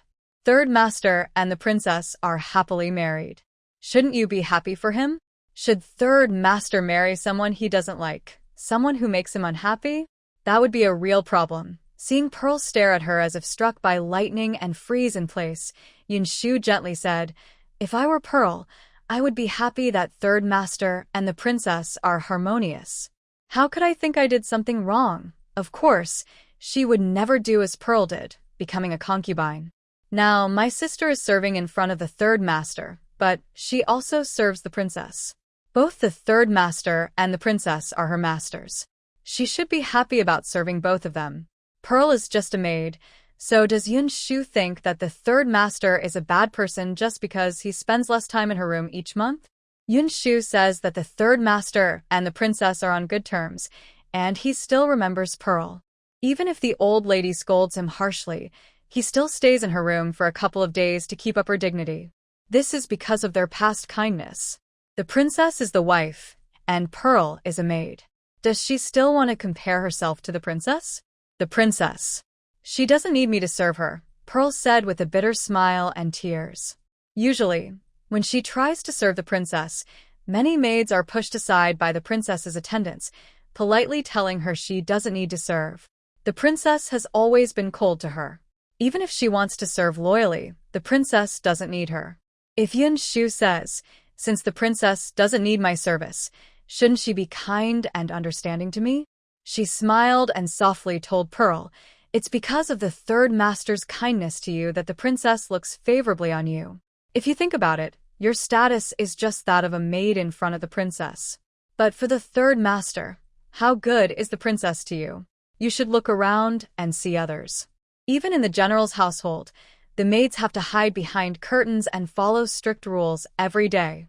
But the princess has never treated you badly. You should cherish this and be grateful. In these words, she was already trying to persuade Pearl. If Pearl keeps complaining and crying everywhere, not only the princess, but even the Third Master might not tolerate her anymore. If she ruins the kindness the Third Master has for her, Pearl might truly have no place to go. Yinshu doesn't know if Pearl will listen to her today or not. Why do you keep defending the princess? Pearl asked softly.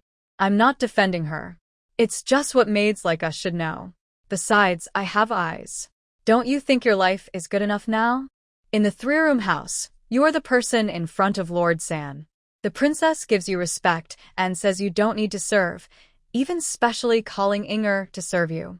Inger is always chosen by you, right? Now, you are just a servant calling maids, living in luxury. Sister, isn't this a blessing? Cloud Shu doesn't understand.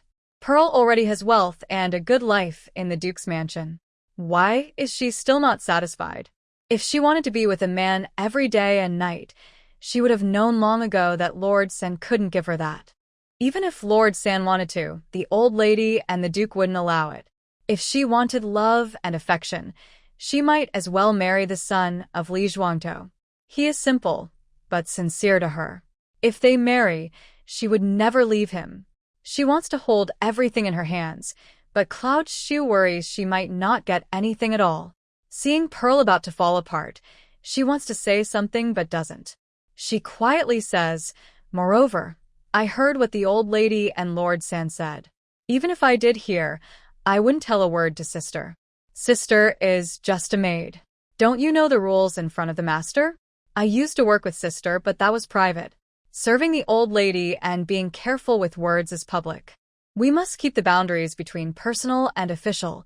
Cloud Shu didn't mean to say so much today, but seeing Pearl not leaving, she had to speak to stop her. She softly says, "Sister should go back now. If the old lady finds out you came to this yard, she might be upset." She gives Pearl her blessings.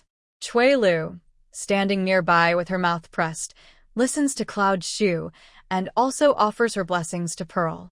After all, Pearl's status now is different from theirs. She is almost a mistress. Seeing Cloud Shu and Chui Lu, two pretty maids who respectfully bow to her, Pearl instinctively tightens her grip on her skirt. She wears a pomegranate red dress, delicate and charming. When standing quietly, she looks gentle and calm. The dress is embroidered with luxurious gold thread and small pearls, making her look somewhat noble. But right now, she feels she is not as happy as these two young maids. Even if she has 1,000 words in her heart, Pearl can't complain because Cloud Shu has already silenced her. How can she complain or grumble? Cloud Shu keeps saying how kind the county princess is to her. How can Pearl still complain? Even if she complains about her own grievances and the secret suppression by Princess Hexiang, they won't believe her. Her eyes reddened, and she felt unable to communicate with Yinshu. She cried and turned away. Yinshu let out a breath, then turned and closed the door. But she didn't see the corner nearby. Huashu was holding a small box, paused for a moment, then walked away. Huashu hurriedly returned to the third house. "Why are you back so soon?" Princess Hexiang asked leisurely, sipping tea. "Didn't I tell you to talk more with Xiaoyun before coming back?" The old lady often praised Xiaoyun in front of them, so she was happy to make an effort to please her. Knowing that the Duke of Tang's wife rewarded Xiaoyun with 6 bolts of silk, she decided to be playful and only asked Huashu to bring a pair of old gifts she had once given herself, instead of the less delicate gold bracelet she disliked. Who knew Huashu would come back so quickly? "I didn't go to see her." Huashu put the small box aside and whispered to Princess Hexiang, "I saw Pearl. I was worried Xiaoyun might feel uneasy, so I didn't want her to appear behind Pearl, making her think she was being neglected." She told Princess Hexiang about Pearl and Yinshu's conversation. Princess Hexiang's beautiful face showed a hint of anger as she softly said, "That ungrateful woman. She still dares to act pitiful in the old lady's courtyard. Since third master still cares for her, I don't bother to deal with her now. We'll see later. I only think Xiaoyun is wise to speak up for the princess everywhere." "That's rare," Huashu said with a smile, recalling how Yinshu had shut Pearl up with her words. "She's a sensible girl. She doesn't gossip about the princess with Pearl, not like a careless chatterbox." She was pleased with Yinshu's words. Princess Hexiang's long fingers tapped lightly on the box as she said slowly, "Anyone who appears before the old lady must be trustworthy." Pearl is quite strange. Every maidservant in front of the old lady is good, yet she's the odd one out. It's just because she saw our third master's handsome and noble appearance, and her heart was filled with ambition for the future. "Xiaoyun, I didn't misjudge her before. She's a smart girl, and you didn't realize that her words were indeed telling Pearl to be quiet and were actually helping me speak well of her." But she wasn't just blaming Pearl. Instead, she was advising her to behave herself so that she could have a good life in our household in the future. Seeing Huashu's surprise, Princess Hexiang's lips curled slightly, with a faint smile, and she said, "It's just that Pearl may not understand her meaning. If she truly understands, I might be willing to forgive her in the future." Honestly, Princess Hexiang was tired of Pearl, mainly because Pearl often relied on her past relationship with Lord Tang to act out in front of her. If Pearl were more sensible, I might not have to be so harsh with her. After all, if Lord Tang allows Pearl to have a place in his heart, no one else could take her away later. But from Huashu's words, It seems Pearl didn't quite understand Yinshu's true meaning. Really? There are such things? Hua Shu was surprised. This is exactly what it means to be true to oneself and not betray your feelings. She favors me as her main wife, so she scolds Pearl. But she also cares about Pearl and hopes she can have a peaceful life. It's truly remarkable, Princess Hexiang slowly explained to Hua Shu. Just watch, later, she might become quite prominent in front of the old lady. She may seem quiet and unassuming, not showing off, but no one can compare to her. What's more important is that this girl has a good heart. Her words are always reasonable, and I really like her. She liked Yinshu's temperament very much, especially since every word Yinshu said was for her benefit, which made Princess Hexiang feel very reassured. Your return is also right.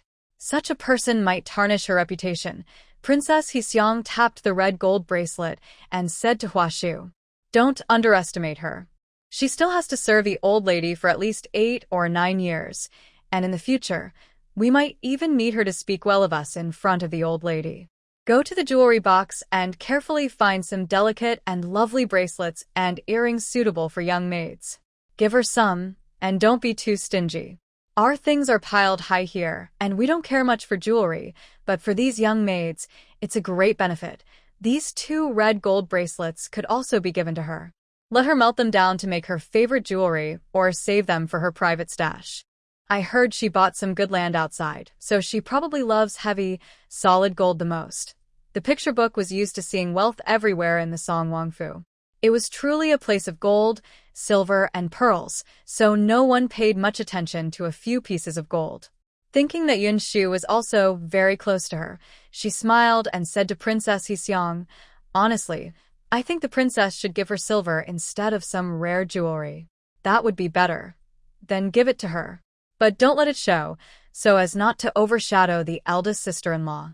I think the second sister-in-law will also want to give her something, and I don't want her to look less generous, or it will make the second sister-in-law look bad. Then use a layered box," said Hua Shu quickly. "Think about it yourself," Princess Hexiang said lazily. She liked Yinshu's personality, but didn't want to worry about her every day, so she handed the matter over to Hua Shu. Hua Shu was not a shy person. She turned over the usual gift box that Princess Hexiang used, and then took her own prepared box to Yinshu's room. Luckily, no one else was there at the moment. Yinshu was whispering with Cui Lu about what happened with Pearl. When she saw Hua Shu arrive, Yinshu quickly got up to greet her and invited her to sit at the head of the room. She personally brought some snacks and warm tea for her. "I don't have the most delicate tea and snacks here, so I hope sister won't laugh. It's just some snacks. Just try a bite, and that's enough." "No one eats them seriously," Hua Shu said with a smile after taking a bite. She placed the box on the table and said cheerfully, "This is a gift from the princess. You should know the reason. The madam liked your cold tea and rewarded you, and the princess should do the same. You don't know, but our third master also likes the cold tea in the old lady's courtyard very much." Seeing Cui Lu standing nearby, she smiled and said, "The princess still remembers how Cui Lu brought cold tea several days ago. It was very hot, and she ran errands under the blazing sun. The princess didn't say anything, but she kept it in her heart. So this is also for you." She then placed a small pouch in front of Cui Lu. "But when I went to deliver the cold tea to the princess, she had already rewarded me with some fruit," Cui Lu said, surprised that Princess Hexiang wanted to reward her too. "The princess rewarded you, so you should accept it." Of course, this wasn't because Princess Hexiang rewarded Cui Lu for bringing the cold tea. Hua Shu had noticed that Cui Lu and Yinshu stood together and didn't seem to like Pearl very much. She hadn't shown any sympathy for Pearl yet, so she thought Cui Lu could be a little closer to her. Moreover, Yinshu and Cui Lu are good friends. Cui Lu often brings things to Yinshu, mainly worried that Cui Lu might feel jealous of Yinshu. In front of the lady of Hexiang County, these small gifts are common and not worth much, so giving them as favors is fine. Yinshu thinks this is quite good. Since the princess gave it to you, you should thank her when you see her in the future. There's no reason to refuse the princess's kindness, she said, secretly winking. Cui Lu's eyes lit up immediately. She picked up her purse and said politely, I will thank the princess later. Thank you, sister, for choosing such nice things for me. Even if she didn't see what was inside, Cui Lu was still sweet-talking. Seeing how close these two maids were, Yinshu smiled softly and said gently, thanking repeatedly can be troublesome. As long as you serve the old lady well, it shows your sincere heart to the princess. She sat in Yinshu's room and talked for a while. When she saw Hua Shu stand up to leave, Yinshu suddenly remembered something. She quickly took out a simple, pale yellow silk sachet from her small dressing box beside her bed. Big sister, coming here on such a hot day is quite tiring. I just made this. Inside are a few herbs to repel mosquitoes. Since I made 2 pillows for the old lady and had some herbs left, I also made a few small pouches. They're not very fancy, but if you like, you can take them to play. They may not look pretty, but they can help keep away mosquitoes. Even in midsummer, despite the light gauze curtains, mosquitoes still bite, making people very uncomfortable. A few days ago, Yinshu asked the doctor, who treated the old lady, about some herbs. She made 2 large pillows filled with beneficial herbs to help the old lady sleep better. Of course, the sachet now contains only common mosquito-repelling herbs. That's very good, Hua Shu said as she took it and looked it over. She sniffed the herbal scent and smiled at Yinshu. Why don't you help our princess embroider one too? The princess is as precious as gold and jade. I'm clumsy and rough, not as attentive as you and the others who serve the princess daily. I don't know her wishes well. Besides, although most of these herbs are gentle and beneficial, I should ask the doctor, who takes her pulse before making anything for her. It's better to consider the herbs carefully first. Cloud Shu was not determined to please the princess He of Hexiang County, especially since she had already overshadowed her in front of the princess. Wouldn't a few of the talented scholars end up dead? She was so cautious that Hua Shu smiled when she saw her. All right, I understand. Tomorrow, I will ask the Imperial doctor who examined the princess's pulse. Cloud Shu finally smiled and sent Hua Shu away. After Hua Shu left, Cloud Shu saw that it was already dark outside. The maid from the same room was about to return, so she didn't bother to see what the princess he had given her. Instead, she and Cui Lu hid the gifts and went to have dinner. She finished her dinner and then went to serve the old lady. When she reached the door, she overheard the lady of Duke Tang smiling and saying, "The eldest daughter has already been examined. She is to marry into the Marquis Xuan's family, becoming a sister-in-law to Miss Shen from the Shen family. Mother, what do you think of this marriage?" Cloud Shu listened at the door and was not particularly surprised. In noble families, marriage alliances are mainly about matching social status and strengthening family ties. Although she had not heard much about the Marquis Xuan's family, she guessed it was a noble household. Otherwise, General Shen, who is very prominent, wouldn't have been interested in marrying his daughter to them. A noble family as grand as the Marquis Xuan's was certainly impressive. Since Miss Tang was the eldest daughter of Duke Tang, it was quite appropriate for her to marry into such a family. She paused slightly and quietly entered the room. She saw that Duke Tang's wife and Miss Tang were sitting together, both smiling, clearly pleased with the marriage. Miss Tang, with her delicate beauty and a shy, hopeful expression, looked forward to her future marriage. The happiness on her face showed her excitement. As for Duke Tang's wife, she seemed very pleased with the match. Cloud Shu thought that the Duchess was very broad-minded. Miss Tang was not Duke Tang's biological daughter, but the Duchess had arranged this marriage carefully. She didn't marry her off randomly, but found a good family, and they genuinely liked each other. This made her a suitable stepmother. The old lady was also surprised and nodded slowly, saying, "This marriage is indeed good."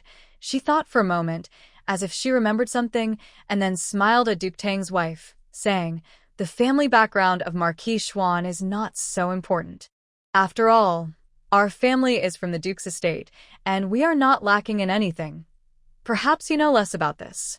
In the past, Marquis Xian, you, Lord Gua, and General Shen used to play together when you were young, so your bond was different. Later on, as everyone entered official life and their opinions diverged, Marquis Xian and General Shen grew apart, while Marquis Xian remained closer to General Shen over the years. Therefore, He became distant from Lord Gua, which was very unfortunate for the old lady. Seeing her daughter-in-law listening quietly, she softly said, "Although they became distant later, the friendship from back then still remains." When the eldest daughter married into Marquis Xian's family, considering Lord Gua's position, Marquis Xian would also take care of her. "Turns out there was such a thing," said the wife of Lord Gua, who didn't know much about this. When she married into the family, Lord Gua had already distanced himself from General Shin, let alone Marquis Xian. But for her, this was a happy surprise. "So, I can rest assured that the eldest daughter married into Marquis Xian's house." No wonder Lord Gua agreed to this marriage. "Yes. I remember that Miss Shin from the Shin family is very gentle. Since she and the eldest daughter are now sisters-in-law, she won't have to worry about conflicts with her sister-in-law," the old lady said with a smile. Seeing Miss Tang blushing shyly, her eyes shining like water, she comforted her softly. "Later, I'll invite the ladies from the Shin family to visit. Then you can get closer to Miss Shin, and when you marry out, you'll have a good friend." Also, General Shin's marriage is quite good. Their eldest daughter, Sujin, is straightforward and suitable to be our future daughter-in-law. She will be capable of managing household affairs. The third daughter is a bit more gentle and not fierce. Marquis Xian has been close to the Shin family for many years, so her future life after marriage won't be difficult. Who wouldn't agree with that?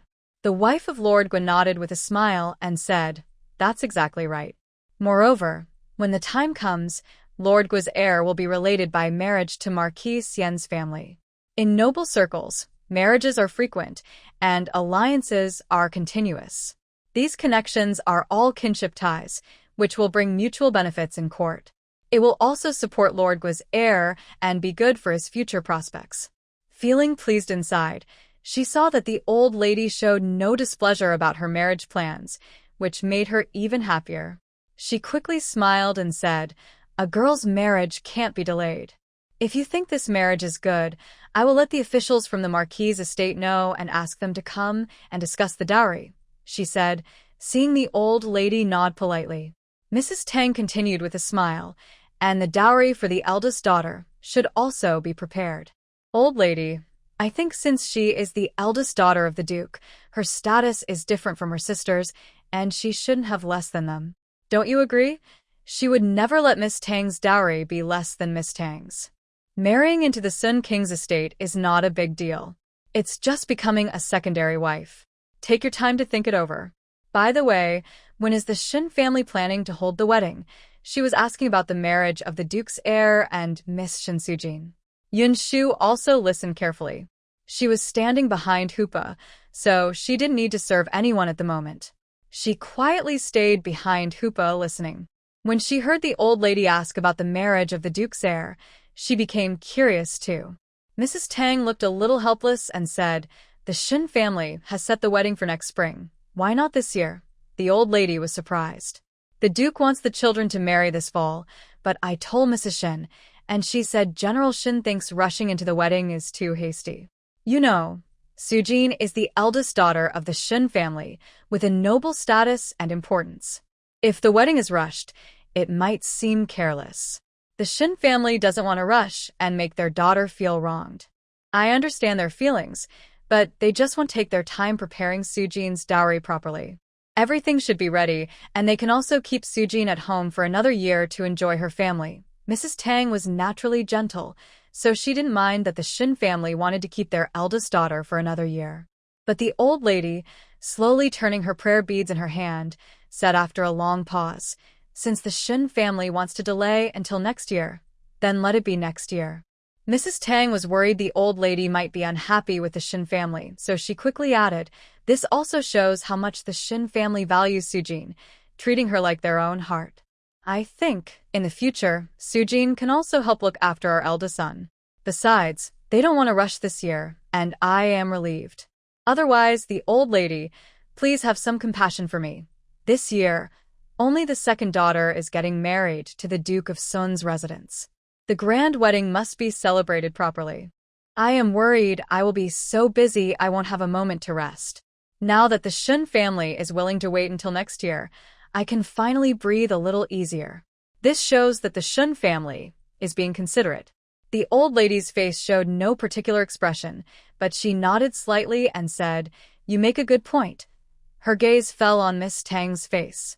"But if that's the case, your marriage might also be delayed until next year. The Shun family's second daughter can only marry into the Duke of Sun's residence in spring next year. The main son of the Marquis's house is marrying Shun's third daughter. From the Shun family's attitude, it seems all their daughters might only marry one after another next year. If it doesn't affect others, that's fine. But Shun's third daughter is marrying the main son of the Marquis, while Miss Tang is marrying the younger son. In the Marquis's house, it's unusual for a daughter-in-law of the main line to marry a younger son before she even enters the door. So, Miss Tang will definitely marry later than Shun's third daughter, and the wedding will be delayed.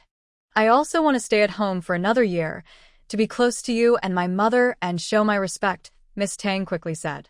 She has always been clever and quick-witted. The old lady smiled when she heard this. "You're good.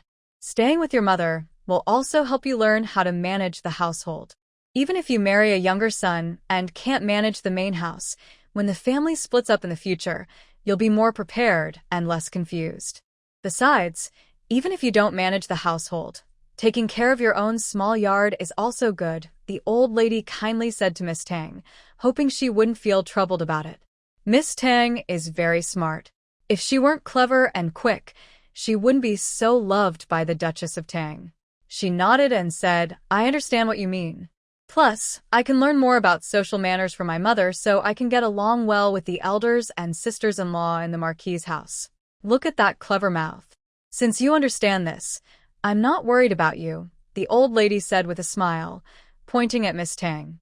"Isn't it because my granddaughter is clever that the old lady and the Duchess of Tang have taught her so well?" Miss Tang said with a smile.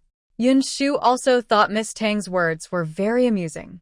Not to mention, her sincere desire to please the old lady and the Duchess of Tang shows she is a rare and understanding girl.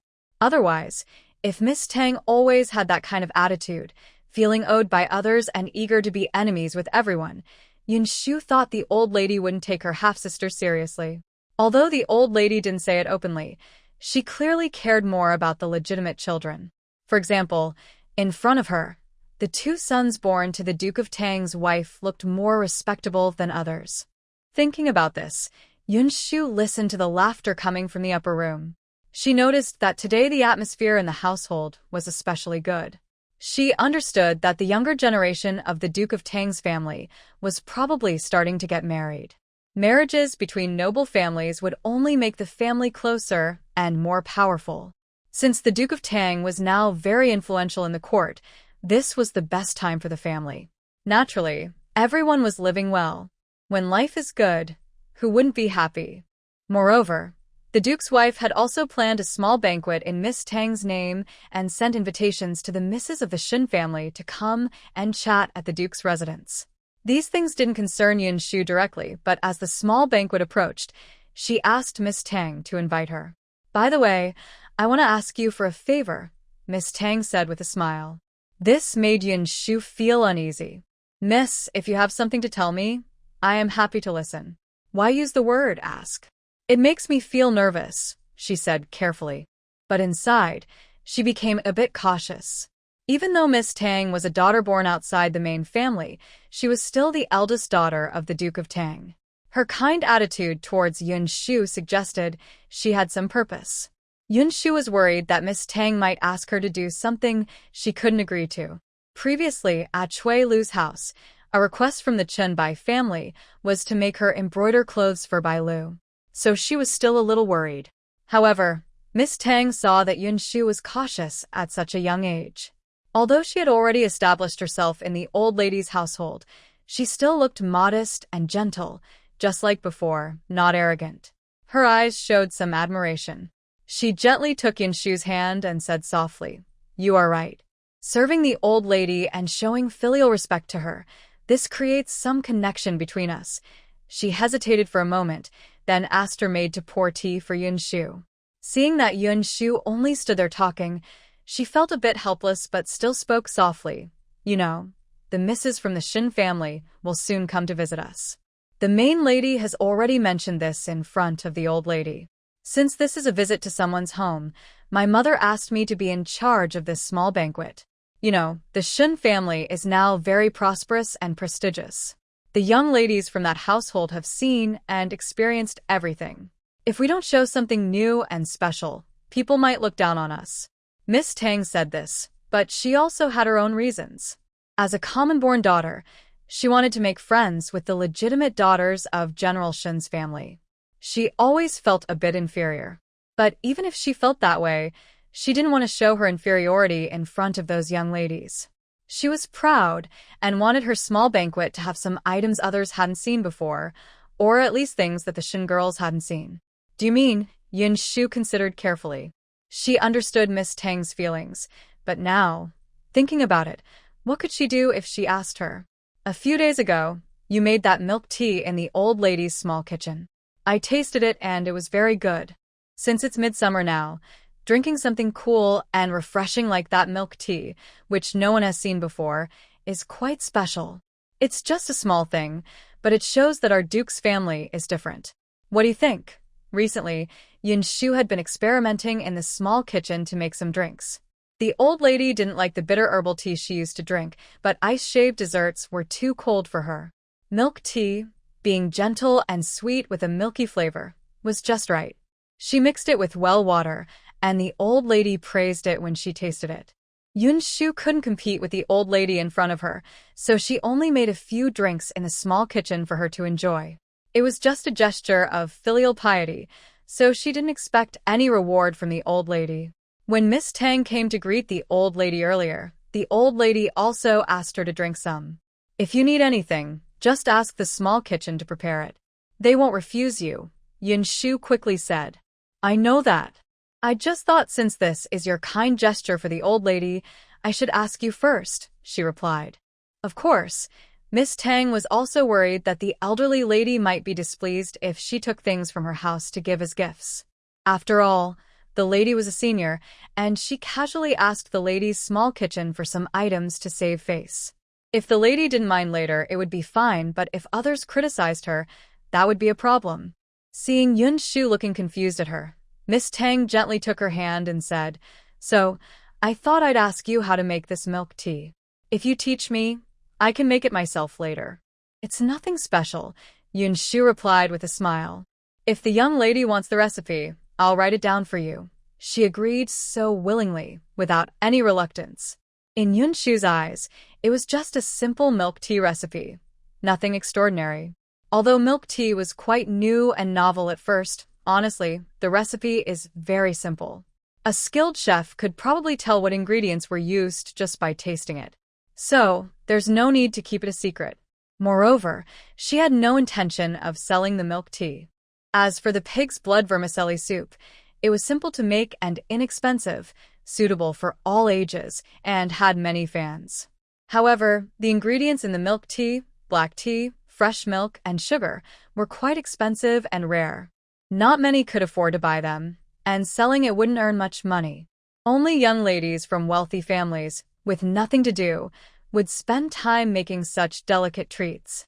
Thinking of giving something as a gift, Yinshu quickly wrote down the recipe for the milk tea in Miss Tang's complex gaze. After a moment, she smiled and said, I also have an idea. If the young lady is interested, why not try making it herself and see which one she prefers? What idea? That's bubble tea. Yinshu explained how to make the tapioca pearls for the drink. Miss Tang found this interesting. She thought for a moment, then took the two recipes and softly said to Yinshu, I should thank you for this. These days, rare recipes in the family were very precious. It was uncommon for someone like Yinshu to generously share hers.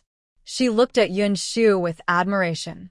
Just then, a maid entered and handed her a small box, which she gently gave to Yinshu, saying softly, Today I've taken your things without asking, but I can't just accept them casually without giving something in return. This is my token of thanks to you, simply to show my gratitude for your generosity. How can that be? Yinshu knew that this was Miss Tang giving her the recipe money. So, she politely declined a few words, and then left. Although she felt the small box was heavy, she was a bit confused but didn't pay much attention. She covered the box with her sleeve and asked Miss Tang, "Do you have any other instructions?" Her voice was gentle. Miss Tang smiled and said, "I'm very grateful that you could help me with such an important matter. I wouldn't want to trouble you further." Yinshu was someone close to the old lady, so Miss Tang couldn't just ask her to do chores. As she was speaking kindly to Yinshu, a few young ladies from the Tang family entered outside.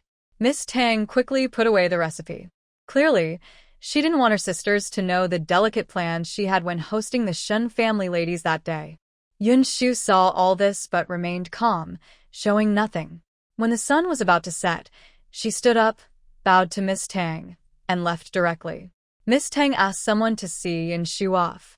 When the person returned to report, Miss Tang let out a soft sigh and whispered to her close maid, "Today, Xiaoyun isn't someone with a fiery temper, or I would have been utterly ashamed." Asking a young maid for the recipe for milk tea was a bit embarrassing. If it weren't for Miss Tang holding back her frustration, she wouldn't have forced her to do such a thing. She whispered tearfully, "Only Xiaoyun would ask me like this. If it were someone else, who can't keep secrets, they might gossip about me later, and I wouldn't dare to ask. We all see your hardships," her trusted maid said softly, comforting her. "I think Xiaoyun doesn't mind much. Besides, we already paid her 100 taels for the recipe. That's quite a lot." Seeing her crying, her maid quickly comforted her softly. "A recipe costing 100 taels is the same price you'd pay if you bought one elsewhere. Don't feel guilty about it." She had grown up with Miss Tang and understood how difficult life was for her in the Duke's household. As a commoner daughter, besides being the eldest daughter, Miss Tang was never as favored as Miss Tang Second. Miss Tang Second would later become the Duchess of Sun. Although the pros and cons had been explained to her by the Duke's wife, no one else knew the full story. In everyone's eyes, Miss Tang is considered better than her older sister and is expected to become a princess consort in the future. She always outshines Miss Tang in every way. In the Duke's household, everyone now knows that Miss Tang will only be a wife of a nobleman's son, while Miss Tang is destined to be the Duchess of Sun. This makes Miss Tang seem even less impressive in the eyes of the high society. If it weren't for the respect shown by the old lady and the wife of the Duke, Miss Tang would have disappeared from the household long ago. Now is the time for Miss Tang to shine. If this small banquet goes well, it will reflect her dignity and grace. People will praise her naturally. But these young ladies from noble families are used to luxury and have seen many fine things. They just like new, interesting, and delicate items. Miss Tang, who finds a milk tea interesting, decided to plan something with Yinshu. She sincerely begged her, and her maid couldn't refuse. However, the maid said Yinshu didn't suffer any loss. 100 taels of silver for a small maid is a lot of money. How long would she need to work to earn that? "I know I was in the wrong," Miss Tang whispered. "Xiaoyun is a kind-hearted person. If Yinshu refused, could she really hurt her?"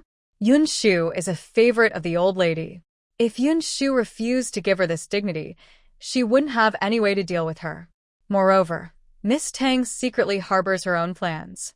She wants to marry into the Marquis's household. As a daughter of a minor family, how can she stand firm? She just wants to please her in-laws and husband, to smile and be friendly in the inner courtyards and find some new, interesting things to make everyone think she's attentive and thoughtful. She also plans to take the milk tea to the Marquis's house to show off. Thinking about her years of carefulness in the Duke's household, Miss Tang felt a sigh of relief.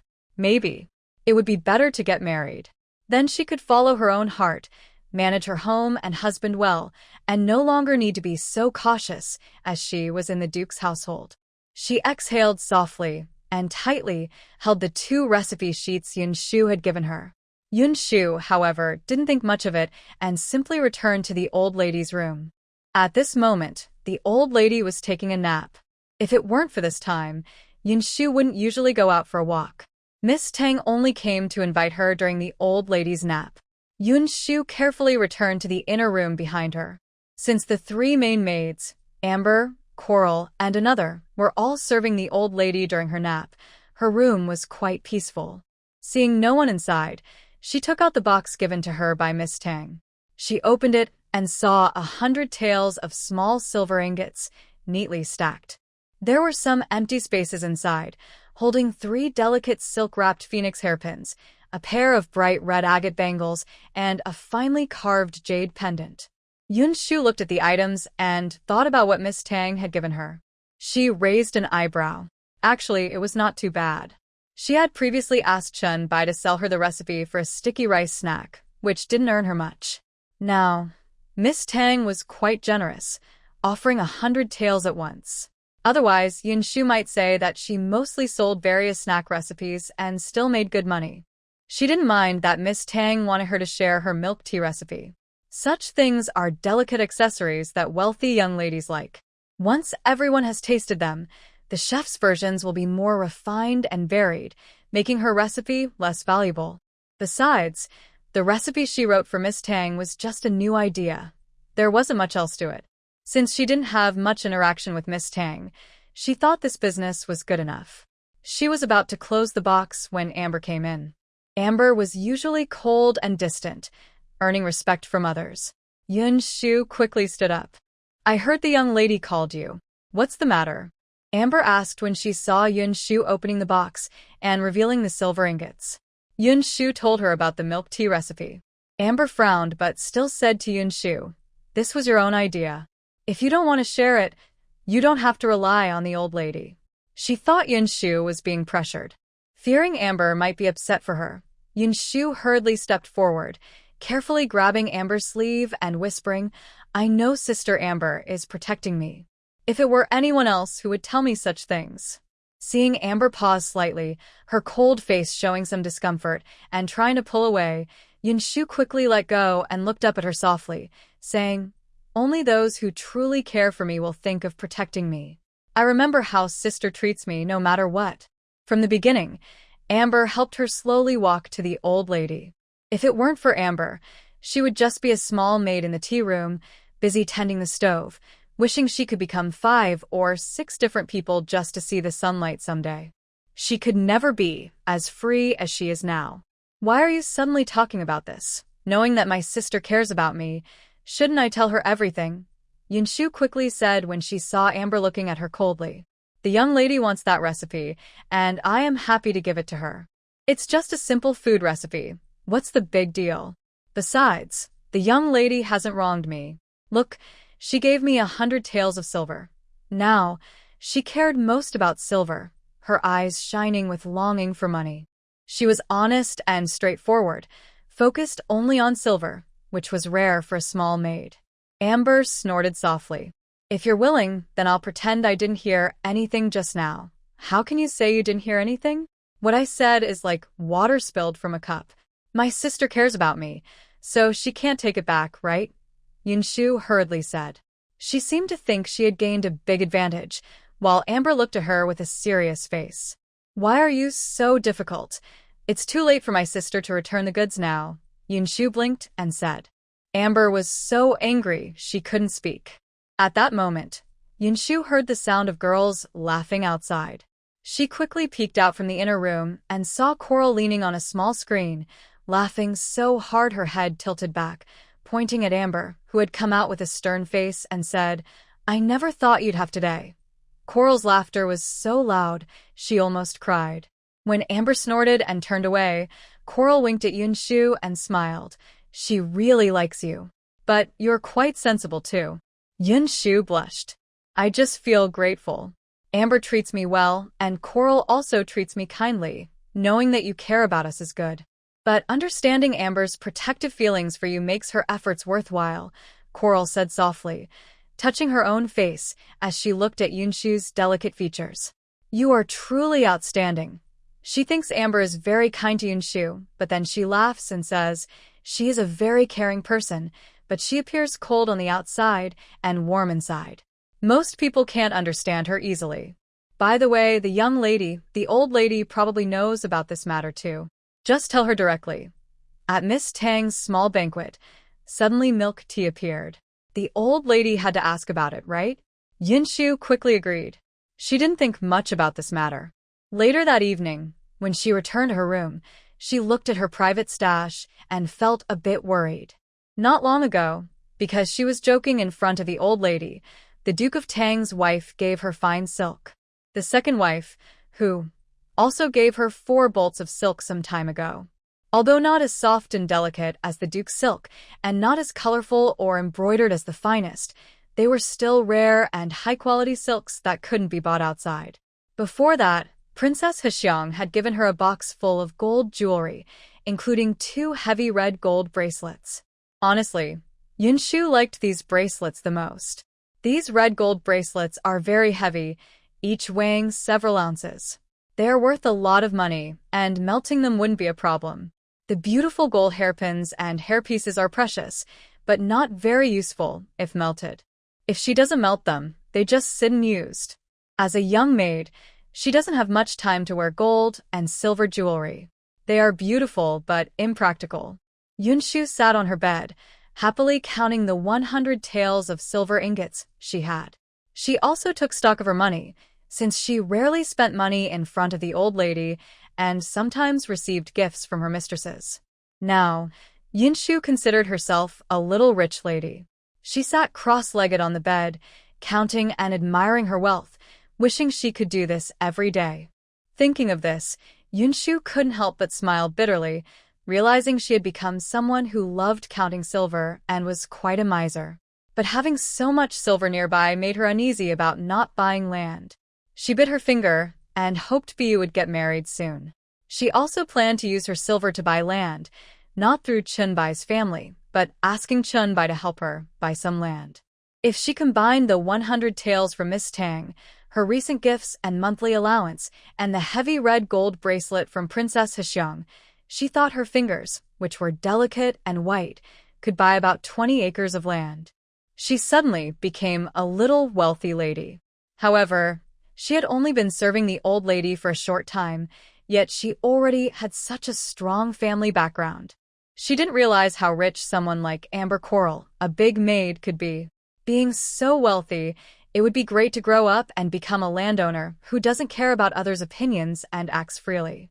Therefore, Yinshu couldn't understand why Pearl still wanted to stay in the mansion. Doesn't she find it difficult?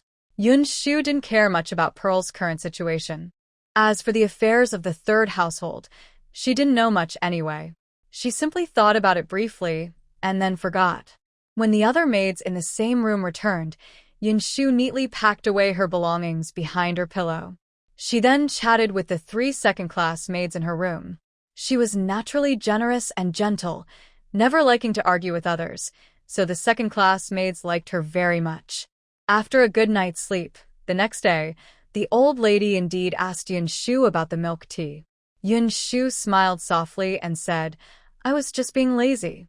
The young lady asked me to make it, but I didn't feel like moving. So I gave her the recipe to save myself some work. But she felt she owed me and gave me 100 taels of silver, which made me feel quite nervous. It's just a recipe, after all." She paused, noticing the old lady's face soften slightly. Then she helped the old lady measure her, smiling as she said, "The young lady is so generous to me. I feel a bit uneasy." So I also gave her a recipe for making the pearls in the milk tea. Let a few of the young ladies try it first. If they all like it, I will make it for the old lady later. "You're such a sneaky girl," the old lady said, pointing at Yinshu and smiling. "You seem honest and obedient, but you're actually quite clever." Yinshu found her words amusing, and the old lady's displeasure with Miss Tang lessened a bit. After all, Miss Tang's request for Yinshu to come over had made her unhappy. Now that Yinshu was joking, she thought it was okay. However, privately, when the old lady talked to Lady Tang about Miss Tang, she didn't mention the milk tea, but said something else. She thought Miss Tang was too clever. The old lady's comment was something Lady Tang had also thought about Miss Tang in the past. She was too clever and quick-witted in everything. Yinshu naturally didn't know this. These young ladies' personalities have nothing to do with her, and she doesn't need to serve them. As long as the old lady is kind, that's enough. Moreover, whether the old lady and Lady Tang are friendly or not, no one knows what they think of each other. Even if Miss Tang is always flattering and smiling in front of the old lady treats her the same as always, kind and gentle. This makes Miss Tang feel relieved, knowing that Yinshu hasn't spoken badly of her in front of the old lady. The old lady seems to ignore the fact that she bought Yinshu's milk tea recipe, so she quickly moves on and focuses on planning banquets and socializing with the young ladies from General Shen's house. Her maidservants immediately become busy. Because they know they can't embarrass Miss Tang, they become even more careful and meticulous, making sure everything is perfect and without mistakes. What's the big deal? Even if Miss Tang orders her maids around, she can't boss the people in the old lady's room. So, the work in the old lady's chamber remains very relaxed. Yinshu just does some sewing and then hides with Cui Lu in the shade to rest. Today is hot, with cicadas singing loudly outside. Yinshu pulls Cui Lu to the backyard under a tree's shade, each holding a bowl of cold, refreshing ice slush topped with sweet beans and honey. Taking a sip, the coolness refreshes her completely, making both maids squint happily. Yinshu is already well-liked by the old lady, who knows Cui Lu is Chunbai's daughter and often asks her to run errands. So, the kitchen still treats these two maids well, giving them plenty of ice slush. Otherwise, if it were someone else, the kitchen usually doesn't bother with such things. One bowl of mung bean soup would be enough. And it wouldn't have osmanthus flowers added. What's the big deal? What's wrong? Yinshu takes a sip of her ice slush. The small, soft ice melts in her mouth, cooling her down instantly. She exhales deeply, then turns to ask. Since seeing Lord Tang and his concubine, Aunt Luo, arguing in the garden, Yinshu and Cui Lu haven't dared to go into the garden again, afraid of running into more trouble with the ladies. Everyone is sitting under the shade of the trees. She is also thinking about her own worries. She sees Cui Lu not eating the ice cream in her hand. Instead, she holds a small bowl and whispers to her, "Miss, recently you've been running the household very busy. You've asked for snacks and dishes from the kitchen and even arranged a viewing platform by the water, saying it's elegant and cool. You also want to invite female musicians to play and sing. Is it really necessary? In the past, you used to have contact with Miss Shen from General Shen's house. Although Duke Tang and General Shen have different political views and don't keep in touch often, they are both from noble families in the capital. Usually, young ladies from these families have met and interacted before. It's not the first time they've seen each other, so why make such a big fuss? Who knows? We used to be acquaintances, but now she's going to be married." Naturally, Miss is holding back her anger and wants to show her worth. "Anyway, we can't command her, so we just watch." Yinshu, since receiving 100 taels from Miss Tang, deeply believes that Miss Tang is a big fool. But how can she be a fool? She's clearly the kindest person in the world. Plus, Miss Tang gave her a lot of silver and jewelry, helping her get richer. Because of this, Yinshu is especially tolerant and softly says, "Besides, if this banquet is to be proper, isn't that also good for our family's reputation?" "Just 100 taels and you're bought," Cui Lu mutters with a small smile. "If you give me 100 taels now, I'll praise you to the sky," Yinshu says with a smile. She has the most money now. Although she looks greedy, she's not vulgar. Cui Lu snorts softly. Since it's summer now and very hot, she wipes her forehead with a handkerchief and whispers to Yinshu that milk tea is really delicious. Miss has such good taste, especially the milk tea with ice cubes. It's incredibly tasty. Cui Lu, who is used to working hard, isn't fragile like a noble young lady who faints at the slightest wind. She's never gotten sick from eating ice. She used to hang around Yinshu, eating and drinking together, and now she's become fair and tender. She's a little greedy now, and Yinshu softly suggests, "Why don't we go back? Forget it. If we go home and my parents ask for the recipe, my mother might want to ask you for it for my sister. Why should Miss give you 100 taels, and my mother doesn't give anything but still gets such good things? I would rather go hungry and then full again in our noble house than let you be taken advantage of by our family," Cui Lu snorted. Seeing Yinshu looking at her with a hint of a smile, she was about to say something but suddenly heard strange, Tihizke sounds nearby. Turning her head, she saw a very handsome young boy walking over happily, making funny noises. This boy had bright, clever eyes and looked very smart. He wore a servant's outfit that was clean and new, lively and handsome. Yinshu recognized that this was Cui Lu's older brother, Chen Ping. Chen Ping was the only son of Chen Bai and his wife. He was younger than Cui Lu but older than Biu. Being in the middle, he didn't get much special attention. Biu had been sick since she was young, so Chen Bai's family focused on their eldest daughter. Chen Bai was stricter with his son and less loving than he was with Cui Lu. But now, Chen Ping was serving as a personal servant to the second son of the Duke of Tang, who had grown up with him. Although they were master and servant, they were very close friends. Yinshu thought that Chen Bai and the Duke of Tang seemed like family. Because of Cui Lu, Yinshu also got along well with Chen Ping. "Why are you here?" the second young master went to greet the old lady. "I came to see you all," Chen Ping said cheerfully. He was a lively boy, very similar to the second young master of the Duke of Tang, who is known as the Heavenly Demon Star. The young servant beside him was also lively and friendly, just like the second young master. Chen Ping happily snatched a small bowl of ice from his sister and ate it quickly, then wiped his mouth and pretended to be mischievous, saying, "All gone. No matter how much you hit me, it's gone. I'll beat you first." Cui Lu and Chen Ping were very close, but he often stole her food, so she jumped up and hit him.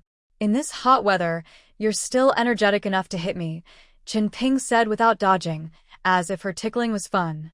"I've been wondering why the second young master keeps coming to greet the old lady lately. This ice is really good." He enjoyed it, but Yinshu thought that drinking a whole bowl of ice cream so boldly might give her a stomach ache later. She thought about this while secretly telling Cui Lu her guess. Cui Lu burst out laughing, and the two young maids looked at them with mischievous smiles.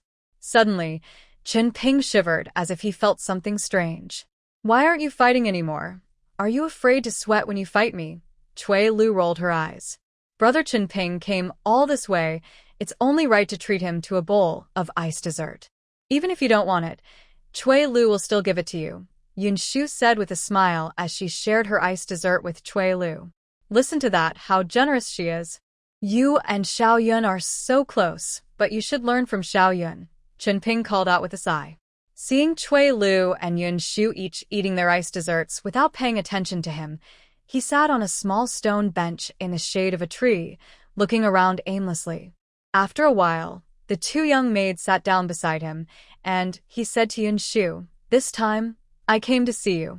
A while ago, the second young master tricked a fool outside and made 3,000 taels." Seeing Yinshu and Cui Lu both widen their eyes, he waved his hand and said, "It's not that the second young master isn't honest. That fool was also from a noble family, and relying on his good background, he forcibly took a girl from the common people and caused her to die. You know how it is. Noble sons often cause trouble, and the officials can't do much because of their family. This is the suffering of ordinary people." Yinshu nodded. The second young master was angry and thought he couldn't let this go. So he tricked the fool into giving him 3,000 taels and also paid the girl's family 3,000 taels as compensation. "This whole matter has nothing to do with our second young master. Don't worry, it won't cause trouble for our family." Chen Ping lowered his voice after Yinshu nodded. "Even among noble families, 6,000 taels is a lot." The fool went home and was beaten so badly he broke his leg. Though he couldn't save the girl's life, he at least gave her some justice. "Second young master is quite a brave and righteous person," Yinshu whispered. The second young master of the Duke of Tang's family often caused trouble at home. When the Duchess of Tang mentioned it, she felt headache. He was nothing like the calm and steady air, which was much more reassuring. But hearing this, it seemed like a good person with a strong sense of justice. Although his methods were a bit unorthodox, he was still a kind-hearted person with passion. Good people. Aren't they all just tricking 3,000 taels and keeping it? They can cause some trouble for a few days, Chen Ping muttered. He thought the little girl in front of him was too sweet, believing the second young master was a good person. He snorted inwardly, looked around to make sure no one was nearby, then took out a small, hard, slightly warm object from his sleeve and pressed it into Yinshu's hand. He whispered, "Keep this for me. Later, when I need it, give it to me," he said mysteriously. Yinshu felt that the touch of this thing was very familiar. Isn't it the feeling of the gold and silver jewelry she touches every day while hiding in bed? She lowered her head and indeed saw a large, shiny gold ingot. This is...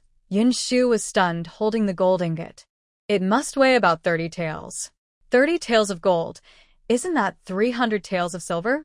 Second young master gave it to me, Qinping said lazily, sitting opposite Yinshu. He looked uninterested, as if he found nothing special about the gold ingot, even though Yinshu and Cui Lu's eyes were wide with surprise. But this really is quite impressive.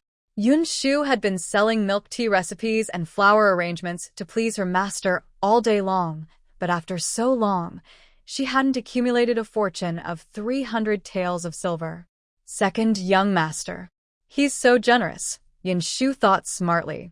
She understood that this was a benefit shared after the second young master of the Tang family tricked a fool and then shared the loot with his trusted people. She didn't expect that the second young master was such a generous person, casually giving 30 taels of gold to a servant. Seeing Qinping's indifferent attitude, Yinshu realized that this generosity wasn't just a one-time thing but a habit. So she hesitated and asked Qinping, "What are you going to do with this?" "Don't mention it. Mother is driving me crazy," Qinping said with some helplessness, glancing around before quietly telling Yinshu and Cui Lu, "You don't know. Life has become impossible. The other day, Mother searched my room thoroughly and took all the 200 taels of silver she found, saying it was for Bilia's makeup. He was a servant of the second young master of the Tang family. Because he appeared respectable in front of the young master, he had his own room in the young master's courtyard. But he was just a servant, and usually no maidservant from the household helped him tidy his room. Chunbai's servants often came in to clean, which was normal. It wouldn't be right to expect Qinping, a servant who was always around the young master, to keep his room tidy himself. So, the young master nodded and let Qinbai's servants come in to help. In the past, it was understandable. As a mother, it was nothing special to tidy up the house more often. But the real danger in this world is right here. After tidying for a long time, Qinping knew exactly where Qinbai's private money was kept. Knowing is one thing. Who would suspect their own mother? Qinping used to think there was no need to be cautious. But now, he has learned a hard lesson from his own mother, filled with tears and blood. Did mother take your money? Since I'm the younger brother and my older sister is getting married, I shouldn't let her be embarrassed by leaving her without proper dowry, right? She took 200 taels of silver from me and only left me with a few coins, Qinping said, counting his fingers. Seeing Cui Lu's face turn red, he looked tired and said, "Honestly, I haven't done anything wrong to my big sister. Do you think the makeup, clothes, and jewelry I bought for her are fake? If she really had no dowry, I would find a way to make sure she leaves happily. But just a while ago, my father told me he bought her a lot of good land. Now he's asking me for money again. Do you think I'm a fool?" Mother has always been biased. Cui Lu also knew that Bai Lu's dowry included a lot of good land. She thought about how she had saved up carefully to buy a few acres of land, even sacrificing food and spending less, while the two maids in the Duke's mansion saved little by little like hamsters. They managed to save 10 taels of silver to buy land, and that made them very happy. Suddenly, her eyes turned red. She didn't care about the ice bowl she just ate, and her feelings of sweetness and coolness disappeared. Feeling a bit awkward, she didn't know what to say. Yinshu softly said, "I told you not to take things back. Before, you thought I was exaggerating, saying mother wouldn't do such things. Now, you see for yourself? After all, she is the eldest sister. When she got married, you all saw her, so she seemed a bit extravagant. But Uncle Chun is fair. The dowry that Bai Lu's sister used for her wedding, when Qinping gets married, and when you do too, will be the same. There won't be any division into high or low," Yinshu said. At this moment, she felt the gold was too hot to hold and couldn't understand why Qinping gave the gold to her but not to Cui Lu. She hurried to return the gold to Qinping, but the handsome young boy waved his hand and said, "I gave it to you just to ask you to keep it safe. Now that you're working as a second-class maid, with fewer people in the house, it's safer than Cui Lu's room, which is drafty and less secure. He wouldn't dare keep his private money in his own room anymore. Otherwise, If Chunbai's family comes in later, they will ask her to take it away. But sometimes outsiders also come into my room. If your room isn't safe either, then just lose it. It doesn't matter if it's lost, since Bai is the one who brought it here. I won't be upset about losing it. Chenping saw Yinshu hesitate, so he said quickly, just keep it in your room. Even if it's lost, I won't ask you for it. It's just a temporary solution. In a few days, when the second young master buys good land for his private estate, I will buy some land with him, and that will be the end of it. It's only for a couple of days. He couldn't carry the 30 taels of gold around with him all the time, following young Master Tang everywhere. It would be exhausting. Yinshu hesitated.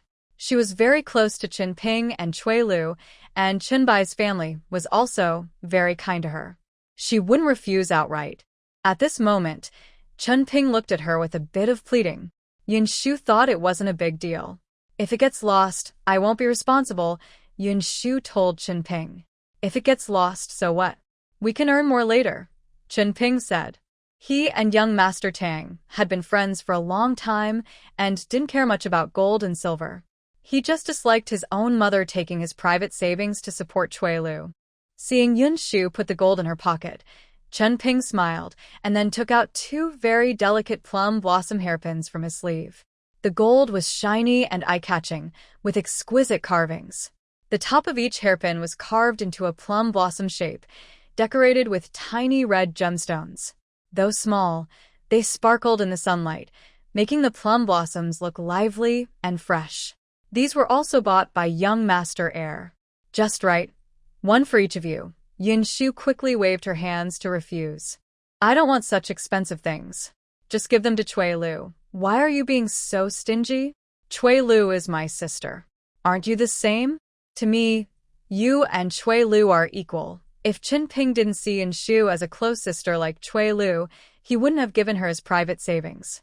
He wouldn't trust someone unrelated with his wealth. Seeing Yinshu's beautiful, fair face turn red, Chenping grinned and winked at her, who secretly told Cui Lu that she's like a real sister. Is she your real sister? Then her brother isn't your real brother either? Just take it. That's right. If I didn't give you, wouldn't I be cheating Bilia? Cui Lu is not as shy as Yinshu. She quickly snatched the hairpin, looked up at the sky, and thought the red gold hairpin was very beautiful. The most important thing was that it was a rare, delicate piece of craftsmanship. She casually pinned the beautiful plum blossom hairpin in her hair, then also clipped another one into Yinshu's hair. Curious, she asked, second young master got this, so why did he give it to you? Doesn't he give any to the ladies in his courtyard? There are many servants around second young Master Tang, but he also has a few maids to serve him in the inner courtyard. These maids were carefully chosen by the wife of Duke Tang. They are gentle and considerate, taking good care of the young master. How dare I give jewelry to the maids? Are you silly? Chenping saw Yinshu and Cui Lu both wearing the plum blossom hairpins. They looked charming and lively, especially because the jewelry was new. He nodded in satisfaction, then quickly lowered his voice, winking, and said, the main wife is worried that those maids might cause trouble or try to seduce the young master. If he gives jewelry to anyone and they develop feelings for him, it could cause problems later. So, the young master never jokes or gets close to those maids. Even on normal days, they are not close, let alone giving jewelry. So, when second young Master Tang received the jewelry, he had nowhere to put it. Would Duke Tang's wife be pleased if she found out her son kept jewelry used by women in his private room? That's why Chenping, the most trusted aide around second young Master Tang, received this clever item. Second young master knows I have 2 younger sisters working in the Duke's household, so he gave me this as a gift, telling me to bring it to you. Anyway, he's always careless with money and doesn't mind these things, he explained. Seeing Yinshu and Cui Lu suddenly understand, they nodded quickly. Chenping hurriedly added, we've been delayed quite a while. The young master might come out soon, so I need to go ahead. Oh, and he hesitated, then warned Cui Lu and Yinshu with a strange look. Tell your mother to take the 200 taels of silver I asked for. Your father doesn't know about this. What? Your mother will probably secretly give it to your eldest sister. Forget it, since you're siblings. Just consider this 200 taels as some extra money for her to buy makeup. Chen Ping sighed, adjusted his clothes, then seriously told Cui Lu, I'm not worried about Xiao Yun. She's always cautious and knows her limits.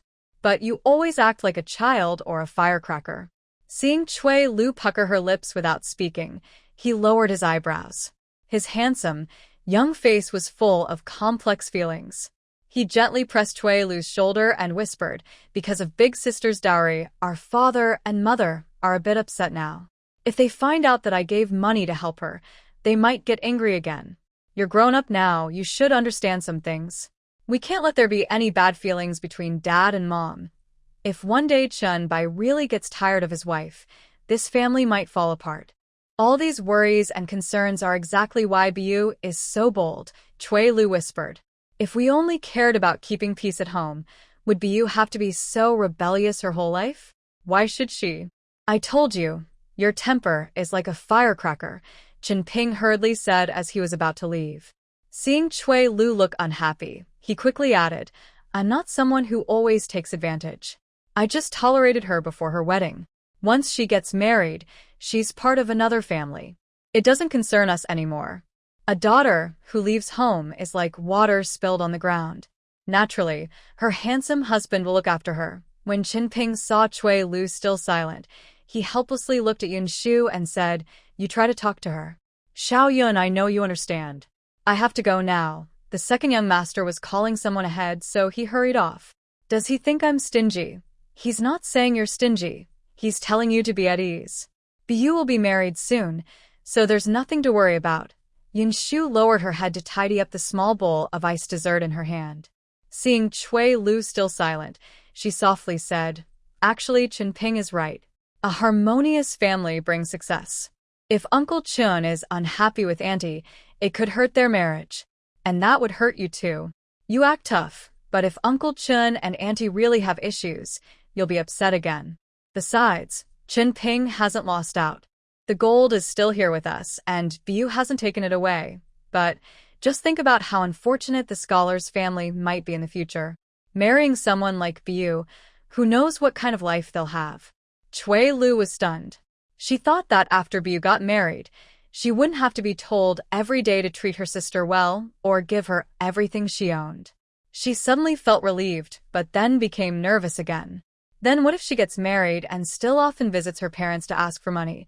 I often hear people say that scholars are the most honest and shy about shame. Even if this scholar's family is a bit greedy, she didn't say this aloud, but her expression softened slightly as she quietly told Suelio, even if they are greedy, they prefer to hide it and only secretly suggest things. They would never shamelessly let everyone know that this scholar husband is after his wife's family wealth. If I had to say something unkind, that would be called a hypocrite. But what is a hypocrite afraid of? Only that others find out he has hidden motives. If Sister Tsuelio causes a big fuss, you might as well make a scene at the scholar's house. Such people care about their reputation. If neighbors find out that his wife goes to her parents' house for money, what do you think his face would look like? Suelio immediately nodded. Her eyes brightened. You're right, she whispered. If neighbors know he's greedy and covets his wife's family money, that wouldn't be good. He's more afraid of people thinking he's living off his wife, Yinshu said with a gentle smile. Just think, if Sister Tsuelio dares to cause trouble at her parents' house in the future, I don't know about others, but Uncle Chun can make sure she gets what she wants. There will be ways. Her voice was soft and comforting, and Tsuelio, who was broad-minded and didn't worry about small matters, nodded quickly. She happily left, and Yinshu finally let out a sigh of relief, secretly thinking that Chen Ping's reason for not giving the gold to Chen Bai was not just because he was worried Chen Bai would find out and argue with the Chen family. Chen Ping was also probably worried that Chen Bai would ask about the origin of the gold. If that was true, then the 300 taels of silver needed a clear explanation. Wouldn't that mean Chen Bai would find out that the second young master Tang had deceived others and robbed the rich to help the poor? Although helping the poor is a good thing, Yinshu thought that Chen Bai, being close to Duke Tang, would surely tell Duke Tang if he found out about such matters. If Duke Tang knew, the second young master Tang might not escape a harsh punishment. Thinking of these things, Yinshu felt a faint smile. Because Chun Ping trusted her deeply and believed she could handle this matter, she carefully kept the gold in a small box and planned to return it to Chun Ping in a few days. The days passed easily. Before Chun Ping and she could take the gold, the three young ladies from General Shin's family came to visit the Duke's residence. That day, the old lady's courtyard was quite peaceful. There was no fuss or tension over the three young girls, and Miss Tang was dressed beautifully, looking lively yet modest, with the noble air of the eldest daughter of the Duke's family. She hosted a banquet with her younger sisters to entertain the three visitors. Yinshu stayed beside the old lady and didn't see much of the environment where the banquet was held, only hearing that the gathering by the flowing water was lively. However, she did see the three daughters of General Shin. As juniors, their first duty was to pay respects to their elders. When they came to greet the old lady, Yinshu watched from the side. The leading one was the eldest daughter of General Shin, the future wife of the Marquis of Tang, Su Jin. She was beautiful, and Yinshu thought of her own future Marquis of Tang, who was also refined and handsome. They seemed like a perfect match, a destined pair. But what caught Yinshu's attention more was not the steady, mature, and graceful eldest daughter, but her lively and cheerful second sister. This second sister was not as beautiful as her elder sister, but her eyes sparkled with energy and confidence. Her lively and self-assured look made Yinshu turn her head slightly. However, the third sister of the Shin family appeared gentle and delicate, not as lively as her sisters. Miss Tang took good care of her, always thoughtful and attentive. Perhaps because she would marry into the Shin family later, Miss Tang was very close to her and often talked and laughed with her, paying more attention to her. This was normal, but Yinshu noticed that both of the Shin sisters seemed quite pleased with Miss Tang. It was as if they liked her more than their own younger sister, and it made them even happier. Third sister is shy. Sister Tang will need to talk to her more in the future, the second Shin sister said with a smile. The old lady chuckled and replied, "Of course. This girl has been the eldest sister since she was young, always caring for her sisters. She is gentle and kind. The two of them get along very well. Don't worry, just keep visiting and everything will be fine." Her words carried a gentle kindness. Miss Shin, the third young lady of the Shin family, naturally felt more close to Miss Tang. She clearly knew that both of them would become daughters-in-law of the Marquis's household in the future, so she was especially friendly. While talking to Miss Tang, Miss Shin looked around and then smiled as she asked the elderly lady, "Why isn't second Miss Tang here? Her aunt is ill, and she is attending to her. She can only apologize to you all and won't be able to meet today. Since that's the case, let's just hope second Miss Tang takes good care of her aunt," Miss Shin whispered, holding her sister's hand. She quickly added with a smile, "Although she's not here, we lack nothing. The sisters are all cheerful, and when we're together, it feels just like being at home. You and the ladies are all kind and caring, so it's very comfortable. There really was no one like second Miss Tang in this world." Knowing this was her first visit, she didn't even show her face. If it had been someone else's family, Miss Shin would have scolded her harshly. But seeing that the elderly lady didn't seem to mind that the future daughter-in-law from the Sun family, Miss Tang, was not present, the girls of the Shin family showed no reaction. Since she didn't want to make friends with her future sister-in-law, she could just stay away from her family in the future. "That's right. We don't need her." Miss Shun understood what was meant and smiled at the elderly lady again. Today, Miss Tang was the one who put in the most effort. You don't know, when we arrived, she had prepared all kinds of tea, snacks, and music. After traveling by water, we rested first to cool down and relax before coming to see you, so as not to be rude. Miss Tang is very thoughtful, even specially thinking of new ways to entertain us when she knew we were visiting. She clearly cares about us. I must thank her for that. And, Grandma, the pearl milk tea Miss Tang gave us is very simple in name, but it tastes wonderful.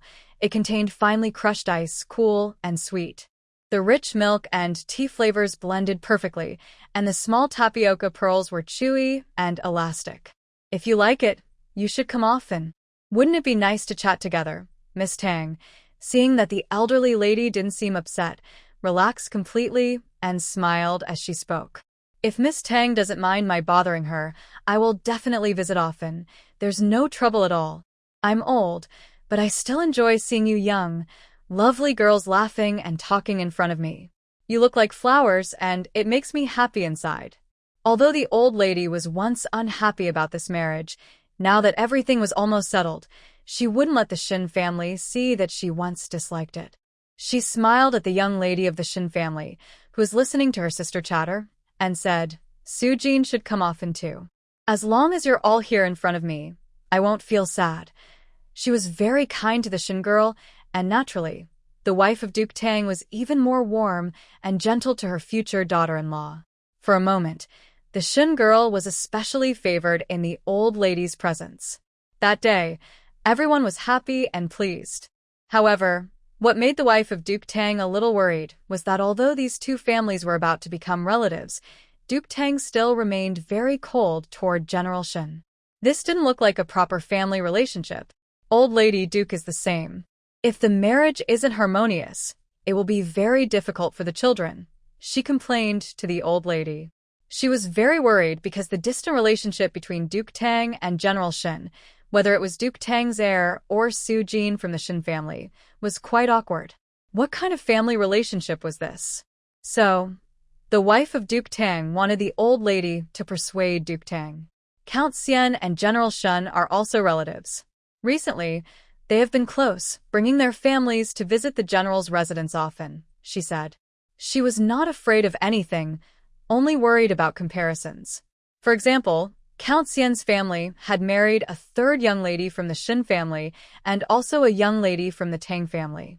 Because Duke Tang's family was about to marry the eldest daughter of the Shin family, it was considered the closest kinship. Look at how Count Xian is doing, bringing his family to be close to General Shun's residence, with frequent visits, making the two families very close. Isn't that what family unity looks like? But Duke Tang kept a stern face and didn't show respect to General Shun in court.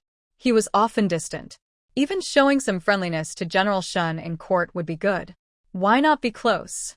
Isn't it true that the Shin girl often visits our house? The old lady was leaning on a soft couch, with Amber massaging her eyes. Hearing her daughter-in-law's words, she casually replied, although they are relatives, it doesn't mean Duke is going to change his political views. He keeps his personal and official matters separate. He's doing very well.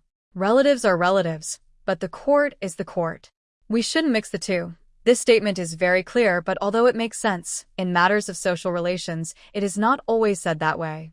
The wife of Duke Tang is overwhelmed and feels that both the old lady and Duke Tang are a bit stubborn. However, she dares not interact much with General Shun's household, fearing to offend Duke Tang. So, after failing to persuade the old lady, she can only leave with a worried look. When she leaves, the old lady sighs softly. Old lady, please try this pearl milk tea. Hoopa notices the old lady looks a bit worried and realizes she is somewhat reluctant about the marriage with the general's family. Although she doesn't understand why the old lady dislikes it, she knows she is just a servant and doesn't ask. She simply brings the milk tea from a small kitchen and places it in front of the old lady. The old lady feels a bit anxious, but relaxes after tasting the tea. Seeing Yinshu smiling and walking away, she says happily, "This tastes really good. Little Yun, you all should try it too." She asks Shanhu to send a message to the small kitchen to bring more for the main maid in the room. We are truly blessed by the old lady's kindness. Although there is an ice basin in the room and it's hot outside, the room remains cool. But honestly, because the old lady is old and weak, they don't dare put too much ice inside. She thinks the room's temperature is fine, but the maids feel a bit hot. Recently, Yinshu has hurriedly made several delicate hand fans, embroidered with green lotus leaves, lotuses, or sunflowers and birds. They look simple but fresh, and holding them feels lively and cool. Shanhu returns, takes a fan to cool herself, and looks at the embroidery on it, showing a bit of fondness. If sister likes it, you can take it, the old lady says. It's also what I asked Yinshu to make. I won't be polite then, Shanhu says softly. She truly loves the hand fan Yinshu made. The embroidery on it is vivid, looking lifelike, and the color scheme is tasteful. Even this proud and high-ranking maid can't find fault with it. Humph. Next to her, Coral and Yinshu were quietly chatting and laughing. Both of them were fanning themselves and drinking milk tea. Suddenly, a maid dressed in blue robes pushed aside the curtain and hurried out. Yinshu recognized her as Jade, who seemed to be Ying's older sister.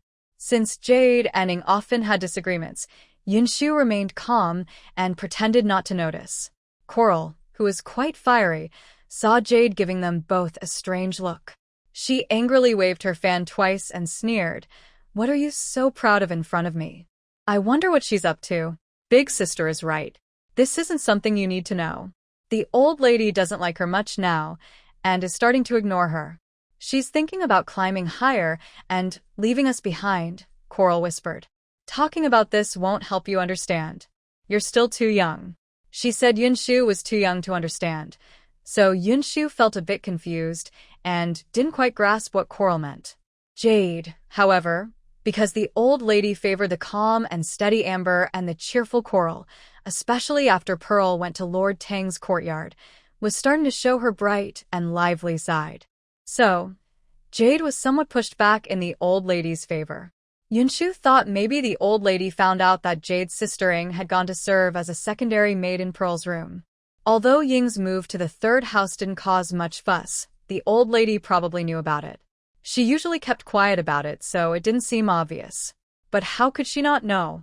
If she knew that Jade disliked Pearl but still gave her own sister to serve as a maid, it clearly showed favoritism. The old lady wouldn't tolerate Jade for long. Now, the old lady preferred to have Yinshu, a young maid like her, appear in front of Jade rather than Jade herself. Although Jade was assigned some chores, they were scattered and didn't give her any real power or benefits. Jade's mind was naturally restless, and now she was even more eager to think of other plans. Yinshu didn't expect Jade to be involved in such a strange scheme. A few days later, while she was sewing in the old lady's inner room, she saw Lady Tang come in, looking troubled. "It's so hot today. Why are you out here instead of in your own room?" The old lady wasn't a harsh mother-in-law and didn't see any reason for her daughter-in-law to wander around in the blazing sun. So, during summer, she told Lady Tang not to come so often. "Go bring some watermelon juice for your lady," she said, turning her head to Amber. "Let me go," Yinshu said. "It's hot outside, and it's just a simple task." Yinshu knew better than to let Amber, a big maidservant, run around while she sat still. When she spoke, Amber's lips curled slightly in a smile. The old lady also smiled and said, "You're quite clever. Go ahead." She cheerfully told Yinshu to run to the small kitchen. Seeing Yinshu's quick and obedient manner, the lady of the Duke of Tang's wife noticed that her face, which had looked a bit yellow before, had become fair and smooth after some care. She looked more beautiful and said with a smile, "The old lady is really good at teaching people." "It's because this girl is smart," the old lady replied. Yinshu blushed and didn't listen to the praise from the old lady and the Duke's wife. She hurriedly walked along the corridor to the small kitchen. She saw that the Duke's wife seemed to want to say something, and she also wanted to avoid the conversation. "What are you going to do?" Chui Lu, who had just swept the floor, saw Yinshu rush out and gently patted her. "The lady asked me to bring watermelon juice to the old lady," Yinshu said. She saw Chui Lu was sweating. Although she was wearing a light, cool silk dress made for young maids this year, she was already sweating from working. Yinshu quickly handed her a handkerchief to wipe her sweat, then told her to wait in the shade of the corridor. Yinshu then went alone to the small kitchen. Because she was a maid in front of the old lady, even though she was young, the people in the kitchen didn't dare underestimate her. They saw her coming in summer and, busy squeezing watermelons for juice, also handed her some bright, juicy watermelons. Yinshu quickly smiled and thanked the women working in the kitchen. She took out half a silver coin from her purse and happily said to them, "This is for the ladies to drink." She usually ate and drank in the small kitchen. Although she had the old lady's support, she knew she should be sensible and not be stingy. She believed she should share some benefits with others. Otherwise, she might not feel so comfortable in the kitchen. "It's only in front of the old lady that our girl is so generous," the women in the kitchen said, flattering her. Yinshu doesn't know that in other courtyards, the young maids just eat and drink without any shame. They don't just serve the masters, but also serve the ladies. They don't have any bad intentions, just that they see Yinshu being favored by the old lady and are very friendly and generous around her. They talk and laugh in her presence, but Yinshu doesn't get involved in the gossip among the maids in the room. She just listens with a smile and says nothing. Later, she carries a crystal bottle of watermelon juice and some slices of watermelon and leaves. The watermelons are kept in well water, making them cool and refreshing with a special watermelon scent. Cui Lu is hiding under the corridor, waiting. When she sees Yinshu with the watermelon, she quickly comes over to help carry it. After you eat, just toss the rind away. I also carry a round fan for you. If it gets too hot, you can put it on your head to block the sun. Yinshu calls Cui Lu to hold the watermelon and takes a bite. Cui Lu quietly complains, "The round fan you gave me is so pretty, and everyone likes it. Some hold fans to fan themselves, but it never reaches my hands." She is talking about the maids in her room. The large shared bed is not as cool as other rooms, and the fans Yinshu gave Cui Lu are not only cooling but also beautiful and delicate. The maids love new and pretty things, so they naturally don't want to let go of the fans. I understand what you're saying. I overlooked that, Yinshu says softly, surprised. I still have a few more fans left. They were picked by a few of the older sisters in front of the old lady. There are about 7 or 8.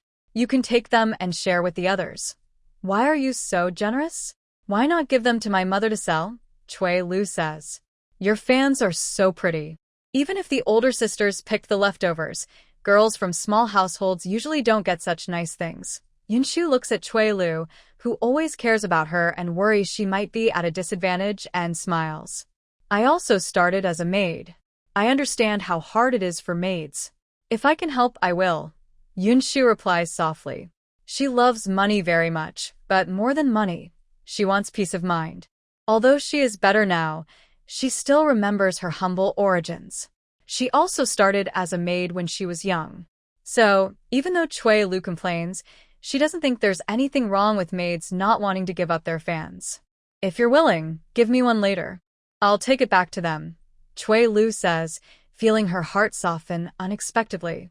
She holds Yinshu's hand, sees Yinshu smile at her, and quickly hands her the watermelon plate, saying, "Eat a bit first before you go back." The refreshing and sweet scent was right in front of Yinshu, but she just shook her head and softly said to Cui Lu, "While working is important, your health is more important. When it's hot, take some time to rest. Don't overdo it." She was worried Cui Lu might get sunburned under the sun. Her nagging made Cui Lu giggle softly. Got it. You should go now, Cui Lu replied while taking a bite of watermelon. Actually, when they were still at the Chen family, what was watermelon? They ate and bit into it whenever they wanted. But now, in the Duke's residence, they were just young maids, and such treats felt like luxury. Yinshu sighed inwardly. Although the beautiful life in the Duke's house was very nice, she still thought life outside the mansion was better. She didn't want to stay in the Duke's house forever. After serving the old lady for a few years, and when she no longer needed her, she planned to leave, keep her land and house, and live a peaceful life. Then she could eat as much fruit as she wanted. Thinking of this, she couldn't help but smile softly. With a gentle smile, she entered the old lady's room. She saw Lady Tang nervously talking to the old lady. The old lady's face showed no emotion. Yinshu quickly lowered her head and poured a bowl of watermelon juice from the crystal cup for Lady Tang. The bright red juice swirled in the clear crystal, looking very beautiful and cool. Lady Tang, feeling a bit irritable, saw the refreshing crystal cup and became a little thirsty. She took a few sips. The coolness was so refreshing it eased her irritation a little. Are you saying that second miss wants the jade pendant in front of me to serve her? She asked. Exactly, Lady Tang whispered. She thought, how dare second miss act so presumptuously? Usually, she didn't argue with her because she was about to get married, and that was fine. But now, she even dared to want the big maidservant who served the old lady to serve her when she got married. That was not just bold, it was disrespectful. Lady Tang secretly glanced at the old lady and said, She came to the Duke to ask for it. When the Duke heard, he told me to ask Mother. If the jade pendant is willing to serve second miss, it shows her heart isn't with Mother. Having such a thing around Mother is really annoying. It might be better to give it directly to second miss, so everyone can be at peace. The old lady nodded slowly. Lord Gua said again that if Jade wholeheartedly serves the old lady and doesn't know that second sister wants her, there's no need to ask. Just take her to second sister, the old lady said coldly. Mother, earlier, she was not as calm as Amber and had some selfish thoughts. But since she has served me for many years, I turned a blind eye. The old lady is usually not strict. When maids make mistakes, I forgive them because of the long-standing friendship. But even with this friendship, I would never tolerate those with hidden schemes. Now, seeing Lady Tang quickly lower her head in response, the old lady's expression darkened a bit and said, Jade has high ambitions. Since second sister insists on her, she will regret it later. If Miss Tang's biological mother, Aunt Luo, were here, she might hesitate about this decision. But Lady Tang has never liked Miss Tang much, so she doesn't care if she regrets it later. She just wants Miss Tang to keep quiet before her wedding, to avoid bothering herself. Her wedding preparations should be made quickly. Although she is the second daughter, the Sun Prince's residence now has no one in charge of the inner court. If she doesn't marry soon, won't it be a joke if someone in the prince's household becomes a concubine or a steward? The old lady is very annoyed with second sister and Aunt Luo for causing trouble this time. If it weren't for Aunt Luo's past connection with Lord Gua, she would have sold her long ago. Now, thinking of Aunt Luo's flirtatious look and her crying and clinging to men, the old lady's face darkened and said, How long has Aunt Luo been ill? She started feeling unwell in spring, and she's still not better? Clearly, she has no good fortune. Lady Tang lowered her eyes, took a sip of watermelon juice, but said nothing. She has always been calm and would never criticize Lord Gua's concubines in front of the old lady. Second sister is about to marry, but she's still sick. She insists on having second sister serve her, which could bring her bad luck. Wouldn't that also affect second sister? Moreover, a concubine who serves a man, yet herself is unwell, whether her illness is passed to Lord Gua or others, her status can't compensate for that. As for me, I would tell Aunt Luo to move to the back kitchen of the house. There are few people there, and it's peaceful. She can rest assured and focus on recovering without bothering second sister. Are all the maids around her dead, and she can't serve her? Why does she insist on second sister doing everything herself? When the old lady lost her temper, Lady Tang quickly stood up and softly said, It's all because of my negligence as a daughter-in-law. Mother, please don't be angry. It's not your fault. Her status. No matter what you do, it's wrong. Ultimately, it was our Lord's mistake. For a woman of her status, you should either ignore her completely, pretending her past relationship with her brother doesn't exist, or marry her off directly as a sister because of her bond with her brother. That would bring peace and harmony to the family.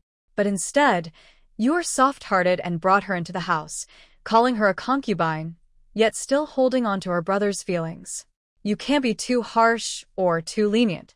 You've worked hard all these years. A woman like Lady Luo, with her background, should either be heartless and ignore her fate, letting her fall into whatever circumstances, or treat her as a sister, marry her off when she's of marriageable age, and later be her support. That way, she would be at peace now, and also comfort her friends in the afterlife.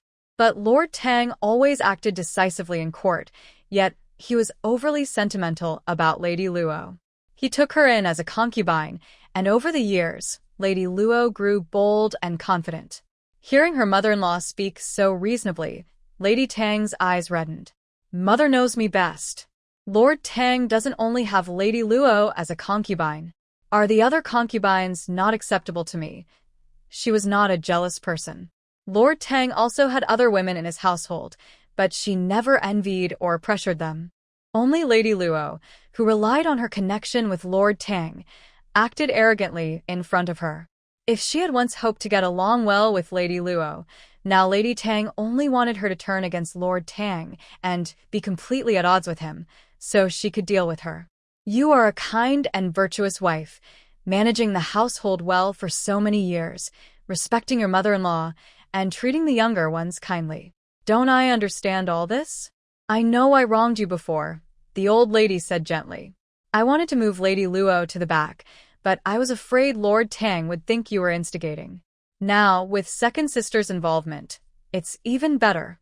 It shows that I am angry not because of your influence, but because second sister and Lady Luo are both acting foolishly, daring to hope for my maidservant, which has angered me.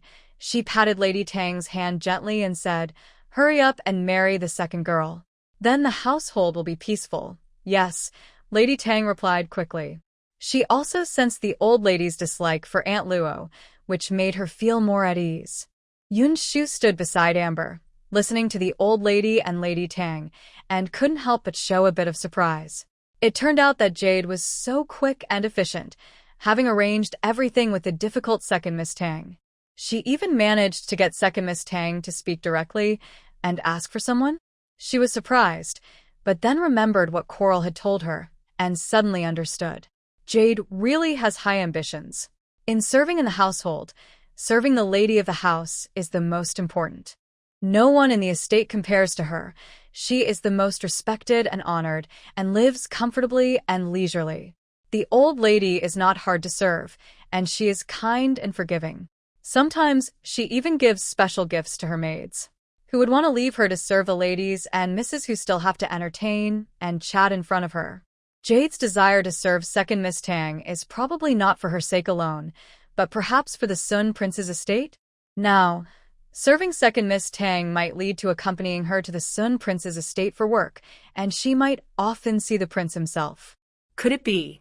No wonder Coral said. She probably wouldn't understand. Could it be that Jade is aiming to serve the Sun Prince and become a concubine at his estate? Yinshu never expected that Jade harbored such ambitions to rise high. But such simple thoughts are obvious to Coral, and even to Yinshu, a young maid. The old lady and Lady Tang probably see through it too. If they truly cared for second Miss Tang, how could they allow such a maid with such intentions to stay close? But even the old lady and Lady Tang didn't get angry. Instead, they seemed to support second Miss Tang. Yinshu suddenly remembered the old lady's earlier words. She only hoped that in the future, second Miss Tang wouldn't regret her choices. Yinshu couldn't know if second Miss Tang would regret it. She only saw Jade happily saying goodbye to the young maids in the old lady's courtyard, then following Lady Tang to leave. Looking at her face glowing with beauty and blush, Yinshu felt only amused. Even if, in the future, Jade truly fulfilled her wish and served Lord Sun, would that really be something to be proud of? Does serving Lord Sun mean she is no longer a concubine? Since they are all concubines, there's no need to think about being noble or not. It was just that Jade went to visit Miss Tang, and Miss Tang seemed to trust Jade a lot. Because of this, the girl Inger around Pearl in the third house often boasted proudly in front of the young maids like Cui Lu, showing off her sister.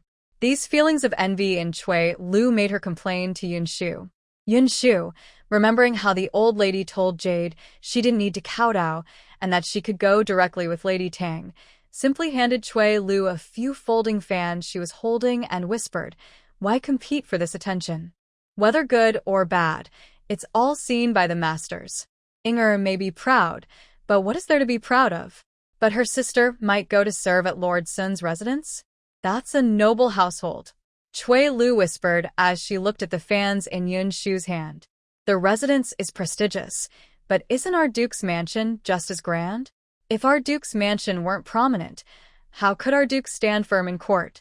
Our mansion is thriving, and that's why Lord Sun's family came to marry a daughter from our family, to strengthen the alliance," Yinshu said with a smile after seeing Cui Lu nod. She gently adjusted her clothes and softly added, "So, Inger shouldn't be proud just because her sister might go to the palace. The real pride should come from serving in our Duke's mansion. Don't you think? Her arrogance is misplaced." She spoke kindly, and her gentle voice made the worries in the young girl's heart seem to fade. Cui Lu's eyes also brightened with clarity. "Moreover, I don't mind if my mother isn't beautiful. Even if our duke's mansion is now one of the top families in the capital, and even if we lack power or influence, as long as we hold our positions and manage our affairs, we shouldn't envy others' glory, Yinshu continued. And besides, Jade is still just a maid, with ambitions in her heart. Whether Lord Sun, who has seen many beauties, will notice her is uncertain. So I think, if Inger boasts so much in front of us young maids, she probably does the same in the third house. Princess Heseong probably also felt a growing dislike for Pearl. That's a wise way to think. While Yinshu was comforting Cui Lu, she suddenly heard a laugh coming from a nearby corridor corner. Yinshu instinctively looked over and saw the calm-faced Duke of Tang and his heir, both showing no signs of anger or joy. The person speaking was not someone else, but Cui Lu's father, Chen Bai. Yinshu quickly stood up, feeling very nervous, and bowed to the Duke of Tang and his heir. She never expected that. Even though she and Cui Lu had avoided crowded places, they would still be overheard talking. Feeling a bit anxious, she wondered what she had just said to Cui Lu. It was just some family gossip and minor disputes among maids, so Yinshu felt somewhat relieved. But she remembered that the Duke of Tang was very serious and strict, and she was afraid she might have said something wrong that could get her into trouble. So she became even more cautious, speaking softly and not raising her voice. She and Cui Lu had already bumped into the Duke of Tang twice, so they were trembling with fear. After bowing, they kept quiet, like a sealed jar, holding their breath and waiting for the Duke to speak. Chen Bai couldn't help but show a hint of helplessness. The young maids in the Duke's household seemed very afraid when they saw the Duke of Tang. Xiao Yun's words are quite clear, Chen Bai said with a sigh, smiling at the calm Duke of Tang. Your Grace, listen to this. It's true that the old lady personally trained her, and she's quite insightful. What's rare is her loyalty. She's dedicated to serving the Duke, brave and unwavering, proud and unyielding. She also knows how to bring honor to our household, even looking down on the prince's mansion. He lowered his voice at the end, but everyone could hear him clearly. The Duke of Tang looked at Chen Bai coldly and suddenly snorted softly. It's just two young maids talking casually, said the Duke of Tang's heir, who was nearby and speaking gently to calm the situation. Seeing that the Duke of Tang didn't seem angry, and feeling that Yinshu's words earlier were quite reassuring, he added with a smile, as I see it, Xiao Yun's words are quite good. If she's trying to serve in a prince's mansion just to show off among other maids, and this causes her to develop bad intentions, then we really don't care for such a maid. Cloud Shu heard that the crown prince's son spoke kindly of her, which made her feel nervous. She looked up cautiously at the Duke of Tang. The Duke of Tang was undeniably handsome, tall and strong from birth. He had been powerful at court for many years, which gave him a commanding presence that was different from ordinary men. Next to him, the crown prince's son was handsome and graceful, with elegant manners. His every gesture reflected the dignity of the Duke's household. Because of this, Cloud Shu thought the Duke probably wouldn't punish a small maid like her. All right, it's nothing serious. You may go now, said the crown prince's son, noticing the two maids cowering like quails. He remembered his younger brother, the second prince, who also looked nervous and afraid of being scolded in front of the Duke. Since they all shared the same mother, the crown prince's son felt a close bond with his brother. Seeing the two maids acting like his brother, he felt a bit more friendly and spoke softly, but since you were lazy and got caught by my father, you should be punished. Instead of serving the old lady, you're here whispering. Yes, Cloud Shu replied respectfully, lowering her head. Just deduct a month's allowance, said the crown prince's son calmly. Is that enough? Cloud Shu and Cui Lu couldn't help but secretly glance at the silent Duke of Tang. Father, is this punishment appropriate? The crown prince's son asked with a smile. The Duke of Tang remained silent for a long time before coldly saying, laziness should be punished, but praise is also deserved for what was said earlier. His voice was icy, with a sharp and commanding tone. Cloud Shu dared not ask for more rewards. She wished she could disappear immediately from the Duke's sight. She hurriedly said, I will never be lazy again. As she spoke, Cui Lu timidly apologized. But the Duke of Tang snorted coldly, then stepped past the two sweating maids, whether from heat or fear, and walked away. His indifferent attitude made Cloud Shu quickly look at Chen Bai's expression. Chen Bai waved at her and Cui Lu, finding the scene amusing. It seemed that whenever these two maids tried to be lazy, they were always caught by the Duke of Tang. In truth, maids not serving their masters and finding a quiet place to chat secretly was not a big deal. Even when serving their masters, they couldn't stay by their side every moment. If they didn't rest in a place without people, their strong bodies wouldn't hold up, right? The elderly lady was kind and gentle, and she had many maids serving her. The yard was quiet and there wasn't much work to do, so the maids were mostly free. However, it wasn't the first time someone had bumped into Duke Tang in front of her. Only Yinshu and Cui Lu had done so. What kind of luck is this? Chen Bai thought about it and, even though he usually remained calm and capable in front of Duke Tang, he couldn't help but smile. Seeing Chen Bai smile, since he was a trusted servant close to Duke Tang, it was likely he understood Duke Tang's feelings. That smile probably meant Duke Tang wasn't angry or upset with him, or that he didn't think Chen Bai was neglecting the elderly lady. Yinshu then relaxed and leaned against a pillar in the corridor. Her maid Cui Lu was already trembling with fear and quickly whispered, "Did we pass another test?" The word another made Yinshu feel very sad. She nodded lightly at Cui Lu. "I don't know what's going on. In front of the Duke, I don't even dare to breathe loudly," Cui Lu said, trembling.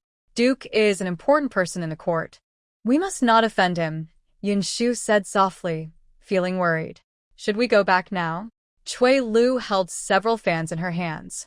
Luckily, Duke Tang didn't seem to want to ask questions, but she didn't dare to carry the fans openly or people might think she and Yinshu were just enjoying privileges.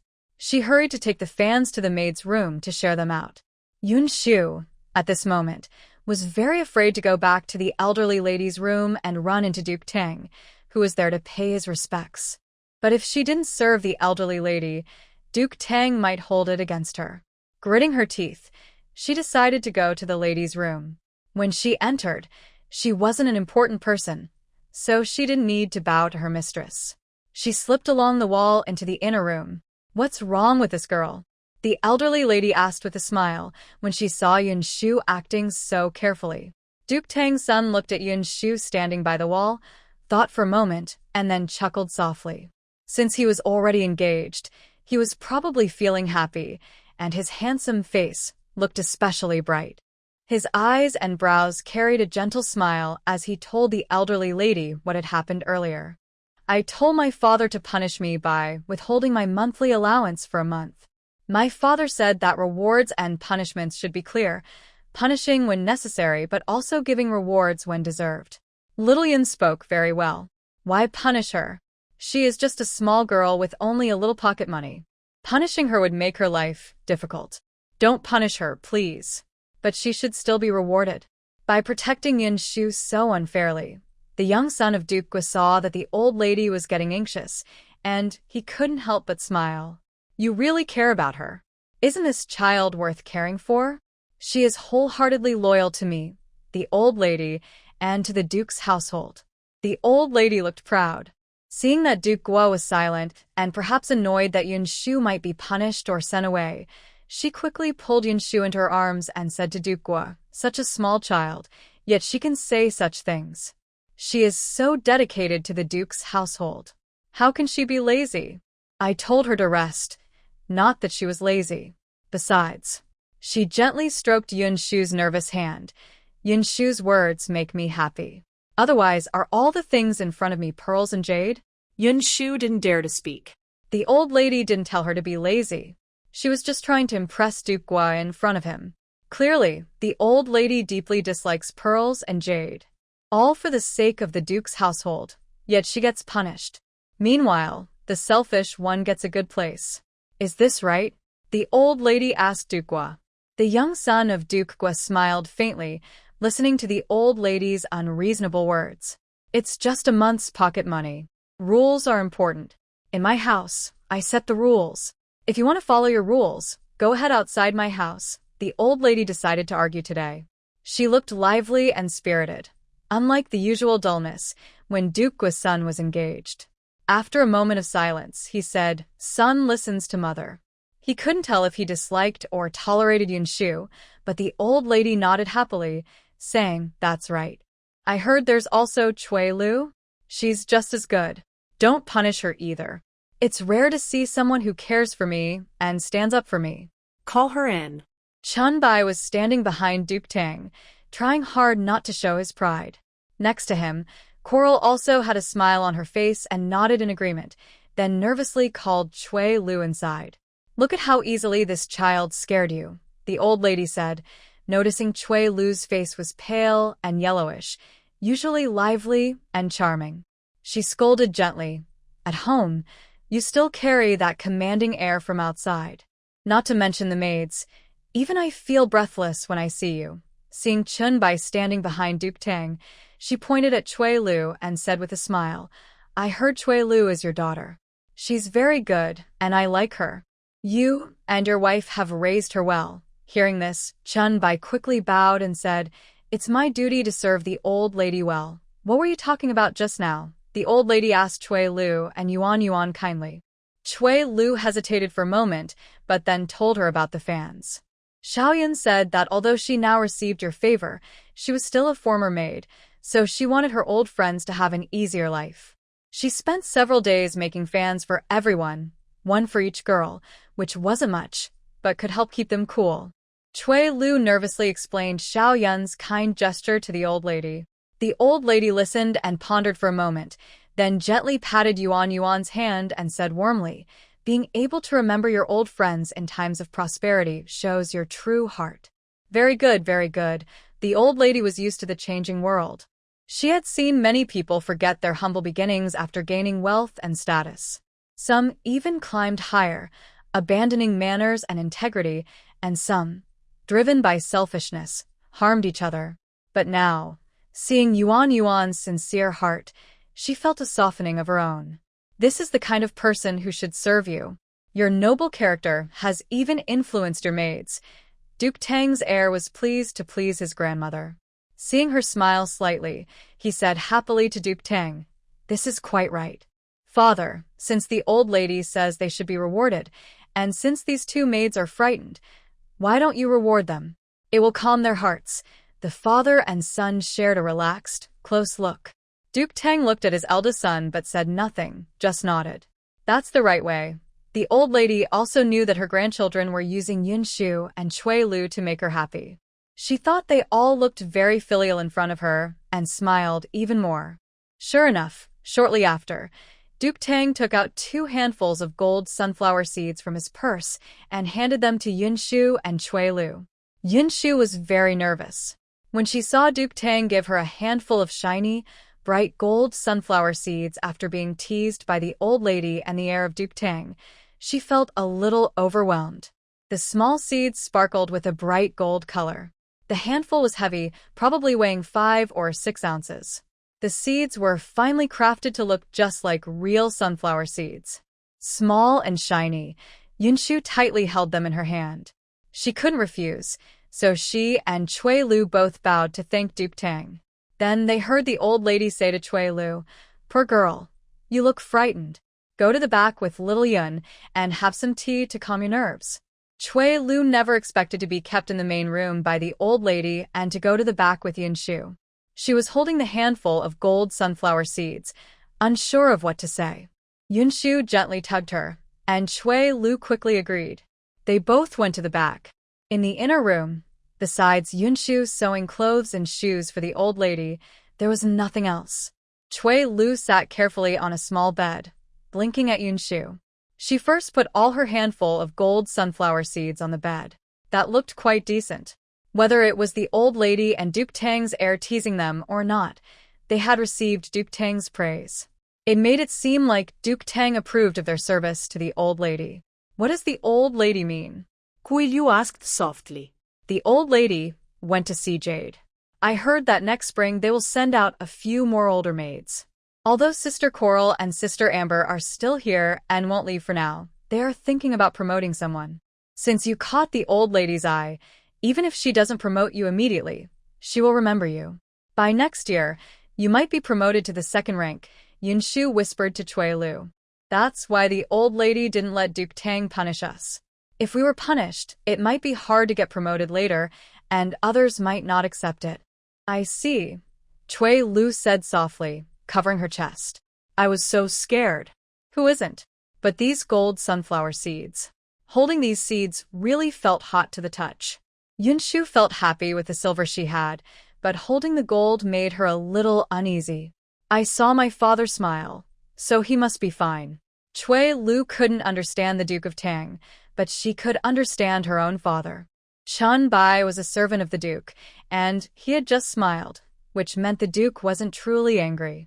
Cui Lu showed a bit of cleverness, noticing Yinshu also smiled with relief. She took 2 small pouches from the little bed and put her gold seeds inside each. Then she whispered, I'll put them here. Now Yinshu had become Cui Lu's little treasure chest.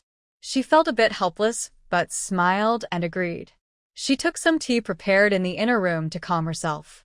Suddenly, she heard a woman's crying from somewhere outside. The crying was sharp and piercing, very sad, and it frightened Yinshu and Cui Lu so much they almost spilled their tea. Who was that? How bold. Someone crying loudly in the Duke's house was really daring. The Duke was strict about his household. Who would dare to cry so loudly here? That sound, it seemed to be coming toward the old lady's courtyard. Yinshu listened carefully. The crying grew clearer. She didn't know what to say, and quickly set down her tea. She and Cui Lu hurried to go see what was happening. At this moment, both the Duke and his son were in front of the old lady, but outside, such crying was heard. The maids couldn't go out, so only the 2 young maids could run errands. Yinshu was about to go and check, but just as she was about to leave, the beaded curtain suddenly rustled loudly and was pushed aside.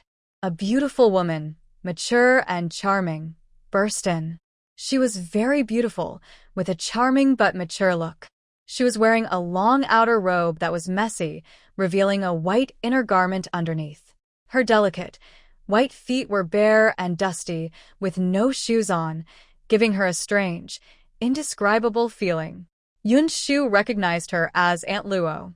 Aunt Luo rushed in without caring about anything else. She stumbled and threw herself in front of the Duke, crying loudly, My lord, save me. The lady wants to kill me. As she struggled, her snow-white wrists were exposed. Her clothes were messy, and the Duke's son dared not look at her. He quickly stood up and moved to the inner room. How dare you say such things? The Duke's wife, accompanied by many maids and servants, came rushing over.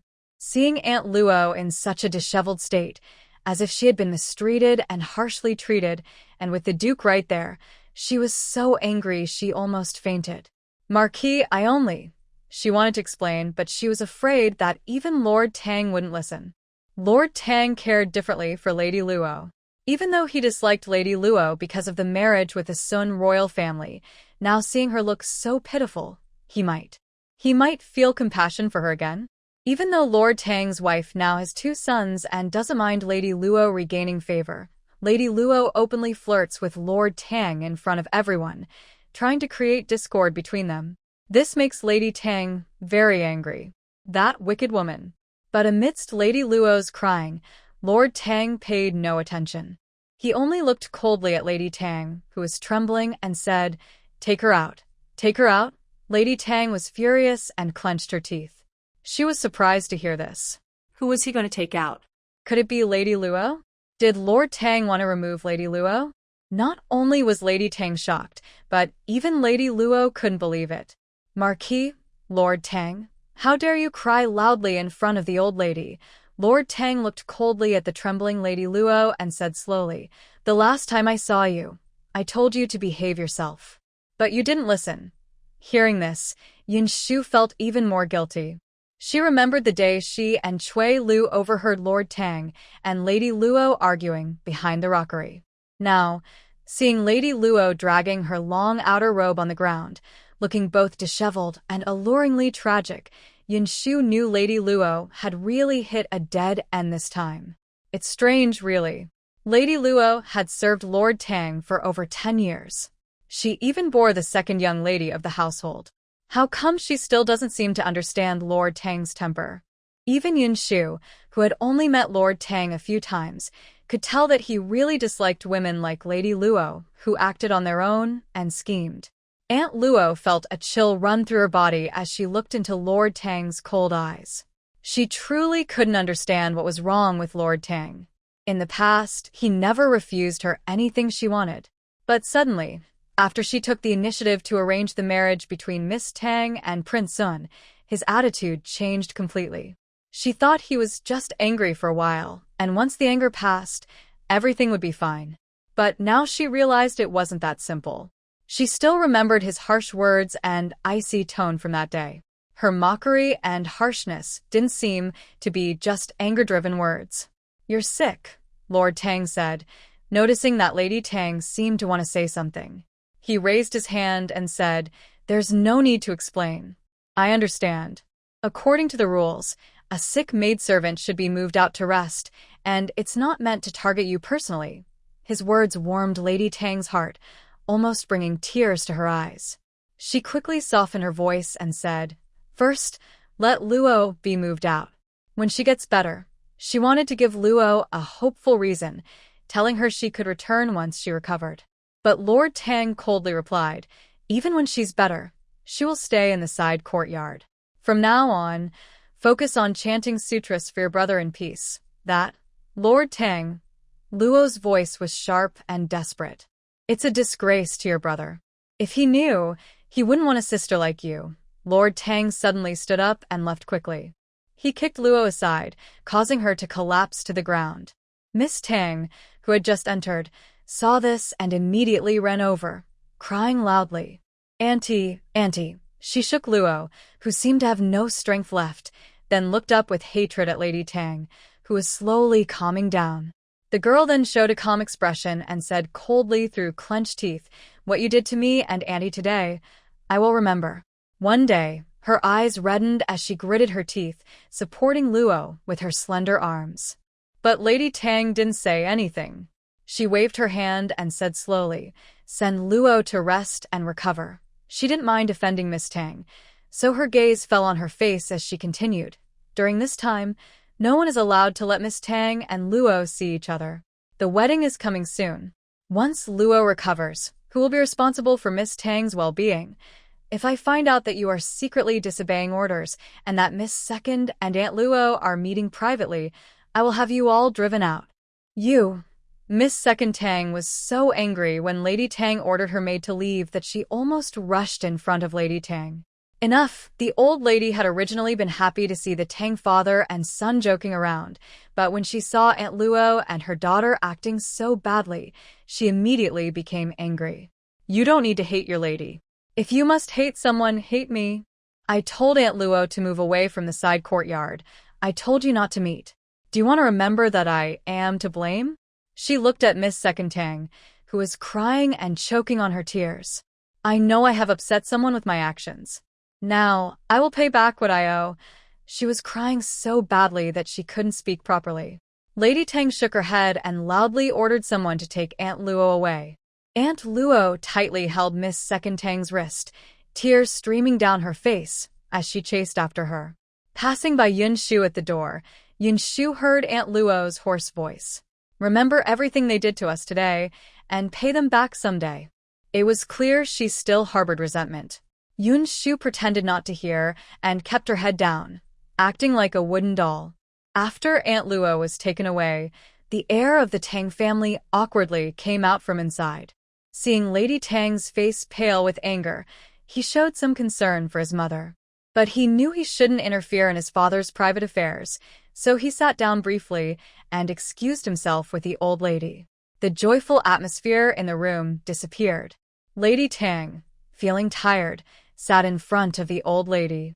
The old lady held her hand gently and said softly, "You've been wronged. She's been so bold in front of us several times. As a caring mother-in-law, the old lady was very kind to her daughter-in-law." Yinshu saw that the old lady had something to say to Lady Tang, so she quickly pulled Cui Lu and left. Soon after, Coral, Amber, and a few other maids also came out.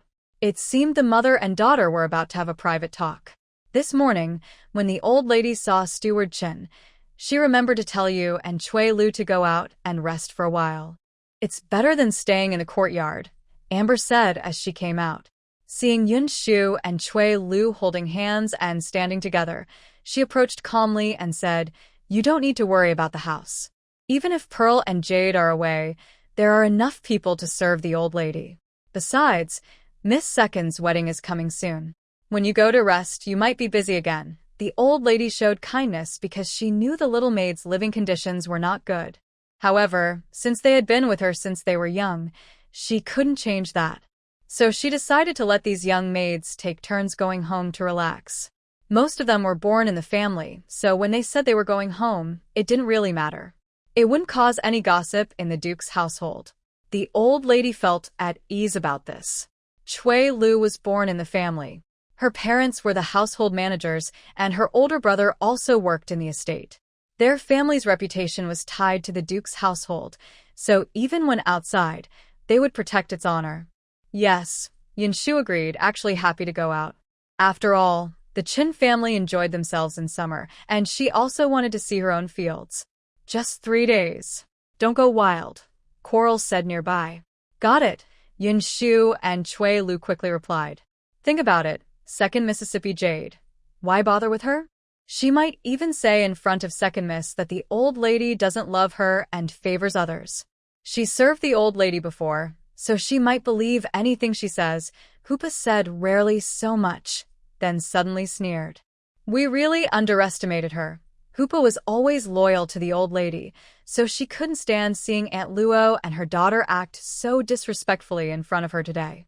But since she was just a maid, she couldn't go up and slap these ungrateful women. She was calm and patient, so she warned Yinshu, don't let more people know about this today. Did she think no one else would find out? Aunt Luo's trouble had spread through the household. Miss Tang's rebellious acts were also known by everyone. Of course, nothing will come out of my mouth, Yinshu said seriously. She was always sensible. Hoopa's expression softened a little, and she patted her shoulder. Then she looked at Chui Lu and said sternly, you should be more careful in the future. Seeing Chui Lu nod cautiously, she took Coral and left for the small kitchen, as if just passing the time. When the 2 senior maids left, Yinshu and Chui Lu suddenly felt as if a heavy burden had been lifted. They became cheerful again. Aunt Narrow was not familiar with them and had nothing to do with their matters, so she was not upset by Aunt Narrow or Miss Tang. Instead, the 2 of them finished packing and prepared to return to the Chin family. Because of Bu, Chui Lu refused to bring anything home. Yinshu persuaded her to take some silk flowers and other small items she usually received from the ladies of different households. It was a small gesture, but meaningful. Yinshu also hid the golden sunflower seeds they collected today in her room, then counted them carefully one by one. Afterward, she hid them away and took some colorful woven flower knots, the large flower bows promised to be for her wedding, and some folding fans they brought from the Chin family. These looked quite abundant and not skimpy. Only then did she and Chui Lu leave through the back gate of the Duke's residence. As they stepped outside, Yinshu saw a tall, straight figure lingering in the distance, then slowly walking over with a helpless expression. Again, it was Song Rubai. It was just a coincidence the first time, but now it felt more than that. Why was Song Rubai always hanging around the back of the Duke's residence? Could it be that they kept meeting unexpectedly everywhere? She wondered in her heart, but still walked over with Chui Lu. She slightly pressed her lips and showed a gentle smile at the handsome young man who looked a bit awkward. Brother Song, are you passing by? At that moment, Song Rubai's handsome, silent face seemed to show a look of relief. He replied softly. But Chui Lu, carefree, asked without much thought, Brother Song, why do we always see you? What a coincidence. She spoke innocently and cheerfully, but Song Rubai looked a little embarrassed. Yinshu quickly said to him, since that's the case, Brother Song, you should go on with your own business. She tugged Chui Lu's hand and started to leave. Since Chui Lu didn't have anything to say to Song Rubai, the 2 girls held hands and prepared to walk away. However, Song Robai still reached out as he did before, took the large bundle from Yinshu's hands, and said, "Let me see you off." He no longer looked as awkward as before, still silent but standing tall beside Yinshu with a quiet presence. Yinshu didn't say much. After thanking him, she followed Song Robai toward the Qin family. She suddenly and instinctively looked back toward the back gate of the Duke's residence. She saw that they had already walked far away. Then from a corner of the alley behind, a pair of young boys appeared. They were both smiling brightly and lively, dressed in beautiful brocade clothes. They looked around sneakily, as if they thought no one noticed them. One of them playfully nudged or kicked the other, and they giggled as they headed in another direction. It seemed unintentional, almost instinctive.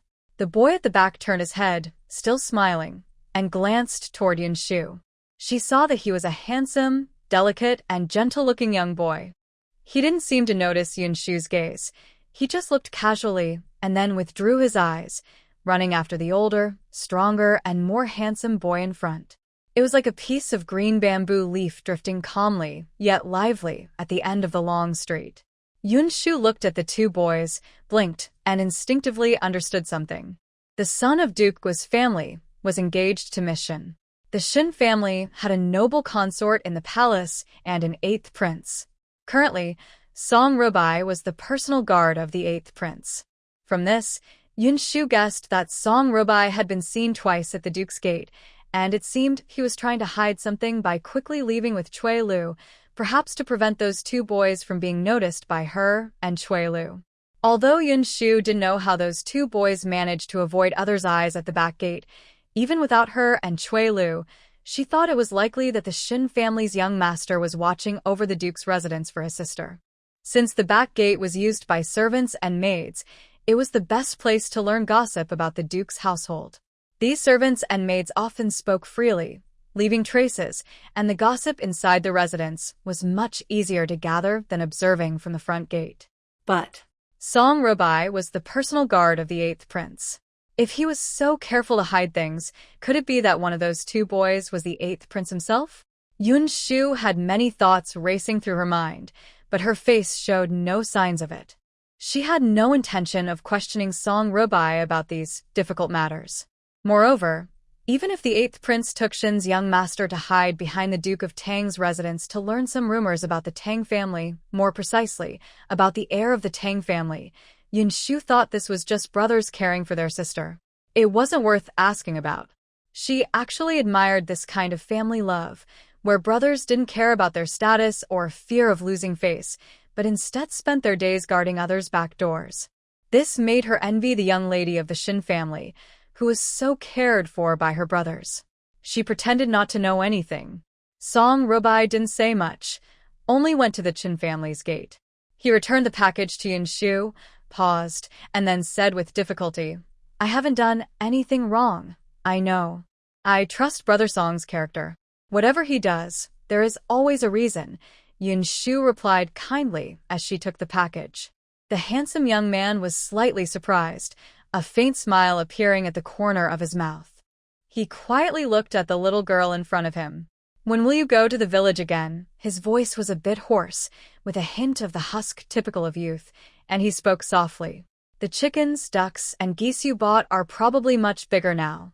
His expression softened from tense to gentle. Yinshu couldn't help but smile.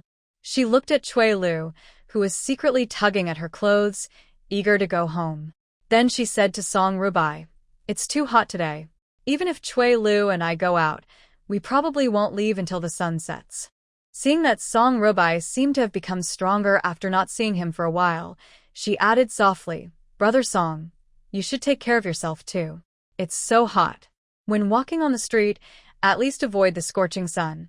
Song Robai stayed outside the Duke of Tang's residence with the eighth prince and Shun's young master, probably feeling quite tired. Suddenly, Song Robai responded softly, "Okay." He looked at Yinshu for a moment, then nodded and turned to leave. "Brother Song doesn't seem like someone afraid of the sun." "I think you're just worrying too much," Cui Lu hurriedly said when she saw Yinshu looking helplessly at him. "But you're right to care. Is that okay?" She pulled Yinshu happily into the yard, but found that today Chin Bai and the Chin family hadn't returned home yet. The yard was very quiet, with no one to greet them. Chui Lu's face looked a little unhappy. Yinshu quietly asked, "Right now, only Sister Bai Lu is at home.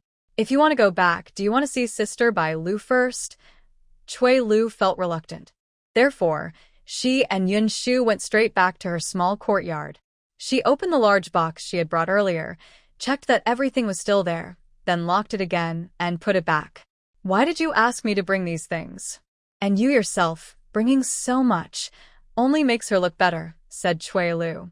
Ever since she found out that Chin Bai's family was still giving Chin Ping private allowances, she had become really impatient with Bai Lu. She didn't want to leave even a single thread for Bai Lu. Yinshu gently patted her hand.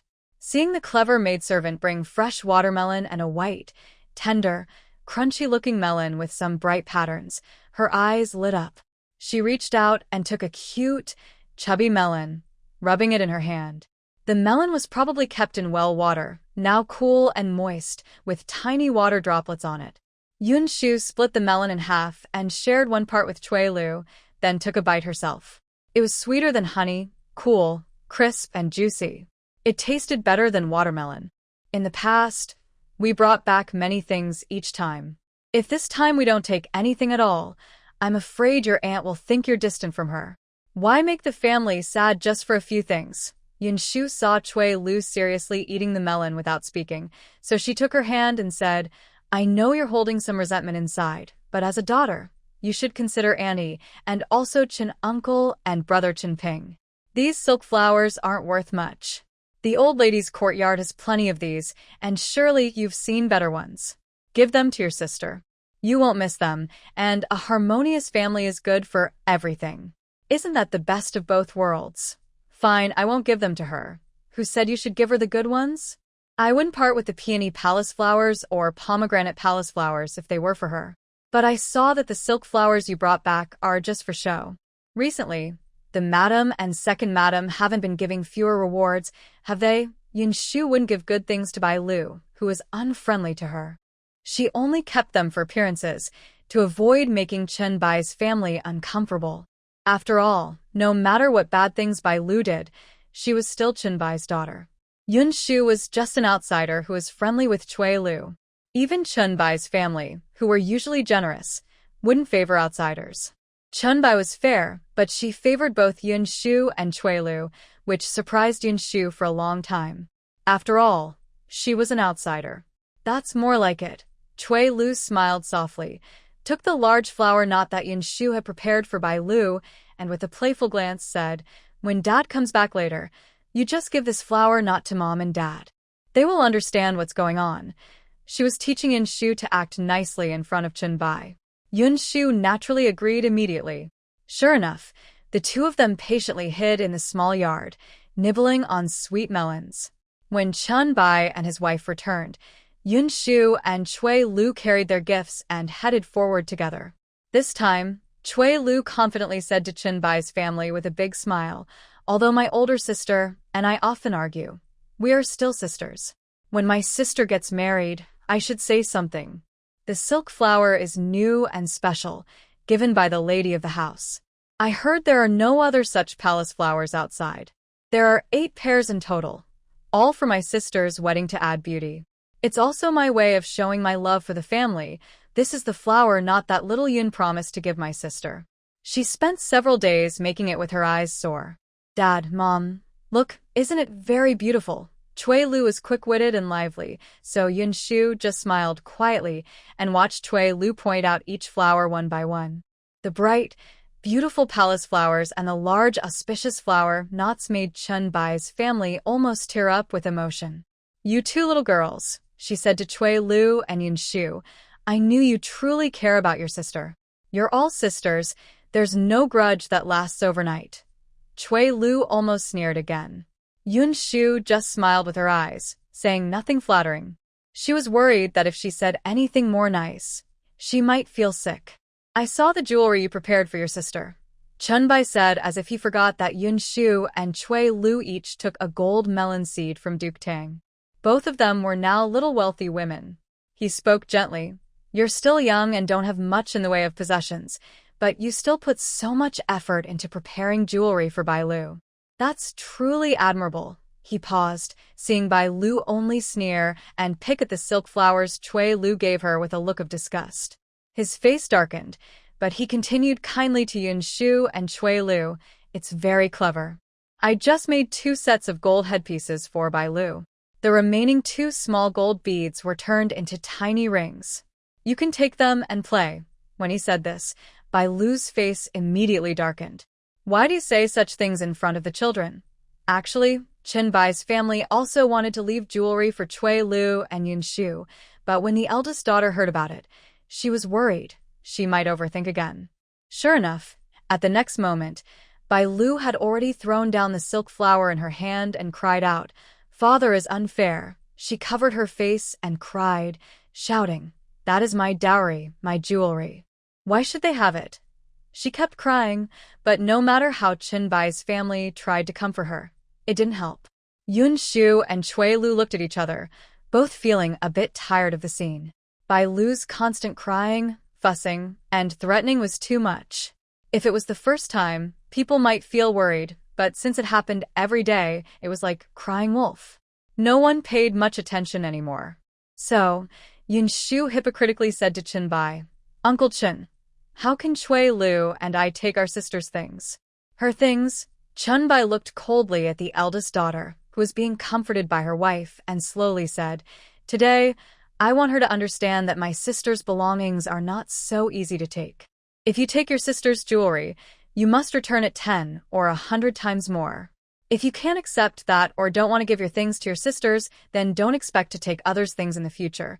He really disliked Bai Lu's attitude of taking things for granted and not caring whether she had them or not.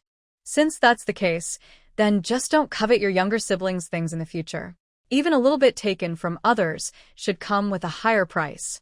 Today, exchanging gold for silk flowers was meant to make Bai Lu understand this. Even if you teach the eldest sister slowly, why make such a fuss? When Bai Lu started crying, her face suddenly turned pale, her breathing became rapid, and she looked like she was about to faint. Soon, she vomited the tea she had just drunk and weakly leaned into Chen Bai's family, almost lifeless. Chen Bai's family felt heartbroken. They supported her weak body and, with some blame in their tone, said to her husband, "The eldest sister is already in poor health. Why do you scold her like that and make her sad?" She wanted to say something but finally turned her head, tears choking her voice, and said, "Maybe it's better if we both just die. Then we won't see each other's troubles." Cui Lu and Yinshu silently stood up, ready to leave and go back to their small courtyard. No matter how much the elders caused trouble, the others just watched indifferently, feeling it was unreasonable. Don't tell me she's so pitiful, being spoiled for over 10 years, carefully served everywhere, with maids holding her. If that's considered pitiful, then I, as her father, might as well hang myself. Chen Bai waved his hand, telling Cui Lu and Yinshu not to go out, and softly said while looking at his beautiful face, "Don't think I don't know what you've done." Chen Ping didn't tell Chen Bai that his mother had taken his private savings, but Chen Bai probably already knew. There are other servants around second young master, some who dislike Chen Ping, and have already secretly told Chen Bai. Chen Bai said nothing, just worried that his wife would embarrass herself in front of the children. But if he didn't discipline his wife, she might become even more crazy. Sure enough, Chen Bai's family was already feeling guilty, and they became a bit afraid to speak. At this moment, a maid came in and said that Song Rubai had sent some fresh fruit, vegetables, wild rabbits, and half of a large wild boar to Chen Bai. Chen Bai was surprised and quickly asked the maid to invite Song Rubai in. Soon, a handsome, tall young man entered. Seeing Chen Bai's daughter-in-law, Bai Lu, hiding and wiping tears, he lowered his eyes and sidestepped to avoid her, acting as if he hadn't seen anything. He only bowed slightly and said, "Uncle Chen." He looked quiet and reserved. Although he brought gifts, he didn't seem to have kind words for Chen Bai. Chen Bai, who had known him as a neighbor for many years, knew that Song Rubai was someone who spoke little and preferred to do things without showing off. He smiled and invited him to sit beside him, with a look of admiration, and asked, "It's hot outside. Why aren't you at home?" He liked Song Robai's calm nature. Though young, he was handsome and tall, with a straightforward air from a military family. He was less smooth than Chunbai's son, Ping, but seemed more trustworthy.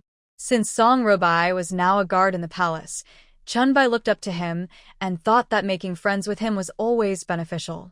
Song Robai pursed his lips. Meanwhile, Chunbai's family quickly wiped their tears and smiled casually at Song Robai, saying, "Big brother, it's rare for you to come. Why not stay for dinner at home? Rest here, and I'll ask someone to prepare a few more dishes. Uncle Chen always talks about you.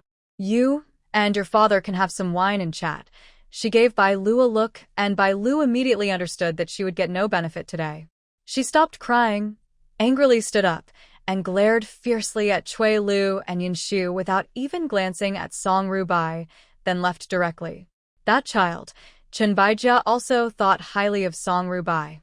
Otherwise, he wouldn't have considered giving Bai Lu to him as a wife. Now he felt a bit awkward. But Yinshu also noticed that Bai Lu looked down on Song Rubai. Looking down on him might actually be a good thing. If she were Song Rubai, she would be glad that Bai Lu didn't like her, and she would thank her for not marrying her. "Thank you, Auntie," Song Rubai said politely to Chen Baijia. Then he slowly turned to Uncle Chen and said, "I just went hunting at the general's residence and caught many animals. General Shin said I did some good work around the 8th prince, so I was rewarded. I live alone, and since it's hot, these wild meats will spoil if left untouched. I thought it would be better to share them with the neighbors. The uncles and aunts on the street all have families, so I will bring the rest to Uncle Chen." His words clearly showed that the 8th prince's side was well taken care of, and the general's residence had gained benefits, so he also got some advantages. "That makes sense," Chen Baijia said with some interest, knowing that Song Rubai didn't lack these things now. "Let's try some of these wild meats later. It's also a coincidence that Cui Lu and Xiaoyan are back home. You all can taste the fresh wild game." He smiled and called Yinshu and Cui Lu to see what Song Rubai had brought. Neither had seen a wild boar before, so Yinshu was very interested. She pulled Cui Lu happily and went to the back of the kitchen. They saw a spacious backyard filled with many wild animals, half a fat and strong wild boar, half a yellow sheep, and 2 deer legs. All were fresh, with blood still wet. Although it looked a bit bloody, Yinshu felt a little tempted. Even though they served the elderly lady in the duke's mansion, and the maids could eat delicately and deliciously, and the lady herself ate little, leaving some dishes untouched, Yinshu thought that was too refined. But these large pieces of wild meat looked quite appealing. "Seems like the 8th prince values you very much," Chen Baijia said with a smile, glancing at the tall, silent Song Rubai who was accompanying him. Song Rubai didn't look proud, only softly said, "His Highness treats people sincerely." He did not talk about the 8th prince in front of Chunbai. Chunbai, however, looked at him with more respect, knowing that Song Rubai was calm and careful with his words. He nodded slightly and said, "With your good character, you will surely have a bright future staying close to the prince. As for your stepmother, do you still have contact with her?" Chunbai was very interested in this. Song Rubai shook his head slightly, clearly not planning to keep in touch with his stepmother. Chunbai thought for a moment and softly said, "Be careful of her." Right now, Song Rubai was at his best, gaining many rewards when he appeared before the prince. His stepmother was probably feeling jealous. "I understand. Thank you, Uncle Chen," Song Rubai said politely. At this moment, Cui Lu was pulling Yinshu to see a large wild boar. This wild boar was different from domesticated pigs. Its rough skin was covered with a thick, hard shell that looked tough and fierce. Yinshu remembered that wild boars liked to rub their bodies against trees, like pine trees. When the sap from the trees stuck to the boar and hardened, it made the shell very tough. Because of this, wild boars were hard to hunt. She also remembered that the meat of wild boars was different from regular pork, more chewy and strong. She whispered to Cui Lu, "It would be even better if we could roast the meat." "Roast?" Cui Lu whispered back. "It's smoky and hot, and the weather is so warm, but the heat was perfect for roasting." In midsummer, eating grilled food and drinking cool drinks was very enjoyable. Yinshu looked around the yard and saw several baskets of peaches, melons, and watermelons. She softly said, "We can roast fresh meat on one side while eating cold fruit juice. If you're worried about the heat, we can wait until the sun sets to start. We can also roast eggplants, chives, and fresh vegetables, wrapping the grilled meat inside. The crispy, juicy vegetables with the oily, sizzling meat, brushed with barbecue sauce. What do you think?" When she said this, Cui Lu's eyes widened with excitement. She quickly asked, "Can eggplants also be roasted?" "Very delicious," Yinshu whispered. The two young girls were whispering happily about the wild boar, their faces full of excitement. Chunbai saw this and couldn't help but smile, saying, "They must have some clever ideas again." Song Rubai seemed to be at Chunbai's house, so he was especially reserved and didn't say much. He only said, "Uncle Chun is kind, which is why they are so lively." He seemed to think of his home, his gaze a bit distant. Chunbai was surprised and patted his shoulder to comfort him, saying, "It will get better eventually." Before he finished speaking, he suddenly heard a sharp crying sound coming from somewhere nearby. A shameless child who has no conscience. He's become rich, but watches his own mother starve to death. Unfaithful and unfilial, he deserves a bad end. "I will report you to the authorities." The crying was very sharp. Yinshu and Cui Lu, happily planning how to enjoy some roasted meat, looked at each other in surprise when they heard this, feeling disappointed. Who was that? Shouting loudly in the daytime, Cui Lu muttered quietly, annoyed by the noise. Yinshu felt as if the sound was coming from very close by. "This is..." She was confused because she didn't understand the situation.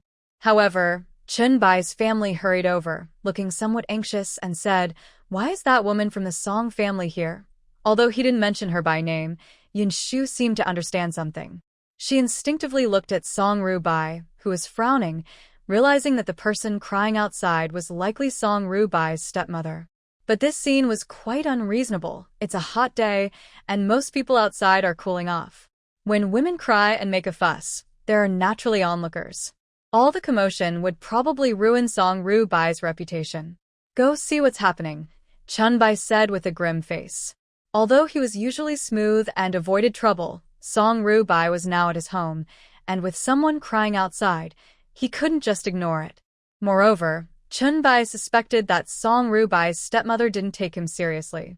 She kept claiming to be a servant of the Duke's estate, loyal and obedient, but since she worked closely with the Duke of Tang, who was surrounded by high officials and noble families, Chunbai was proud and wouldn't let anyone humiliate him at the door.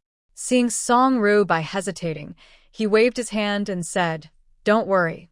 Over the years, everyone in the neighborhood knows what kind of person she is, and you are different." It was obvious he was jealous of Song Rubai's good life and wanted to bring him down again. One reason was to envy his success, and the other was that the woman probably feared that Song Rubai might rise in power and take revenge on her later. Such a cruel stepmother, Yinshu couldn't help but bite her lip. She followed Chunbai to the gate of the Chin family. She also thought about her own stepmother. If one day her stepmother found out she had become a favored maid in the Duke of Tang's household, would she come to ruin her reputation? Thinking this way, Yinshu felt she couldn't ignore Song Rubai being treated badly and falsely accused by her stepmother. She hoped that if she ever faced bullying from her biological father and stepmother, someone would come to help her. With this thought, Yinshu cared more deeply. When she saw Song Rubai stopping Chunbai from leaving, she slowly walked outside and saw a woman dressed in fine silk and satin, looking somewhat plump, shouting at a young man in bright clothes. The woman sat on the ground carelessly, crying and hitting her thighs, tears and snot flowing, cursing non-stop. Despite her fierce and twisted expression, her beautiful face couldn't hide her charm. Yinshu suddenly understood why Song Rubai's biological father tolerated this woman and even had a son with her. Because she was beautiful. But beauty of appearance doesn't mean kindness of heart, which made Yinshu feel a bit disgusted. "You still dare to come out?" The woman was crying and shouting loudly. Although she looked about 40, she still retained her charm. She suddenly poked the young man beside her, and when she saw Song Rubai coming out of the Chin house, She jumped up angrily, pointing at him and scolding, "What a little brat, flying high now that he's with the prince. Forget that his mother is suffering. You're so unfilial. Aren't you afraid of heaven punishing you? Old song. Come and see this unfilial son. If you close your eyes, our mother and son will become wandering spirits, and I hope he will be so angry that he wishes us dead." She cried and hugged the young man, and mother and son burst into tears. People say that shamelessness is invincible in the world, and Yinshu truly admired that. "Really disgusting," she muttered softly. "Uncle Song is also to blame. Why did he marry such a troublemaker? Now she's causing trouble for Brother Song, and he's lost his life," Chui Lu whispered. Yinshu quietly said, "You don't understand. She's beautiful, and if Brother Song's father loved her very much, he wouldn't care about his own son's life." She couldn't believe that Song Robai had been mistreated by his stepmother for so many years, even dressing so poorly. Her hands were rough and calloused from hard work, and earlier, she looked like she was starving. His father didn't know any of this. It was only because he loved beautiful women like Rawawa that he didn't care about his eldest son's life or death. Sadly, his father probably didn't realize that this woman saw his son as a thorn in her side. When he fell ill, he became a thorn in her side too. Alas, he died from his illness, but left behind trouble. "You have a point," Chui Lu said, noticing a cold look in Yinshu's eyes. She quickly held Yinshu's hand and gently stroked the back of it, saying, "But don't worry about yourself. If you ever face something like this, I will help you chase that woman away. Even if I can't do it alone, my father and brother will help." Her words were very warm, and Yinshu felt the coldness in her heart melt away. She quietly agreed, gripping Chui Lu's hand tightly, but her gaze was fixed outside the door. She saw the woman causing a fuss, trying to scratch Song Robai's face, her face twisted with anger as she shouted, "You're still taking your brother's job. The palace guard's positions are clearly your brother's." "What does that mean?" Chui Lu asked in surprise. "It means she found out that working in front of the 8th prince is beneficial, so she wants to take Song Ji's position and serve the 8th prince in the palace." Seeing the young man in fine clothes with flickering eyes, Yinshu sneered softly. She had always been gentle, but now she couldn't help feeling a bit harsh and disgusted. "Nonsense." At this moment, Chun Bai suddenly snorted coldly, stepping out and walking over to stand beside Song Rubai. He said coldly, "The palace job belongs to my older brother. You think General Shun is so clueless that he can't tell who should go into the palace? Or that the 8th prince is someone who doesn't mind? Do you even know the true status of the guards around him or if they've been replaced?" As he spoke, the woman immediately started to cause trouble, raising her head and shouting sharply, "This is our Song family's matter. What does it have to do with your Chin family? Are you trying to hide something shameful? A family of servants, and you still dare to covet official positions. You come to my house to make trouble. Do you think I am dead?" Chunbai looked at the beautiful woman with disgust in his eyes and said coldly, "Everyone here is a neighbor.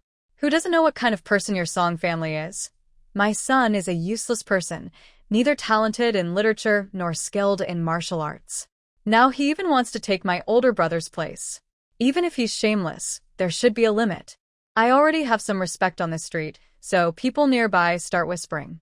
One says he didn't give his older brother any food when he was a child, and another adds he even drove his older brother out of the house and took over a big yard, and so on." When these words reached the woman of the Song family, she was stunned. She immediately ran over to Song Robai and sat on the ground, rolling around. "Old Song, come quickly and see. Your son is bullying us, a lonely widow and orphan. How could a person be so unfilial? How did someone like you come from the palace? How did Old Song die? You should know. General Shun gave so many good medicines. If Old Song had used them, he would still be alive today. You keep talking about Old Song, but I worry that if Old Song comes back to life, he will be the first to strangle you, woman." Although these are true, they were just whispered by others before, not spoken aloud. Chunbai shouldn't have said them openly. Still, Chunbai was very worried that Song Robai would really let this woman interfere with the matter. After all, filial piety is very important in official circles. Whether she controls him and causes him to suffer more bullying, or causes him to lose his official position, neither is worth it. How dare you say that? I've been very good to old Song, and I truly loved this little brat when he was young, the woman cried out. Yinshu couldn't hold back anymore. She walked over to Song Robai and Chunbai. Seeing Song Robai's expressionless face, she felt a bit sorry for him. Now, silence from Song Robai was the best response. Otherwise, whatever he said would be wrong. Staying silent now seemed quite clever. You are naturally a caring mother. A clear, gentle voice sounded. In the hot street, it was quite refreshing. The woman was stunned. She looked up and saw a very beautiful, charming girl with delicate features, like a painting, smiling softly. She seemed to be with Song Rubai, but now she was affirming her as a caring mother, which made the woman from the Song family suspicious and confused. Uncle Chun, you misunderstood you earlier. You think she is a harsh mother, but... Seeing the woman look at herself with increasing confusion, Yinshu smiled gently. Her clear eyes swept over the young man in fine clothes standing nearby, who seemed to be watching the lively scene of his older brother.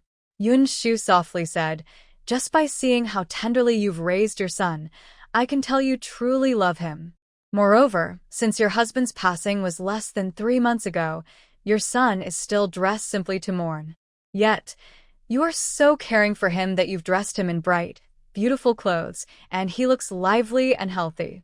His good complexion and fine dress show he's well taken care of every day.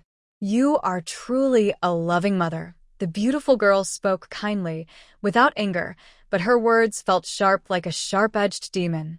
The woman felt all the eyes around her focusing on her son, and she suddenly took a deep breath, feeling cold. The girl who suddenly appeared from nowhere was clearly warning everyone watching. Yinshu was still mourning her father, but this girl was showing no respect at all. She was dressed brightly and looked healthy, which seemed to show she didn't care about her father's death at all. "Are you going to accuse Brother Song of being unfilial?" Yinshu suddenly asked.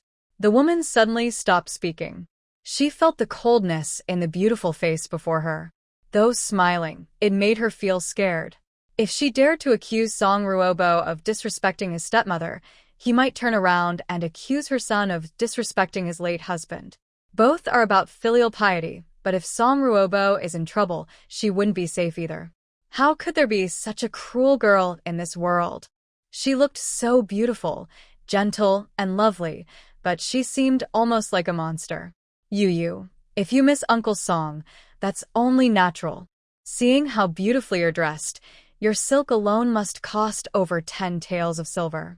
It shows you're hoping for Uncle Song to come back and renew your relationship, Yinshu said softly, her gaze gentle as water. But the woman was trembling all over and instinctively covered her face. Her words sounded a bit harsh. After all, the man was gone. Who is this woman dressing so brightly for? It is clear that she is uneasy at home. Therefore, some nearby neighbors, with a mix of tension, caution, and disdain, let out a scoff and pulled her husband away from the crowd. Honestly, Yinshu didn't want to be so harsh. But if she wasn't firm, she feared that this woman's arrogance and ugly behavior would become known to the neighbors, making her look cruel. People would see how vicious she was, and everyone would pity Song Rubai. If this woman kept causing trouble, she might even cause more chaos in the future. By exposing her wrongdoings today, the neighbors would form a bad impression of her. Even if she later went to the authorities to complain about Song Rubai, no one would believe her anymore. Yinshu thought that today's scene meant that Song Rubai wouldn't be controlled or bullied by this woman anymore, at least not in the same way. She could finally break free from her past troubles. You only see how fair and tender your young master looks, and then compare him to Brother Song. That's when I understand everything. You are a kind mother, truly a caring mother, Yinshu softly sighed. Besides, you have your own son, and yet you keep a nearly grown stepson right in front of you. Who knows what your real intentions are? This wasn't Yinshu speaking, but Chun Baijia. Chun Baijia was straightforward and honest. When she said this, the woman was stunned, as if dragging Song Rubai home made her look like a beast. Only married women could speak like that during a quarrel, Hearing Chun Baijia's bold words, Yinshu couldn't help but chuckle softly. Seeing Chun Baijia speak so bravely, any small complaints Yinshu had felt before disappeared. She smiled, as beautiful as spring flowers and the dawn moon. Though still young, she already showed signs of grace. But her beauty was no longer appreciated, as Song Rubai's stepmother was quickly losing ground in the Chin family's arguments. She looked around and saw some idle men watching her with amused smiles. Suddenly, she let out a scream, stumbled, and pulled her reluctant son away without daring to say a word to Song Rubai. Only then did she run away. Yinshu heard a few claps from the street nearby. She looked over and saw a pair of elegant young boys walking together. Yinshu blinked her eyes. Only at this moment, seeing these two young boys walking together with grace, could anyone forget their earlier sneaking around behind the Duke of Tang's mansion. She paused silently, but then saw the two boys had already approached Song Rubai. One, who looked more handsome and strong, stepped forward, patting Song Rubai's shoulder and smiling. "Now you can rest assured. I was planning to bring people to smash your stepmother's house to vent my anger." His gaze shifted to Yinshu's face, raising an eyebrow. "But I must say, I've met a brave girl today. She speaks up for others and always agrees with your ideas." "You're very good indeed," he said. "Very good," 3 times, clearly very pleased with Yinshu for speaking up for Song Rubai earlier. Yinshu already guessed his identity, but remained calm. She softly said, "Helping others when they are in trouble doesn't need such praise. Do you know who I am? Who my elder brother Song is serving now? You must be that prince." Yinshu didn't expect to talk to the 8th prince today, and she felt a little nervous. Quite a clever girl. But being clever isn't dangerous. You have a bright presence and a righteous heart. You are a good girl. This handsome young boy was indeed the 8th prince. He had handsome, broad features, lively eyes, and a proud air from being spoiled by the emperor since childhood. But he wasn't spoiled or arrogant. Instead, he looked clear and lively. Seeing Yinshu bow to him, he smiled and said, "Having a girl like you in the Duke of Tang's house shows the family's good morals. Sister Sujin marrying into the Tang family is truly a great match." He had just finished speaking when a refined and elegant young boy behind him nudged him hard.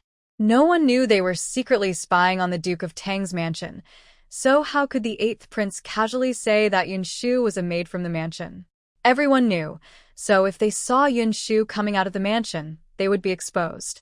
The 8th prince had been feeling proud just now, but after being nudged, he suddenly felt awkward and looked up at the sky. Yinshu pretended not to notice and didn't ask, "How do you know I am a maid from the mansion?" A tactless question. Seeing Yinshu didn't seem to notice, both the 8th prince and the handsome young boy behind him relaxed. Meanwhile, Chun Bai hurried forward to greet the prince respectfully, saying, "Greetings, 8th prince." "Greetings, young Master Shin. I am Chun Bai, the steward of the Duke of Tang's house." The handsome and elegant young man named Chun Bai revealed his identity. Yinshu immediately knew her earlier guess was correct. He was indeed a son of the Shun family. Seeing Chun Bai's face full of smiles, she thought that with just a quick turn of his face, he could look very respectful. She couldn't help but smile softly, as young girls naturally look more pleasing when they smile compared to a middle-aged man like Chun Bai. The 8th prince and Lord Shun exchanged a glance, and both smiled. Lord Shun's voice was clear and pure like mountain spring water. He reached out both hands to help Chun Bai up and said happily, "We are all family now, no need to be so formal." He paused slightly, and although still young, his handsome features showed a gentle softness. He spoke kindly, "I think I've seen you beside the Duke of Gua." It seemed he remembered Chun Bai. Chun Bai smiled and replied, "I am fortunate to have accompanied the Duke of Gua to meet the young master twice. The Duke speaks highly of you, calling you a rare talent among men." The young man was indeed very handsome and outstanding, but Yinshu doubted whether Lord Tang, the Duke of Tang, was interested in praising others. Lord Tang usually liked to keep a serious, stern face. It was hard to imagine him praising a junior like this. Yinshu just kept her lips pressed and smiled quietly on the side. The Lord Shen also seemed to realize this and couldn't help but smile softly. Seeing Yinshu wanting to laugh but feeling shy, He found it amusing that this small, delicate maid who was shielding Song Robai looked so adorable. "Please thank Uncle Tang for his praise on my behalf, Chin Steward," he said softly. "The 8th Prince and I are just passing by and have other matters to attend to, so we won't stay longer." When Chunbai bowed again to him and the 8th Prince, he knew that staying here longer might make things awkward. He seemed to be a very gentle and considerate person. He tugged lightly at the eager 8th Prince, who was still talking animatedly to Song Robai. The prince then nodded seriously and said, "Indeed, there are some matters." He looked around, then suddenly took off a very delicate jade ring from his hand and threw it into Yinshu's arms. "This is for you. You protect Abai, just like you protect my reputation." Song Robai was his personal guard, trusted and loved, and he was his close protector. Yinshu spoke up for Song Robai, which was like defending the 8th Prince's honor. So, giving her this ring was quite natural. Yinshu instinctively touched the jade ring on her finger, feeling its smooth and delicate texture. It was clearly made of high-quality jade. Besides its value, it also reflected the status of the 8th Prince. If the 8th Prince truly ascended the throne one day, this ring would be a symbol of the Emperor's authority. That was a very significant thing. "Thank you, Your Highness," Yinshu said respectfully, holding the ring. Look at her now, bowing her head and acting gentle. "She's not as interesting as when she was smiling with hidden sharpness," the 8th Prince commented, feeling Yinshu seemed more suited to speaking harshly to others. Yinshu felt a little embarrassed, her cheeks flushing. Just then, Song Robai stepped forward quietly and said, "Your Highness, I'll see you off." Song Robai, tall and strong, took a few steps forward, blocking Yinshu behind him. The 8th Prince seemed slightly surprised. Then he gave a teasing smile, raised an eyebrow, and waved his hand. "No need for you to see us off. We're leaving." He left swiftly, disappearing in the blink of an eye with the smiling young man from the Shin family. Seeing them go, Chunbai wiped the sweat from his forehead and said to Song Robai, "Your Highness is very imposing." Cui Lu leaned over and looked at the jade ring given to Yinshu by the 8th Prince together. "Is this ring very valuable?" Cui Lu's eyes sparkled with excitement. Yinshu couldn't help but feel helpless. The value of this ring was far beyond what silver could measure. It was a personal belonging of the 8th Prince. Indeed, Chunbai also looked at his daughter with a helpless smile. "You don't understand. Keep this ring well. It might come in handy someday," he said. If Yinshu ever truly found herself in a desperate situation, she might even use this ring to bluff others. It's just a pity that since this ring belonged to the 8th Prince, it was probably recorded in the palace. She couldn't sell it, she could only keep it safely. So, this ring was more for appearance than practicality. However, receiving such a gift from the 8th Prince showed he liked what Yinshu had just said. Chunbai smiled and told everyone to head back. Song Robai asked Chunbai to take Yinshu back to the Chin family. "Don't worry about her in the future. She won't cause trouble anymore. If she does, she might even be accused of being unkind. From now on, you don't need to pay her any attention."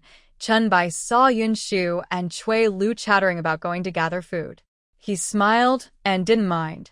He whispered to Song Robai, "She asked you to leave the house, which means they've already separated from you. From now on, this division is clear, and they can't use your name to do things. Honestly, you've lost out a bit now, but it's a good loss. In the future, following the 8th Prince, you won't be able to earn as many houses." "Understood, nephew," Song Robai said softly. He seemed to want to say more, but didn't. "No need to say thank you." Chunbai smiled when he saw Song Robai looking at him silently.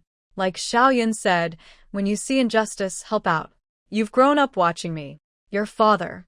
The past is gone. Look forward now.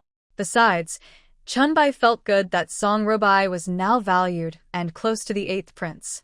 While they talked, Yinshu was outside in the yard near the kitchen, directing the servants of the Chin family to unload the wild boar and the meat from the yellow sheep and deer legs. Yinshu wasn't good at cooking herself, so she just directed others. She stood far away with Cui Lu, holding a peach in her hand. She didn't like to do the cooking herself, looked a bit delicate, and disliked the blood. but Yinshu knew many recipes. She asked the kitchen maid to make a great barbecue sauce, marinated the small pieces of game meat, and prepared skewers to thread the meat onto. She also set up the stove, washed lots of greens, big leafy vegetables and fresh, tender vegetables, and asked someone to find eggplants, chop garlic, and prepare sauces. The kitchen was busy and chaotic.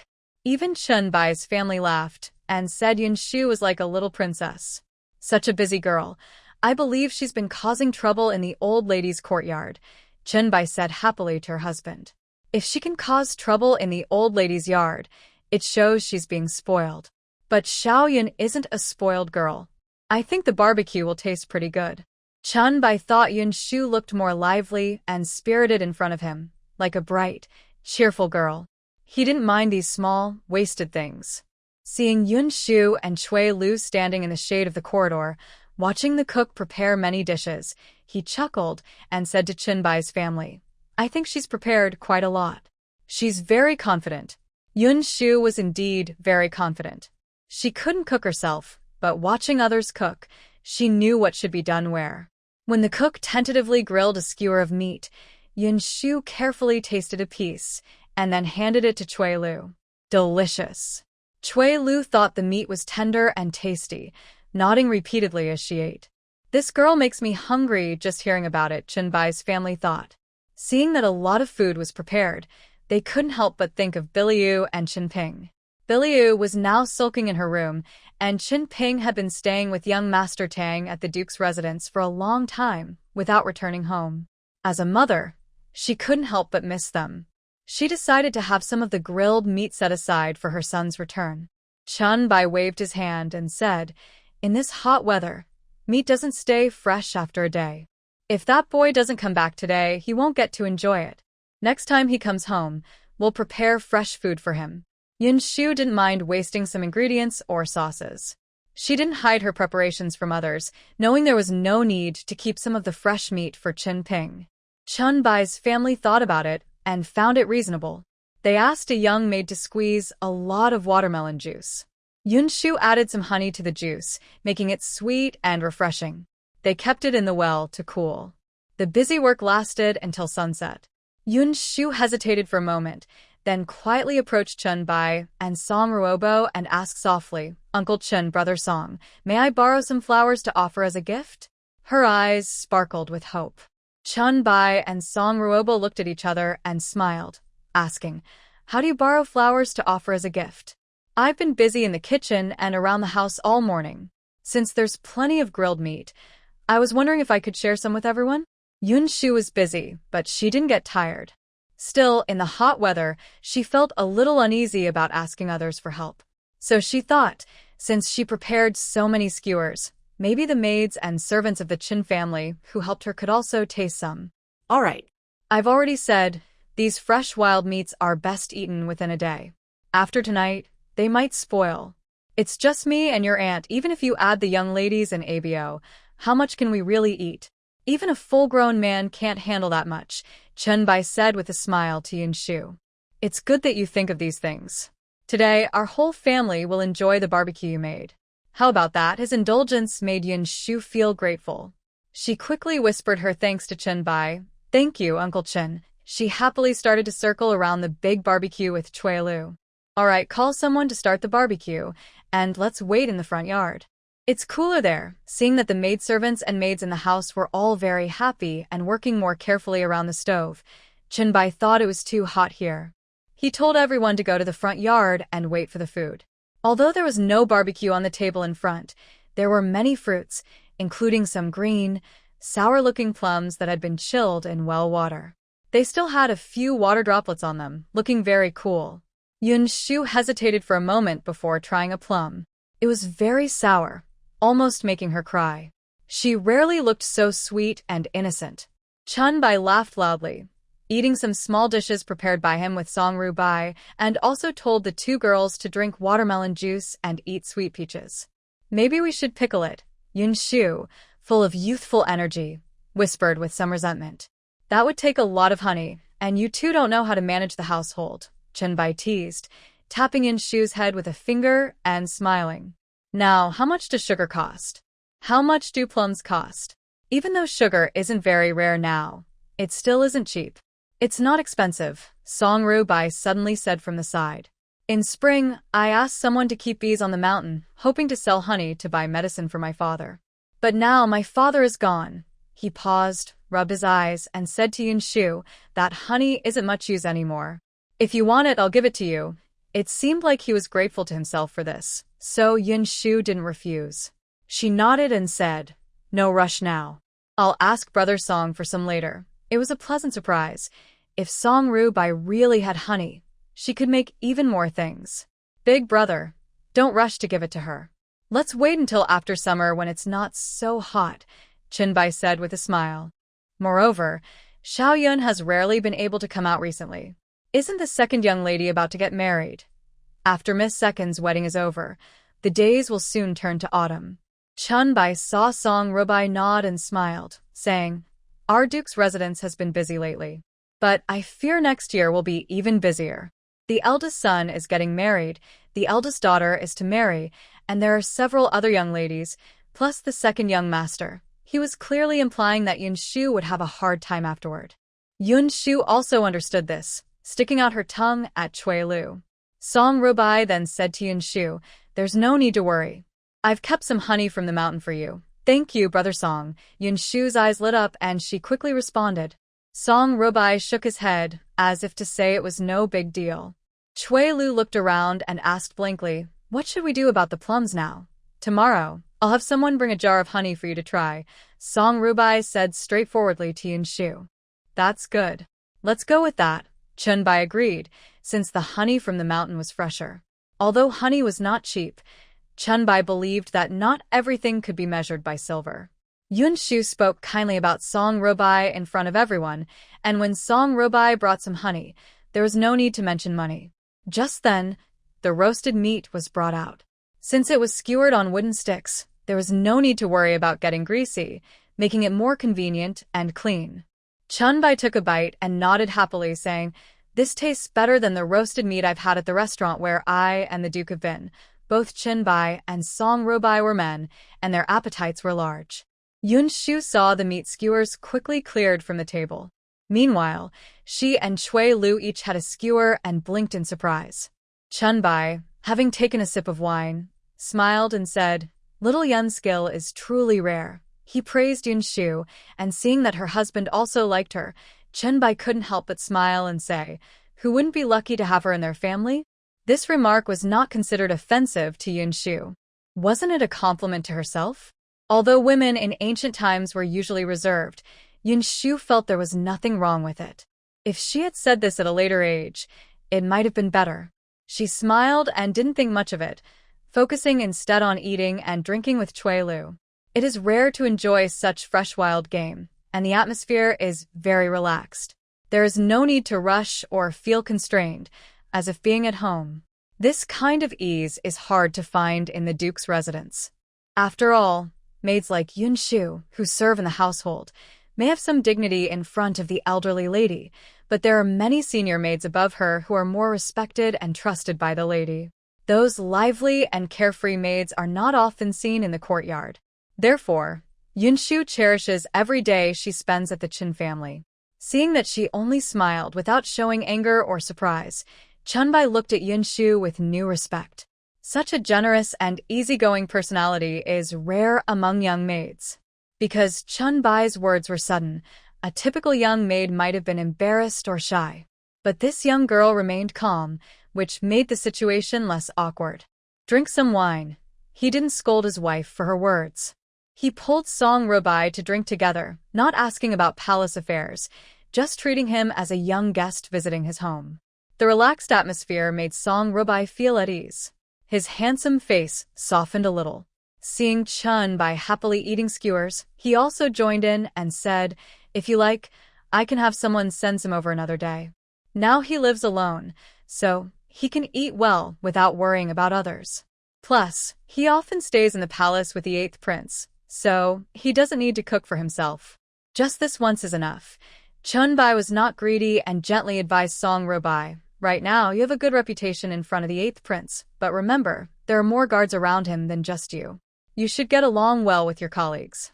If everyone gets along, your position in the palace will be more secure. Don't go out alone often. It's said that a brave man has 3 friends, and since you serve the prince, your colleagues are your allies. Building good relationships with them will make you closer in the future.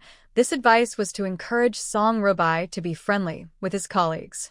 Uncle understands. Song Robai nodded. Don't be stingy with money. Money is good, but it's nothing compared to your future. Now that you have a good reputation with the prince and your colleagues, are you still worried about lacking money later? Chunbai looked at Song Robai and said softly, men who spend time together, drinking, fighting, and hanging out, often come to see each other as brothers. That's your network of connections.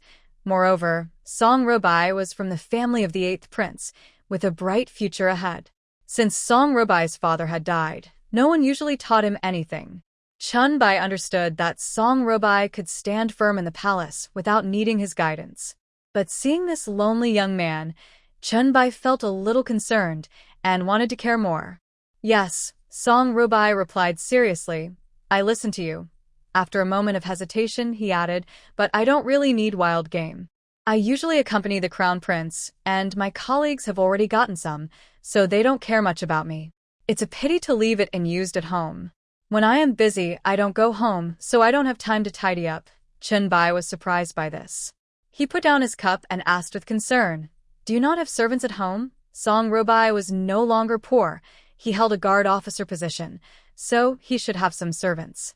I don't need them, he replied. At least have a cook, 2 maids, and 2 young men to help with chores, Chunbai said with a frown. I often work in the palace, and using these servants is a waste, Song Robai explained. So, you live alone now? No wonder. Chunbai looked at his clothes, which seemed to be bought from a clothing shop outside. They fit well, but lacked finesse. He sighed and asked, should I buy you a couple of servants to help? He was genuinely concerned. But Song Robai shook his head and said, no need. I don't like to order people around. I'm not young anymore, and having maids or servants at home would make daily life awkward. He clearly disliked relying on others. Yinshu, standing nearby, listened and, while reminding Cui Lu not to eat too much to avoid indigestion, couldn't help but smile. She thought that if Song Robai went home and had to stand by the stove to cook, it might actually be quite interesting. Having lived through hard times, Song Robai probably knew how to cook and light a fire.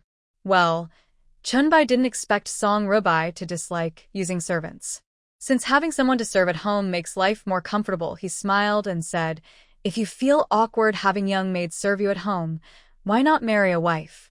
Then she can take care of everything inside and outside, manage the household, and you can feel more at ease in front of the palace. His words were well-meaning. Song Robai lowered his eyes and replied after a moment, now I have nothing, and marrying a wife won't make life better. When I can stand proudly in front of the palace, then we can talk about it. He was naturally a quiet person. Chunbai smiled and shook his head. All right, you are like my own nephew to me. I've watched you grow up. Whenever you're ready to marry, just tell me. I will find the best girl for you. Earlier, Chunbai wanted to introduce Bai Lu to Song Robai, but he didn't agree. He felt sorry for Song Robai, who had never had a good life. Over the years, everyone in the neighborhood knew how harsh his stepmother was to him. Chunbai also hoped to find a kind, gentle, and virtuous wife for him. Thank you, Uncle Chen, Song Robai said, raising a cup of wine to Chunbai. After a moment of hesitation, he added, a while ago, I went to a farm outside the city, because the land was cheap. At that time, Your Highness was very kind to me, so I bought 100 acres of land. Chunbai was stunned. Even the usually cheerful Chunbai, who was about to send some skewers of grilled meat to the future in-laws to try, turned to look at him in surprise. Not only the 2 elders, Yinshu and Cui Lu, were shocked and dropped their food, staring at Song Robai in disbelief.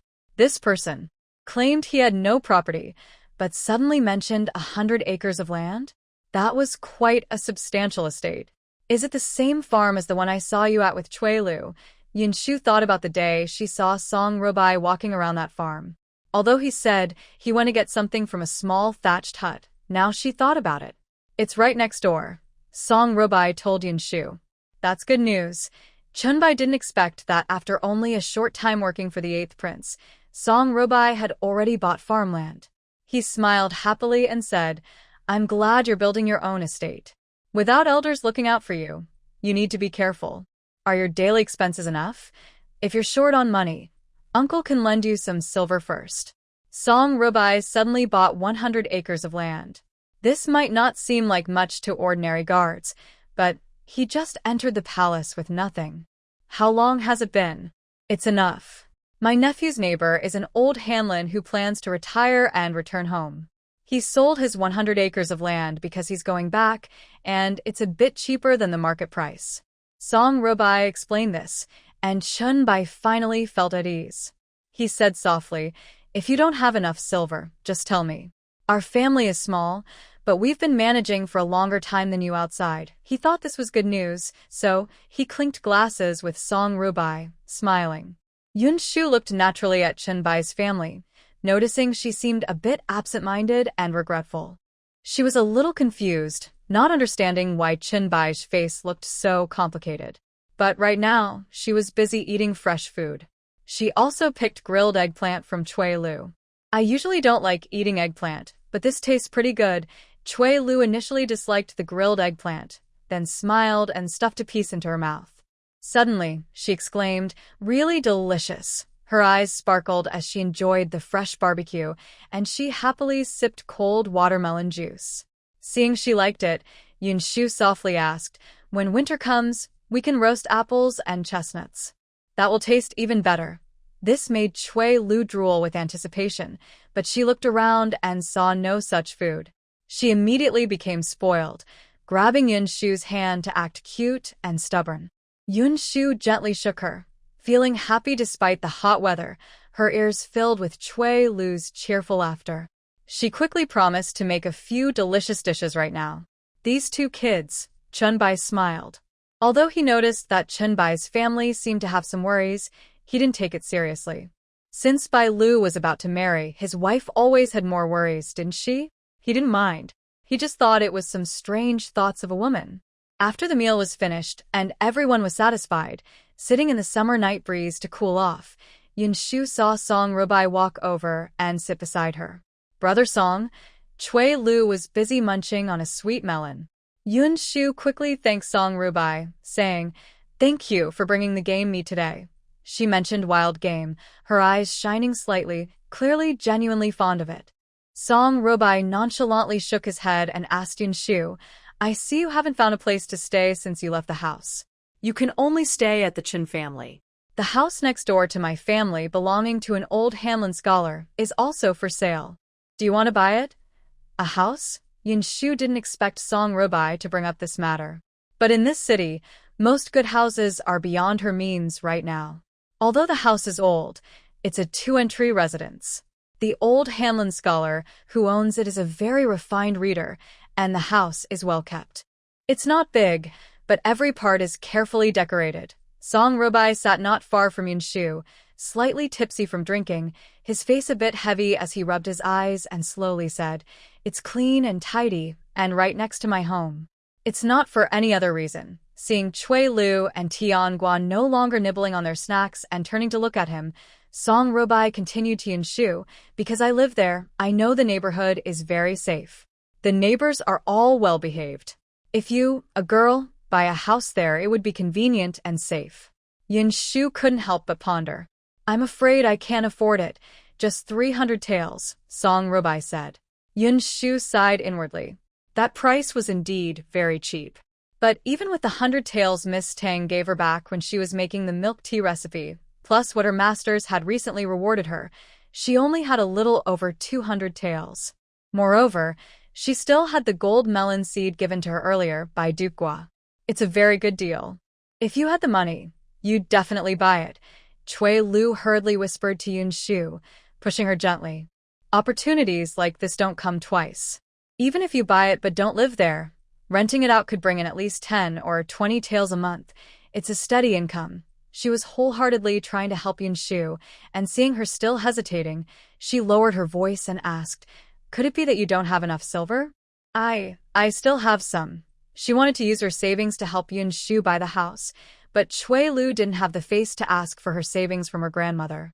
Saving silver was very difficult for her, and Yinshu couldn't bear to take Cui Lu's hard-earned money. That house. Do you think it's a good idea to buy it? She whispered to Cui Lu. Of course. In the capital city, even the cheapest houses in the lowest areas cost this much. Moreover, the places where Brother Song lives are owned by officials. Even if their official ranks are low, they are still officials. These small official families live in houses that are well guarded because guards patrol often, so the security is very good. Besides, they are all from noble families. Even if they are minor, their manners and behavior are different from others. Cui Lu held Yinshu's hand seriously and said, even if we rent out the house, we will rent it to people with some status. Such people won't be stingy about the rent. We need 20 taels a month, and they won't hesitate to pay. In just a year or two, we can recover the cost, which is better than buying land. Cui Lu spoke sincerely. Besides, you don't even have a place to stay in the capital now. Our family is our family, but you have a house, so you shouldn't worry. Then let's buy it. How much silver do you lack? Just a little, but don't forget, some ladies recently gave me beautiful jewelry. Those pieces are luxurious, and even the young maids wear them on their heads, so I kept them. Now, I've sorted some out, and it's enough. Yinshu is very honest. Although she has received many delicate and beautiful jewelry from the ladies because of her grandmother's praise, she never wears them on her head or dresses extravagantly. She simply dresses brightly within her status to please her grandmother, making her look noble and wealthy, but she never forgets her own position. Hearing this, Cui Lu whispered, those jewelry pieces are very beautiful. It's a pity to give them away. There's nothing to regret. The house is much more important, Yinshu said calmly. Then I'll trouble Brother Song and that elder to say that I will buy the house. When you need silver, I will prepare it. Seeing Song Rubai nod, Yinshu couldn't help but show some gratitude. Song Rubai truly has a kind heart that returns kindness with kindness. Because she spoke a few words for him during the day, now he wants to repay her. Otherwise, how could she get such a good house? It's nothing. Song Rubai shook his head. Although Yinshu looked a bit distressed, it was clear she could afford the 300 taels, so he nodded and said to her, there's no need to rush.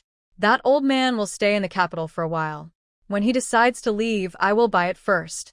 Later, you can give me the silver. Seeing Yinshu slightly stunned, he waved his hand and said, it's not a big deal. Since he was so generous, Yinshu didn't feel comfortable taking her own silver to give him, so she could only nod. But as soon as she agreed to buy the house, her heart was pounding with excitement. That feeling, as if her heart was becoming more peaceful, was something most people couldn't understand. Yinshu had been sold into servitude as a maid and had no loving parents in this world. No matter how much silver she had, she still felt like a floating leaf, lost and ungrounded. But now, suddenly owning a house, she felt more grounded, as if she finally had a place to stand. It was as if she had a home, a place where she could settle down peacefully. No matter what, I must thank Brother Song, she said softly, grateful for the news he gave her. If you want to thank me. Song Rubai saw Yinshu looking at him with clear, innocent eyes and hesitated for a moment before speaking. A while ago, I received some fabric from the Empress. She asked me to make clothes. But now I am alone, and I don't want to waste the fabric given by the Empress on ready-made shops. I heard you're good at embroidery. If possible, could you help me make 2 sets of clothes? I am willing to pay. If he had no desires or needs, Yinshu wouldn't feel comfortable accepting anything from him. Now that he had a request, a way for Yinshu to repay him and feel at ease without feeling indebted, she quickly said, there's no need to pay me for making the clothes. Brother Song, just give me the fabric and I will make the clothes for you directly. I'm worried you might be too busy, Song Rubai replied. It's nothing. I only have 2 days at home. If you send the fabric tomorrow morning, by the time I return to the Duke's estate, the 2 sets of clothes will be ready. Yinshu was the one doing this task. Besides, since Song Rubai was a man, he didn't need overly delicate work. Making 2 sets of clothes was just a matter of quick sewing. Although 2 days was tight, it was still doable. Aren't you worried about straining your eyes? Cui Lu asked softly, hurriedly. Yinshu has always valued her eyes. Even though her embroidery skills are excellent and she works quickly, she wouldn't constantly do embroidery even in the old lady's house. Song Robai pursed his lips. I can't even use 2 sets of clothes, just one is enough to change into with what I have now. Still, 2 sets would be better. Summer is hot and sweaty, so it's good to have a few more outfits prepared, Yinshu said gratefully, holding Cui Lu's hand, but she still smiled as she spoke. It's only a busy couple of days. I won't hurt my eyes. Although she is young, she is very beautiful and gentle. Her gentle words in the night breeze make people feel soft inside. Song Robai frowned but still said to her, I was rude earlier. I just want you to take care of yourself. She repeatedly told Song Robai not to worry, and he finally nodded in agreement. Since they had been delayed at the Chin family until very late today, he looked at the sky and said goodbye to Chin Bai. What were you talking about just now? Chin Bai asked with a smile when he saw Song Robai whispering with 2 young girls and then leaving. Big Brother Song said that the old Hanlin who lives next door is planning to retire and return to his hometown. He's not only selling the land in the capital but also wants to sell his house there, Yinshu said openly, as she never kept secrets from Chin Bai. She regarded Chin Bai as a caring father figure and saw him as a pillar of support. Seeing Chin Bai relaxing in a bamboo chair in the courtyard, she told him everything plainly. Then she added, opportunities like this don't come often. If I hadn't encountered this family planning to retire, I couldn't afford a good house in the capital. I want to buy it quickly. It's a good place to live in the future. That sounds good. Plus, it's right next to Abe's house. If you become neighbors, it will be easier to look out for each other. Otherwise, a young girl living alone makes me uneasy, Chin Bai said with a bright smile. Do you have 300 taels of silver?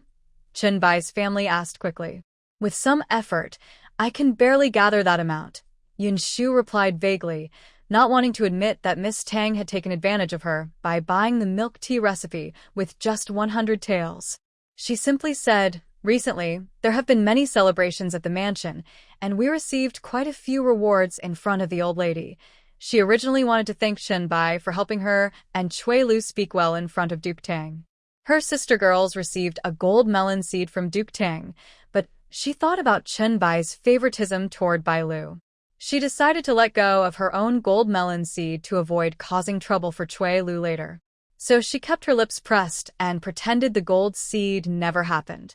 Chin Bai seemed to understand her meaning and just smiled without saying anything. I didn't expect Xiao Yun to be so capable, she said.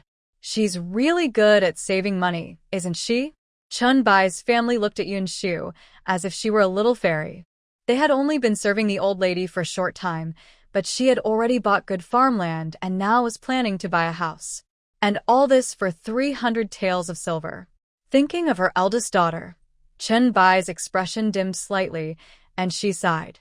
Xiao Yun worked in the household, but she was still just a young maid. Yet now, she owned land and a house, and could come up with 300 taels of cash at once. But Bai Lu was about to marry, and her groom was from a scholarly family, a family of learning, and she only received 50 acres of land with her husband's approval. Although she secretly gave Bai Lu some pocket money, both her own and Qin Ping's, outwardly, it was far less impressive than the girl in front of her. Thinking about her worries, Chen Bai felt no particular displeasure. She originally wanted to marry Yinshu to her son, Qin Ping. As Yinshu became more capable, she was happier. Moreover, if Yinshu married Qin Ping in the future, the property she had now would help the young couple live the better life. Thinking of this, Chen Bai smiled kindly and said to Yinshu, since you can come up with these 300 taels, buying this house won't be a loss. There's no other house in the capital as cheap as this, especially under the emperor's watch. When will there be a shortage of houses? You've spent 300 taels, so you might need to be careful with your money later. If things get difficult at home, just ask your brother Qinping for help. She earnestly advised her. Even though Yinshu still had some hidden gold that Qinping told her to keep secret, she remained calm and smiled confidently at Qinbai, saying, Auntie, don't worry. I'll be sure to ask Qinping for help when needed. Even if it's a bother, it's only right. You all should look out for each other at home. Qinbai also felt she had drunk a bit too much today. She laughed and said to the two girls, "Go rest now." Because he had a kind face and didn't stop Yinshu from buying a house, it was clear he thought purchasing the house was a good idea. Yinshu felt at ease and, holding hands with Cui Lu, they walked away together. As she left, Chen Bai's face darkened. Not to mention that today Bai Lu didn't come out to eat, and usually the eldest daughter is quite delicate, but Chen Bai's family sent the roasted wild game to their future in-laws, yet the family showed no gratitude. Even bringing back a few fruits would have been polite, right? Chen Bai's family put in so much effort, but the other side seemed indifferent. Although Chen Bai was a servant of the duke's household, he still had some pride. Being ignored despite their warm gestures made him feel annoyed. Sigh. Chen Bai's family member sighed beside him. "What's wrong?" "Today, when I saw Brother Song, I felt strange inside." Chen Bai leaned on her husband and looked a little regretful. "Earlier, I liked him and thought about giving Bai Lu to him. A Bai is steady and capable, not mean-spirited. If she married him, he wouldn't bully her and he would take good care of her, maybe even love her. But you didn't agree back then and Bai Lu didn't either, so we ended up with the family we have now. Wasn't the scholar's family chosen carefully by you? Now you're regretting it." "I'm not exactly regretting. It's just, how hard is it for a scholar to succeed?" He became a scholar now, and there's still the exam for the advanced titles like Jiren and Yinshu. They say it's 10 years of hard study. During those 10 years, our eldest girl, who is as beautiful as a flower, probably has to wait around for him. Even if he gets the Yinshu degree, what then? He'd only be a small official, maybe a county magistrate at best. Climbing higher takes time, and only when he's older can our eldest girl get a noble title. Chen Bai's family used to think that scholar families were noble and different from their own servant family, so they were quite proud. But now, seeing Song Ruobo, who is still young but already a palace guard with rank, it's impressive. He often accompanies the prince and moves in the palace. In just a moment, he bought 100 acres of good land. This prosperous family business grew quickly. Chen Bai's family thought that although scholar families had to work hard, if Bai Lu had married Song Ruobo, she would already be in charge and living a very good life. Without a mother-in-law or a stepdaughter, how could Song Ruobai be treated? Wouldn't Bilia's life be more peaceful? She looked down on the eldest son of the Song family because she was greedy for wealth and didn't like him. Who can she blame? Chen Baijia truly has a kind heart, always trying to match good men with her daughter. At first, she thought the scholar's husband was noble and respectable, but now she thinks Song Ruobai is better. Chen Baijia snorted and said, "Even if she wants to, I don't agree. You only think about Bilia but not Abo. Why should he marry such a girl? Bilia isn't good enough for Abo." Seeing Chen Baijia's eyes turn red, he waved his hand and said, "Besides, you chose the scholar's family. I didn't see you unhappy back then. I don't regret it either. I just think that the scholar's family doesn't have 100 acres. "What do you mean?" Chen Baijia suddenly asked. "Maybe we should add Biji's dowry to reach 100 acres. We can't let her life be worse than her brother's." "Dream on." Chen Baijia suddenly stood up, knocking over his wife, who was leaning beside him. Seeing her hurriedly look up at him, nervous, he looked serious and cold. "If you always compare yourself to others, I can't satisfy you. If you think I'm useless or a burden, find someone better.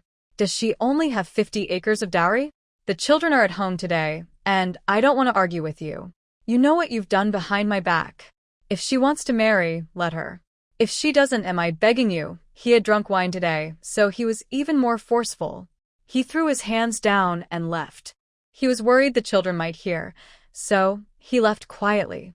Chen Baijia covered her mouth, afraid to cry out loud, but she didn't want the children to hear. So Yinshu and Cui Lu didn't know that the elders had argued again over this matter. They played all day and went to bed after returning to their rooms. The next morning, Yinshu and Cui Lu got out of bed. They saw a maid come in with water and cloths for them, and beside them, there were new clothes made especially for Yinshu and Cui Lu by the Chen family. There were also 2 small gold rings with pearl beads that Chen Baijia had mentioned to Yinshu and Cui Lu. The gold rings were small, but very finely crafted. They looked like they were made by an experienced old craftsman, shining brightly and very beautiful to wear. Yinshu blinked, not planning to refuse this kind gesture, and put the rings on her hands. Cui Lu quickly put on her bracelet. "It would be nice if I could see my sister and have her see it," she said. "Then Biliu would be so angry." Cui Lu snorted. Yinshu didn't think she was mean-spirited. Instead, she was a little happy about it. If she could make Biliu angry, she thought that would be good. Otherwise, who would want to put up with someone who acts like she owes her millions? "By the way, this ring is very pretty," Yinshu said, admiring the craftsmanship.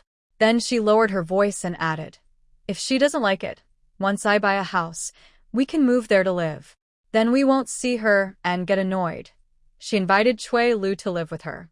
Cui Lu was surprised at first, then her eyes lit up, and she nodded quickly. "That sounds great. Once you have a house, we won't have to be so formal anymore." When Yinshu had her own house, she wouldn't want to go home and see her sister's annoying face. Yinshu smiled for a while and then went ahead with Cui Lu. In front, Chunbai and his wife were eating. Chunbai had slept in his study yesterday. Now his face looked a bit gloomy. Chunbai's family kept glancing at her husband, hesitant to speak. "Father, mother," Cui Lu said happily when she entered. Seeing that Biliu wasn't there, she was pleased and sat down with Yinshu to greet the elders and eat. Because they had eaten a lot of wild game yesterday, and it was greasy, even though Yinshu and Cui Lu rolled tender green vegetables with grilled meat, they didn't feel very hungry now. Yinshu only took a silver thread bun from the table and ate slowly. Seeing Cui Lu doing the same, she thought about eating some fruit later, and just then, a young maid led Song Ruobo inside. "Why is my older brother here?" Chunbai's family hurriedly stood up and smiled. "Did you have breakfast?" "Yes, I already ate," Song Ruobo said, carrying 2 large jars and several paper packages. He also had 2 big pieces of fabric tucked under his arm. Seeing Chunbai's family smile and greet him, he nodded politely. Then he asked the maid to put down the things and explained to Chunbai and his wife, "Yesterday, I asked Xiao Yun to help my nephew make 2 outfits. It was a tight schedule, and Xiao Yun was busy and tired, so my nephew was worried. I brought some honey, goji berries, dried longan, and ice slices for her. Sorry for the trouble." He turned to Yinshu and said, "There's no trouble at all, Brother Song." "You're too polite," Yinshu replied, feeling a bit helpless. She wanted to repay Song Ruobai for talking about the house and making clothes for him, but somehow she ended up giving him so many things. Whether it was honey, longan, goji berries, or even patchouli. How could Yinshu feel comfortable accepting all this? If it weren't for Brother Song, I wouldn't even know about such a house, even if I had to sell myself. "I'm very grateful for just this," Yinshu wanted to refuse, but Chunbai looked at Song Ruobai with lowered eyes. After a moment, he smiled at Yinshu and said, "Since I brought these for you, shouldn't Brother Yun take them back? They're not very important, and you've worked hard. Keep them." He stood up to look at the 2 rolls of fabric, nodded slightly, and smiled at Song Ruobai. "You found the right person. Little Yun is very good at embroidery. This fabric was a gift from the Empress. I heard it's breathable and cool, best for summer wear. My 2 outfits only need 1 roll. The remaining roll is for you and Pingdi to make clothes in the future."